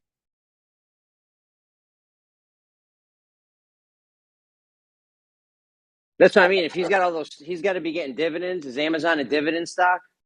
The amount of dividends you're getting off of his stock. Why would you think he makes that much money a day? I mean, in like a year, he'll be a trillionaire, which is not going to happen. But my point was that their actual salary is usually, I don't know, 10 to 20 million. No, 10 days. 10 days would be a little over 2 billion. 100 days would be then a little over 22 million. 200 billion. So 3 times 3 would be about 60. So that's only about 70 or 80 billion dollars a year then. No, you did the math wrong. I mean, if he's making 2 billion in 10 days, in 100 days, it's going to be 200 billion. Oh no, my bad. I might have did the math wrong. I'm not saying it's correct, but I mean, If you Google how much does Jeff Bezos make in a day, I just did it again. It says $205 million a day. It might be closer to 100 billion because of the 65 after 300. So it might be closer to like 100 billion a year. It's not trillions. So the better question to Google is, what is his salary? Yeah, that might be. Because that's what I was saying. Their I don't know. salaries aren't usually Maybe that high. The thing is, what Well, makes them Yeah, worth but what so does that even But mean? Jeremy cares? pointed something out that wouldn't include like dividends he might get from Amazon stock that he owns and stuff. I hadn't got to that part yet. The salary, the straight money they get on a paycheck, is usually pales in comparison to the stock rewards and all of the other stuff that they get that's ancillary that doesn't go on a paycheck. Well, that would be capital gains, and then you get 10% of that, right? Boom. It depends on how. It depends on how it's invested. I don't know how they're taxed on their stock rewards or whatever. Because they get stock. You get stock awards. They give you just here's 1 million shares of stock. It might go when you cash them out or something, and then that's when you pay or whatever. But yeah. So my point is, their salary, like I said, what they make on a paycheck is not that much money. I mean, when they're considering their worth, $100 billion. But he probably is making like 10 million or some crazy amount off of the dividends or something, right? Is Amazon a dividend stock, or I don't know? Like that would count towards your income, not your salary, but your income. Well, this website says Jeff Bezos makes around $205 million a day. That amount comes from the series of calculations based on how much he earns according to his salary and his increase in net worth. He earns $81,000 a year as his salary. So yeah, I mean, whatever that means, it's like that's irrelevant, obviously, in his overall life. But anyways, and then this has a whole breakdown of all this other. So it says, the final calculations is they think it's $142,667 a minute. Damn. Can you imagine that shit? 100 G's a minute. Booyah. Again, I don't think that's what he makes. I think that's what he's worth. I mean, if you took at this moment, he's worth 200 billion, which equates to over that much. But if his stock went down half that much, then he loses half his value. But he still gets his salary. So, I mean, if you're calculating that, you could actually say he's losing $100 million a year or whatever. Yeah, but right now he could cash out 100 G's a minute or whatever Gio said and still have the same net worth as before. Well, I think they're doing those calculations, trying to evaluate what his net worth is increasing. So, yeah, who knows what that really means.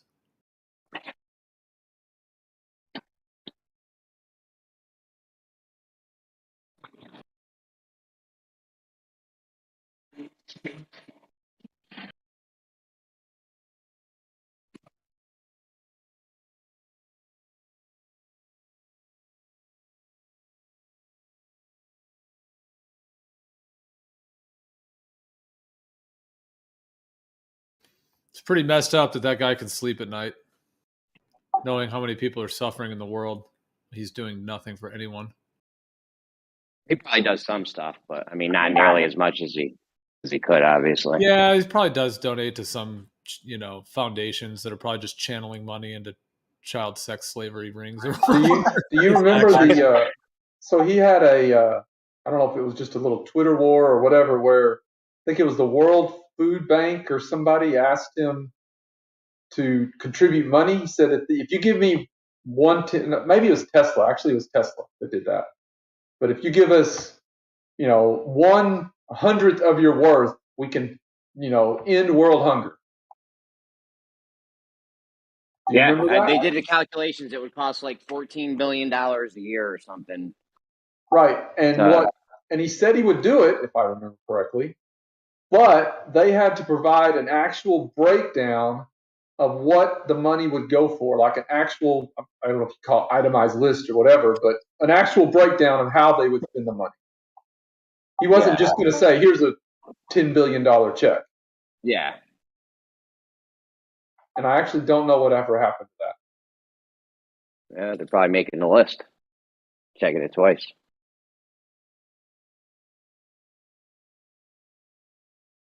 There's all the people that are struggling right now. You know, living check to check, going without.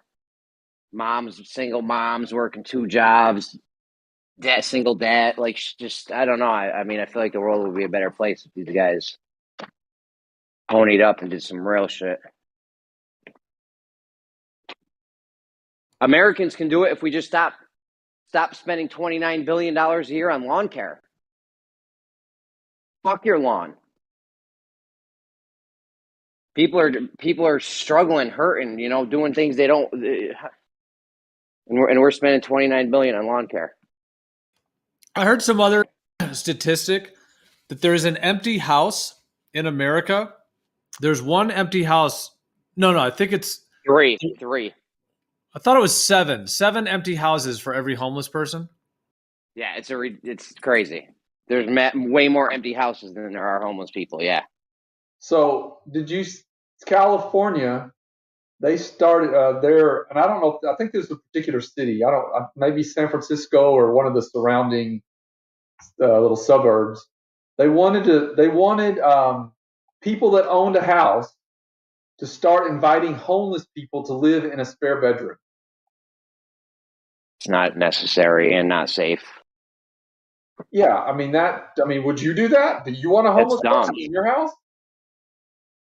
No, I would want them to have one of those empty houses. Why? I have my house, then we have all these empty houses. You could just let them stay in an empty house.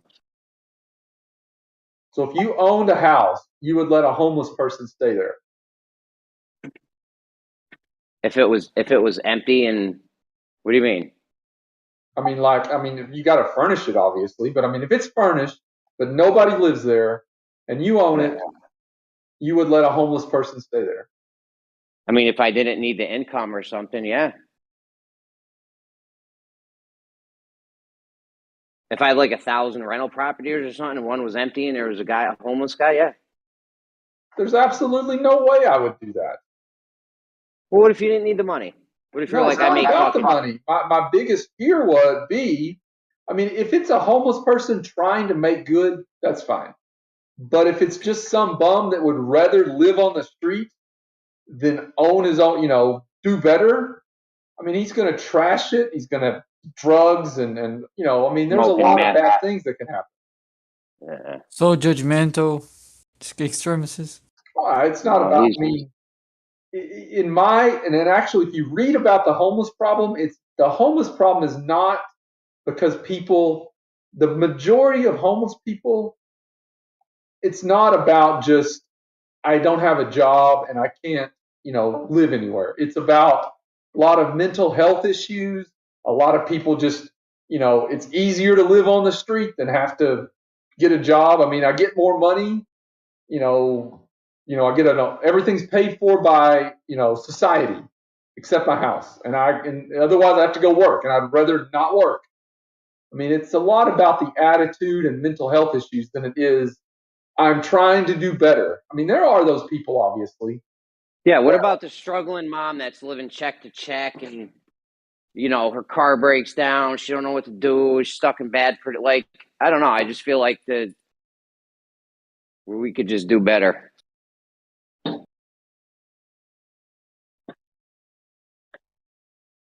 I mean, there are programs that help people get back on their feet.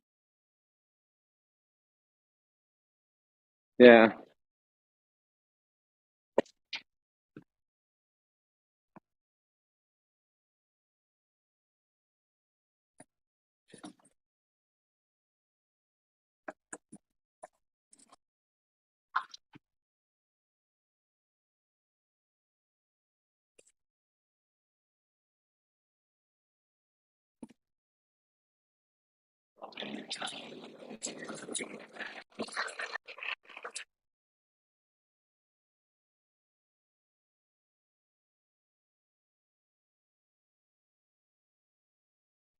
Like I said, though, we could solve a lot of problems if we just stop taking care of our lawns for 1 year.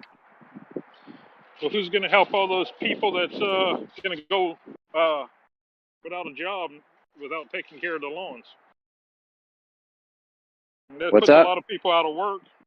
If you stop The lawn paying thing? people to take care of the lawns. Yeah, that's true. That would probably put some people out of work, yeah. Well, there's $29 billion left over, so there's going to be a lot of money to go around and people will be taken care of. That's a good point, though.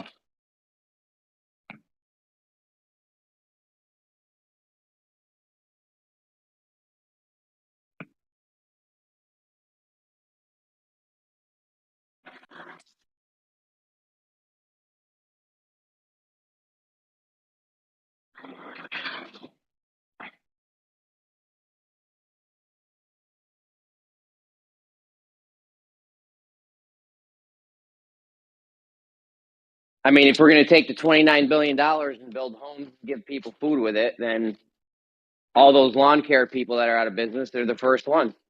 All the lawn care people get homes and food first year, straight off the rip. They won't even feel it.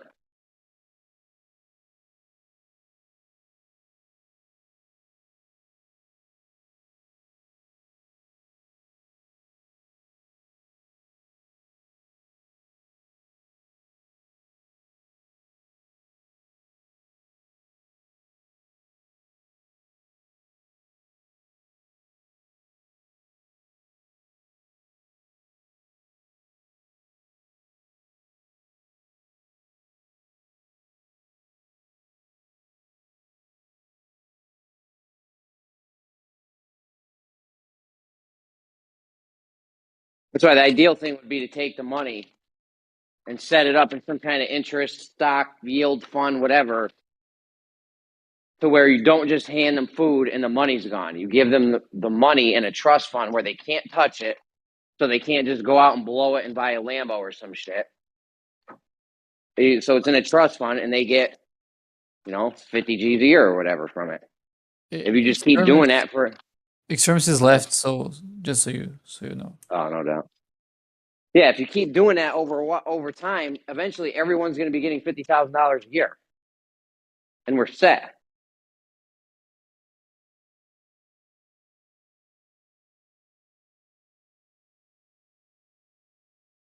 If I was getting 50 G's a year, I would just stand on the street with a sign, "Do you need help? Ask me for help." Oh, you're a little old lady that needs something moved or, something. I would just be like that most helpful person you've ever seen. I love when I go to Lowe's and I see a little old lady struggling, trying to put some shit in her car or pick up a big bag of grass seed or some shit or rock salt. I'm fucking all over that.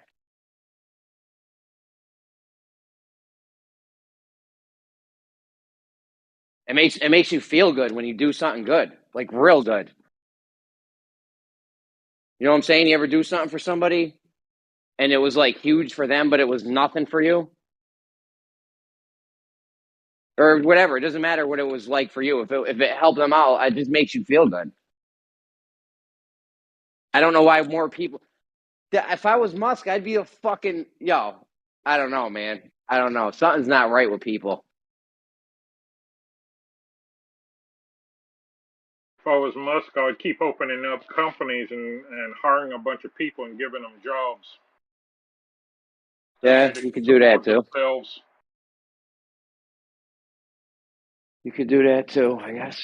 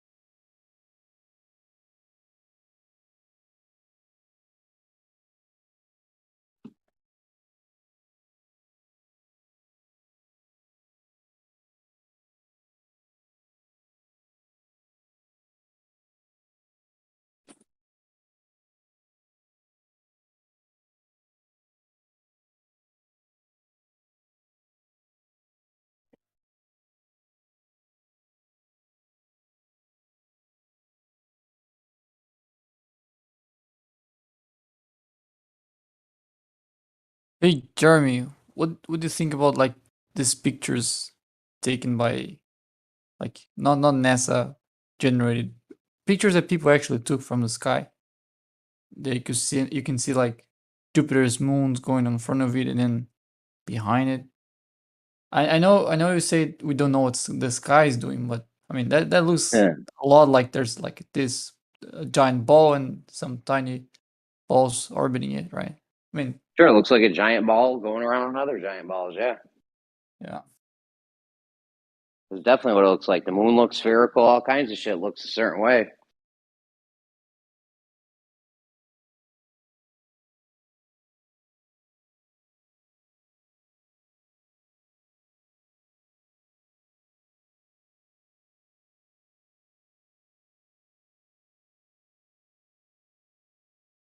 I'm with you guys when you say you can't trust your senses.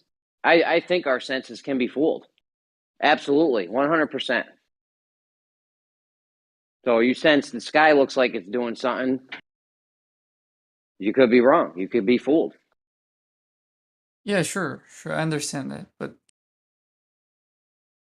like for example, if I take a picture of a ball in my house and I send to someone, I mean, people don't say, "Well, I don't know what their house is doing. Maybe that's not a ball," you know.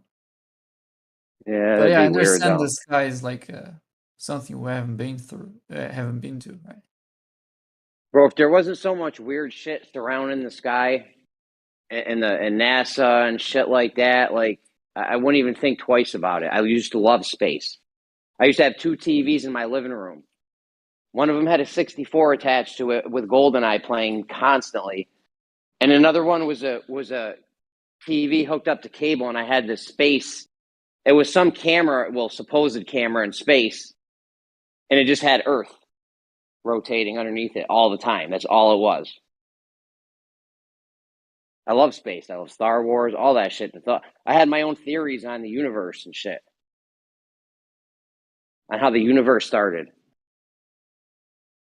Well, I later on found out they were somebody else's actual theories, but I made them up in my own mind myself. I was like, what if our universe is just a black hole inside of another universe, and all the black holes in our universe are other universes?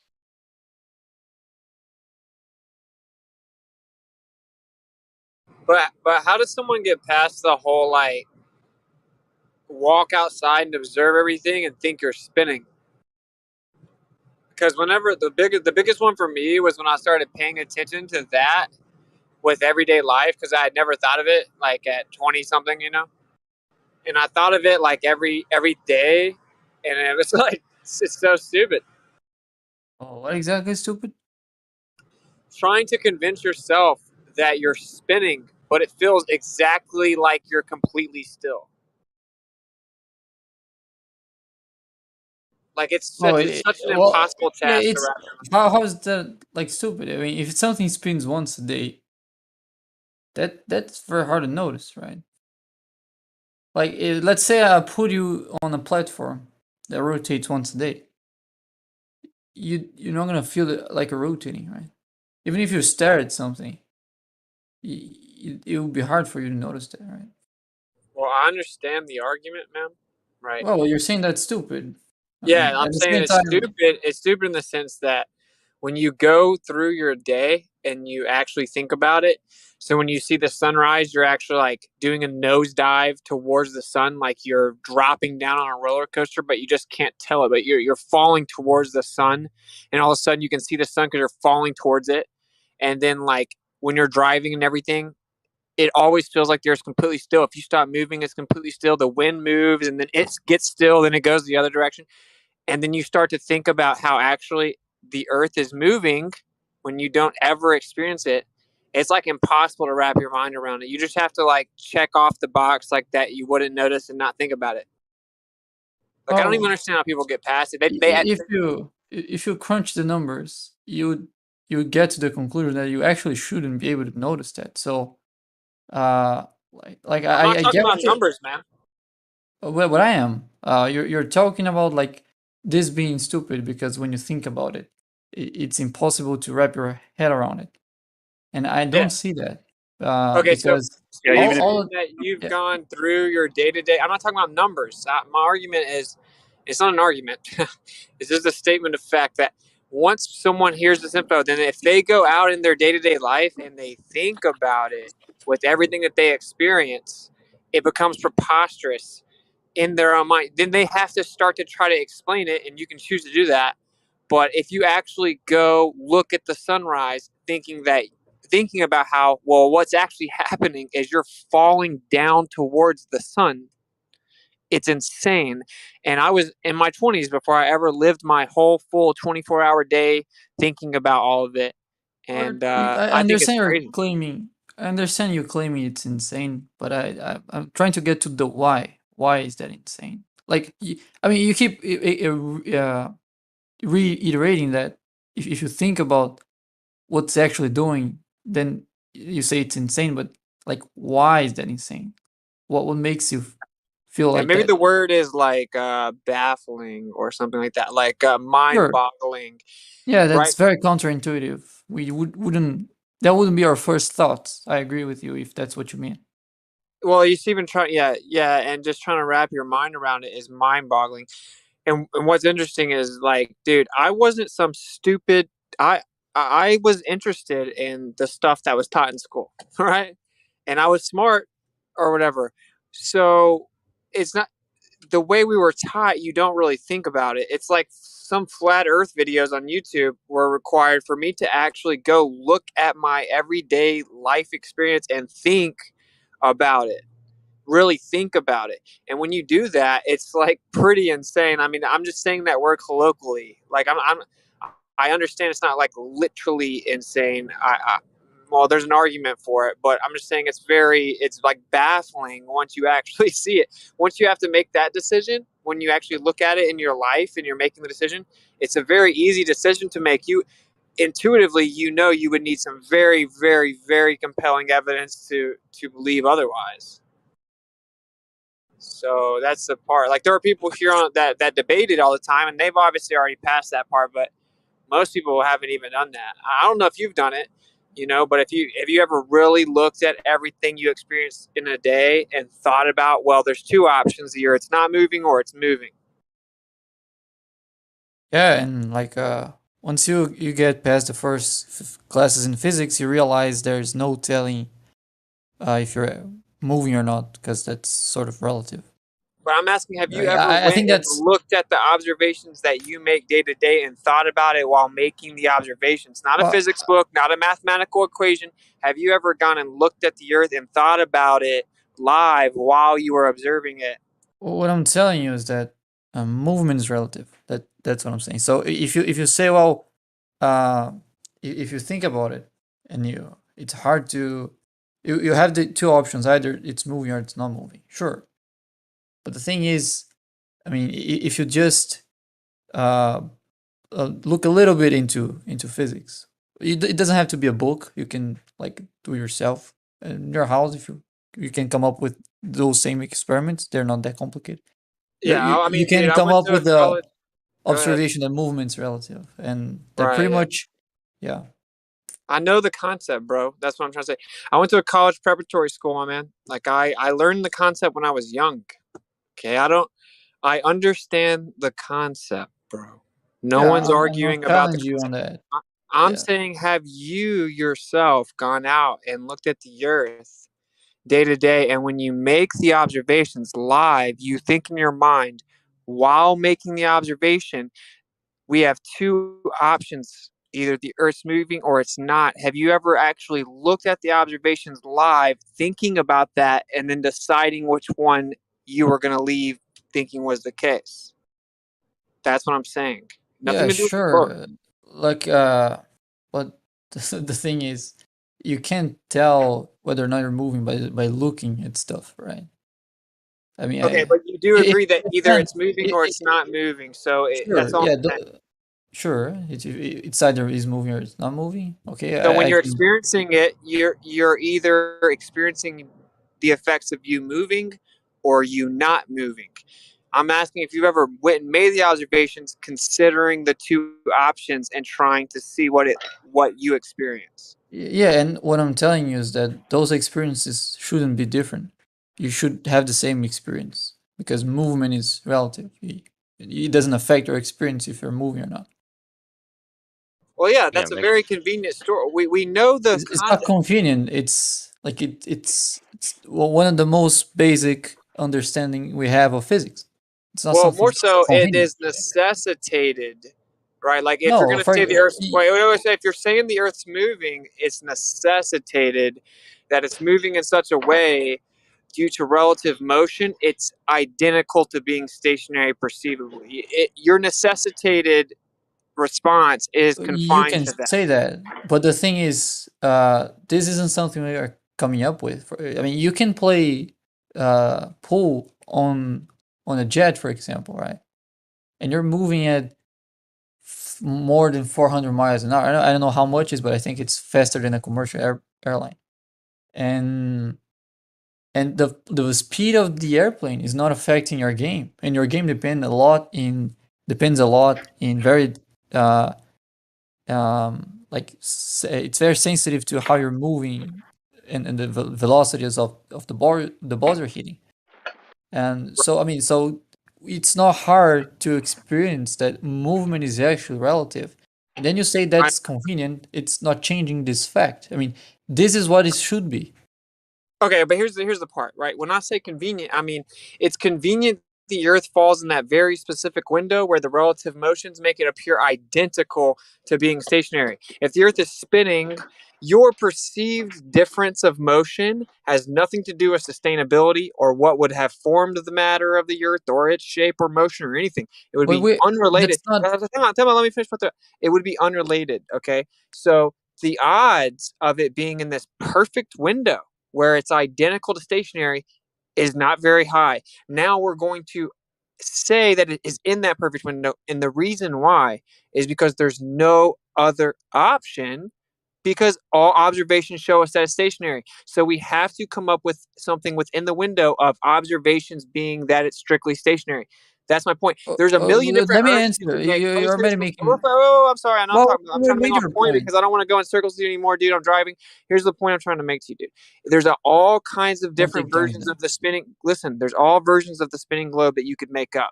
Okay, different speeds, different sizes, different distances, different bodies, all kinds of stuff you could come up with just theoretically. You would see the effects of movement in almost all of them. I The want to Earth answer your falls first in this sentence, man. I'm gonna perfect. forget it if you don't speak. You don't Okay, stop. go Never. ahead. What can I do? All right. Trying to So actually break through to you, man. no, I mean you made a claim. I was trying to respond to that, and you kept making claims. Like we can't have a conversation like that. So Well, I'm not trying to debate you. I'm trying to tell you something and then see if you'll really think about it before you respond. right, but I can't think about multiple points at once. I can only think about one at a time. I mean, some people might be able to do that. I can't. So Go ahead.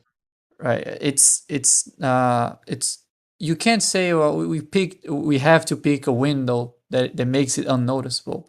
For example, if the idea that this day and night are a product of Earth spinning, we cannot pick how fast it's spinning. It has to spin once a day. That's not something we're not picking 24 hours because it's convenient enough that makes it undetectable. It's 24 hours because that's how long it takes for the sun to get to the same position the next day.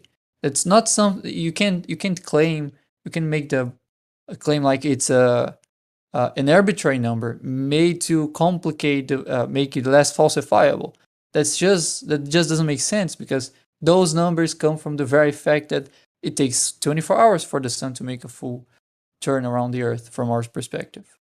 So that's not an arbitrary number made to put in a window Okay, that you maybe I'll can't say it like detect it. this.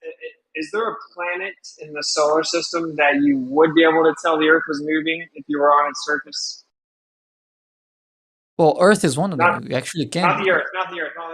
Is there a planet that if you were standing on the surface of, you would be able to tell it was moving? Just by feeling, without doing any apparatus. You mean like just standing on it? Yeah, standing on it, you'd be able to just know that you were moving. No, I don't think any planet spins that fast.